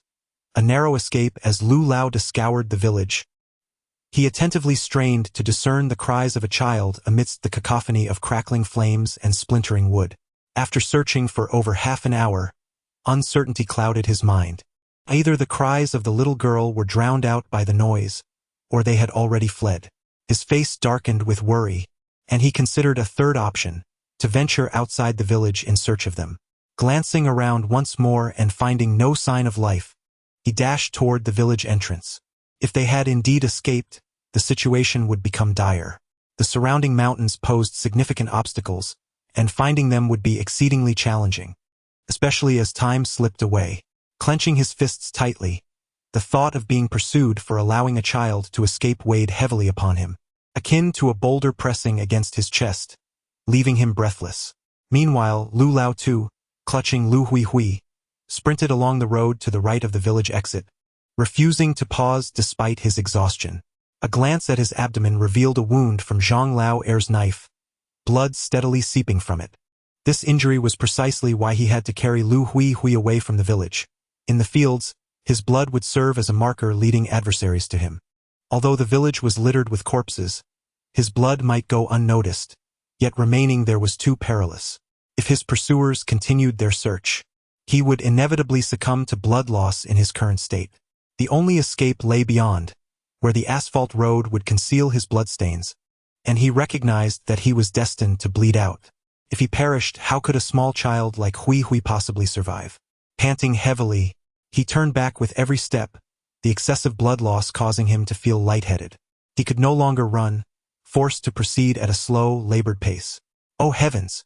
Do you truly wish for Hui to perish? His vision blurred. He staggered along the road, pleading, "Please, I beg you. I am nearing death. May a kind soul appear to take Hui away. Grandpa, please don't say such things. You will not die." Lu Lao too, weakened from blood loss, could only muster the strength to stand in place. Hui, it is I who have failed you, unable to protect you." Lu Hui, at a loss for words, wept, sensing something precious slipping away within her heart. Oui, forgive-me. Oui. Lu Lao too murmured incoherently, lost in a haze. Meanwhile, Lu Laoda drove back along the left side of the village road, having conducted a cursory search there. Now he turned his attention to the right. "It's time to check over here," he muttered to himself. He failed to notice the bloodstains on the ground, perhaps due to the darker hue of the earth rendering them less conspicuous, or perhaps his urgency clouded his attention. In the distance, when Jin Yen quietly drove, catching sight of an elderly man cradling a child, though the distance made it difficult to discern details, and he thought little of it. As the vehicle gradually approached, Yu Xinghai and Zhang Lingfei, seated in the middle, had fallen into a deep slumber due to their night watch duties. Zhang Xiu noticed an elderly man cradling a child. "Sister Xiaoyu, look, up ahead. There's an old man holding a child." It seems the old man is injured," Zhang Xiu exclaimed to Yi Xiaoyu. When Jinyan regarded the old man with curiosity, pondering why, in these times, an elderly person and a child would be found on the bustling highway. Upon seeing the car inching closer, the old man slowly extended his hand, as if attempting to halt their passage. When Jinyan felt a pang of empathy and intended to stop, but just then, The old man collapsed onto the ground. What the hell? This old man is trying to scam us. When Jinyan said, feeling annoyed. Although he had initially wished to stop and offer assistance, he found himself reluctant to engage further, especially if it was a ruse. Nonetheless, to avoid accidentally running over them, he pressed the brake pedal. What's happening? Yu Xinghai was jolted awake by the sudden stop, his eyes still bleary as he surveyed the scene. Is this old man trying to pull a fast one? Let us get out and check. Ye Shaoyu, Irritated by the abrupt halt that nearly tossed her from her seat, insisted. Lu Dada had spotted the old man as well as Yi Xiaoyu and her companions, though he had yet to discern their identities. I advise that group to stay out of this. Otherwise, I won't hesitate to eliminate a few more people, Lu Dada growled as he steered his vehicle closer. When Jinyan exited the car, followed by Yu Xinghai, Zhang Xiyu, and Yi Xiaoyu, please, help my grandfather. He is dying. I beg you to save him. Lu Huihui cried out, her urgency palpable before Yi Xiaoyu could utter a word. The group exchanged puzzled glances. Oh no! The old man is gravely injured, Zhang Xiyu exclaimed, noticing the blood-soaked fabric on Lu Laotu's chest and his pale complexion, a clear indication of severe blood loss. She quickly knelt down to begin administering aid. Seeing Zhang Xiyu's determination, Yi Xiaoyu contemplated for a moment before joining her efforts. Lu Dada had originally intended to drive over and caution them against interference, planning to eliminate both Lu Laotu and Lu Huihui. However, upon seeing Yi Xiaoyu, he was taken aback and chose to feign innocence, driving past them as if he were merely a passerby. Yu Xinghai observed Lu Dada's retreating vehicle with a sense of perplexity, having noticed the slowing down as if he intended to disembark, only to accelerate away upon seeing them emerge. What in the world is going on? Yu Xinghai muttered to himself. After receiving treatment, Lu Laotu managed to regain a semblance of consciousness. Seeing the two young women working diligently, beads of sweat adorning their foreheads, he felt a sense of relief, knowing they were striving to save him. It seemed not everyone in this world was malevolent. Young ladies, Lu Laotu said, pushing Yi Xiaoyu and Zhang Xiyu aside, there's no need to save me. But, Xiyu began, only to realize that the treatment had merely revived his awareness. She was acutely aware that it was only a temporary reprieve, and ultimately, the old man would still face his fate. Old Lu glanced at the sobbing Lu Huihui, whose eyes were swollen from tears. Despite his heartache, he could only weakly extend his hand to gently caress her face. With a deep sigh, he turned to Yi Xiaoyu and Zhang Xiyu, saying, "Could I trouble you to take her away?" His voice was cautious, fearing rejection. To where? Yi Xiaoyu pondered for a moment, her expression conflicted, before inquiring. To. Old Lu thought desperately. I beg you, just take her to find her parents.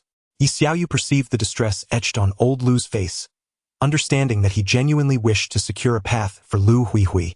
Initially inclined to refuse, the words faltered on her lips.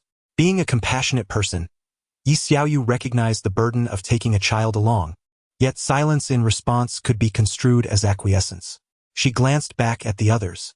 Yu Xinghai shrugged, indicating indifference, while Zhang Lingyun nodded in agreement. Li Moyun, however, remained fixated on the window, not turning around. It seemed they were in accord. Chapter 57. No habit of leaving home. Always returning to one's roots, old Lu gently caressed Lu Huihui's face, wiping away the tears that stained her cheeks. Huihui, will you promise to stay with your sisters from now on? They will take you to see your parents. No, Grandpa, don't go. I don't want you to leave. Lu Huihui clung tightly to old Lu, refusing to let go. Huihui, listen to me. Despite his profound reluctance, old Lu could clearly sense the ebbing of his life. He gently pushed Huihui away and turned to Yi Xiaoyu, saying, Could you take her away for a moment? I wish to speak to you privately. Yi Xiaoyu signaled Zhang Xiyu to carry Huihui away, but the child clung on stubbornly. With a heavy heart, Zhang Xiyu resorted to her abilities, lulling Huihui into a peaceful sleep, her face still marked with tear stains. Old Lu finally felt a sense of relief wash over him and addressed Yi Xiaoyu. I leave her in your care. Her name is Lu Huihui. She is 9 years old, very obedient, not picky with food, and her appetite is modest. I do not know whether you are good people or bad, but I have no other choice. I am nearing the end of my days, yet I sincerely hope you are kind-hearted." Suddenly, old Lu's expression darkened, and he threatened, "You must not harm her. If you do, I shall return as a ghost to haunt you." After uttering these words, he fell into a prolonged silence, so long that Yi Xiaoyu almost believed he had passed away. Eventually, he spoke again. "Has anyone here seen a man named Lu Hanqing?" Yi Xiaoyu looked back at the others, but they all shook their heads. "No, no one has seen him," old Lu murmured.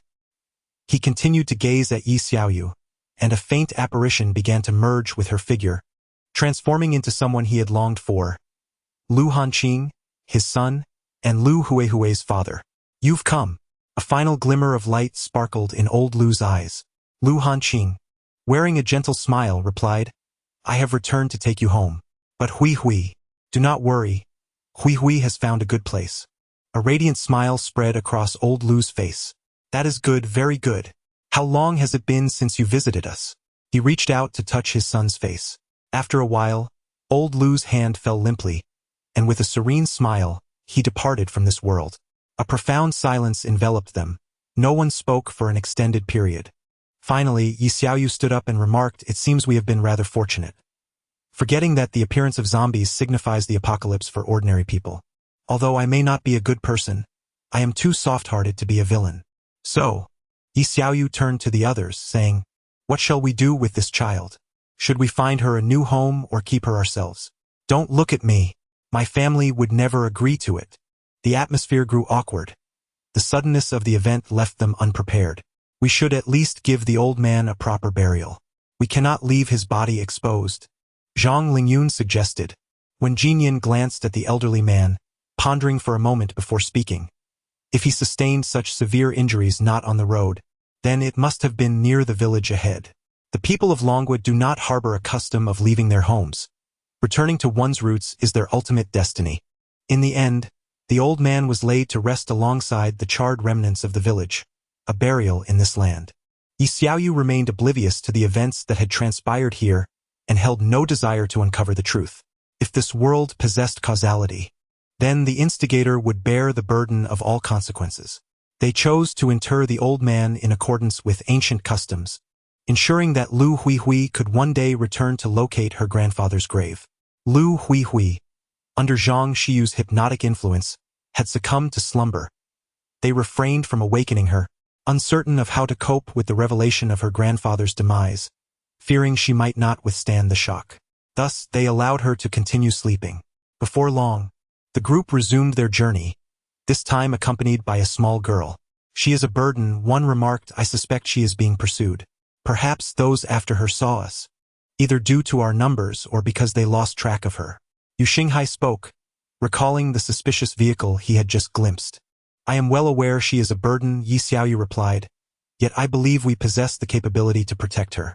Safeguarding a little girl is indeed simple, but will we carry her with us all the way? We are on our way home. My parents would not approve." He then posed the question to Zhang Shiyu, "What about you? How shall we address this?"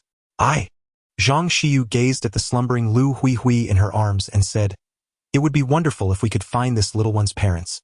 If not, we could either take her in or entrust her to another. Why not let her accompany me?"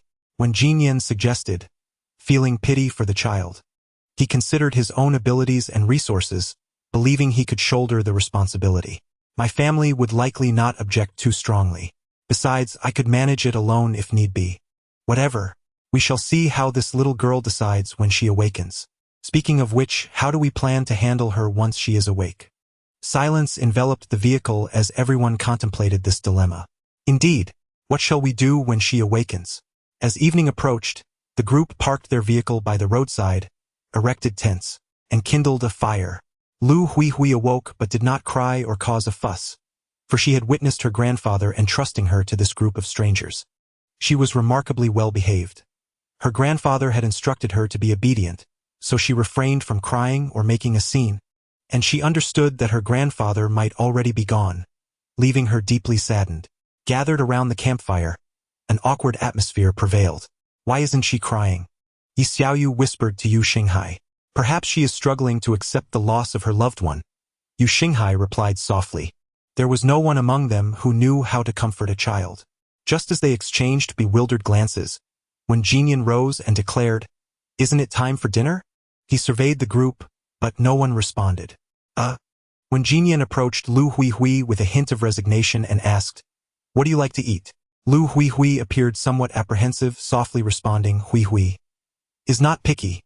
"Oh." When Jinyan abruptly pulled Zhang Lingyun up, extracting a collection of ingredients from his pocket, and said, "Hurry and prepare the meal, but remember to use less chili for the children." "I had thought you would be the one cooking." "Just joking. You are the only one here capable of cooking." Then he urged Zhang Lingyun, go quickly, lest you leave someone hungry." Once the two departed, the atmosphere once again fell into an awkward silence. Zhang Lingfei could no longer endure it. He had been napping in the car due to motion sickness, only to awaken and find a little girl present. He wished to inquire about what had transpired, but upon seeing everyone silent and reticent, he hesitated to ask. Now he was truly at his wit's end. Who was this little girl? And what had occurred during his slumber? Why was no one speaking? Chapter 58. Return to civilization. Zhang Lingfei felt that his voice had been a tad too loud. After listening to his sister's account, he yearned to remain silent, yet he understood that prolonged silence would only lead to awkwardness. Clearing his throat with a symbolic cough, he addressed Lu Huihui, "Greetings, I am Zhang Lingfei." Lu Huihui looked up at him and replied, "I am Lu Huihui, 9 years old this year. I am obedient and will not disturb you." Upon witnessing Zhang Lingfei's initiative to speak, the others began to introduce themselves in a flurry of chatter. They soon realized that this little girl was indeed sensible, and they understood how to interact with her, by ignoring her. Indeed, if they refrained from speaking, she would assume that she was a nuisance, burdening them with her presence. Having accepted the reality of her grandfather's passing, she comprehended her precarious situation of being at the mercy of others. Her grandfather had wished for her survival, so she could not succumb, yet she feared being a bother to Yi Xiaoyu and the others, which stifled her voice. Ultimately, she was assigned to share a tent with Yi Xiaoyu and her companions, as the spacious tent could easily accommodate one more child without feeling cramped. As night fell, Yi Xiaoyu seemed to suffer from insomnia, her mind replaying the image of Lu's grandfather before his demise. She felt indifferent toward the zombies, as they posed no threat to her. Thus, she could freely gather crystals to enhance her strength. Coupled with Wenjinyan's system, her power was formidable, allowing her to disregard zombies, all while being surrounded by friends. Such unparalleled advantages were hers alone, leading her to perceive the world as exceedingly simple. Aside from the previous threat posed by Zhang Taotao, she had encountered no other challenges. "I seem to be experiencing an unusually smooth journey.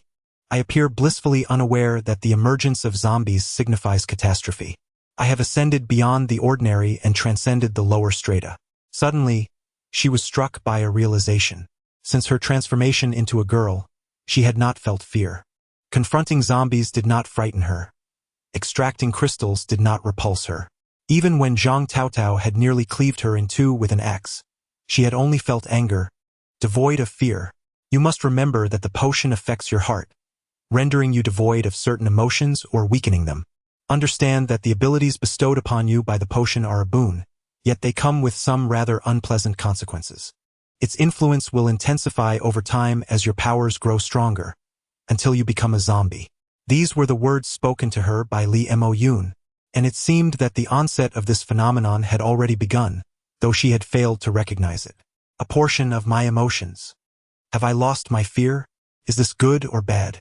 Yi Xiaoyu murmured to herself. What are you mumbling about? Li Moyun's voice suddenly echoed beside her. Are you still awake? I've been holding you. If you squirm in my embrace, I will undoubtedly awaken. Clearly, her sudden movement had startled Li Moyun awake. Sorry. Upon hearing this apology, Li Moyun fell silent for a moment. Why do you apologize for such a trivial matter? Why not say that my embrace prevents you from moving? She had not anticipated that Li Moyun would be aware of her hesitance to move due to being held. Fool. Despite being the one troubled, one still feels compelled to apologize to the source of their vexation. How should I articulate this? Should I tell you to leave? You dare. Sleep now. Do not indulge in frivolous thoughts. Why must you insist on sleeping while clinging to me? Li Moyun buried her head into Yi Xiaoyu's chest, inhaling deeply. For your presence exudes a delightful fragrance that brings me immense comfort. Is that so? Xiaoyu lifted her arm to catch a whiff, detecting no scent at all. Not at all. That is the subtle fragrance of a girl, which one cannot perceive themselves. Ah, no wonder you carry such an alluring scent. Li Moyun's fragrance was notably more potent and assertive than Yi Xiaoyu's, easily igniting one's desires. Outside, the vigilant Yuxinghai yawned while gazing at the flickering flames of the campfire. Though unsure why, the dancing firelight rendered him somewhat dazed. Nonetheless, Yi Xiaoyu remarked, I always thought you would be an aloof, elegant lady. Li Moyun took this as a compliment, feeling quite pleased. Upon closer inspection, it became evident that while her appearance resembled that of an elegant lady, her demeanor was reminiscent of a young girl. I am but 19 years old. Ah! Yi Xiaoyu exclaimed in disbelief, glancing down before inquiring, what did you eat to grow so tall? What has led to such growth? Yi Xiaoyu's face flushed. And nothing. It's time to sleep, we should rest. Sister Xiaoyu, do you prefer sunsets or sunrises? On the road, Zhang Xiyu remarked, observing the scenery retreating behind them. I favor sunsets more, Yi Xiaoyu replied drowsily, rubbing her eyes with lethargy. Why is that? Isn't sunrise beautiful? Wrong. She simply cannot rise early enough to witness the sunrise, so she can only enjoy sunsets. Yuxinghai laughed. Ah, right. Xiaoyu then leaned against Li Moyun and drifted off. Zhang Xiyu felt somewhat exasperated. Sister Xiaoyu, one day I shall drag you to witness a sunrise. And no. Zhang Lingyun inquired, where are we now? We are nearing Hongqing when Jinyan replied. Hongqing, the capital of Nan province, was the first city to be secured by the military when the zombies emerged, and it has since regained order and is preparing to reclaim other fallen areas. Alas, look ahead, a checkpoint. There are soldiers. When Jinyan exclaimed upon seeing a checkpoint ahead, guarded by a group of soldiers wielding firearms. What is happening? Yuxinghai leaned forward. Has the area been restored? Or are the zombies merely confined to our vicinity, isolating us? They wouldn't open fire, would they? What? Yi Xiaoyu sprang up, peering out the window. Wow, they are so handsome. Are they holding real guns? Lu Huihui, who had remained silent, also glanced outside. Stop the car. A soldier raised his hand to signal them. When Jinyan halted the vehicle, and several soldiers approached, stating, get out for inspection. We need to ensure you pose no threat. Understood. When Jinyan responded with a cheerful smile, expressing that the presence of soldiers signified the restoration of order ahead, and after such an extended period in the war-torn area, he felt almost feral. Upon disembarking, when Jinyan eagerly inquired, Comrade, has order been restored in Hongqing? Indeed, if you wish to enter, you will need to undergo registration and a health examination shortly. Hooray! Are we finally able to return to civilization? I have grown weary of living without electricity at night. Yi Xiaoyu exclaimed, nearly leaping with joy. After two soldiers finished inspecting the vehicle, a person holding a registration form approached from the crowd. Please come here to register. Chapter 59. Entering the city name? Ye Xiaoyu. With Xiao representing dawn and Yu referring to feathers. Gender? The registrar glanced at her. Female. Do you have an ID? Yes. Please present it. Yi Xiaoyu fumbled around her person, hesitating whether to produce it, as her ID bore the image from her past, when she was still a boy. What's the matter? Can't find it? The registrar looked at her with a puzzled expression. The already registered Yu Xinghai sat nearby, stifling a laugh, relishing her discomfort. What are you laughing at? Yi Xiaoyu silently cursed at Yu Xinghai, her annoyance palpable. Eventually, she handed over her ID, lowering her head to avoid the registrar's gaze.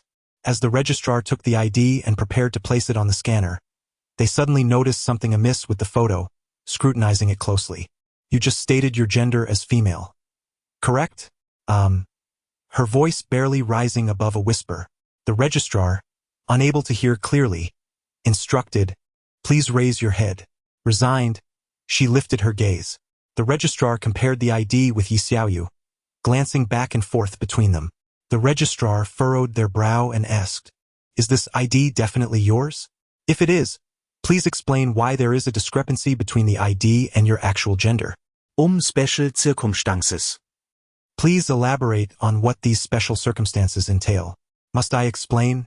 Unless you have another means to prove that you are indeed the person on this ID."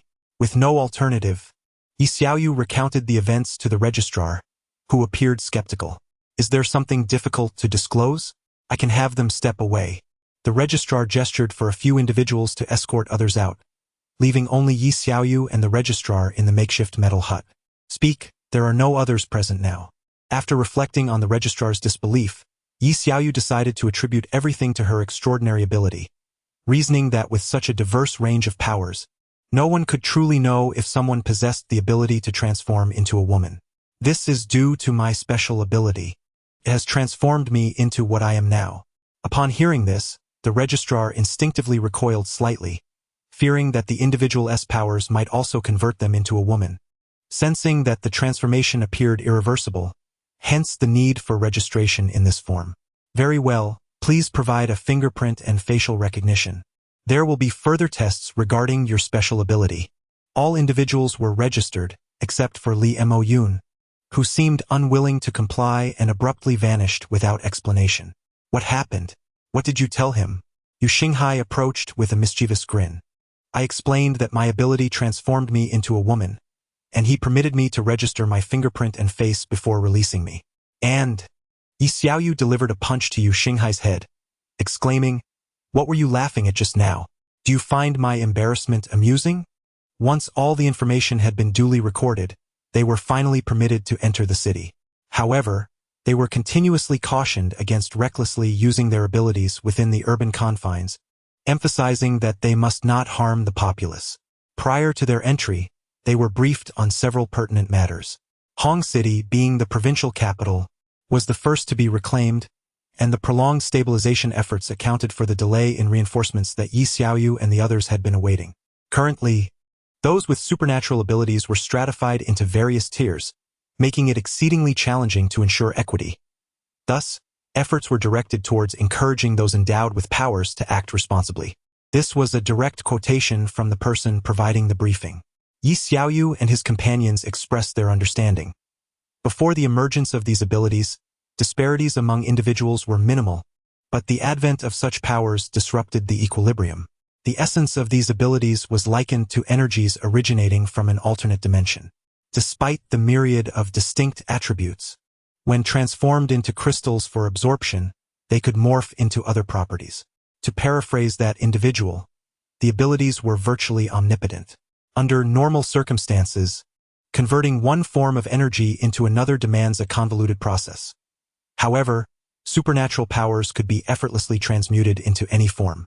When Jinyan had a profound understanding of this, as his crystal shop essentially facilitated the conversion of supernatural abilities into other commodities.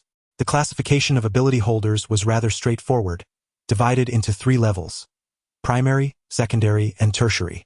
Nonetheless, they were taken aback to learn that, although a multitude of ability holders existed, few possessed strength comparable to theirs.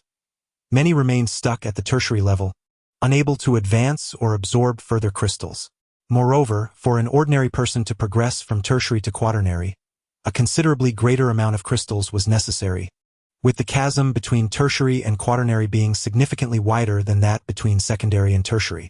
Of course, Yi Xiaoyu need not concern himself with this, as all but the recently joined Lu Huihui were at the 5th level. The individual continued, stating that crystal trading was prohibited within the city, as crystals were now considered strategic resources. Should they require any, they could exchange them at the city's bank. With that, when Jinyan prepared to drive further into the city. "By the way, if you are interested, you might consider being assimilated by the state. There is a significant demand for talents like yours." Along the way, Zhang Lingyun inquired, "What are your thoughts on this? What do you mean?" When Jinyan replied, "The matter of exchanging crystals for cash. If your crystal shop can offer cash exchange at a better rate than the bank, then we need not visit the bank at all." "Let me see," when Jinyan responded, summoning the system, which manifested as a translucent screen visible only to him. "Wow," when Jinyan exclaimed as he perused the data. "What is the matter?" Yu Xinghai asked. First-level crystals are worth 100 units, second-level crystals 2,000 units, and third-level crystals 30,000 units. Wow, who would have thought I would one day become wealthy? Let us not rush. We'll check the bank's exchange rate later, Zhang Lingyun suggested. Due to the absence of navigation and considering it was Wen Jinyan's inaugural visit to Hong City, they inquired along the route, ultimately taking over an hour to arrive at the bank's entrance. The atmosphere here is remarkably vibrant.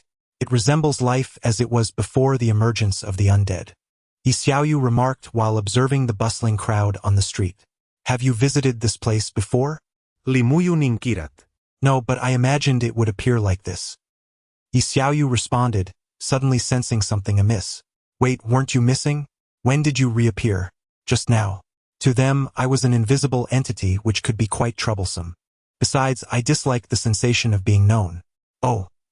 You dislike being understood? Is that not applicable to me? Yi Xiaoyu gazed at her with sparkling eyes. You are an exception. As the group alighted from the vehicle, they instantly attracted a multitude of curious glances.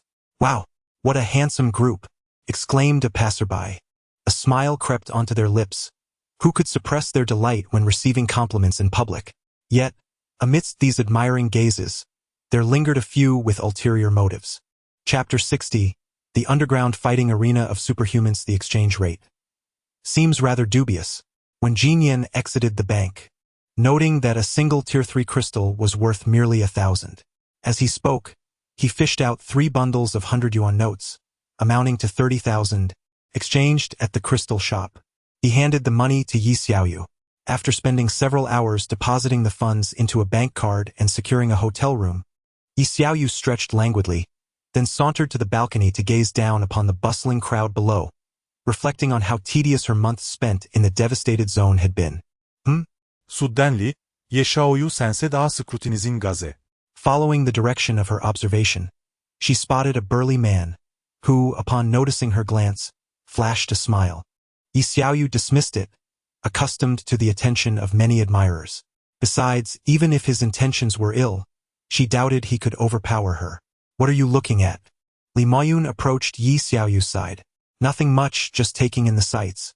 Now that I'm back, I must indulge in a grand feast, she replied.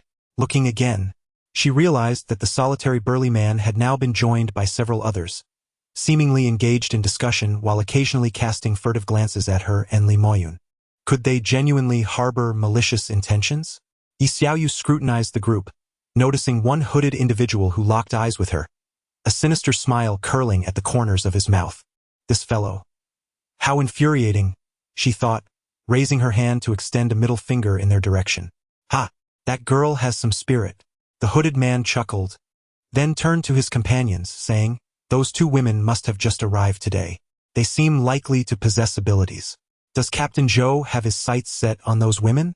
Inquired the burly man beside him. They are indeed quite appealing, but if memory serves, the intel mentioned 3 women. One has yet to make an appearance.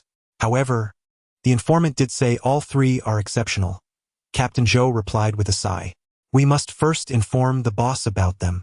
He will have his fun before we get our turn. I wonder if he'll tire of them before we get a chance. So we should inform the boss first. Correct? The burly man asked. Indeed. Captain Zhou gestured to several individuals within the crowd, instructing them, You there, go probe into the backgrounds of the men accompanying those women. If they are ordinary, pay them no mind. If they are superhumans, recruit the strong and warn the weak. Remember, do not cause any fatalities. Understood. The group responded before turning to depart. Recently, a considerable number of individuals have arrived in Hongcheng, and the police have tightened their regulations significantly. Therefore, we must keep a low profile during our endeavors. I have no desire to be apprehended like the lunatic next door. Of course, the remaining individuals acknowledged. After their meal, Yi Xiaoyu contemplated taking a solitary stroll, ostensibly to clear her mind, but in truth, she feared that the group from downstairs might be deterred by the presence of so many people. She yearned to ascertain whether they were indeed inclined to act. A solitary figure ambled along the road, casting glances to the left and right, harboring a sense of disappointment. She had anticipated encountering advanced technological marvels born from the fusion of supernatural abilities and science. However, it dawned on her that any high-tech innovations would likely prioritize military applications over civilian use. Yet, based on what the individual at the checkpoint had stated about the nation's need for a multifaceted genius like herself, she mused whether she might indeed behold some cutting-edge technology if she ventured forth. Nonetheless, entering the city required a plethora of bureaucratic procedures, and exiting demanded an equally daunting set of formalities. With the absence of zombies in this vicinity, she pondered whether she would be unable to level up through their eradication, a thought that filled her with unease. Ever since acquiring her powers, she had been plagued by a fear of inadequacy. Should she be unable to continue hunting zombies, would she not revert to being a mere lamb at the mercy of others? Lost in these thoughts, she observed a vehicle pass by, its exterior smeared with dried blood. Peering through the window, she discerned armed individuals within, their attire similarly stained. The air within the vehicle carried a familiar, putrid odor. They had been out hunting zombies, it seemed, and had only just returned, the blood on their vehicle still unwashed. They did not appear to be military personnel. Could they be newcomers like herself? At that moment, a passerby greeted the occupants of the vehicle, inquiring about their recent endeavors. With a wry smile, one of them replied, "It was a disaster. I nearly lost my life. I encountered a horde of level 3 zombies and had to exert considerable effort to escape." Listening intently, she contemplated the implications of their conversation. The individuals in the vehicle had evidently ventured out multiple times to hunt zombies. Perhaps she too could follow suit. As she noticed a police officer, presumably on patrol, she approached to inquire, learning that these individuals were zombie hunters, a newly established profession dedicated to exterminating zombies in government-sanctioned zones. A fifth of the crystalline rewards from their hunts must be surrendered to the authorities, while the remainder belonged to the hunters themselves. To become a zombie hunter, one must attain a level 2 supernatural ability and register at the city exit. However, there were strict deadlines, and exceeding them would incur additional penalties. The profession offered no insurance. Death in the field would yield no compensation. Despite these risks, the role of a zombie hunter had become immensely popular, with reports of organized groups forming among them, reminiscent of a criminal syndicate. Yet, their significant contributions of crystals ensured a demand for their services, while they posed little immediate threat. Criminal syndicates? She pondered. I had initially believed the emergence of zombies heralded an apocalyptic struggle for survival, yet it now seemed to resemble a modern urban fantasy. Dismissing her musings, she resolved that such thoughts were futile, as she could not alter the course of events. Continuing her aimless wanderings through the streets, she found herself engulfed in boredom. The sole distinction between the present and the time before the zombies appeared seemed to lie in the presence of patrolling police and zombie hunters. If one were to overlook them, she might even convince herself that her supernatural abilities and the zombie phenomenon were merely figments of her imagination. Such boredom. Was there not some event that could ignite the narrative and provide her with a thrill? Speaking of which, why had the person who had been observing her not yet taken action? Suddenly, Yi Xiaoyu sensed something amiss and turned around, only to find a figure cloaked in black closely following her, seemingly for quite some time. Upon being noticed, the figure momentarily froze, then approached Yi Xiaoyu, silently handed her a flyer, and departed without a backward glance. What on earth? Is it necessary to dress like that just to distribute flyers? Yi Xiaoyu observed the figure until he vanished around a corner, and only then did she examine the flyer in her hand. An underground fighting arena for those with extraordinary abilities. What is this nonsense? Yi Xiaoyu felt insulted by the implication, thinking, do I appear to be someone so destitute that I would resort to boxing for a living? This person truly lacks discernment. Wait! The prize for victory is a crystal, not money. Chapter 61. Kidnapped crystals are strategic resources, barred from trade. Consequently, the flyer proclaiming victory rewards of crystals constitutes a violation of the law. Ultimately, all malevolence shall be brought to justice. As a model citizen, I must investigate this matter. Yi Xiaoyu declared with righteous fervor, I shall use my fists to terminate this sordid transaction. It must be a place drenched in blood and violence. Once I incapacitate them, they shall tremble in fear at the mere sight of me, thus successfully halting all nefarious activities. Ha ha ha! Yet Yi Xiaoyu scrutinized the flyer in vain. finding no registration link. Where, pray tell, do I sign up? He stuffed the flyer into his pocket and pursued the direction from which the shadowy figure had vanished. Zhang Xiyu, accompanied by Lu Huihui and Li Maoyun, ventured out to shop for clothes. Zhang Xiyu was purchasing for Lu Huihui, while Li Maoyun shopped for Yi Xiaoyu. Zhang Lingfei returned to the hotel to catch up on sleep, while Zhang Lingyun organized their belongings. Yu Xinghai and Wen Jinyan, having nothing better to do, emerged to familiarize themselves with the terrain. However, they soon encountered a predicament. Individuals dispatched by Captain Zhou had now located Yu Xinghai and Wen Jinyan and were tailing them. It seems we are being followed, remarked Wen Jinyan. I am aware. Let us find an isolated spot to discern their intentions, Yu Xinghai replied, having detected the pursuit before Wen Jinyan, thanks to his newly acquired 4th-level ability. Previously, he had to physically touch an object to imbue it with his powers, but now, within a 20-meter radius, he could transmit his abilities through the ground, directly attaching them to his desired objects. Another facet of this power was the ability to sense any person or object within that vicinity. As they engaged in casual conversation, they wandered into a dim, narrow alley, followed closely by their pursuers, a total of 5 individuals.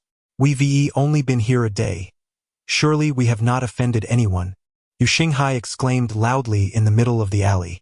Indeed, we have committed no wrongdoing, merely taking a stroll, yet here we are being followed. When Jinyan added, the group trailing them seemed oblivious to their remarks, continuing past the pair. They were nearing the alley's exit when Yu Xinghai could no longer contain his frustration. Are you all fools? Do you truly lack awareness of your pitifully exposed ruse? Or have you recognized my formidable strength and seek to flee? Ha! Finally, one of them turned back and said, So, you've seen through our facade? Wen Jinyan, Yu Xinghai.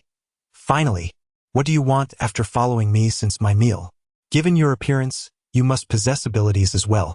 Speak up, what level are you? If you're at level 3, we could begrudgingly consider allowing you to join us. Originally, it was merely an attempt to recruit individuals, and Yu Xinghai felt a tinge of disappointment. He had hoped for a scenario akin to a Dragon Aotion narrative, where he could also play the part of a formidable figure, a so-called god of war. Not interested, Yu Xinghai declared.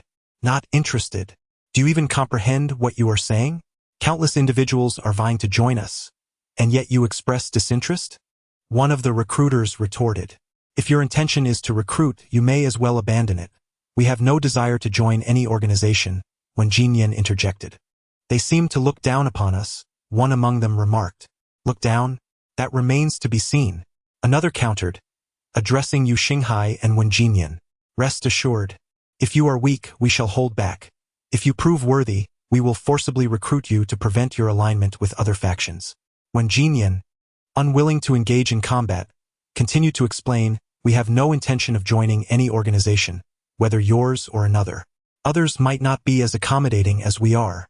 With that, they began to unleash their powers and initiate their assault.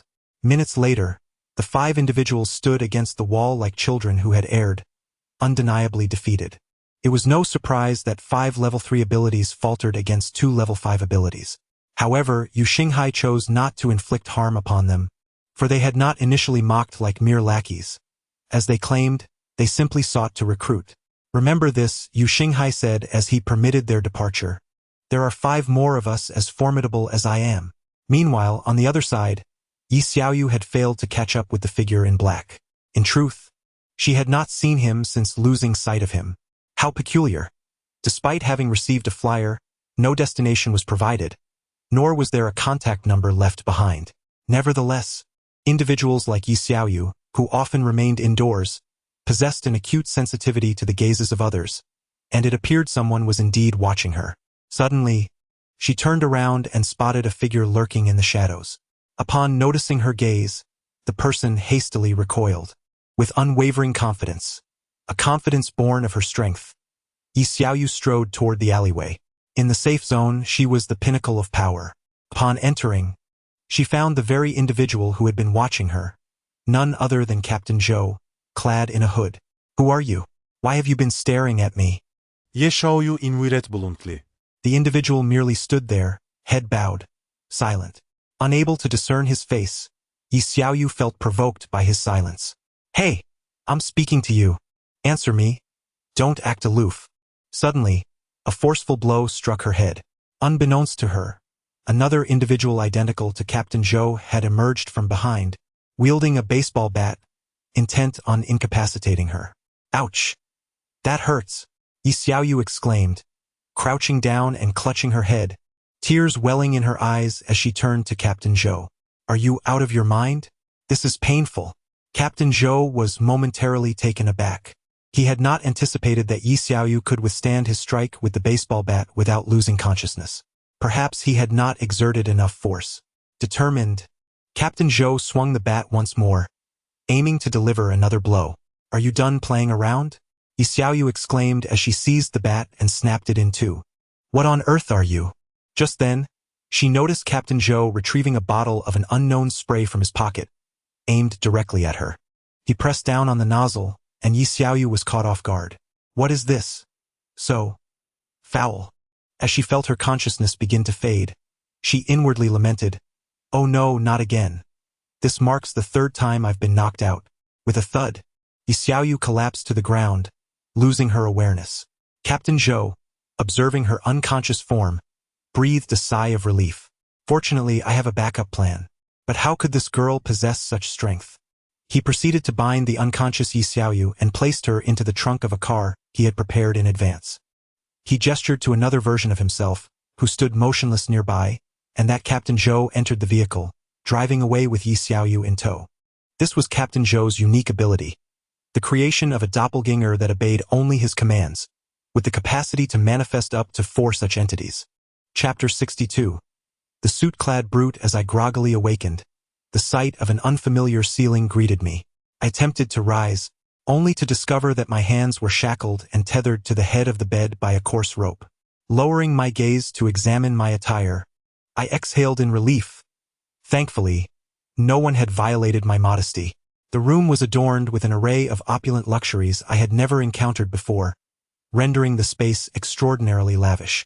Is this the audacity of the affluent? To simply subdue a woman and whisk her away? Time passed slowly, and still no one arrived. How exasperating! In dramas, does the mastermind not typically burst through the door upon the protagonist's awakening? As I pondered this, the door swung open, and my gaze turned towards the entrance, where a man clad in a suit, a brute, strode in. His imposing stature was accentuated by the snug fit of his suit, taut against his muscular frame, exuding an aura of impending explosiveness. Adorning his face were gold-rimmed spectacles. Had his physique not been so formidable, he might have appeared rather refined. Goodness! The man approached deliberately, his towering figure casting an overwhelming shadow over me. I felt as though I were a trembling rabbit in his presence, utterly dwarfed by his intimidating presence. Were you not eagerly anticipating my arrival? The suit-clad brute stood before me, his icy gaze fixed upon me, his size blocking out a portion of light, enveloping me in darkness. I had anticipated a rotund, greasy, balding uncle. How could it be someone like him? I felt he could effortlessly obliterate me with a single punch. I never imagined the puppet master would take such a form. You seem to be afraid of me. I swallowed hard. In comparison to him, I appeared as an innocuous little rabbit. Zhou Qi, Captain Zhou, as he is known, mentioned he had prepared a gift for me and placed it in my room. He was referring to you?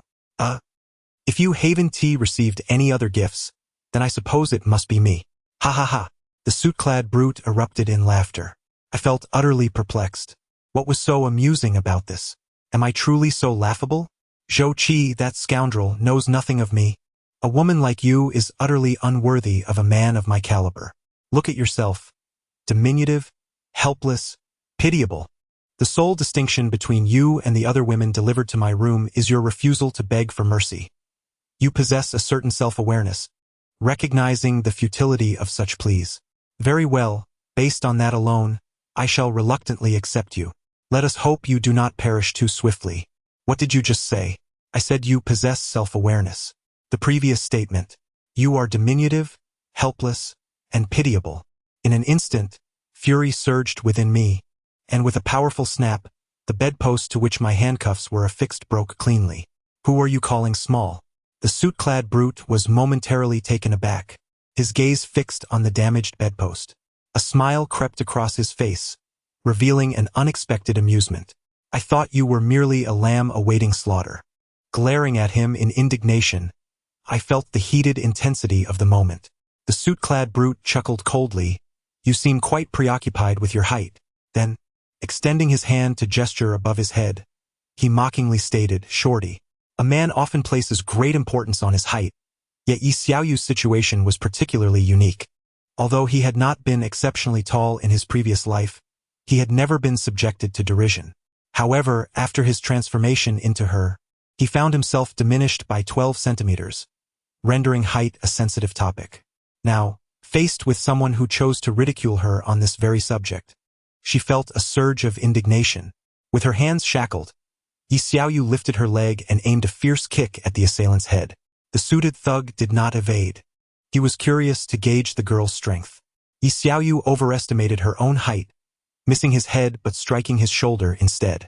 A faint smile graced the thug's face, as he initially dismissed the prospect of her inflicting any real harm. Yet, the moment her kick connected with his shoulder, he felt as though a hammer had struck him, causing him to stagger precariously. How could this be? The thug exclaimed in surprise, only to subsequently realize that his shoulder had grown numb, pain swiftly following. Feeling somewhat embarrassed for misjudging her height and striking only his shoulder, Yi Xiaoyu noticed his astonishment and felt a wave of satisfaction. There was something gratifying about being underestimated and then delivering a blow in return. Seizing the moment, Yi Xiaoyu attempted to place her hands on her hips, only to remember her restraints. Instead, she stood as tall as she could, puffing out her chest with pride, and declared, Ha! How does that feel? Not so pleasant, is it? Who told you to call me short? HM? I could kick you to death. A chuckle escaped the suited thug as his surprise faded, replaced by exhilaration. Upon witnessing the shift in his expression, Yi Xiaoyu felt a twinge of unease. I certainly underestimated you. However, I stand by my remark about your height. You did intend to kick my head, did you not? Yi Xiaoyu retorted. No way. I feared that kicking your head might kill you. The thug flexed his now numb shoulder, towering over Yi Xiaoyu as he said, I don't care what you intended, but you struck me first, and now it's my turn. Yi Xiaoyu gasped. You didn't mention this was a turn-based game. Without further ado, the thug swung his massive fist toward her. Oh no, if I take that punch, I might not die, but I'll surely be crippled. Yi Xiaoyu hurriedly retreated, tripping and landing on the bed. His fist whistled past her face, the force of it stirring her hair, causing her to break into a cold sweat from the close call. Although a punch wouldn't be fatal, it would certainly be painful. You really know how to throw a punch, Yi Xiaoyu exclaimed, slightly irked. What's so hard about it? Beauty is ultimately just a handful of dirt. For you, you're merely my plaything. If you perish, I shall find another, the thug replied nonchalantly. This isn't fair. My hands are bound. Yi Xiaoyu protested. The thug sneered. You climbed onto my bed of your own accord, and now you dare to claim it's unfair? Xiaoyu wore a look of incredulity. You think I voluntarily climbed onto your bed? You must be dreaming. The suited thug furrowed his brow slightly. Are you not here to acquire my power, status, and wealth? Have you lost your mind? I was brought here against my will. Have you ever seen someone willingly climb into another's bed while handcuffed? Is it not so? The women I have encountered in the past have acted similarly. Some have even been silenced. Xiaoyu fell into silence, unable to fathom the logic of this individual, or perhaps the flawed reasoning of those women who sought such encounters. Regardless of whether you were brought here against your will or came willingly, you have piqued my interest now that you are here. Thus I shall not release you easily. Come, let us indulge ourselves further. Chapter 63. The battle has just begun. Yi Xiaoyu observed his eager demeanor and felt compelled to negotiate further. After all, engaging in combat with such a person would inevitably result in injuries. Although she possessed the ability to heal, the pain of being struck was still very much a reality. She was not a battle fanatic. I do not wish to fight, nor do I seek to provoke anyone. Too late, my dear.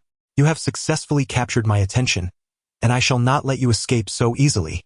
With that, he opened his arms, attempting to embrace Xiaoyu.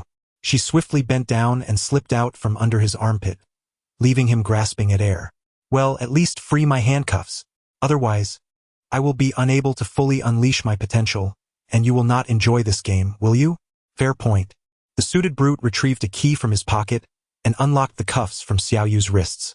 As she beheld her liberated hands, she found herself momentarily perplexed, unable to ascertain whether he was foolish or genuinely sincere. Now, moving on, the suited thug launched a straight punch toward her. Damn, this scoundrel shows no mercy.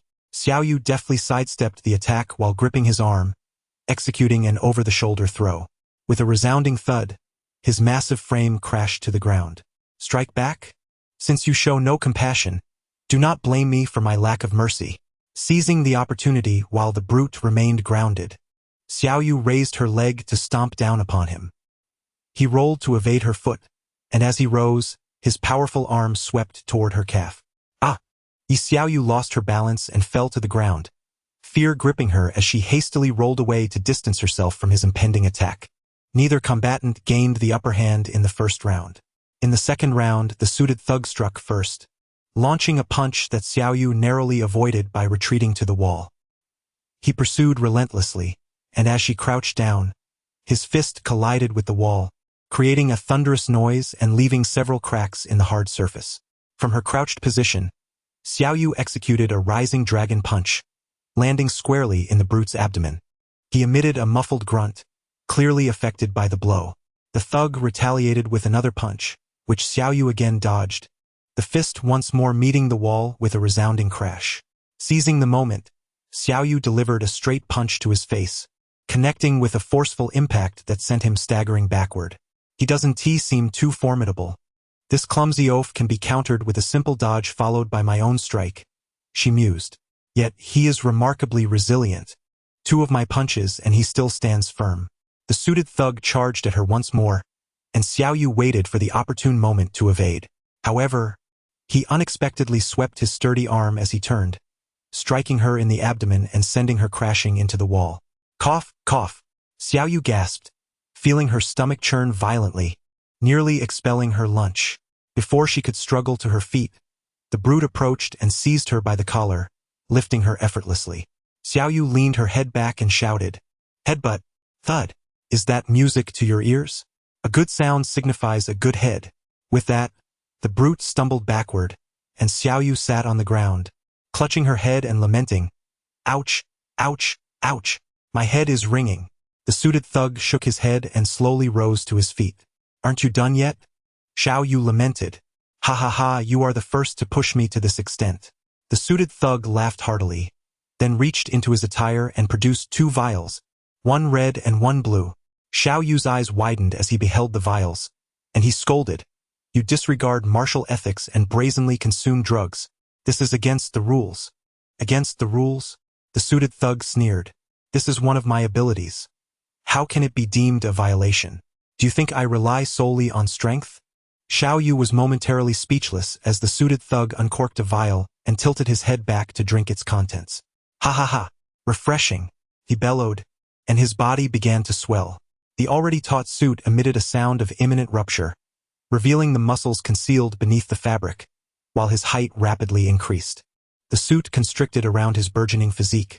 With a forceful tug, he tore away the now tattered clothing and discarded it on the floor. The oppressive aura emanating from him intensified, causing Xiaoyu to break into a cold sweat. The suited thug had transformed. He had transcended his suit to become a true brute. This transformation lasted a minute, culminating in a towering height of 3 meters, nearly twice that of Xiaoyu. Xiaoyu nervously swallowed, staring at the arms of her opponent, which were as thick as her waist. "Prepare yourself." Ha ha ha. The true brute moved with the swiftness of teleportation, and before Xiaoyu could react, he struck her with a powerful punch, sending her crashing against the wall, which splintered like a spider's web under the force of the blow. Wow! Xiaoyu lay on the ground, expelling a pool of blood mixed with internal tissues. "So fast. My body can hardly endure." She clutched her abdomen, bracing herself against the wall to stand. Captain Zhou, also known as Zhou Qi, had returned unbeknownst to him and was passing by the room of the true brute. Thinking there were illicit activities inside, His curiosity piqued.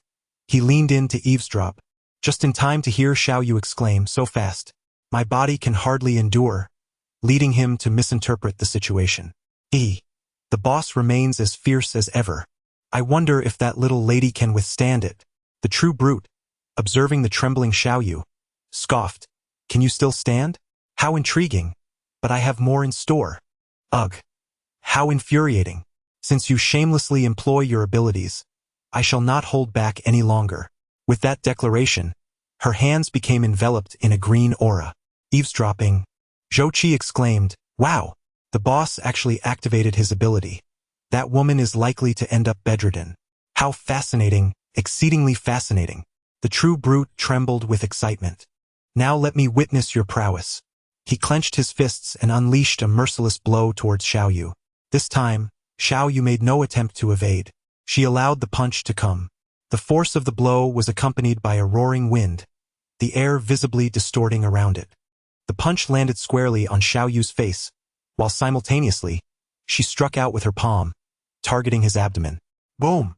Xiao Yu's head was embedded in the wall, and compared to the damage inflicted by the genuine thug, Yi Xiao Yu's attack felt merely like a gentle scratch. "Is that all you've got?" The genuine thug scoffed. "You can't possibly be unable to rise from this, can you?" After waiting for a moment, Xiao Yu offered no response. TCH, the genuine thug, presuming her to be dead, turned away in disappointment, having anticipated that her powers would grant him some exhilarating sensation. Approaching the wardrobe to select a new outfit, he suddenly paused, sensing a drain of his own strength. He whipped around to gaze at Yi Xiao Yu, who remained still and unresponsive, and opened the wardrobe once more. Sighing, he pondered whether the potion had malfunctioned. No, that couldn't be right. A realization struck him. Xiao Yu's powers had initially manifested in green, but now, they had transformed to red. A wave of pressure, identical to his own, surged from behind, and the genuine thug's excitement returned as he turned around and delivered a powerful punch, only to be met by Yi Xiao Yu, who had inexplicably appeared behind him and caught the blow. The battle had only just begun. Chapter 64, Fiers combat à la. Has the battle only just commenced? Outside, Zhou Qi listened intently, chuckling with a sinister glee. This girl certainly possesses a tenacious spirit. I hope she does not beg for mercy later. Hee. Ha ha ha. Let the contest begin. The pure brute lunged forth, unleashing a force so tremendous that the ground beneath trembled and cracked. Facing the oncoming assault from the brute, Xiao Yu stood her ground, extending her hands to meet his fists. With a thunderous boom, she was propelled backward, crashing against the wall, the immense impact causing her to spurt blood once more. Yet, the brute did not revel in his apparent victory. Instead, he furrowed his brow, astonished to see Xiao Yu rise once again. Despite the blood still staining her lips, she wore a confident smile, as if victory was assured. In disbelief, he gazed at his palm, sensing a decline in his strength. Is this her doing? Confounded, he thought. I must initiate my offensive. The brute intended to evade, yet found his opponent's speed had dramatically increased. As her punch grazed his cheek, he was taken aback by her sudden velocity, only to feel a sharp pain in his chest. A narrow gash had appeared where he thought he had escaped unharmed. Before the brute could regain his composure, Xiao Yu struck again, compelling him to counter her blows without a moment's respite. No, my strength is waning. Is she growing stronger? Confusion clouded his mind. Observing the bewilderment on the brute's face, Xiao Yu felt a surge of satisfaction. This is my power. I shall gradually drain you of your strength, while I only grow more invigorated. Outside, Zhou Qi pondered, what is happening? Her words sound ominous. Could the boss be faltering? No, who is the boss? Surely, subduing a mere girl should be effortless. Yet, as he continued to listen, a sense of dread washed over him. The room echoed with dull thuds. My goodness, are they truly fighting with such ferocity? I can feel the vibrations from outside. The clash within was relentless, the two exchanging blows, causing the very room to tremble. Following another fierce encounter, the brute chose to retreat and create distance. What? Can you not endure? Haha, you truly lack stamina. Xiao Yu taunted, observing him gasp for breath. Outside, Zhou Qi was sweating profusely. What have I just heard? She claimed the boss is struggling, that he lacks endurance. And I distinctly heard him panting. He is genuinely fatigued. Ha ha ha. Exhilarating. A woman as fierce as you is truly worthy of me. Next, the brute approached the bedside table, retrieving a dagger encrusted with diamonds. Just as Xiao Yu anticipated a weapon to be wielded against her, the brute surprised her by slicing his own palm with the dagger. I shall unveil my ultimate trump card, he declared, bringing the wound to his lips and consuming his own blood. How peculiar. Even vampires do not drink their own blood, Xiao Yu remarked, watching him with a mixture of disdain and disbelief. My blood serves as the very essence of my elixir, harboring effects more potent than the concoction itself. Let me ponder. Does it possess an expiration? Once the time elapses, will you succumb to renal deficiency? The pure-blooded thug paused, taken aback by the uncanny accuracy of the opponent's deduction. Indeed, while the effects are fierce, they exact a tremendous toll on his body, the entire ordeal lasting a mere 6 minutes. 6 minutes. Enough time for me to bring you to your knees. Ha! Then let it commence. Outside, Zhou Qi was left in utter disbelief. What did I just hear? My ears cannot fathom this.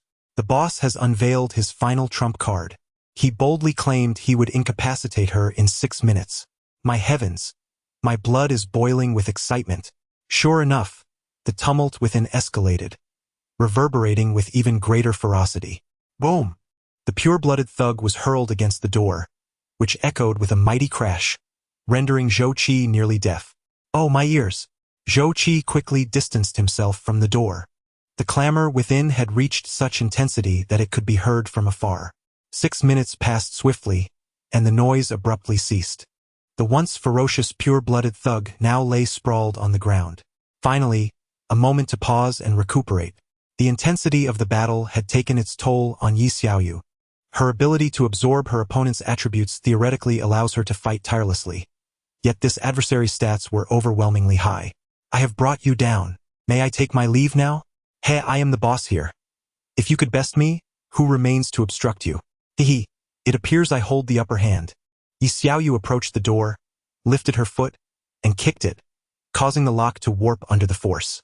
When the door remained shut, she delivered another kick.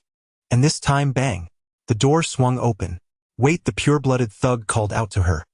What is your name? The defeated must speak first. Me?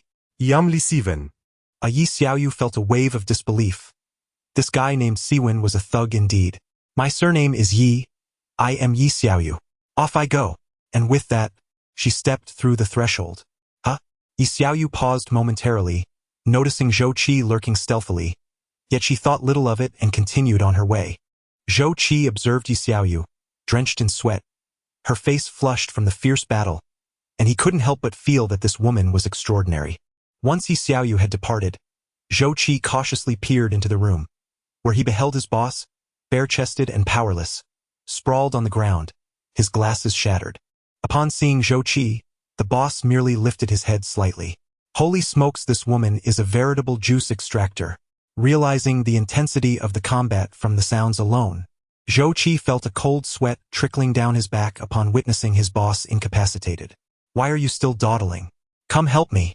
Li Siwen called to the dazed Zhou Qi. Just as Zhou Qi helped Li Siwen to his feet, he heard Yi Xiaoyu's voice once more from outside. I'm not sure of the way. Could you kindly direct me on which path to take? Yi Xiaoyu said apologetically, scratching the back of her head. Zhou Qi, take her back to where you found her, Li Siwen instructed Zhou Qi. Zhou Qi? Yi Xiaoyu furrowed her brow and cast a frigid glance at him. So, you are Zhou Qi? You're the one who brought me here? Zhou Qi chuckled awkwardly. How dare you smile? Xiaoyu raised her fist. Zhou Qi hastily knelt and pleaded for mercy. I beg your forgiveness. I shall not defy you again. From this day forth, if you direct me east, I shall not venture west. Humph. It is wise of you to apologize so promptly. Otherwise, I would ensure you meet a fate akin to your superior. Zhou Qi was petrified by her words, beads of cold sweat trickling down his back. Thank goodness I apologized. I do not possess the same physique as my boss. If I were to end up in her bed, it is highly probable. No, I would undoubtedly fail to see the light of another day. Zhou Qi assisted Li Siwen onto the bed before escorting Yi Xiaoyu to the car. Chapter 65. The situation in Hong City. As soon as she got into the car, Xiaoyu turned to Zhou Qi and exclaimed, "Merely taking me home is insufficient."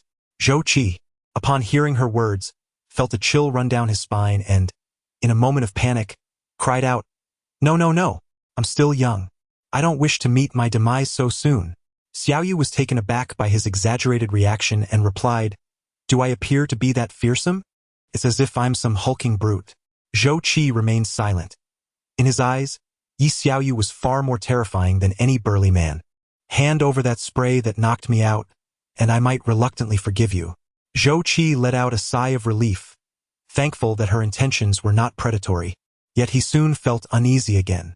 What did she want with the spray? Was she planning to use it to incapacitate innocent young men? Oh, that would indeed be dreadful. No, I cannot allow her to roam and wreak havoc on unsuspecting youths. Besides, she has already been with the boss. In a sense, she is now like a sister-in-law.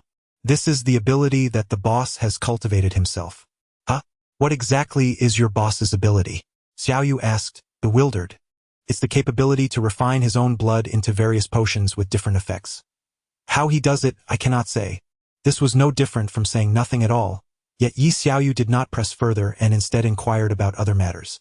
Zombie hunters are all individuals with extraordinary abilities. They believe that ordinary people should be eradicated, that ultimately only those with powers should remain in this world. Thus, those who share this ideology congregate, forming distinct organizations. Li Siwen is the leader of one such large zombie hunter organization, and there are 3 others of similar scale in Hong City. Conflicts occasionally arise between these organizations, yet none dare to escalate matters too far, for the regular army is formidable, and the self-formed organizations cannot hope to match a standing military. Once, a confrontation escalated so severely that the regular army resorted to using firearms, and since that incident, all extraordinary individuals have refrained from acting recklessly. Yet you still dared to incapacitate me in the street. Were you not afraid of being targeted by the regular army? The situation has changed. The current extraordinary individuals have grown stronger. People like the boss can withstand conventional firearms now. That may be true for your boss, but for others, a single bullet would lay them flat. Moreover, the situation has stabilized. It is no longer as tumultuous as it once was. The regular army's focus has shifted from suppression to liberating the occupied zones. Previously, there were quotas for zombie hunters, aimed at preventing civilian extraordinary individuals from becoming too powerful. Now, however, zombie hunters have been granted more freedom, but they primarily hunt in the occupied territories to assist in their liberation. The 3 major zombie hunter organizations only expanded during this period of leniency. Currently, 2 of these organizations believe they possess enough strength to compel the regular army to grant them a degree of autonomy, thus engaging in disruptive activities. The regular army, preoccupied with liberating occupied areas, lacks the bandwidth to manage internal affairs and turns a blind eye to their antics. However, their actions have become increasingly audacious, continuously testing the limits. Yi Xiaoyu remarked, "So you are among those who test the boundaries?" Zhou Qi shrugged and remarked, "No, our leader is neutral. He neither supports the regular army protecting ordinary people nor believes the regular army should relinquish their power." Yi Xiaoyu was somewhat taken aback. It was surprising that Li Siwen, as a leader, was not power-hungry. However, what did he truly mean by believing that ordinary people deserved their fate while also thinking that irregular forces should not wield power? Why was he not power-hungry? I'm not sure. The leader seldom manages the organization. It's the second-in-command who handles affairs, Zhou Qi replied, a wave of apprehension washing over him at the thought of the second-in-command. She was a woman, an outsider like Yi Xiaoyu, and thus little was known about her. People only recognized her as a madwoman, one who would kill at the slightest provocation. Yet, due to her formidable capabilities, Li Siwen chose to overlook her actions. From her various behaviors, it was evident that she had an interest in Li Siwen, but she did not object when she saw Zhou Qi ushering women into Li Siwen's quarters. Zhou Qi brought Yi Xiaoyu directly back to the hotel, where she discovered that Li Siwen was not far from her location. A mere half-hour walk brought her there. After returning to the hotel, another figure quietly arrived in Hongqing Lu Laoda, whose real name was Lu Hui. To avoid detection by Yi Xiaoyu and her companions, he pretended to be a passerby, walking several kilometers along the same route before halting. Fearing that Yi Xiaoyu might pursue him, he lingered at his original location for half the day before finally making his way to Hongcheng. After exchanging some crystals for money, he sought a hotel to stay in, only to spot the vehicle belonging to Yi Xiaoyu and her group. Not overly surprised, Lu Hui noted their lodging and drove off to find accommodation far from them. Should he lie in wait for an opportunity to strike, or should he choose to evade the sins he had committed? Lu Hui was deeply conflicted. On one hand, he was merely a level 4, while on the other, that child could pose endless trouble for him. The weak deserved to die, he had once proclaimed, and now that weak individual had latched onto the strong. Lu Hui had become the weak one. If they were to discover his existence, he could very well meet a grave end. As night fell, Lu Hui decided to venture out to purchase some food, items that had been unattainable during his previous struggles. He meandered towards the food street, contemplating his predicament. Suddenly, a child dashed across the street and collided with Lu Hui, who was engrossed in thought. The traumatic memories of his previous massacres in the village resurfaced, igniting his rage. In an instant, flames enveloped his hands as he erupted. "Are you blind?" He swung his fiery fists in retaliation. In bustling night markets, where crowds thrived, numerous police officers were stationed to prevent the misuse of supernatural abilities. Upon witnessing an elemental user openly wielding their powers, an officer swiftly approached to intervene.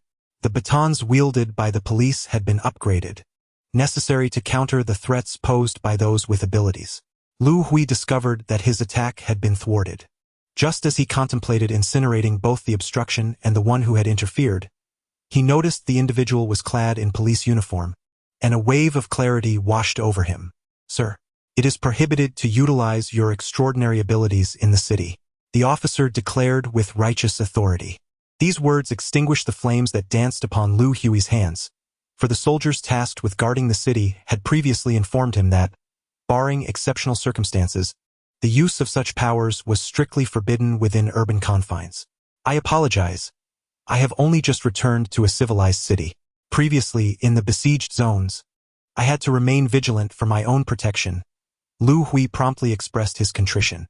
He had painstakingly arrived at this safe haven and could not afford to be expelled for wielding his abilities. "Oh, you have just arrived," the officer remarked, the severity of his expression softening slightly. "That is understandable. However, you must still take responsibility for this incident. Please accompany me to file a report." Liu Hui, Unable to protest, silently followed the officer.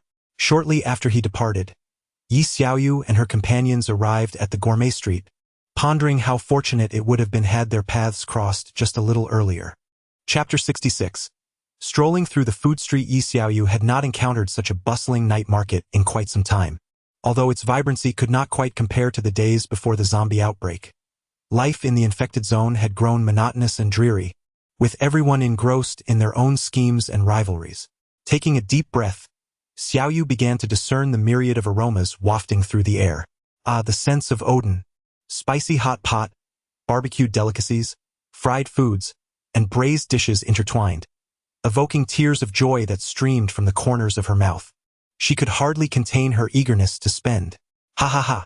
With uncontainable excitement, Yi Xiaoyu darted from stall to stall, each departure leaving her hands and mouth fuller than before. Suddenly, she halted, her nose twitching as it caught a whiff of a familiar fragrance. Snail rice noodles. This aroma haunted her dreams, often stirring her from slumber in the dead of night, yearning for its taste. Without regard for whether her current morsels were chewed thoroughly, she swallowed them whole with a satisfying gulp. Glancing at the baked cakes, skewered meats, roasted sweet potatoes, and various other delights in her hands, she felt a pang of reluctance. Consuming them all would surely leave no room for a bowl of snail rice noodles. After much deliberation, she resolved to take another bite before heading to indulge in the noodles. Xiaoyu sidled up to Yu Xinghai, flashing him a mischievous grin. "Xinghai," she presented her bounty before him, "would you care for some?" "Huh? Why this sudden generosity? Is this food unpalatable, or perhaps laced with poison?" It was well known that a brother's offerings might carry hidden tricks. Yu Xinghai had been duped before. Are you going to take it or not? If not, I shall devour it all by myself. Of course I want it. Ugh! Just as Yu Xinghai uttered his agreement, Xiao Yu promptly shoved all the food in her hands into his mouth. Ugh! This sausage is choking me. When Yu Xinghai finally lifted his gaze, he saw Yi Xiaoyu bouncing gleefully toward the stall selling snail rice noodles. Xinghai. Xiaoyu had spotted the stall, now tantalizingly close, the aroma of the noodles enveloping her senses. One bowl of snail rice noodles, please. I'll take a large serving. Sure thing, a large serving is. As the vendor turned to face Yi Xiaoyu, he was momentarily taken aback. Huh? At that moment, Yi Xiaoyu recognized the vendor's face as well. Huh? The vendor was incredulous. Ah! A rush of excitement, emotion, and surprise coursed through Xiaoyu's heart. Your name is... They both exclaimed in unison. Vendor. Xiaoyu opened her arms and leaped toward him. Xiaoyu. The vendor reciprocated her embrace eagerly. Vendor. I've missed you dearly. Do you know how often I've woken in the dead of night, yearning for your snail rice noodles, only to find myself with nothing but dry bread at home? I've had to endure that waxy texture to fill the void in my stomach. Yi Xiaoyu tried to muster some tears of nostalgia but ultimately failed. Xiaoyu. You've suffered. Just look at how thin you've become. In reality, Xiaoyu had not lost weight. Her figure had only increased due to Zhang Lingyun's exceptional culinary skills. How could she possibly lose weight while feasting on the school meals? Do not fear, for fate has brought us together once more, and I shall undoubtedly ensure you are well fed, the proprietor declared with utmost conviction. Though the onlookers were oblivious to the preceding events, they grasped the outcome with an uncanny understanding. This was the redemption between the patrons and the owner. Yu Xinghai silently nibbled on a pancake and savored a skewer of grilled meat, observing the astonishment on Yi Xiaoyu and the boss's faces. He had already forgotten the owner of this snail noodle shop, reminiscing instead about the time he had seen Yi Xiaoyu's male counterpart, Yi Xiaoyu, in the very same establishment. Is this what one might call fate? Yu Xinghai discerned that the proprietor was merely an ordinary individual without any extraordinary abilities.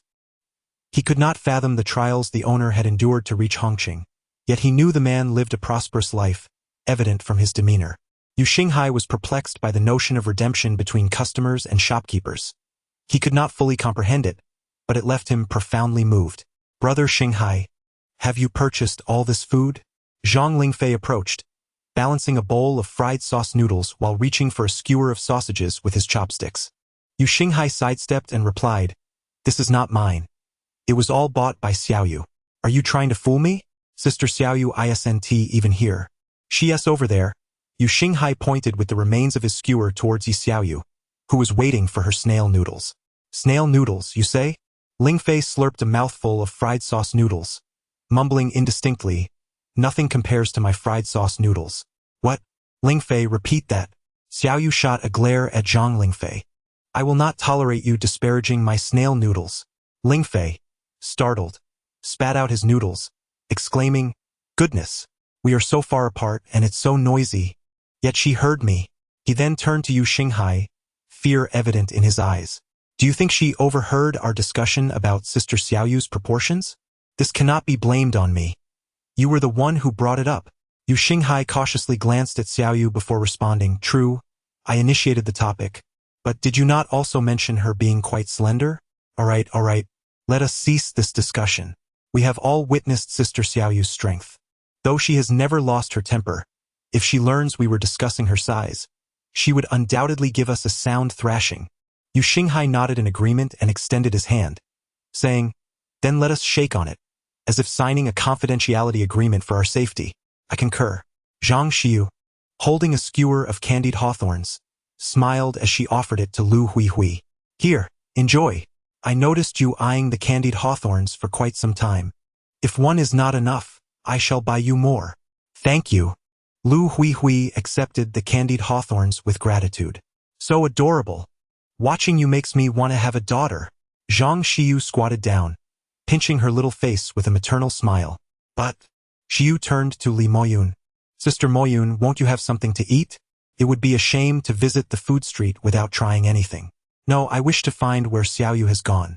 It's astonishing how she vanished into the crowd in the blink of an eye. Li Moyun spoke calmly. her demeanor as cold and elegant as ever, resembling a celestial being descended from the heavens. Her exquisite aura seemed starkly mismatched with her bustling surroundings, rendering her simultaneously present in the vibrant market yet utterly isolated from it. Ah, sure, you mused. It is indeed quite incongruous to envision an ice queen seated at a humble stall savoring skewers. Yet she herself had no such constraints, flitting from one stall to another with Lu Hui Hui, sampling this skewer and that. Zhang Lingyun stood before a barbecue stall, observing the vendor diligently flipping skewers and sprinkling seasoning, perspiration glistening on his brow. He yearned to learn, envisioning a future where he could prepare skewers for Zhang Shiyu and her companions. Staring so intently at the vendor, "Won't that place undue pressure on him?" remarked Wen Jinyan, who had been seated nearby, awaiting her skewers. Zhang Lingyun realized his behavior might be deemed impolite and promptly apologized to the vendor. "I am sorry. I merely wished to learn your technique so that I could grill meat for my younger siblings at home." The vendor chuckled heartily. "No need for apologies. If you wish to learn, come stand beside me, but be wary of the smoke if you stand too close to the grill." Thank you, Zhang Lingyun exclaimed. "Oh, it's no trouble at all." Chapter 67. I am her girlfriend. Li Siwen lay on the bed, gazing at the ceiling. The aftereffects of drinking his own blood had nearly faded, but he remained unable to rise due to the severity of his injuries. Even now, his body ached all over. At that moment, a knock echoed at the door. The door, being broken, swung open without waiting for a response. Li Siwen initially attempted to sit up, but the pain radiating through his body caused him to grimace, compelling him to recline once more. "Ah, who could have done this to you?" The visitor was a striking woman, exuding an air of dominance. Her name was Yi Xiaoyu, and while her origins were unknown to him, she certainly piqued his interest. "Is that injury a result of her actions?" he inquired. The woman was short yet possessed a strength akin to that of a tyrannosaurus. What was even more peculiar was her ability to absorb the strength of others for her own use. He sighed, reflecting on the futility of confronting her, for even after their encounter, she had retained considerable reserves of strength. "Ah, when did Hongqing acquire such a formidable individual, that even you cannot prevail against her?" the woman exclaimed, covering her mouth in astonishment. "Zhou Qi brought her to my room, claiming she was a gift for me. I must admit I was quite pleased. Since acquiring my abilities, she is the only one who has allowed me to engage in a truly exhilarating battle." "Zhou Qi?" The woman pondered for a moment, recalling a figure within her organization. "Is Zhou Qi truly so formidable? One who can subdue someone even you cannot best?" "She was brought here after being incapacitated by a spray." "Then why did you not use the spray yourself? If you had, she would have been unable to defeat you. What I seek is the thrill of a genuine fight, not the taint of a dishonorable victory. So you succumbed to defeat." The woman scoffed, her perspective clear. Victory was paramount, and the methods employed mattered little in the face of triumph. Li Siwen, oblivious to the disdain in her tone, continued, "A tainted victory brings no satisfaction." "Ha ha!" The woman chuckled lightly, laden with sarcasm. Li Siwen furrowed his brow, the mocking tone in her laughter unmistakable.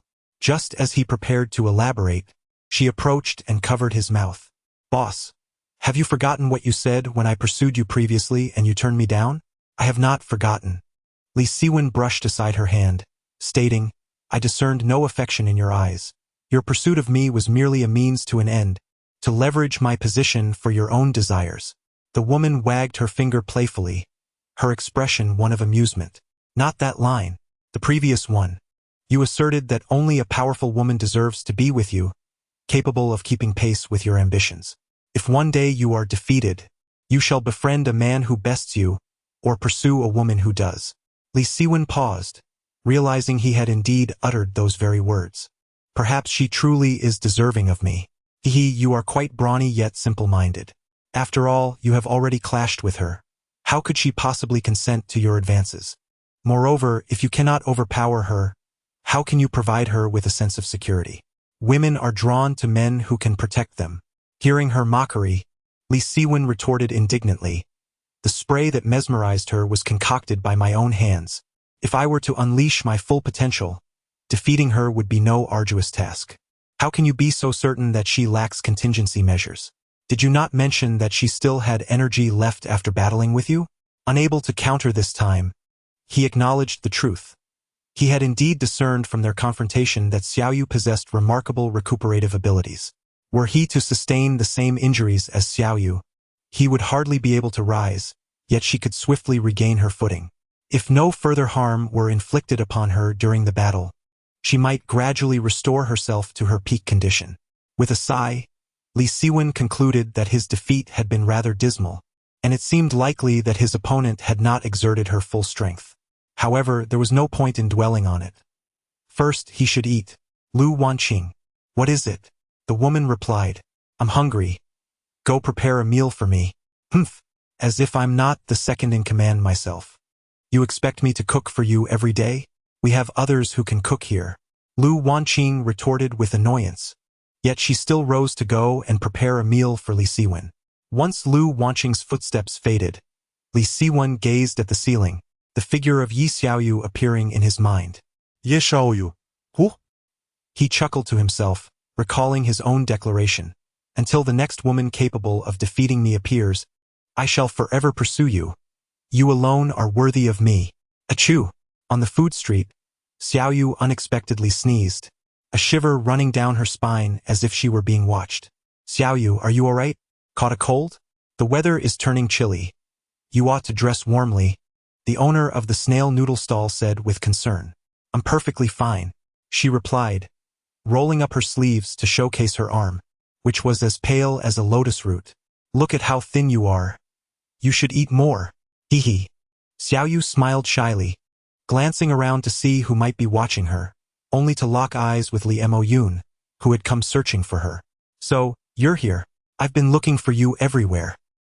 What do you need from me? Xiaoyu innocently scratched her head.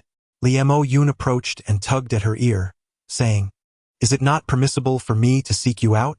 You've been alone outside for an entire afternoon, and I haven't yet held you accountable. Ah, that hurts. Let go. Do you understand your mistake now?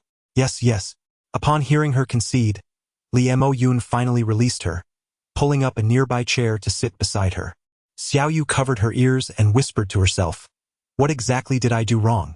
I don't believe I did anything wrong. I'm already an adult. Can't I go out alone? What are you mumbling about? Nothing. She then picked up a bowl of snail noodles and offered, Snail noodles. Would you like some? Li Moyun had never tried snail noodles before. She found the smell off-putting and assumed it wouldn't taste good. However, seeing Xiaoyu's eager expression, she opened her mouth, ready to be fed. To her surprise, Xiaoyu slurped up the noodles with her chopsticks and called out to the owner, Another bowl of snail noodles. Please. After shouting, she turned her head and noticed Li Moyun gazing at her with a look of deep resentment. Alas, why does it seem that she is unhappy? Did I offend her in some way? Xiaoyu pondered. I won't eat. Tell the boss not to prepare mine, Li Moyun said coldly. Xiaoyu did not call for the boss to stop, as her own bowl was far from sufficient. The thoughts of women are truly inscrutable, Xiaoyu mused to herself. Soon, the boss brought over a bowl of snail noodles. Upon seeing the frosty beauty beside Xiaoyu, he was momentarily taken aback. He had encountered many beautiful women, but none as stunning as Li Moyun, prompting him to steal a few more glances. Hey, boss, this is my friend. Xiaoyu introduced her to the proprietor. Your friend is indeed quite lovely, the boss remarked lightly. I am her girlfriend, Li Moyun stated directly to the boss. Ah? The boss was momentarily stunned, then quickly donned an expression of understanding. He placed the bowl of snail noodles down and gave Xiaoyu a thumbs up, saying, Xiaoyu, you are quite impressive. Make sure to cherish this. With a chuckle and a knowing smile, he discreetly retreated, his face adorned with a hint of an auntie's grin. Chapter 68. No Stone Grains. Primer desire snail noodles, Li Macau Yun declarat. Isn't there a bowl just freshly cooked beside us? Xiaoyu mused internally. Women truly are difficult to decipher. One moment they desire something, the next they do not. She almost forgot that within the frame of this girl resided a steel-hearted man. Suddenly, Li Moyun recalled a saying she had once heard. A direct approach leaves no room for evasion. What I want is from your bowl. You cannot disregard the one freshly prepared beside you. Men and women should not exchange such intimate gestures. Setting aside the fact that you are also a girl, we have kissed mouth to mouth. Xiao Yu sighed in resignation, picking up a piece and delivering it towards her lips. I truly cannot fathom why you oscillate between the aloof ice queen and the charming girl. At that moment, a man rapped on the table, interrupting their flirtatious exchange. Hey, beautiful, the unfamiliar man said to Li Mo-yun with a lecherous grin. Are you interested in? Leave. Li Mo-yun instantly reverted to her icy demeanor, her anger flaring as she realized she had missed the chance to savor the morsel Xiao Yu was about to feed her. Don't be upset. I merely wish to. The man suddenly froze, as if ensnared in a bizarre realm upon locking eyes with Li Mo-yun. A singular thought consumed him. Flee! Otherwise, death awaited. A group of boys behind him, witnessing the awkwardness of their friend attempting to flirt with Li Mo-yun, mocked him. What on earth is this guy doing? Allow me, one of them declared, moving to place a hand on Li Mo-yun's shoulder, only to have Xiao Yu seize his wrist. I advise you not to meddle. You little fool, the man threatened. Huh? Xiao Yu sprang to her feet, exclaiming, Are you blind? At 167 centimeters. How am I short? In truth, Xiao Yu was half a head shorter than the man. Little fool, are you taller than I? The moment the words escaped his lips, he regretted them, realizing that Xiao Yu was indeed quite beautiful. How careless.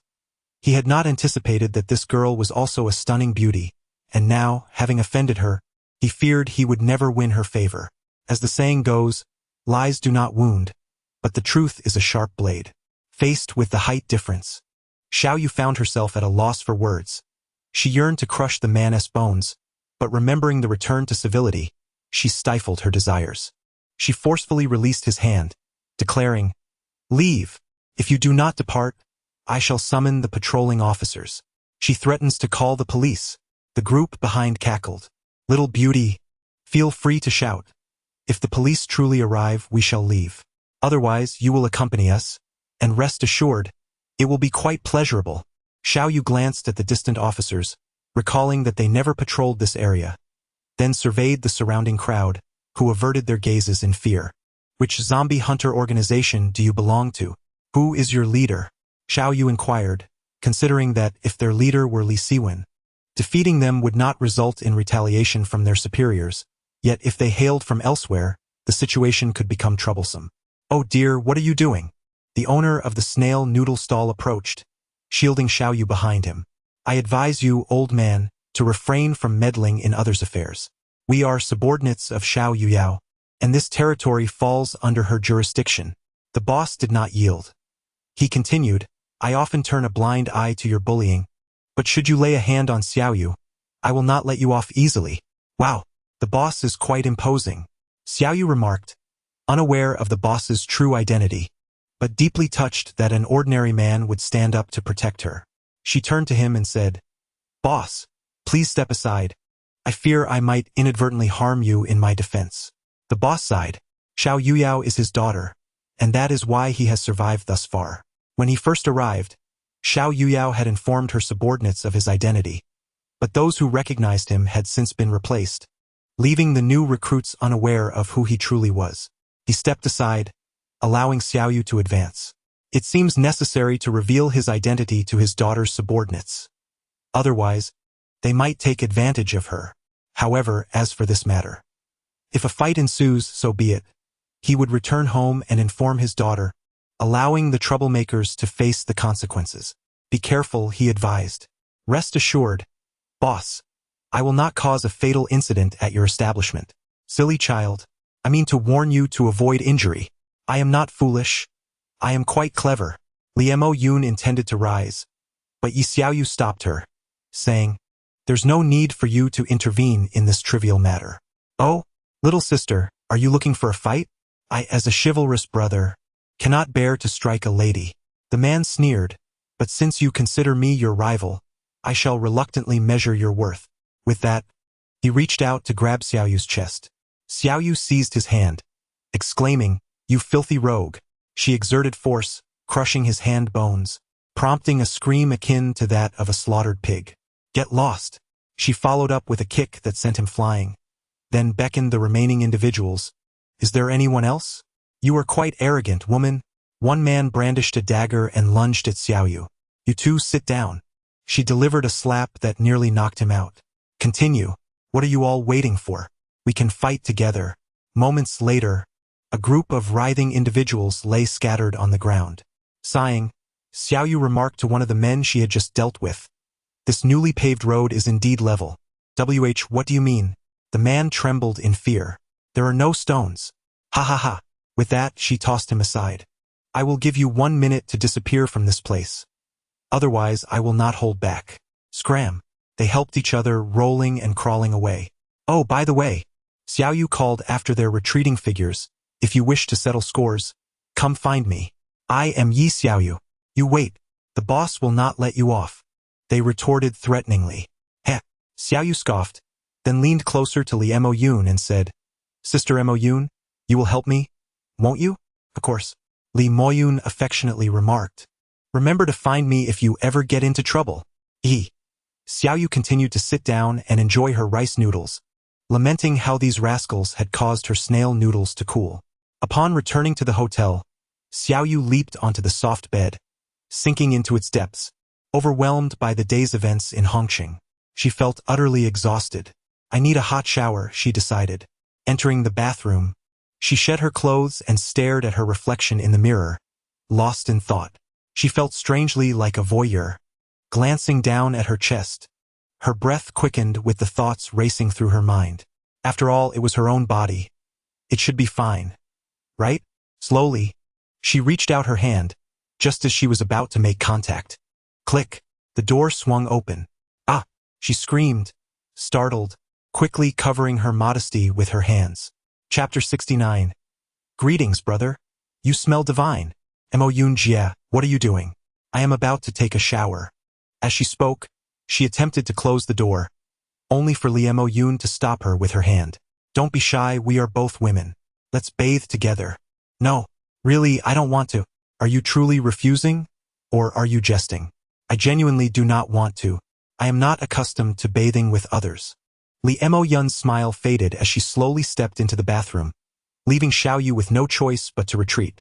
Please, don't.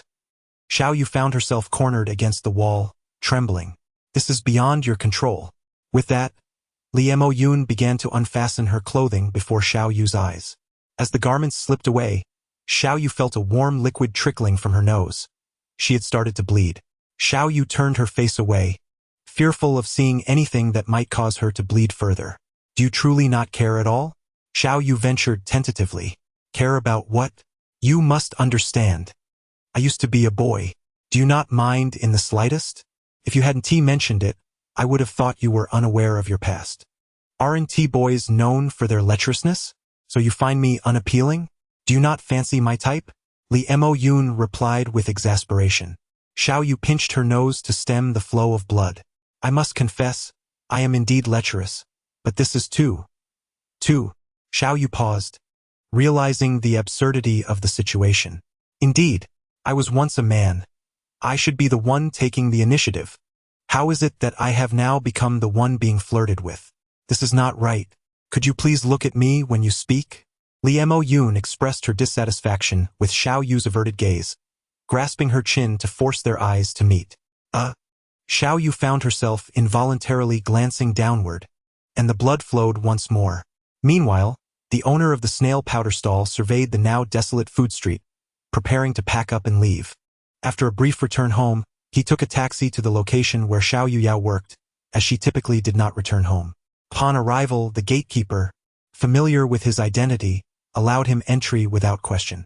Before reaching his destination, he overheard his daughter reprimanding her subordinates. He stepped inside to find a short figure clad in a mask and a flowing black robe. His daughter, addressing the very individuals who had attempted to flirt and had met Xiaoyu's wrath. How dare you come here to complain? It seems you've risen to the rank of a small captain, the owner remarked disdainfully. The group turned at the sound of his voice, and upon recognizing him, they retaliated. Who let this old man in? You decrepit fool. How did you get here? They then turned to Xiaoyu Yao, plastering smiles on their faces. Boss, this old man is an accomplice of that woman. We implore you to assist us. Xiao Yuyao shot a glance at her father, momentarily stunned. Then, she turned to her subordinates, barking, "Are you all seeking death? Have I not told you who my father is? Now let me ask you." She descended and seized the collar of one. "If my father is this old man, then what am I?" The subordinate, pale with fear, remained speechless for a considerable time, his mind racing with thoughts of doom. How could this elderly man be the father of the boss? I dared to insult her father in front of the boss. I'm finished. I fear I shall be fed to the dogs. I am asking you a question. What am I? The subordinate, terrified, immediately fell to his knees, pleading, "Boss, I was wrong. I shall never dare again. I beg you, do not feed me to the dogs, please." Humph. Xiao Yuyao flung him aside, coldly remarking, "You are evading the question."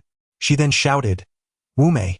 No sooner had she spoken than a pristine white paw emerged from the shadows behind her, followed by a magnificent dog, entirely snow-white, yet its size was rather extraordinary, nearly akin to that of a horse.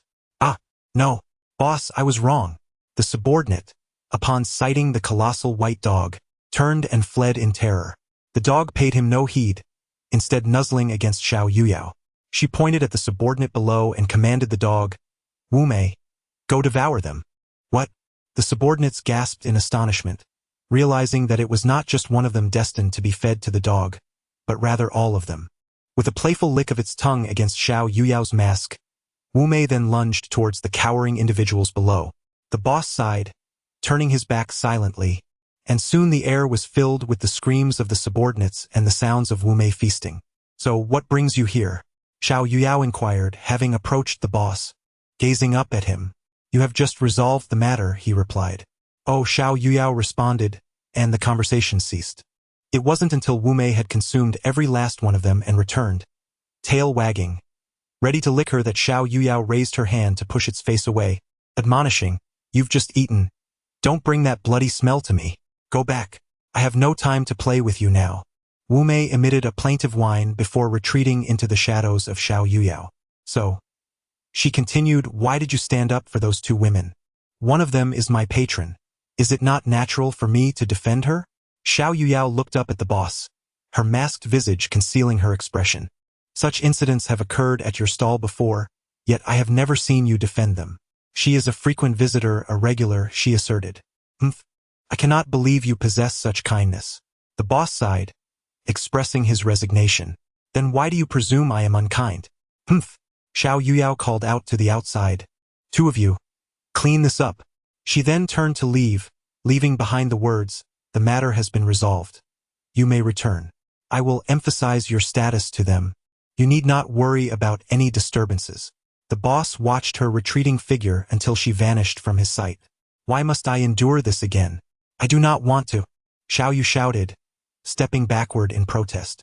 Li Maoyun smiled, holding in her hands the black maid outfit she had worn for an entire evening before. "You are aware that you have donned it once, so what harm is there in wearing it again?" "No, I absolutely refuse." "Xiao Yu dear, this time, I want to braid your hair into twin ponytails." Li Maoyun approached with a playful grin. "No, do not come any closer." The following day, Xiao Yu, with her hair styled into twin ponytails and clad in the maid outfit, appeared before her companions with an inscrutable expression. "Ah, finally willing to wear that out," Yu Xinghai remarked, leaning closer to Xiao Yu, raising an eyebrow and adding, "Brother, you smell delightful." Raising the eyebrow again, "Get lost." In an instant, Xiao Yu's facade crumbled, her face flushed with embarrassment, a stark contrast to her earlier declaration of having lost all emotion. She promptly retaliated by playfully punching her chest. "Ha ha ha." Yu Xinghai laughed unabashedly. Chapter 70. The world is beautiful. Xiao Yu initially had no desire to venture outside, yet she was forcibly dragged out by Li Maoyun and Zhang Xiyu. She could not fathom the allure of the outdoors, as there were neither delectable treats nor engaging amusements to be found. "What is so great about being out here?" Xiao Yu lamented. "Come on, we need to breathe in some fresh air. Staying cooped up indoors all day will drive anyone mad." Zhang Xiyu responded. "Back when the zombies first appeared, I could easily spend days in my room and be just fine," Xiao Yu countered.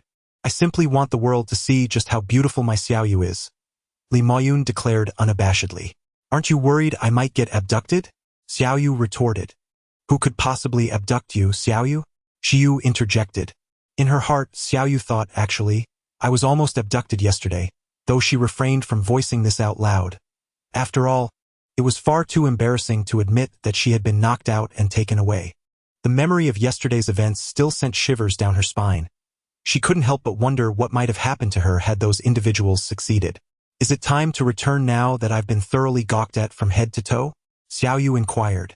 Well, all right then, Li Maoyun conceded. Initially, they had no specific agenda for being outside. It was merely to showcase Xiaoyu like a little girl displaying her exquisite doll. Now that the display was complete, it was time to retreat. However, on their way back, Xiaoyu spotted the figure in black who had handed her a flyer yesterday, lurking in a corner and watching her. I've just seen an old classmate. I'll go catch up with him. You two head back first, Xiaoyu announced, unable to confess her true intentions of engaging in dubious activities. Old classmate? Catching up? Fine, they replied, as Xiaoyu dashed towards the figure in black, swiftly disappearing around a street corner. Wait a moment. Li Maoyun realized. She's a girl now, regardless of whether her classmate recognizes her, given her current state. Just encountering an acquaintance and not hiding away is already remarkable. How could she even think of catching up? Goodness.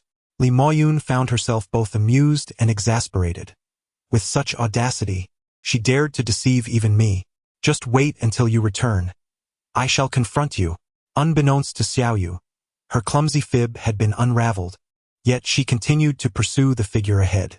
The figure moved with remarkable speed, consistently slowing down just as Xiaoyu seemed on the verge of losing him. Eventually, he entered a dimly lit, narrow alley, prompting Xiaoyu to halt. She recalled that it was in a similarly dark alley where she had been knocked out yesterday, and now she felt a twinge of apprehension about entering. Hurry up. This isn't exactly the most legitimate of situations, the figure urged. Xiaoyu cautiously glanced around, ensuring no one was watching before she tentatively stepped into the alley. Come on, you're so slow. Do you even want to win the crystal? The figure pressed. I'm not really feeling it right now, Xiaoyu replied. Then why did you chase after me? He asked, exasperated. Well, since I didn't catch you yesterday, I thought I'd see what's up now, she explained. Honestly, you're incredibly slow. I waited ages for you to catch up yesterday, but you only decided to follow once I was already leaving, the figure remarked. Xiaoyu, feeling a sense of embarrassment, chose to bypass trivialities and directly addressed the matter at hand. All right, let us discuss the main issue. How does one participate in the underground fighting arena for abilities? I also wish to ascertain your qualifications. I observed you yesterday, and you noticed me. Oh, proof is needed? Are you certain? With a single punch, I could very well end your life, Xiaoyu declared. Humph, the man in black scoffed. There are many who could kill me, but none like you. A mere twin-tailed maid.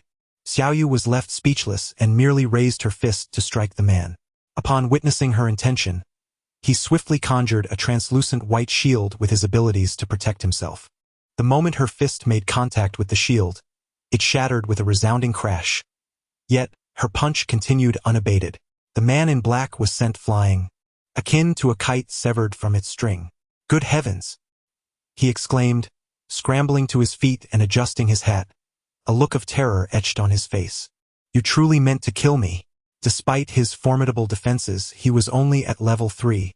His role was merely to test if others had reached level 2 and to record their strength. He could withstand at most a level 4 attack. And even those at level 4 would not exert their full force. See? This is your disbelief. Allow me to demonstrate. Besides, I have already tempered my strength. I did not intend to kill you, Xiaoyu replied innocently. What level are you at now? The man in black asked, disbelief evident in his tone. He thought Xiaoyu was deliberately using her full power to mock him. If she truly held back and still inflicted such damage, she must be beyond level 4. Level 5. What of it? Level 5? Level 5! Are you jesting with me? There are only 7 level 5s in the entire Hong City. The man in black was nearly hysterical. Is level 5 really that rare? I assumed it was quite common. Common? You must be joking. Sir, please refrain from using foul language. You, a level 5, squander your potential by wasting time here instead of leading, while I toil for a mere level 3 crystal. How absurd. What nonsense is this? A level 5 like you not taking charge, yet you covet such trifling crystals to amuse yourself? And you wear an innocent facade as if level 5s are commonplace. What kind of reasoning is this? Xiao Yu, bewildered by the barrage of profanities, cautiously inquired, So, sir, am I still permitted to participate? Participate? You, a level 5, would deign to consider a level 3 crystal? The man in black retorted sharply. Oh, so it is a level 3 crystal. I had assumed it was something else. Seeing that his opponent truly looked down upon the level 3 crystal, the man in black felt a bittersweet realization of the profound unfairness of the world. Why should he labor tirelessly for a level 3 crystal, only to find it dismissed by others? Observing his despondent expression, Xiao Yu asked, Hey, my friend, has your spirit shattered? Indeed, it has crumbled to dust, he replied, then pressed. So, why does a naive one like you attain level 5 while I struggle for a mere level 3 crystal? Perhaps. It is simply fate. The man in black remarked, The world is truly magnificent. By the way, have you joined any organization? To which the man in black responded, The underground fighting arena for gifted individuals is established by our leader, who is known as the God King. Your leader sounds quite formidable. Despite the prohibition on trading crystals, he has created such a venue, Xiao Yu replied, suddenly realizing, Did you say your leader is called the God King? He instructed us to address him as such. We are unaware of his original name, came the reply. Oh, so you just mentioned that there are only 7 level 5 individuals in Hongqing.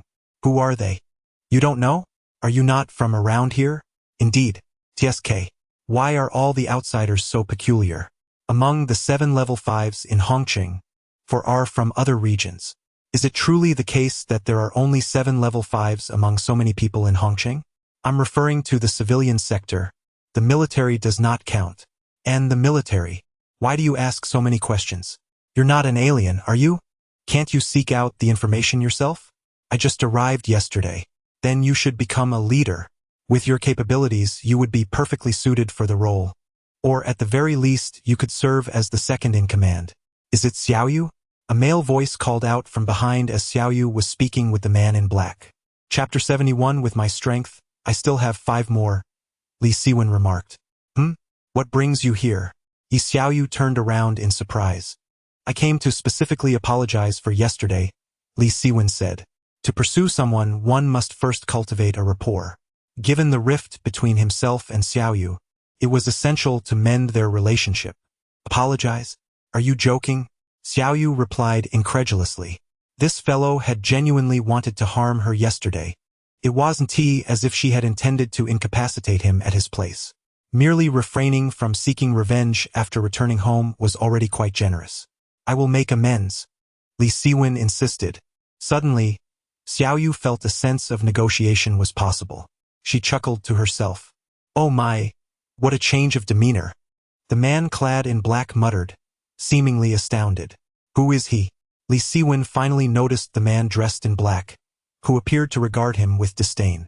Him? Xiao Yu pointed dismissively. He's just a promotional salesman. What the hell? What do you mean by promotional salesman? I am an intermediary. The man in black retorted angrily. Do you have a foul mouth? Li Siwen shot him a menacing glance. And what if I do? Go ahead and hit me. The man in black provocatively replied. He's also at level 5, Xiao Yu added. Apologies, brother. I shall refrain from using foul language, the man in black said, somewhat contrite. Goodness. Why are there suddenly 2 formidable figures here? I wish to escape, but they blocked the way. Now, let us discuss what your compensation will be. Xiao Yu rubbed her hands together, her face lit with anticipation. To her surprise, Li Siwen produced 2 vials of the potion he had consumed the previous day. Is this it? Xiao Yu expressed her disappointment. What you're offering is no different from drinking your blood. However, this potion will temporarily enhance your strength. Just avoid consuming 3 vials at once to prevent side effects, and there will be a 2-hour cooldown afterward, Li Siwen explained. Oh, Xiao Yu murmured. If you were to give me money, I would be much happier. Are you in dire need of money? Do I look like someone who lacks funds? What I mean is, giving me this is less preferable than giving me cash. I'd rather not drink your blood. Li Siwen continued to clarify. The blood in this potion has been diluted and mixed with other ingredients. No, I fear you might poison me. Do I appear so pitiful? Given how you attacked me yesterday, I could never forgive you. It's already a sign of goodwill that I Haven Tea sought further trouble with you. Well, Yi Xiaoyu pondered for a moment. She had no desire to associate with Li Siwen, viewing his organization as akin to the underworld. It was only because Zhou Qi had mentioned they were not up to any mischief that she hadn't reported them. In truth, if you were to offer me 100 to 80,000, I might consider forgiving you, Xiaoyu said. My potions are in high demand outside. I can't possibly afford such a sum, Li Siwen replied. Seizing the vials from his hand, Xiaoyu grinned mischievously. Suddenly, this seems rather appealing. You won't go back on your word, will you? I've stated I came to apologize. How could I possibly go back on it? Then, may I treat you to a meal as well? Huh? Yi Xiaoyu furrowed her brows, gazing at him for a moment. Could this truly be your intention? I must inform you that my affections lie with women, and I am already in a relationship. However, I sought to cultivate a rapport with you, for I do acknowledge your capabilities. Li Siwen, undeterred by the revelation of his intentions, dismissed Xiaoyu's declaration of her preferences as mere excuses to reject him. Is there anything more? I recall the elixirs you consumed yesterday were of two distinct colors. Yi Xiaoyu wished to continue her endeavor. You are indeed quite greedy, Li Siwen remarked with a smile. Greed can be advantageous. It indicates she is willing to curry favor through gifts. A lack of desire would pose a greater challenge. He then reached into the inner pocket of his garment, retrieving 2 vials and tossing them her way. Oh dear, those are worth at least 180,000.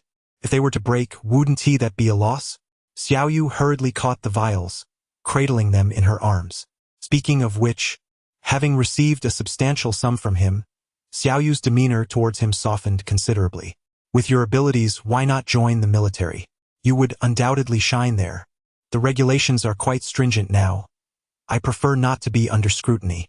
There, one cannot engage in combat, Li Siwen replied. You still call yourself Siwen?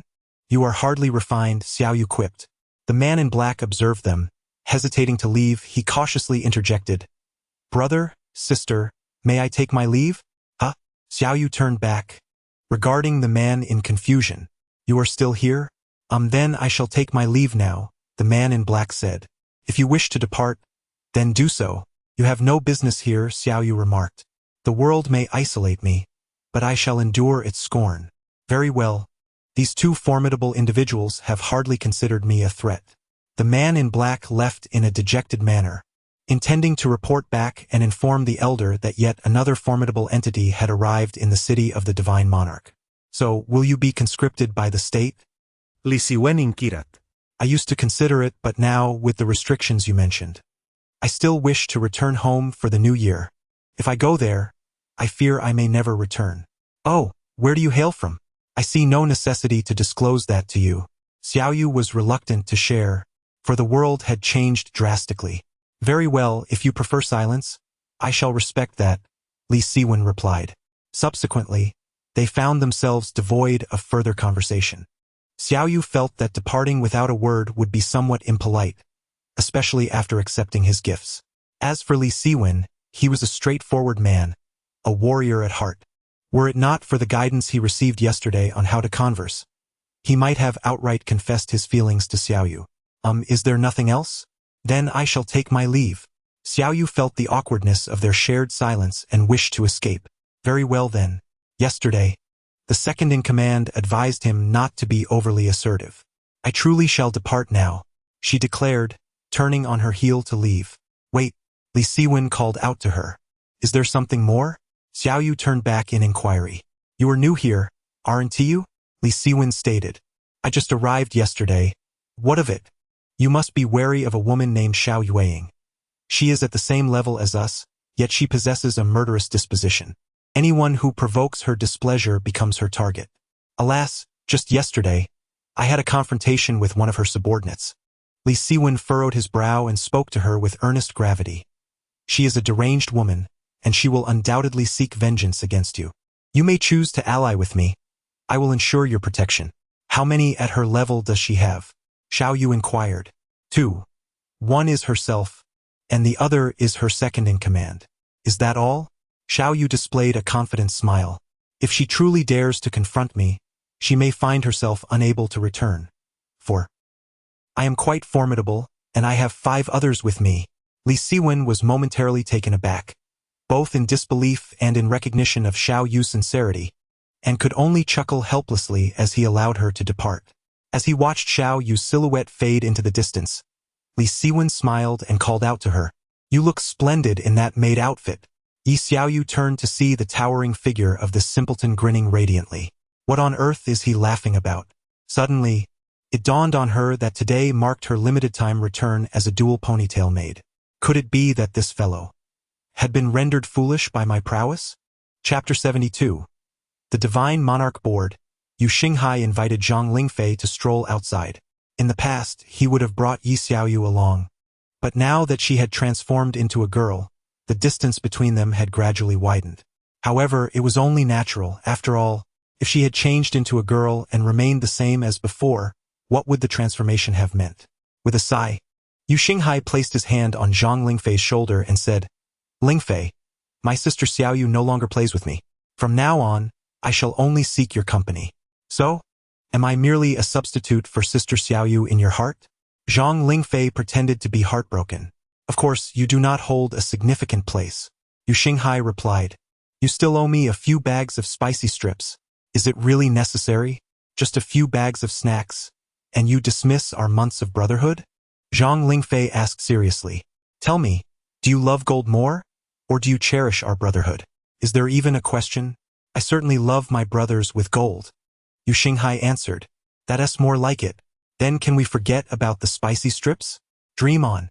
Until you repay me, you are not my brother." As they continued their banter while walking, they collided with an individual. The figure, cloaked in black, fell to the ground, clutching a package. "Who dares to strike this divine monarch?" The robed man exclaimed. "Ah, my apologies, brother. It was my fault for not watching where I was going." Yu Xinghai scratched his head, looking apologetic. Zhang Lingfei picked up the item that had fallen from the man's grasp, revealing a bundle wrapped in black cloth, presumably containing books. As he attempted to return it, he caught a glimpse of its contents. "Wow, a notebook!" Zhang Lingfei exclaimed. Upon hearing this, the robed man quickly covered his mouth, saying, "Silence. Do you wish for this divine monarch to commit murder in broad daylight?" Curiosity piqued. Yu Xinghai leaned in for a closer look and was taken aback to discover an array of notebooks within, of every conceivable genre. He couldn't help but extend his thumb in admiration, saying, "Brother, you have exquisite taste. Indeed, what this divine monarch reads could never be devoid of quality." The robed man boasted.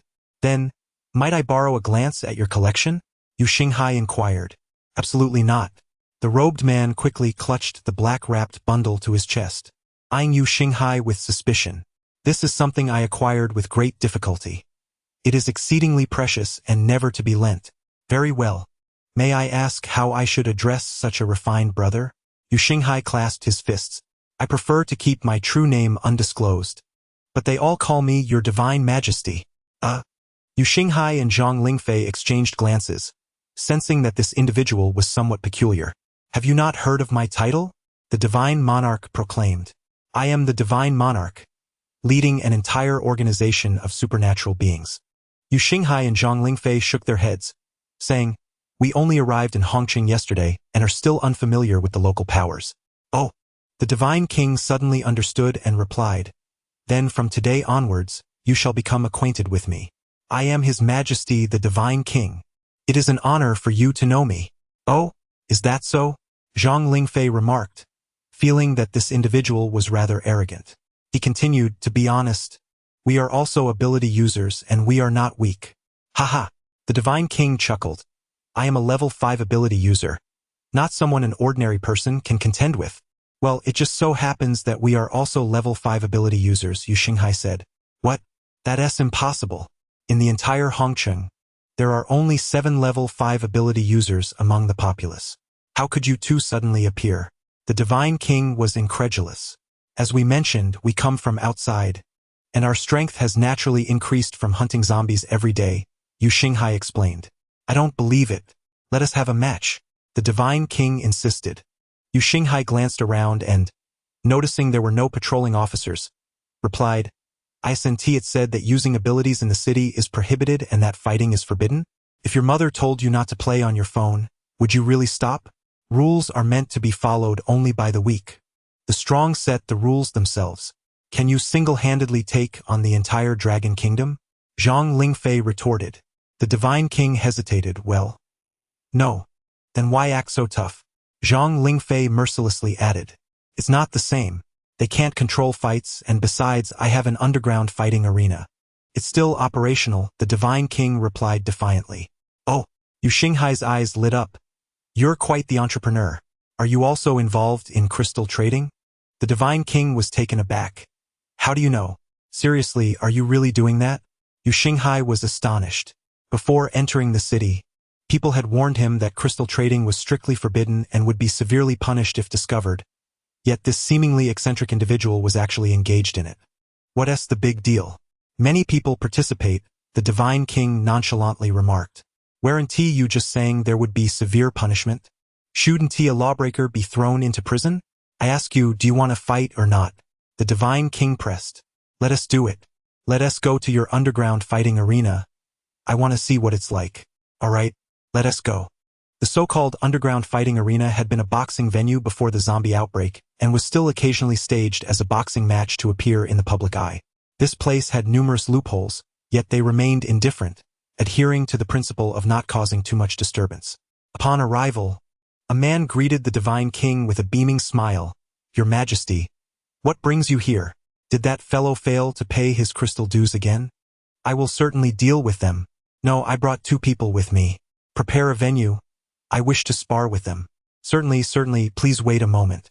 The Divine King turned to them, saying, See, I'm the boss here. Everyone listens to me.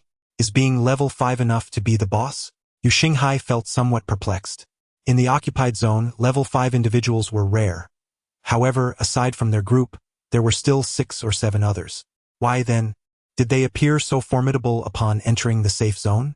Indeed, in civilian circles, level 5 was considered a significant figure, and even within the military they held high-ranking positions. Was it truly that scarce, or might the development within the safe zone be restricted? Zhang Lingfei remarked, I believe both possibilities are plausible. Shortly thereafter, the individual sent to arrange the venue returned. The God King, upon seeing him, urged, Let us proceed. If you possess great strength, I would not hesitate to recruit you. Together, we could establish the foremost organization of zombie hunters. Chapter 73. Let him witness the cruelties of society, ladies and gentlemen. This contest is between our esteemed Divine King and... The host turned to quietly inquire of the gentleman beside him. How should I address you two? Yu Xinghai replied, Yam Li Feiyu. Zhang Lingfei added, I am Han Tianzuan. The host paused momentarily, a perplexed look crossing his face. Could they also be afflicted by a case of youthful exuberance? Nevertheless, he continued, it is the Divine King against Li Feiyu and Han Tianzuan. The audience fell silent for a brief 2 seconds before erupting into cheers. Yes, the Divine King will obliterate them. I bet on the Divine King. Oh, I shall wager all my possessions on the Divine King. The arrival of the Divine King instilled in me a glimmer of hope. I might finally win my bet. Is there truly no one betting against the Divine King's opponents? If they triumph, I will emerge with a handsome profit. What ist? Should they win, I would gladly wash my hair upside down. The crowd buzzed with excitement while Yu Xinghai and Zhang Lingfei onstage wore bewildered expressions. Is there truly a betting pool? Yu Xinghai inquired. Of course, just like horse racing, the Divine King affirmed. Can participants place bets? Zhang Lingfei asked curiously. Alas, no, the host responded before bellowing. Let the match commence. He swiftly exited the stage, wary of the area of affectabilities some contestants possessed. Last time he was flung off the stage. The Divine King wore a confident smile as he declared, Come, you may strike first. Yu Xinghai and Zhang Lingfei exchanged glances and simultaneously said, You first? I shall go first, Zhang Lingfei stated. raising his hand to conjure a ball of fire and hurled it towards the divine king. Is that all? The divine king scoffed. Behold my divine sword. With that, he materialized a radiant golden sword of light in his hand and cleaved the fireball in two. Is it merely a sword? Yu Xinghai thought to himself, realizing he may have overestimated his opponent. The sword held little intimidation. Now it is my turn, the divine king exclaimed with excitement. Just as Yu Xinghai anticipated his next move, the divine king vanished from sight. Where did he go? Yu Xinghai pondered, rubbing his eyes in confusion. Behind you! The divine king's voice echoed from his rear. What? Yu Xinghai immediately crouched down as the light sword swung through the air, narrowly missing him. How ruthless! Had I not dodged, my head would have been severed. Annoyed, Yu Xinghai realized he had underestimated the seriousness of the situation. This adversary was not merely playing around but had aimed for his head. He instinctively reached to catch him. Ah! You shall not grasp me! The divine king flickered, reappearing on the opposite side of the arena. Yu Xinghai instinctively sought a dagger from his pocket only to discover it was absent. He had left it at the hotel, believing there would be no danger here. Carrying a dagger on the street might lead to misunderstandings. What is the matter? Zhang Lingfei asked, noticing Yu Xinghai's tense demeanor. I forgot my dagger. Then you are in quite a predicament. It seems I must rely on myself. With that, he launched a fireball downwards, which exploded and rapidly spread toward the divine king. When will this sluggish fire finally reach me? The god king muttered, intending to vanish once more, but as he took a step he halted abruptly. What on earth? He glanced down at his legs, which were ensnared by a crimson energy, leading his gaze to its source, Yu Xinghai. Oh dear, this place is so vast and empty that I can only resort to control, Yu Xinghai lamented, waving his hand helplessly. The flames continued to creep towards the god king, who, in a state of panic, swung his sword at the advancing fire. Yet, how could flames ever be severed? A pill. The god king struggled to free himself from the clutches of the crimson energy, but it showed no signs of loosening, instead climbing higher. Unfair. You're ganging up on me 2 against 1. I refuse to accept this, the god king bellowed. Isn't this ridiculous? You suggested we team up. Yu Xinghai retorted disdainfully at his inability to accept defeat. I don't care. This round doesn't count. Let us do it again. The god king shouted. Yes, let us. The audience echoed his sentiments, deeming the 2-on-1 unfair and insisting it shouldn't count. However, one spectator who had voted for Yu Xinghai chuckled, saying, this was the god king's own idea of a 2-on-1. How can it not count? Zhang Lingfei scoffed, his expression one of disdain. You're not seriously saying you can't handle this, are you? Who said I can't handle it? You're just using numbers to overpower me. The god king continued to protest. Yu Xinghai, somewhat exasperated, remarked, it's only been a couple of minutes since the beginning, and you swung your sword only to lose. Can't you see the disparity in our strengths? I don't care. I'm the boss here, and you must listen to me. The god king obstinately played the fool. Oh dear, you're both incompetent and a sore loser, Zhang Lingfei chastised, pointing an accusing finger at him. Yu Xinghai, wearing a sardonic smile, replied, you seem completely oblivious to your situation. You haven't even broken free yet. If Zhang Lingfei's flames advance a bit further, you'll be reduced to ashes. The god king's face flushed. He hadn't anticipated being so swiftly defeated, and it appeared he had little more to say. All right, Yu Xinghai waved his hand dismissively. I was merely here to have some fun and never intended to compete. Anyway, with that, he retracted the energy binding the god king. Observing this, Zhang Lingfei willed the flames on the ground to extinguish. Let us leave, this is dull. I'm heading back to the hotel to sleep, Yu Xinghai declared as he began to descend from the stage. Wait, what are you two doing? The god king called after them. What's the matter? We seem like mere strangers. I only came to observe, and now that I have, it's time for me to depart, Yu Xinghai replied. That seems fair. No, wait, I want to challenge you both to a duel. The god king insisted. Are you out of your mind? Zhang Lingfei retorted bluntly. I'm not interested in fighting. You'll just cheat. The god king awkwardly laughed, saying, I won't cheat this time. Come on. I beg you. Ha! Yu Xinghai turned back, looking at him with disdain. If you fight me, I'll make you stand on the control panel for a day. Then I'll fight him. The God King pointed at Zhang Lingfei and stated, I am confident I could defeat him. Had I not been restrained just now, I would have surely overwhelmed him. As long as I refrain from engaging, I will never face defeat. Zhang Lingfei retorted, Why are you always so obsessed with fighting? The God King was rendered speechless. Why do you constantly dwell on conflict? After all, you are a leader. Do you truly have so little to occupy your time? Being a leader implies that I should not be burdened with trivial matters. Otherwise, what distinction remains in my leadership? The God King proclaimed with an air of entitlement. That is a valid point. Yet something feels amiss, Zhang Lingfei remarked. So, is your role as a leader merely to indulge in leisure? That cannot be the case. The God King waved his hand dismissively. Being a leader can indeed be taxing. Sometimes, when my subordinates face adversity, I must step in to defend them. Upon hearing this, Yu Xinghai felt that he resembled more of a henchman than a leader. After a brief moment of contemplation, Yu Xinghai expressed his boredom. This place is quite dull. There is nothing entertaining here. He then pulled Zhang Lingfei, intending to leave. Wait, don't go. Please tell me where you reside. I would like to visit you for some leisure. The God King called out from behind. This guy is so innocent. We've only known him for less than 2 hours, and he already considers us friends and wants to spend time together. Zhang Lingfei whispered. Perhaps we should enlighten him about the harsh realities of society, Yu Xinghai suggested. Indeed, as the leader of an organization, he must have quite a lot of influence. Hehehe, your laughter is rather mischievous. But I find it amusing. Chapter 74. Rescuing a stray cat. Yi Xiaoyu initially intended to tuck the medicine into her pocket, only to discover, after a thorough search, that her maid outfit lacked pockets. Thus, she was left holding it in her hand. Mew.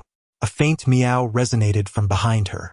Yi Xiaoyu paused and noticed a small cat, its fur obscured by dirt, hiding behind a trash can, gazing at her. Mew. The kitten meowed again, this time with a tone that seemed to plead for help. Yi Xiaoyu crouched down to observe it but remained unmoved. Mew. The plea was more pronounced this time as the cat cautiously stepped forward, revealing its emaciated frame and a gruesome wound on its abdomen. Is it seeking my assistance?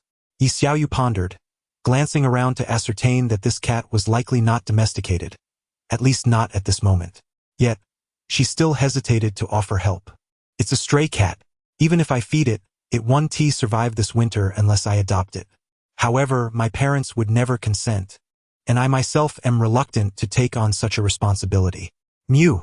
The cry grew louder, underscoring its desperate need for aid. Yi Xiaoyu felt a twinge of compassion. Perhaps I should adopt it. Worst case, I could temporarily leave it at Yu Xinghai's place after returning home. Wait here a moment. I'll fetch you something to eat. She stood up, preparing to depart. Just like that old man, utterly indifferent. As Yi Xiaoyu rose, a girl's voice echoed from behind her. Who? Yi Xiaoyu turned around but saw no one. She scratched her head, pondering if she had merely imagined it. Look down. The girl's voice now carried an edge of irritation. Yi Xiaoyu lowered her gaze and was met by the sight of a small girl clad in a black robe and wearing a mask. Gazing up at her, it was indeed Xiao Yuyao. Oh, my apologies. Is there something you need, little girl? Ye Xiaoyu invited. I'm not a little girl. I'm already an adult, Xiao Yuyao retorted, her face flushed with anger. Yi Xiaoyu estimated her height to be around 1.45 meters, certainly not the stature of an adult. Children shouldn't lie. Lying stunts your growth. How dare you? I've already told you I'm an adult, not a child. Can't you understand human speech? Xiao Yuyao was on the brink of losing her composure due to Yi Xiaoyu's comments. You really are an adult? Yi Xiaoyu asked, still incredulous. Yes, indeed. I am an adult. So stop calling me a child. Do you hear me? Oh, so this individual who appears childlike is an adult. What do you seek from me? Xiao Yuyao slapped her forehead. No. She was there to confront her. She couldn't let Yi Xiaoyu's simple words rattle her. She must have been deliberately trying to provoke her into revealing a weakness. Taking a deep breath to regain her composure, she finally addressed Yi Xiaoyu. You are utterly heartless. A charming little cat is pleading for your help. and you choose to ignore it and walk away. Just like that old man. Oh right, the kitten. Yi Xiaoyu gasped and turned her attention to the small cat that had been forgotten. The little creature lay on the ground, barely clinging to life, and upon realizing that Yi Xiaoyu finally acknowledged its presence, it weakly mewed.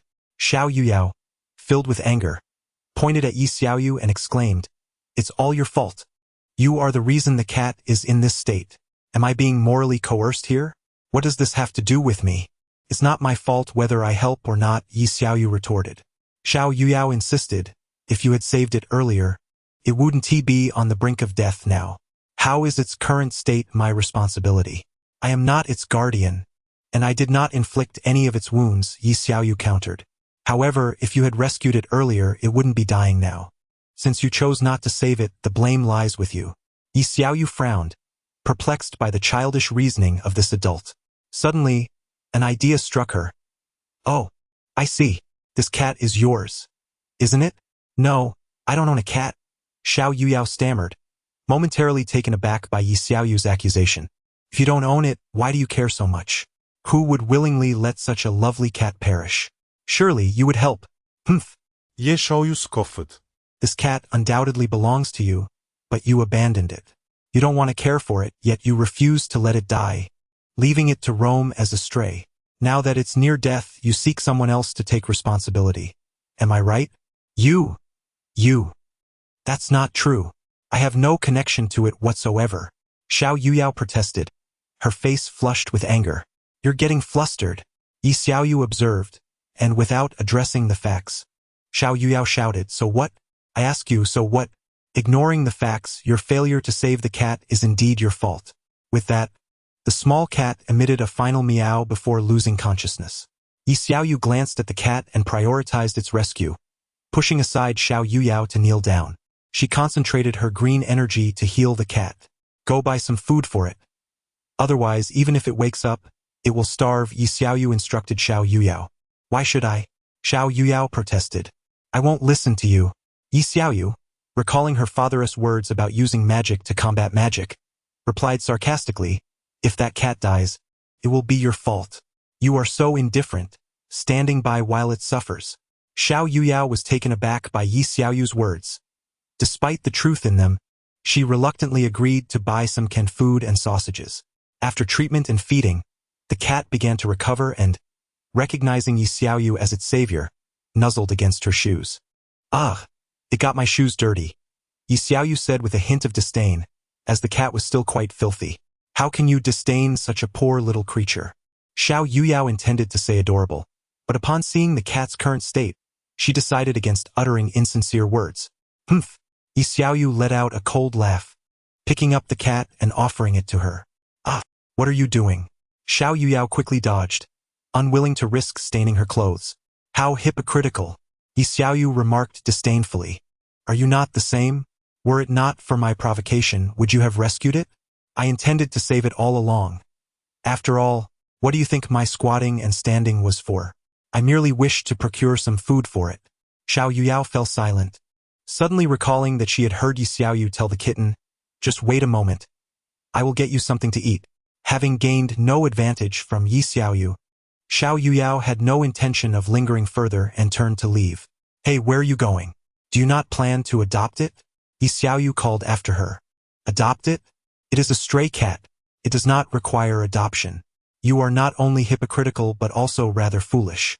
If you do not adopt it, what will happen to it in the future? In the future, I will come every day to feed it. Are you suggesting that you would only feed it once? Feeding it just once is indeed hypocritical." Xiao Yuyao believed she had seized upon a weakness in Yi Xiaoyu, feeling quite triumphant. Chapter 75. The white dog without a trace of black. While the winter in the southern regions cannot compare to that of the north, it is indeed sufficient to freeze a stray cat to death. Yi Xiaoyu remarked as she swiftly picked up the little cat. "If you nurse it back to health, it will only continue to breed, leading to an ever-increasing population of stray cats. Isn't that a delightful thought? Imagine an abundance of adorable felines everywhere. Merely contemplating it fills one with joy." Observing Xiao Yuyao's enraptured expression, Yi Xiaoyu continued, "Do you believe all cats are meant to be petted? One bite from them and you might find yourself in the hospital for a shot. Besides, these strays may pilfer. Not everyone can tolerate that. But we cannot stand idly by and let them perish, Xiao Yuyao exclaimed, her face a mask of conflict. Why not? Ye Xiao Yu countered. You find the rat on the street disgusting. Yet when a cat is struck by a car, your compassion overflows. Aren't they all mere animals? Why the double standard? Rats are revolting creatures and cannot possibly be compared to cats. Ha! Yi Xiaoyu scoffed. People invariably favor what they adore, disregarding the consequences. But cats catch rats, you say? Indeed, they also have a penchant for stealing the cured meats hung at your doorstep. Well, I cannot fault them for that. They are merely striving to survive. Ah, indeed. Yi Xiaoyu clapped her hands, her tone dripping with sarcasm. You've saved a stray cat that was destined to perish, and when it scratches someone, it is not your fault, for the cat is not of your household. It is merely a stray. This truly cannot be held against me. Who knows if that person provoked the little cat? If a dog in your home bites someone, you must compensate. The stray cat you fed is the victim and thus bears guilt. Xiao Yuyao fell silent. She adored small animals and often rescued them, yet she had never considered the potential actions of those she saved. Reflecting on the injuries she had seen on some kittens before, she pondered who could be so cruel as to harm such innocent creatures. Now, she wondered if perhaps the kittens were at fault. So, what exactly are you trying to convey? Xiao Yuyao was at a loss for words. People must take responsibility for their actions. The current disdain for stray cats is partly due to individuals like you, who desire the pleasure of petting them without wishing to assume the responsibilities of caretaking. Xiao Yuyao muttered, lowering her head. Then I shall care for this cat. Absolutely not. Yi Xiaoyu replied without hesitation. Why not? Everything the cat has eaten was purchased by me. Xiao Yuyao placed her hands on her hips, clearly intent on insisting. The hostility you harbor toward this cat is almost palpable. Yi Xiaoyu remarked, having sensed Xiao Yuyao's animosity when she bought food for the kitten. I seriously suspect you might be a cat abuser. I am not. I am genuinely kind to little cats. How could I ever? Xiao Yuyao began, only to pause abruptly, her expression darkening as a realization struck her. Cole? Is that you? Xiao Yuyao tentatively inquired. Cole? What Cole? Yi Xiaoyu asked, bewildered. Was there something hidden within her? Xiao Yuyao turned to observe her own shadow on the ground. Cole, is that you? As soon as her words left her lips, a shadow behind her began to ripple like the surface of a lake, and then a white paw emerged from the depths of that shadow. What on earth is this? Yi Xiaoyu gazed at the paw clawing its way onto the ground, and she felt something unusual in her hands. Looking down, she saw the little cat she held trembling in fear. Unfazed, Yi Xiaoyu quietly observed as the owner of the white paw began to emerge. A second paw stretched out from the shadow, followed by a long snout, and finally the entire head appeared. Is this a white wolf? No, it's merely a dog. At last, the creature fully emerged, revealing a large dog, as big as a horse, with a coat as white as snow, baring its teeth at the little cat in Yi Xiaoyu's hands, emitting a low growl. Cole. Are you feeling jealous? Xiao Yuyao pushed Cole aside, wishing to comfort the little cat, saying, Don't worry, Cole. I would never abandon you. This little cat just needs some help. While speaking, she gently stroked Cole's head to soothe it. Cole? Is that its name? Yi Xiaoyu asked, her face a portrait of bewilderment, pointing at the great white dog. You might not believe this, but it used to be a black dog, Xiao Yuyao replied, a hint of embarrassment in her voice. I truly do not believe it, Yi Xiaoyu remarked, then pointed at the dog, continuing, Will it bite? Xiao Yuyao hesitated for a moment before responding, It might eat people. Yi Xiaoyu was momentarily taken aback. Good boy, Cole, hurry back, you must not be out here.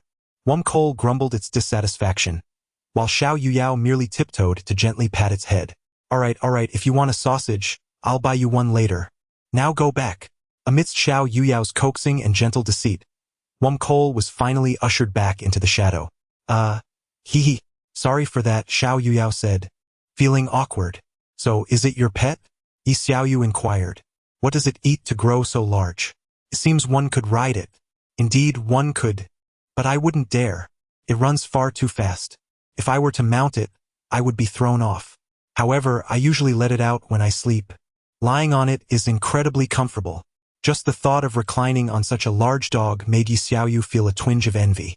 Could you share how you raised such a magnificent creature? Xiao Yuyao waved her hand in a gesture of helplessness, saying, I can't help it. Every time my ability level increases, Wumkol grows a bit larger. Recalling how Wumkol had appeared moments ago, Yi Xiaoyu continued, Have you formed some sort of contract with it? Not at all. It has always been my dog, although it did die once. Xiao Yuyao's tone shifted to one of resentment as she continued. It was sold by that old man to a dog trader and then ended up in a dog meat shop. So now it has been resurrected. When my powers awakened, one could say it became part of my abilities, albeit its fur turned pure white. It used to be a remarkably handsome black dog. The name was chosen at that time, devoid of the character for black, yet surrounded by darkness. An old fellow? It seems your first words to me implied that I am as indifferent as he is, correct? Indeed, I had thought you were akin to him, but now it appears rather pleasant. By the way, what is your connection with that old fellow? Why would he stand up for you? Stand up for me? Yi Xiaoyu felt bewildered. Who would stand up for me? Who possesses the capability to do so? Li Siwen. No, that's not right. Li Siwen is quite young. You don't know his name? Xiao Yuyao observed the confusion on Yi Xiaoyu's face and remarked, It's Xiao Yushan. Xiao Yushan? Yi Xiaoyu racked her brain but ultimately found no trace of this person. I don't know him either. Could it be that I mistook the person? What is your name? Xiao Yuyao contemplated deeply. Yi Xiaoyu. That's correct. Indeed, someone named Yi Xiaoyu is being defended. I have just arrived here for the second day. I have hardly encountered anyone, the only incident being a confrontation with a subordinate of someone named Xiao Yuyao. That's right. I am Xiao Yuyao. What? Upon hearing this, Yi Xiaoyu immediately set the kitten down, while a surge of green energy coalesced in her hands. So, you have indeed come to trouble me. Chapter 76. The seamless lie is unraveled. Xiao Yuyao, upon witnessing Yi Xiaoyu's demeanor, quickly raised her hand and implored, Do not be so tense. Initially, I did intend to seek trouble with you, but now we have reconciled, have we not? It seemed to be the case. If she had truly wished to engage in combat, she would have acted when the black coal first appeared. Shaking off her hands, the green energy dissipated. Yi Xiaoyu continued, Then what is your relationship with Xiao Yushan? He is my father, Xiao Yuyao replied, her expression darkening as she added vehemently, But I despise him. Your father? What has he done? Did I not mention it? That old scoundrel sold the black coal to dog traders, which led to its demise. Were it not for our familial ties, I would have unleashed the resurrected black coal upon him. While your disdain for him is palpable, I genuinely do not recall knowing anyone named Xiao Yushan. You truly do not recognize him? Xiao Yuyao questioned skeptically. If you are shielding him, I shall return to trouble you again, for it would indicate you and he are birds of a feather. The little cat near you would undoubtedly not fare well. I swear, I absolutely do not know anyone by the name of Xiao Yushan. Otherwise, may the heavens strike me. Yi Xiaoyu vovet fervently. Such oaths are rather superstitious and, frankly, quite untrustworthy. Xiao Yuyao retorted. No sooner had she spoken than a thunderous clap of lightning struck a nearby rooftop without warning. Wow! A bolt from the blue. A passerby exclaimed in astonishment. Oh dear, which scoundrel just swore an oath? Yi Xiaoyu blinked in surprise, ruminating on whether she indeed recognized a Xiao Yushan, arriving at the same conclusion. No. He. You just stated that such beliefs are superstitious and quite unreliable. Indeed, quite unreliable. Yi Xiaoyu scratched her head awkwardly. You. Xiao Yuyao remarked, somewhat at a loss for words. Though startled by the sudden thunder, she did not genuinely believe in such phenomena. Thus she pointed accusingly at Yi Xiaoyu, threatening, Do not let me discover that you know him. With that, she turned and departed without further ado. After Xiao Yuyao left, Yi Xiaoyu gazed at the spot where the lightning had struck, feeling a flicker of apprehension. It seemed prudent to refrain from swearing oaths. One could very well be struck by divine retribution. With a cat in one hand and a potion in the other, she strolled leisurely back to the hotel. I'm back, Yi Xiaoyu announced, gently kicking the door open, only to find Li Moyun seated on the bed. Back, are you? Yes. Yi Xiaoyu placed the potion on the bedside table, oblivious to the subtle change in Li Moyun's tone. Holding the cat, Yi Xiaoyu said, Look, I found a little cat. She then proceeded to the bathroom, intending to bathe the cat in the sink due to the absence of a basin. Oh, you ventured out merely for a filthy stray cat, did you? Not at all. I merely came across it by the roadside and found it pitiable, so I brought it back. Testing the water temperature with the shower head, she began to contemplate whether to use body wash or shampoo for the cat's bath. Sister Moyun, do you think I should use body wash or shampoo for its bath? Observing the cat, its entire body covered in fur, one might wonder if it requires shampoo.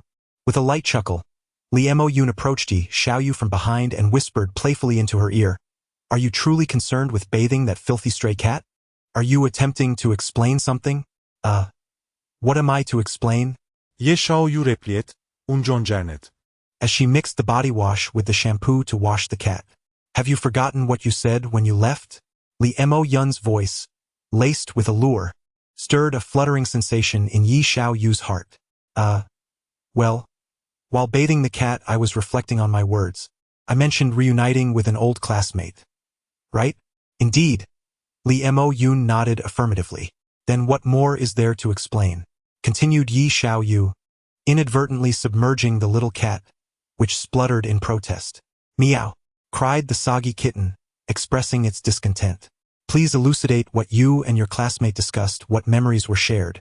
Is it truly necessary to delve into such detail? Absolutely essential.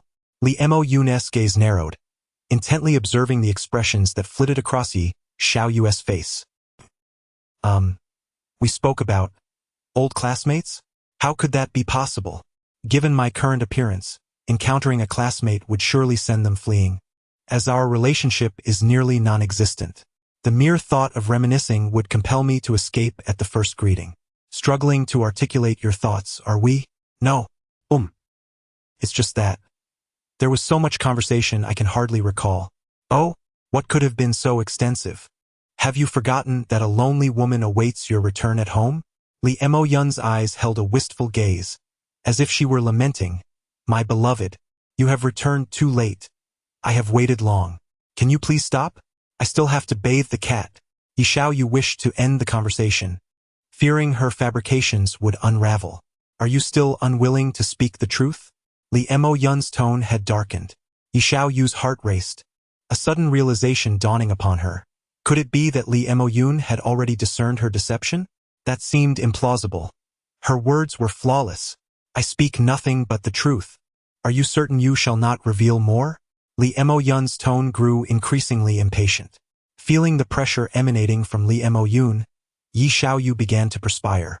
Li Moyun pushed Yi Xiaoyu against the wall, leaning in closer, effectively pinning her in place. Yi Xiaoyu found herself at a loss, still clutching the soapy kitten, which mewed incessantly. I shall grant you one more opportunity to articulate your thoughts, if you continue to withhold the truth, she said, wrapping her arms around Yi Xiaoyu's waist. All right, it seems my impeccable lie has finally been unraveled. I, yesterday, encountered a man in black, who handed me a flyer. Yi Xiaoyu began to recount the events of the past few days, omitting the details of her abduction and the confrontation with Li Siwen, as well as her debate with Xiaoyu Yao. She feared Li Moyun might seek retribution, particularly against Li Siwen. Is that all? Yes, that is all. Yi Xiaoyu nodded vigorously. You say, why do I feel as though you are concealing something? Surely that is merely a misperception on your part. Li Moyun remained silent, her gaze fixed intently upon her, causing Yi Xiaoyu to feel an unsettling chill within. Just as Yi Xiaoyu was on the verge of divulging everything, Li Moyun withdrew her hand. A sigh of relief escaped Yi Xiaoyu's lips. The intensity of Li Moyun's presence was overwhelming. However, what? Yi Xiaoyu tensed once again, uncertain of Li Moyun's intentions. However, you have deceived me, and I must impart a lesson upon you. Yi Xiaoyu's expression darkened. Tonight. Li Moyun pointed at Yi Xiaoyu and declared, Come to my room. I intend to train you properly. You shall understand the true significance of the attire you don. Yi Xiaoyu cast a glance at her maid outfit, a sense of foreboding washing over her. Chapter 77. Growing up, Yi Xiaoyu hummed a tuneless melody while continuously moving about, having never bathed a cat before, and on several occasions, her rough handling had elicited protests from the little feline. After the bath, she retrieved a hairdryer to dry the cat. Little cat, you ought to express your gratitude. It was I who saved your life, so you must repay me well. After a moment of silence, as if contemplating the form of repayment, she mused, now that there are zombies and supernatural abilities. Could you perhaps transform into a cat girl to warm my bed? If that were possible. Hee. Meow. Wow, is that a yes? Yi Xiaoyu beamed with delight, recalling how she had once seen a rodent the size of a small dog in the infested area, undoubtedly a result of supernatural powers. She then took a level 3 crystal from the bedside cabinet. How do animals absorb crystals? Do they just swallow them whole? The hairdryer hummed, and the little cat fixated its gaze on the crystal. Why do you keep staring at this thing? Yi Xiaoyu queried, waving the crystal in front of its eyes, yet the cat remained entranced. Not wanting to dwell on it further, Yi Xiaoyu placed the crystal before the cat to observe its reaction. The cat tilted its head, then leapt forward to swallow it whole. Hey, you actually ate it. Yi Xiaoyu quickly scooped up the cat, prying its mouth open. Oh no, you swallowed it right away. What am I to do?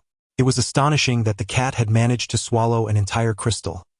Even humans could not fully absorb one, as the powers contained within would leave behind a foul-smelling powder, potent enough to send someone to the afterlife with just a whiff. Now, with the cat consuming the whole crystal, it meant it had likely ingested the noxious residue as well. Oh dear, you won't die, will you? Yi Xiaoyu stared at the cat for a while, noticing no abnormalities. You won't turn into a zombie cat, will you? Meow. Yi Xiaoyu said with a serious expression. If you turn into a zombie cat, I'll have to take you out. Meow. TSK. This wretched cat is trying to act cute. I won't fall for that.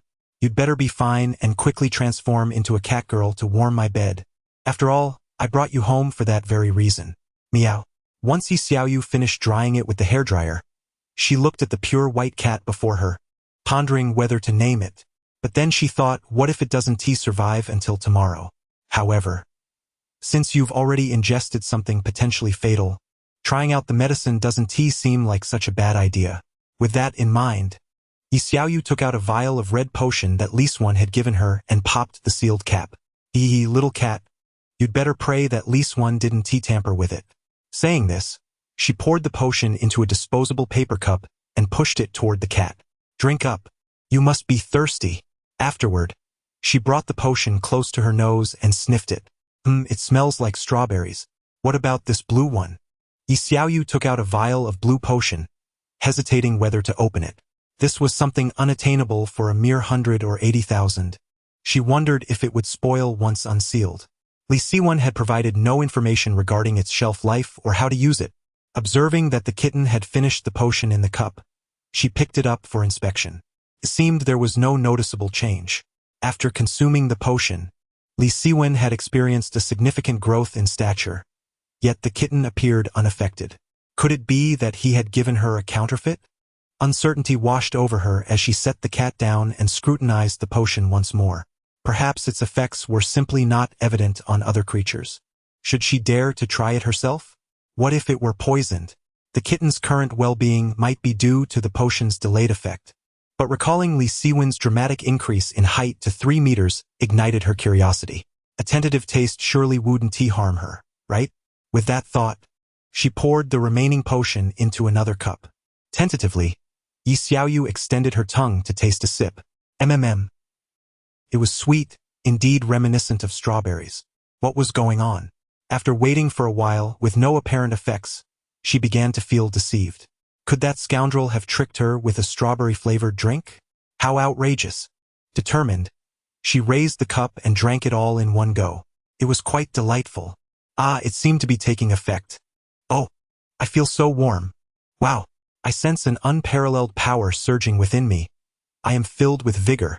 Yi Xiaoyu reveled in the exhilarating sensations coursing through her body. This feeling is rather pleasant. She approached the mirror, gazing expectantly at her reflection. Why was there no change? Disappointment washed over her. She had hoped to grow taller.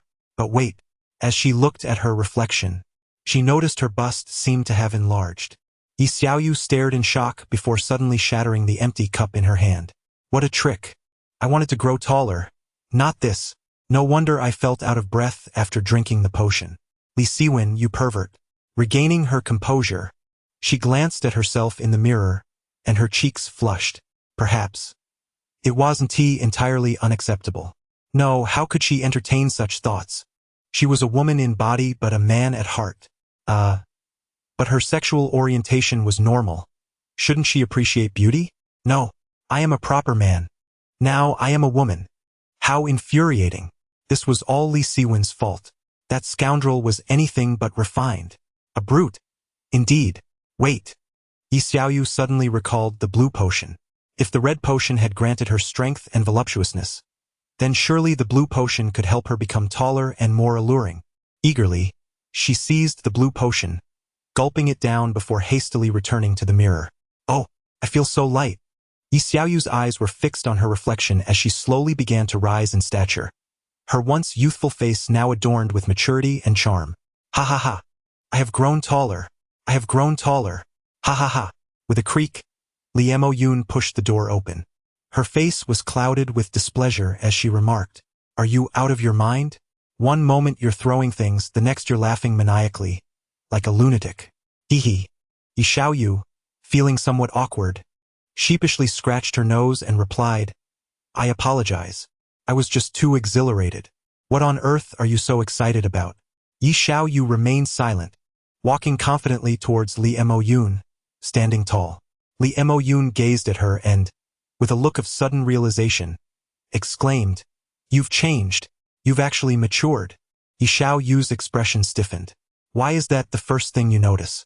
She said, exasperated. Did you not notice that I've grown taller? Li Emoyun scrutinized her from head to toe and, only then, recognized that Yi Xiaoyu was now nearly her height. Hehe. Li Montag Yun chuckled softly. You've grown up. Chapter 78. The power of potions. Yi Xiaoyu conveyed the effects of the potion to Li Emoyun. I have a question, Li Emoyun said. But do not worry. I have personally conducted experiments with potions, so no issue can daunt me, Yi Xiaoyu declared with confidence. Where did you acquire this potion? Yi Xiaoyu's expression faltered. She had not mentioned Li Siwen to Li Emoyun earlier. Now, she faced the choice of either admitting her earlier concealment or fabricating a seamless lie. I may have omitted some minor details. Minor details? Well, perhaps they are not so minor. Confess. All right. Yi Xiaoyu shared a simplified version of the story, while also discussing the commercial value embedded in the potion. Consider this. Not everyone in this world possesses a perfect figure like yours. If women were aware of such a product, they would surely strive to obtain it.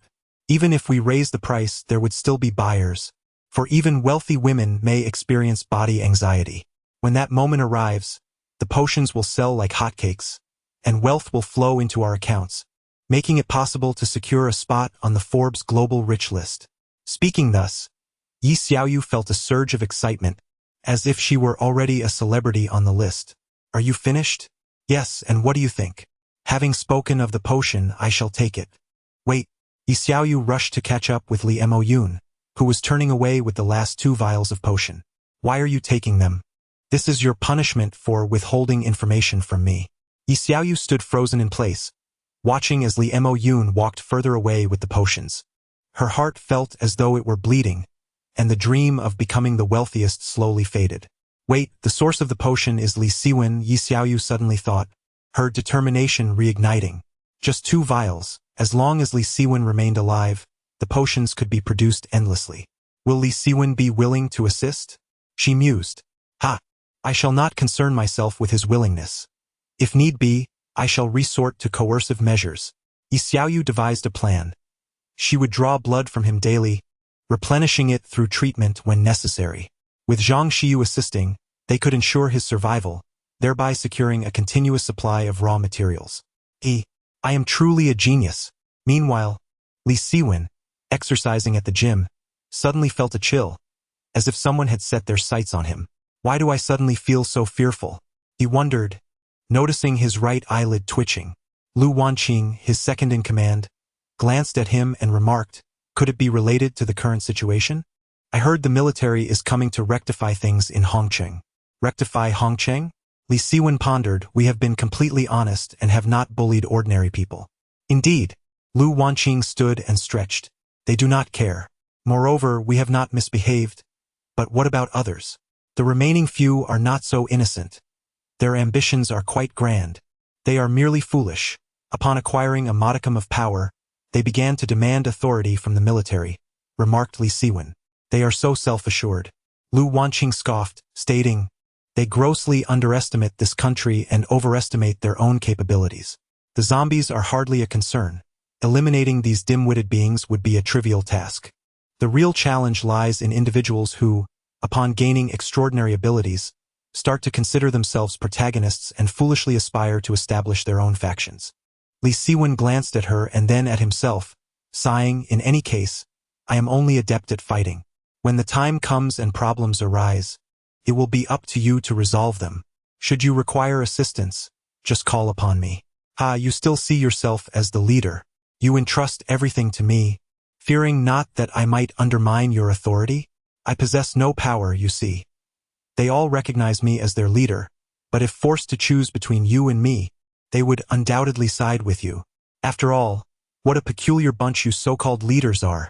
Lu Wanqing chuckled, remarking, Xiao Yuyao is a legitimate lowly. You are a battle maniac, and as for the divine king, a fool afflicted with late-stage chinibyu. Yet we, the second-in-commands, lack the strength and can only engage in petty schemes from behind the scenes. Li Siwen recalled Yi Xiaoyu. He had previously sparred with the other two leaders, gaining insight into their abilities. If a real confrontation were to ensue, based on her current display of combat prowess, Yi Xiaoyu could single-handedly take on both of them. Things are about to get unsettled, Li Siwen stated. Indeed, Hongcheng is on the verge of a transformation, Lu Wanqing concurred. A transformation is imminent, Yu Xinghai added. I couldn't care less about whether a transformation occurs. All I know is that I am still hungry, and I shan't leave my stall until my hunger is satiated. Ye Xiaoyu eklaymet, slurpin on her snail noodles. This is a food street, and indeed, Yi Xiaoyu has ventured out once more for her beloved snail noodles. I truly cannot fathom what is so delectable about this dish, Li Moyun commented, having just tasted a bite that she did not enjoy. That is merely because you fail to appreciate its merits. I will not permit you to speak ill of it, even if you are Li Moyun, Yi Xiaoyu retorted. Sister Xiaoyu, it seems like it might rain soon. Are you not planning to leave? Zhang Xiu called out to Yi Xiaoyu. It's no concern. With my current physique, I won't catch a cold even if I get drenched, Yi Xiaoyu replied without looking up. By the way, could you check if my new cat is all right? Consumed a crystal and I'm unsure if it's safe. All right, Zhang Xiu said helplessly, then took Lu Huihui back home. The vendor began to erect a canopy when suddenly, a girl's voice rang out. Dad! Xiao Yuyao appeared for reasons unknown. What brings you here? The vendor frowned, feeling a sense of foreboding about what might transpire. Yi Xiaoyu looked up to see a lowly, a golden-haired, heterochromatic girl standing less than 1.5 meters tall. Suddenly, a hand came down and tapped Yi Xiaoyu on the head. What are you staring at? Your eyes are practically popping out. It was Li Moyun who tapped her, having noticed Yi Xiaoyu staring intently at the lowly, feeling a twinge of displeasure. What's the matter? Is a golden-haired, heterochromatic lowly not astonishing enough? Yi Xiaoyu complained. Did you not claim to have a preference for lowly characters? Why does it seem as though you are on the verge of drooling now? Yi Xiaoyu wiped her mouth, not noticing any drool. You are deceiving me. I am not drooling at all. Moreover, I am not particularly drawn to lowless. I simply have an appreciation for those who possess striking beauty. Then why do I not see that same gaze directed at me? Is it because I am not attractive? No, you are indeed quite beautiful. The golden-haired girl with heterochromatic eyes exclaimed. Yi Xiaoyu? Oh, Yi Xiaoyu turned around, surprised. Do you know me? I am Xiao Yuyao. Chapter 79. The Tragic Father-Daughter Relationship. What? Yi Xiaoyu was instantly struck as if by lightning, her mind nearly overheating.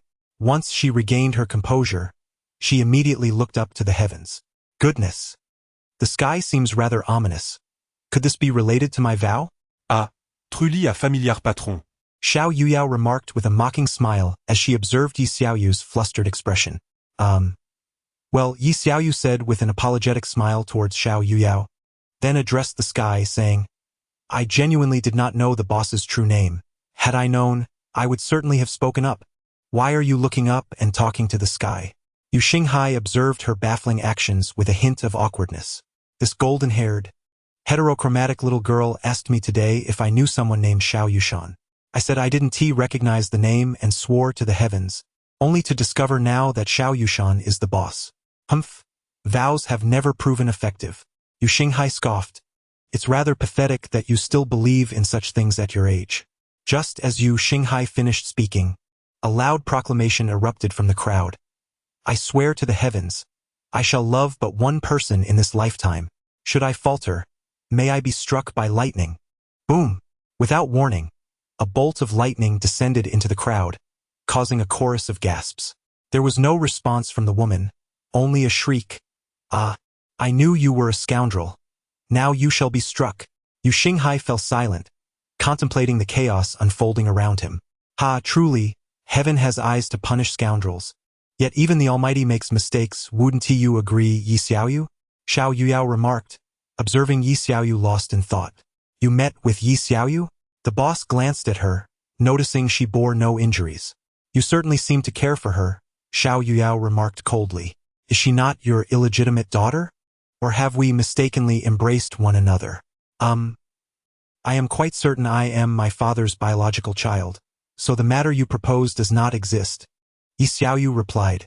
She is my patron. She appreciates my culinary skills, and through our exchanges, we have become friends. As for your inquiry regarding her familiarity with me, I have never disclosed my true name to her, so it is perfectly normal that she remains unaware, the boss explained. You are quite the peculiar individual. You can resolutely disregard my desperate pleas to sell the coal to a dog vendor. Yet now you stand up for someone who has merely consumed a few bowls of your noodles. That dog disrupted your studies. Selling it was for your own good. I distinctly remember telling you that if your academic performance declined, I would sell the dog. Do you even comprehend why my grades have slipped? It is certainly not the dog's fault. Xiao Yuyao's emotions began to escalate. Still blaming the dog? Ever since you brought it home, you have been neglecting your studies, even using the allowance I provided to buy treats for the dog. It is a stray, malnourished from a life on the streets. I once pleaded with you to buy it better food, but you refused. I had no choice but to act. Why should I be so generous to a mere dog? I provide you with food and clothing, yet what have you returned to me? And as for that dog, the situation is even more lamentable. Xiao Yuyao was overwhelmed with emotion. Her delicate face flushed a deep crimson. She clenched her fists, her entire being trembling. At least it knows how to protect me. At least it loves me. Xiao Yuyao lowered her head, the words escaping her lips as if forced through gritted teeth. The boss paused momentarily before erupting in fury. What did you say? I don't protect you? I don't love you? Since your mother passed away, I have raised you single-handedly. If I didn't love you, you would have perished on the streets long ago. It had risked its life to confront the bullies, almost being fatally wounded while you... Where were you? Xiao Yuyao's emotions erupted entirely, tears streaming down her face as she shouted at the boss. How dare you say that? The boss strode forward, raising a hand as he advanced. Sensing the imminent violence, Yi Xiaoyu quickly intervened, pleading, Calm down, boss. There's no need for violence. It won't resolve anything. Don't stop me. This ungrateful wretch was the one who let her dog bite a classmate, which cost me a fortune in rabies vaccinations. The boss retorted. Look at her now, still bold enough to speak of it. She deserves a beating. Very well. Xiao Yuyao stepped directly in front of the boss, looking up defiantly. Go ahead. Strike me. Sell me to human traffickers. Oh dear, what are you doing now? Ye Xiaoyu eklaymet. Feeling a headache coming on as she pushed Xiao Yuyao aside. Don't interfere with him. Let him hit me, Xiao Yuyao shouted at Yi Xiaoyu. Oh, sister, don't say that. They are father and daughter. Why can't they discuss things amicably? Yi Xiaoyu urged, trying to mediate. He doesn't understand human language. Xiao Yuyao replied. I don't understand human language? You keep everything to yourself and expect me to guess? The boss countered indignantly.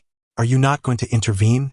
Li Maoyun asked Yu Xinghai, who was engrossed in the spectacle. Yu Xinghai turned back. Why don't you? I'm a girl, not eloquent with words. My presence would be futile. I have a distant relationship with them.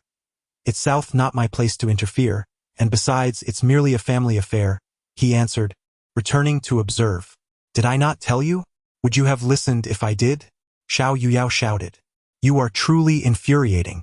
The boss raised his hand, delivering a sharp slap. Xiao Yuyao shut her eyes, neither dodging nor flinching. With a resounding smack, Xiao Yuyao's body trembled. She had always feared her father. Yet, why did her cheek not hurt? Felt warm instead. Ah, you all should speak less. They are merely father and daughter, why escalate matters? Came Yi Xiaoyu's voice, filled with helplessness. Xiao Yuyao opened her eyes to see Yi Xiaoyu shielding her in an embrace, the boss's slap having landed on her back. A fragrant scent wafted into her nostrils, and Xiao Yuyao found herself feeling less angry. My apologies, I inadvertently harmed you, the boss said, retracting his hand and addressing Yi Xiaoyu. This is your fault, boss. Yuyao cherishes that coal so much that she probably considers it family. Selling it would be akin to tearing her heart out, Yi Xiaoyu admonished. The boss bowed his head in silence, still unwilling to concede. And you? Yi Xiaoyu turned to Xiao Yuyao, saying, Yuyao, your father has worked hard to raise you. Sometimes, you should show a bit more understanding towards him. But he... Silence. Do not speak. Xiao Yuyao stomped her foot in anger, yet refrained from uttering another word, merely casting a fierce glare at Yi Xiaoyu. What the heck? Why glare at me? Yi Xiaoyu muttered inwardly. Xiao Yuyao departed without casting a backward glance at the boss. The boss gazed deeply at Xiao Yuyao, his eyes filled with helplessness and sorrow. I am truly sorry for inadvertently causing you pain. It's fine.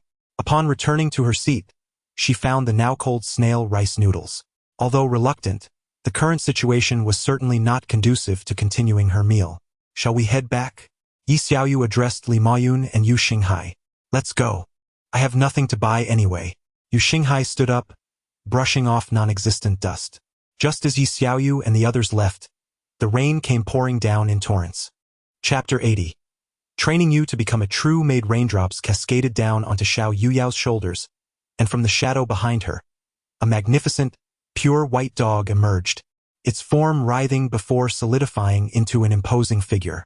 It shifted slightly, growing even larger, using its body to shield Xiao Yuyao from the storm. Wumei, she murmured, turning to caress its sleek fur. Do you think I truly need to forgive him? Wumei leaned closer, gently licking the tears from her cheeks. He caused your demise. Do you not harbor any resentment towards him? It remained silent, merely gazing at her with unwavering eyes. Suddenly, overwhelmed by her emotions, Xiao Yuyao collapsed into Wumei's embrace, weeping uncontrollably. Not far off, Xiao Yushan held an umbrella, shielding his face while grasping another one intended for Xiao Yuyao. It became painfully evident that she no longer required his presence. A wave of sorrow washed over him. Once, she had been a vivacious little girl, eagerly leaping into his arms with laughter. Now all that vibrancy had vanished. Witnessing Xiao Yuyao sobbing in Wumei's embrace, his heart felt as if it were bleeding. In her eyes, this dog was far more significant than her own father, was it not? The chaotic patter of rain obscured his thoughts, drowning out his heart's lament. Xiao Yushan turned away, for he recognized that Xiao Yuyao no longer needed him. Blast it! Despite running so quickly, I'm still drenched, Yi Xiaoyu grumbled, twisting the hem of her dress. How can you even say that?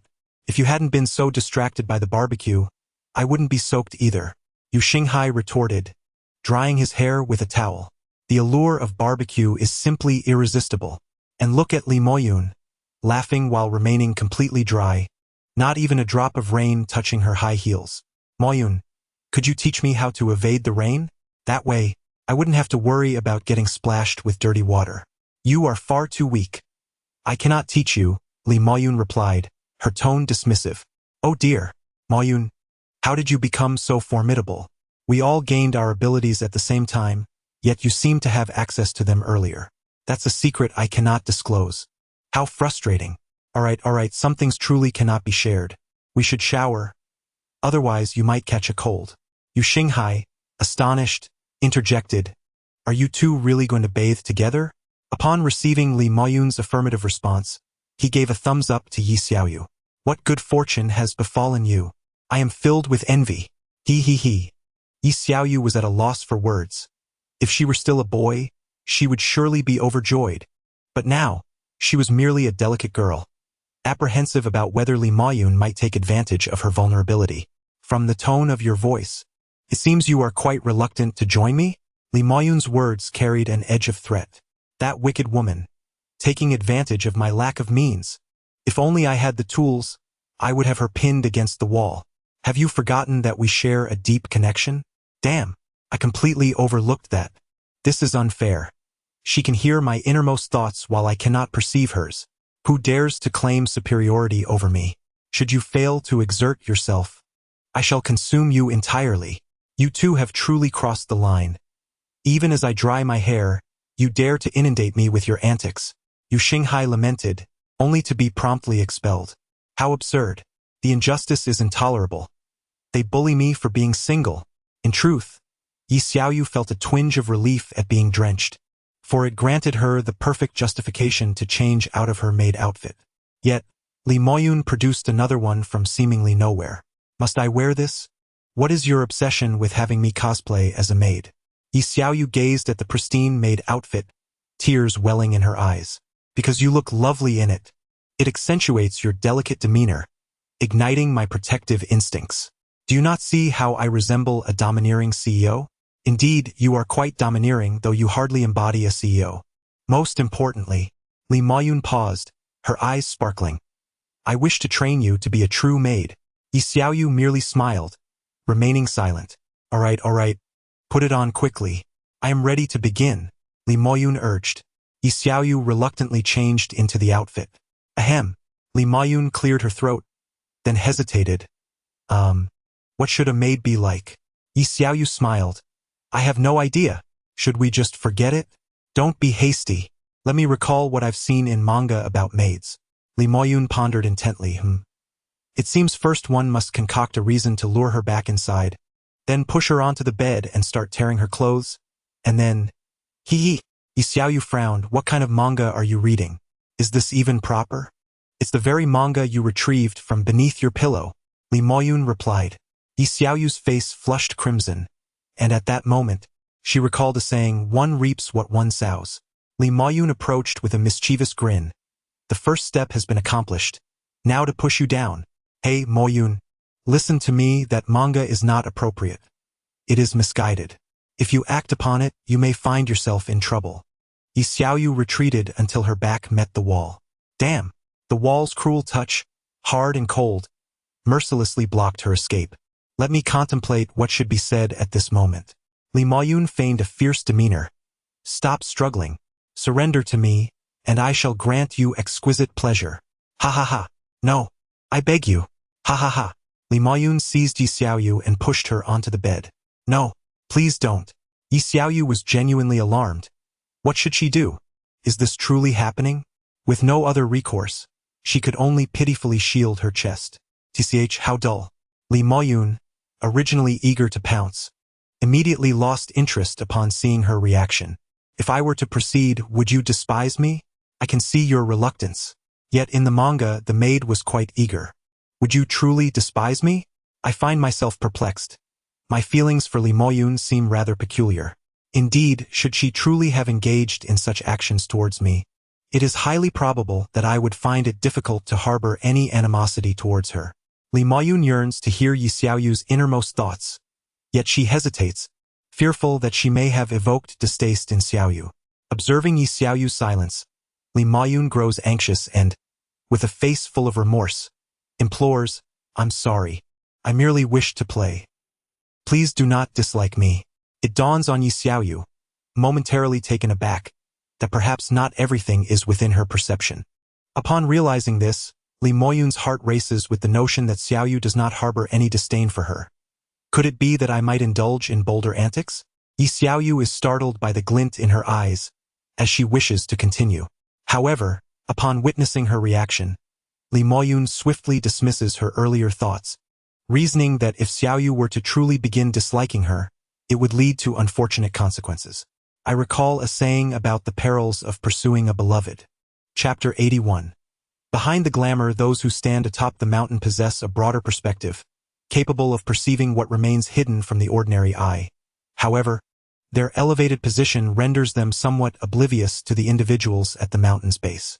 The emergence of zombies has dealt a blow to civilization, yet these lethargic, mindless beings do not pose a significant threat. The true assault on civilization emanates from the extraordinary abilities known as powers. This peculiar energy, surging forth from the depths of the earth, wields astonishing might, providing explanations for phenomena that once eluded understanding.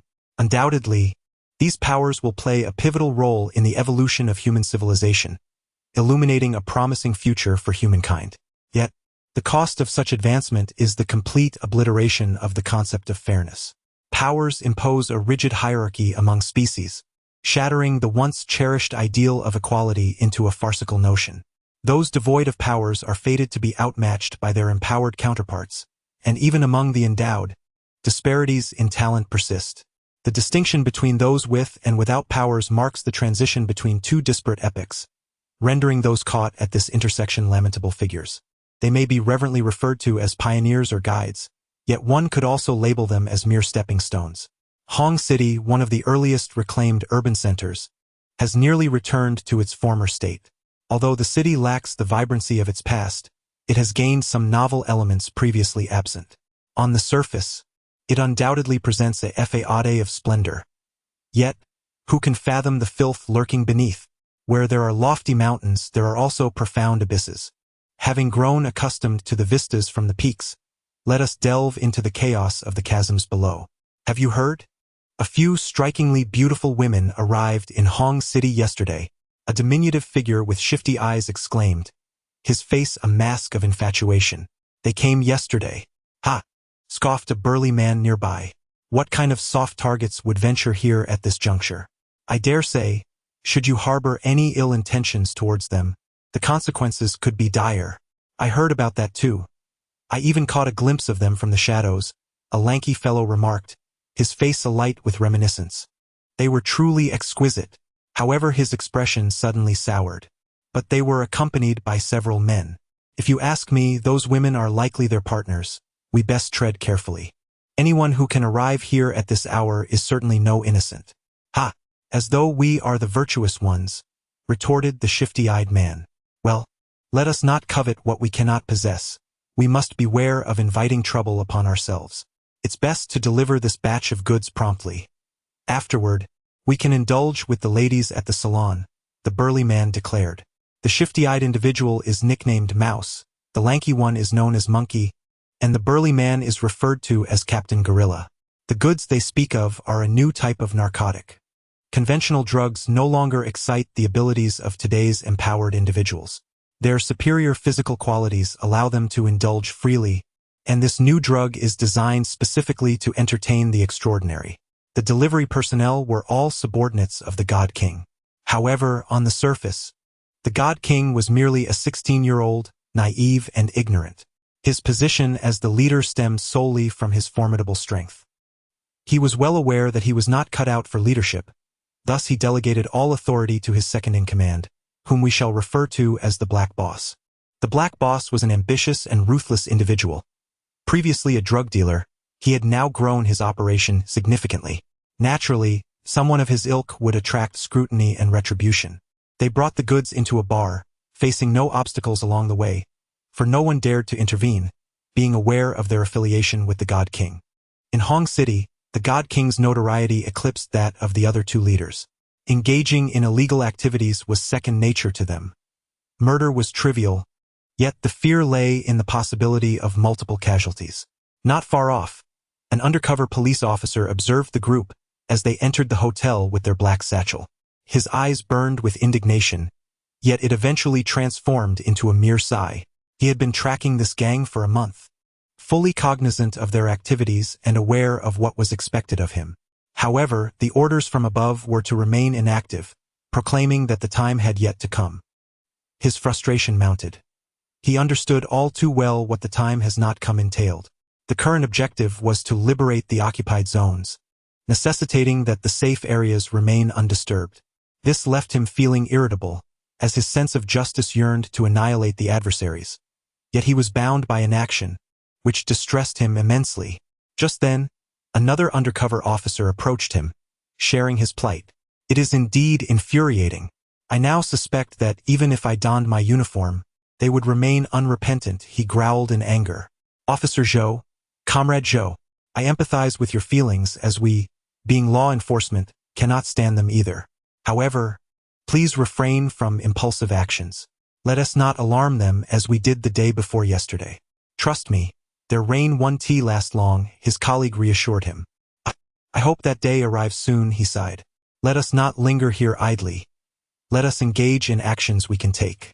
With that, the undercover officer patted his back, urging him to depart. Inside the hotel suite, Captain Gorilla was bowing low before a man. Mr. Jean, are you satisfied with this batch of goods? Quite acceptable. Better than the last, replied Mr. Jean, clutching a substance resembling flour, an innovative drug, its crystalline form seemingly absorbing light. Ah, delightful, Mr. Jean exhaled a pleasurable sigh before turning to a provocatively dressed woman nearby, instructing her to fetch the money. Shortly after, the woman placed a box on the table, revealing an assortment of crystals, all of level 3 quality. Captain Gorilla merely glanced at them before promptly closing the box. Are you not going to inspect them, Mr. Jean remarked with a teasing smirk. Captain Gorilla beamed. Mr. Jean, you are a trustworthy man. Cut. Perhaps a quick check would be prudent.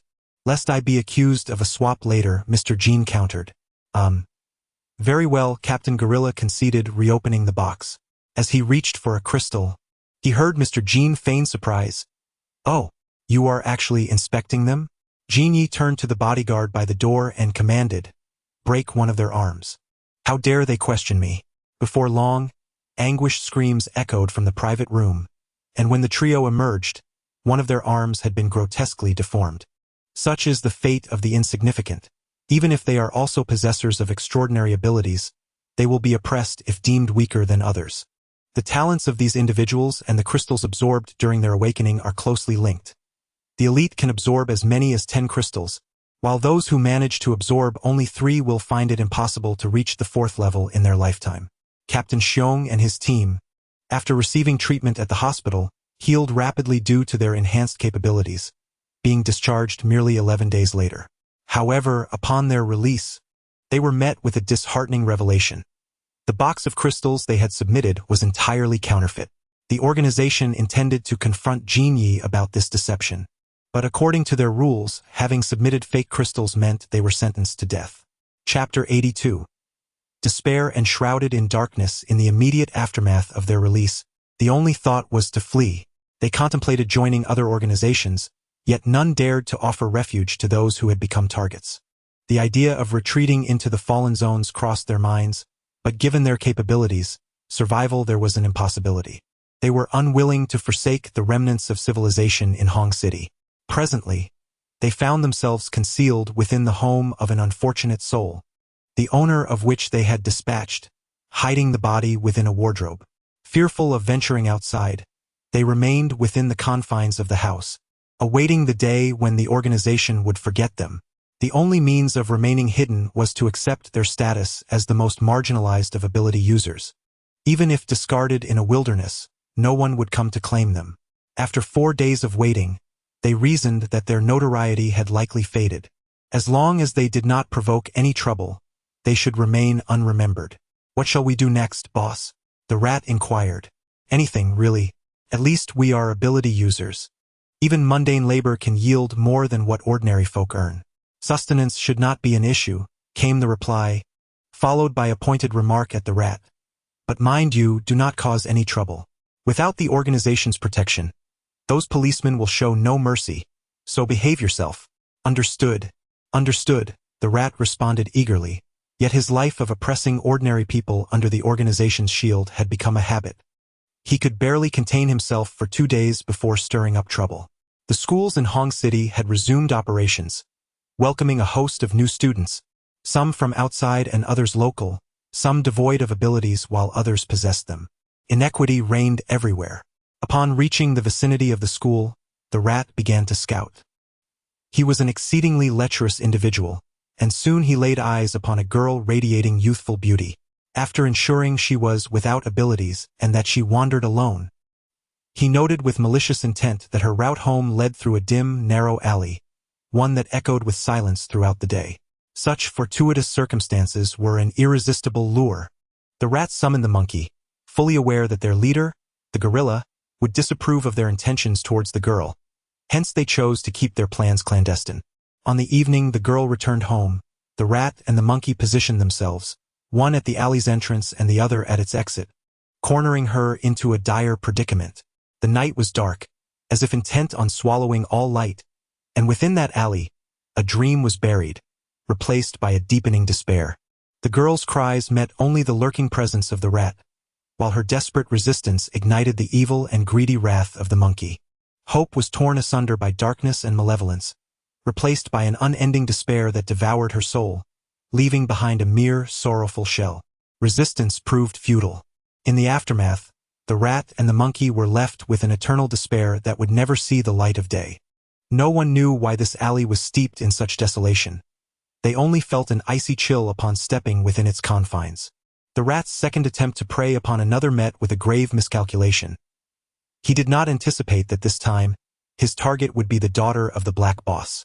Upon discovering the violation of his daughter, the Black Boss was consumed with rage and vowed to exact retribution. Thus, everyone in the organization commenced their search for the rats. Moreover, a bounty was announced, inviting the general public to expose the rodents and urging the police to join the pursuit. It could be said that the rats had become the enemies of the entire city. The outcome was inevitable. The rats were soon discovered, and the three were brought before the daughter of the crime lord. She ordered the destruction of their tools of wrongdoing, insisting they be ground to a pulp for them to swallow. Did this bring her satisfaction? How could it? The events had already transpired, and no punishment could alter that, unless time could be reversed. The crime lord's daughter chose to make their existence a living hell, and as for the methods, it would be unwise to articulate them, so let your imagination conjure up every non-lethal yet excruciating means of torment that you can envision for them. Evil begets evil, yet this is not a cause for celebration. It merely signifies the demise of one rat, while it is well known that more than one rat lurks in the shadows. Despair does not cease with the death of a single rodent. The girl who has perished will simply be buried by time, disappearing into the endless flow of existence. Creatures from the abyss reach out to ensnare passers-by, and darkness and malevolence shatter hope. As the sun rose the following day, its warm rays bathed the earth. Yet we must not forget that shadows are born of light. Interestingly, several previously lost territories have recently been reclaimed, and the authorities have begun to prepare for a crackdown on the troublemakers. Of course, this has no bearing on Yi Xiaoyu and her companions, who seem to have forsaken all but revelry and indulgence. If laziness were a sin, this group would surely have been reduced to ashes. The so-called despair and darkness are temporarily irrelevant to them. How could the mountaintop be affected by the stirrings at its base? From the moment they acquired their extraordinary abilities, they had already distanced themselves from the common world, oblivious to their own transformation. The weather grows increasingly frigid, and thus I must address Comrade Yi Xiaoyu. As long as you remain indoors, you must don women's attire. Resistance is futile. Through days of probing, Li Maoyun has discerned Yi Xiaoyu's limits, and thus she began to test those boundaries relentlessly, causing Yi Xiaoyu to blush perpetually. Please, stop toying with me. I am utterly exhausted by this. I can hardly hold my head high in front of you, Xinghai. Yi Xiaoyu's eyes were filled with desperation. Her brows knitted together, evoking sympathy from those who beheld her. This tactic proves effective with nearly everyone, yet she faces Li Maoyun. Li Maoyun reached out and pinched Yi Xiaoyu's cheek. Perhaps due to recent expenditures on meals, Yi Xiaoyu's face had gained a noticeable softness, making it all the more delightful to pinch. Oh, how annoying. Please don't keep treating me like a little girl. Yi Xiaoyu lamented, attempting to swat away the hand that pinched her cheek. In my eyes, you are indeed a little girl, Li Moyun replied. Oh dear.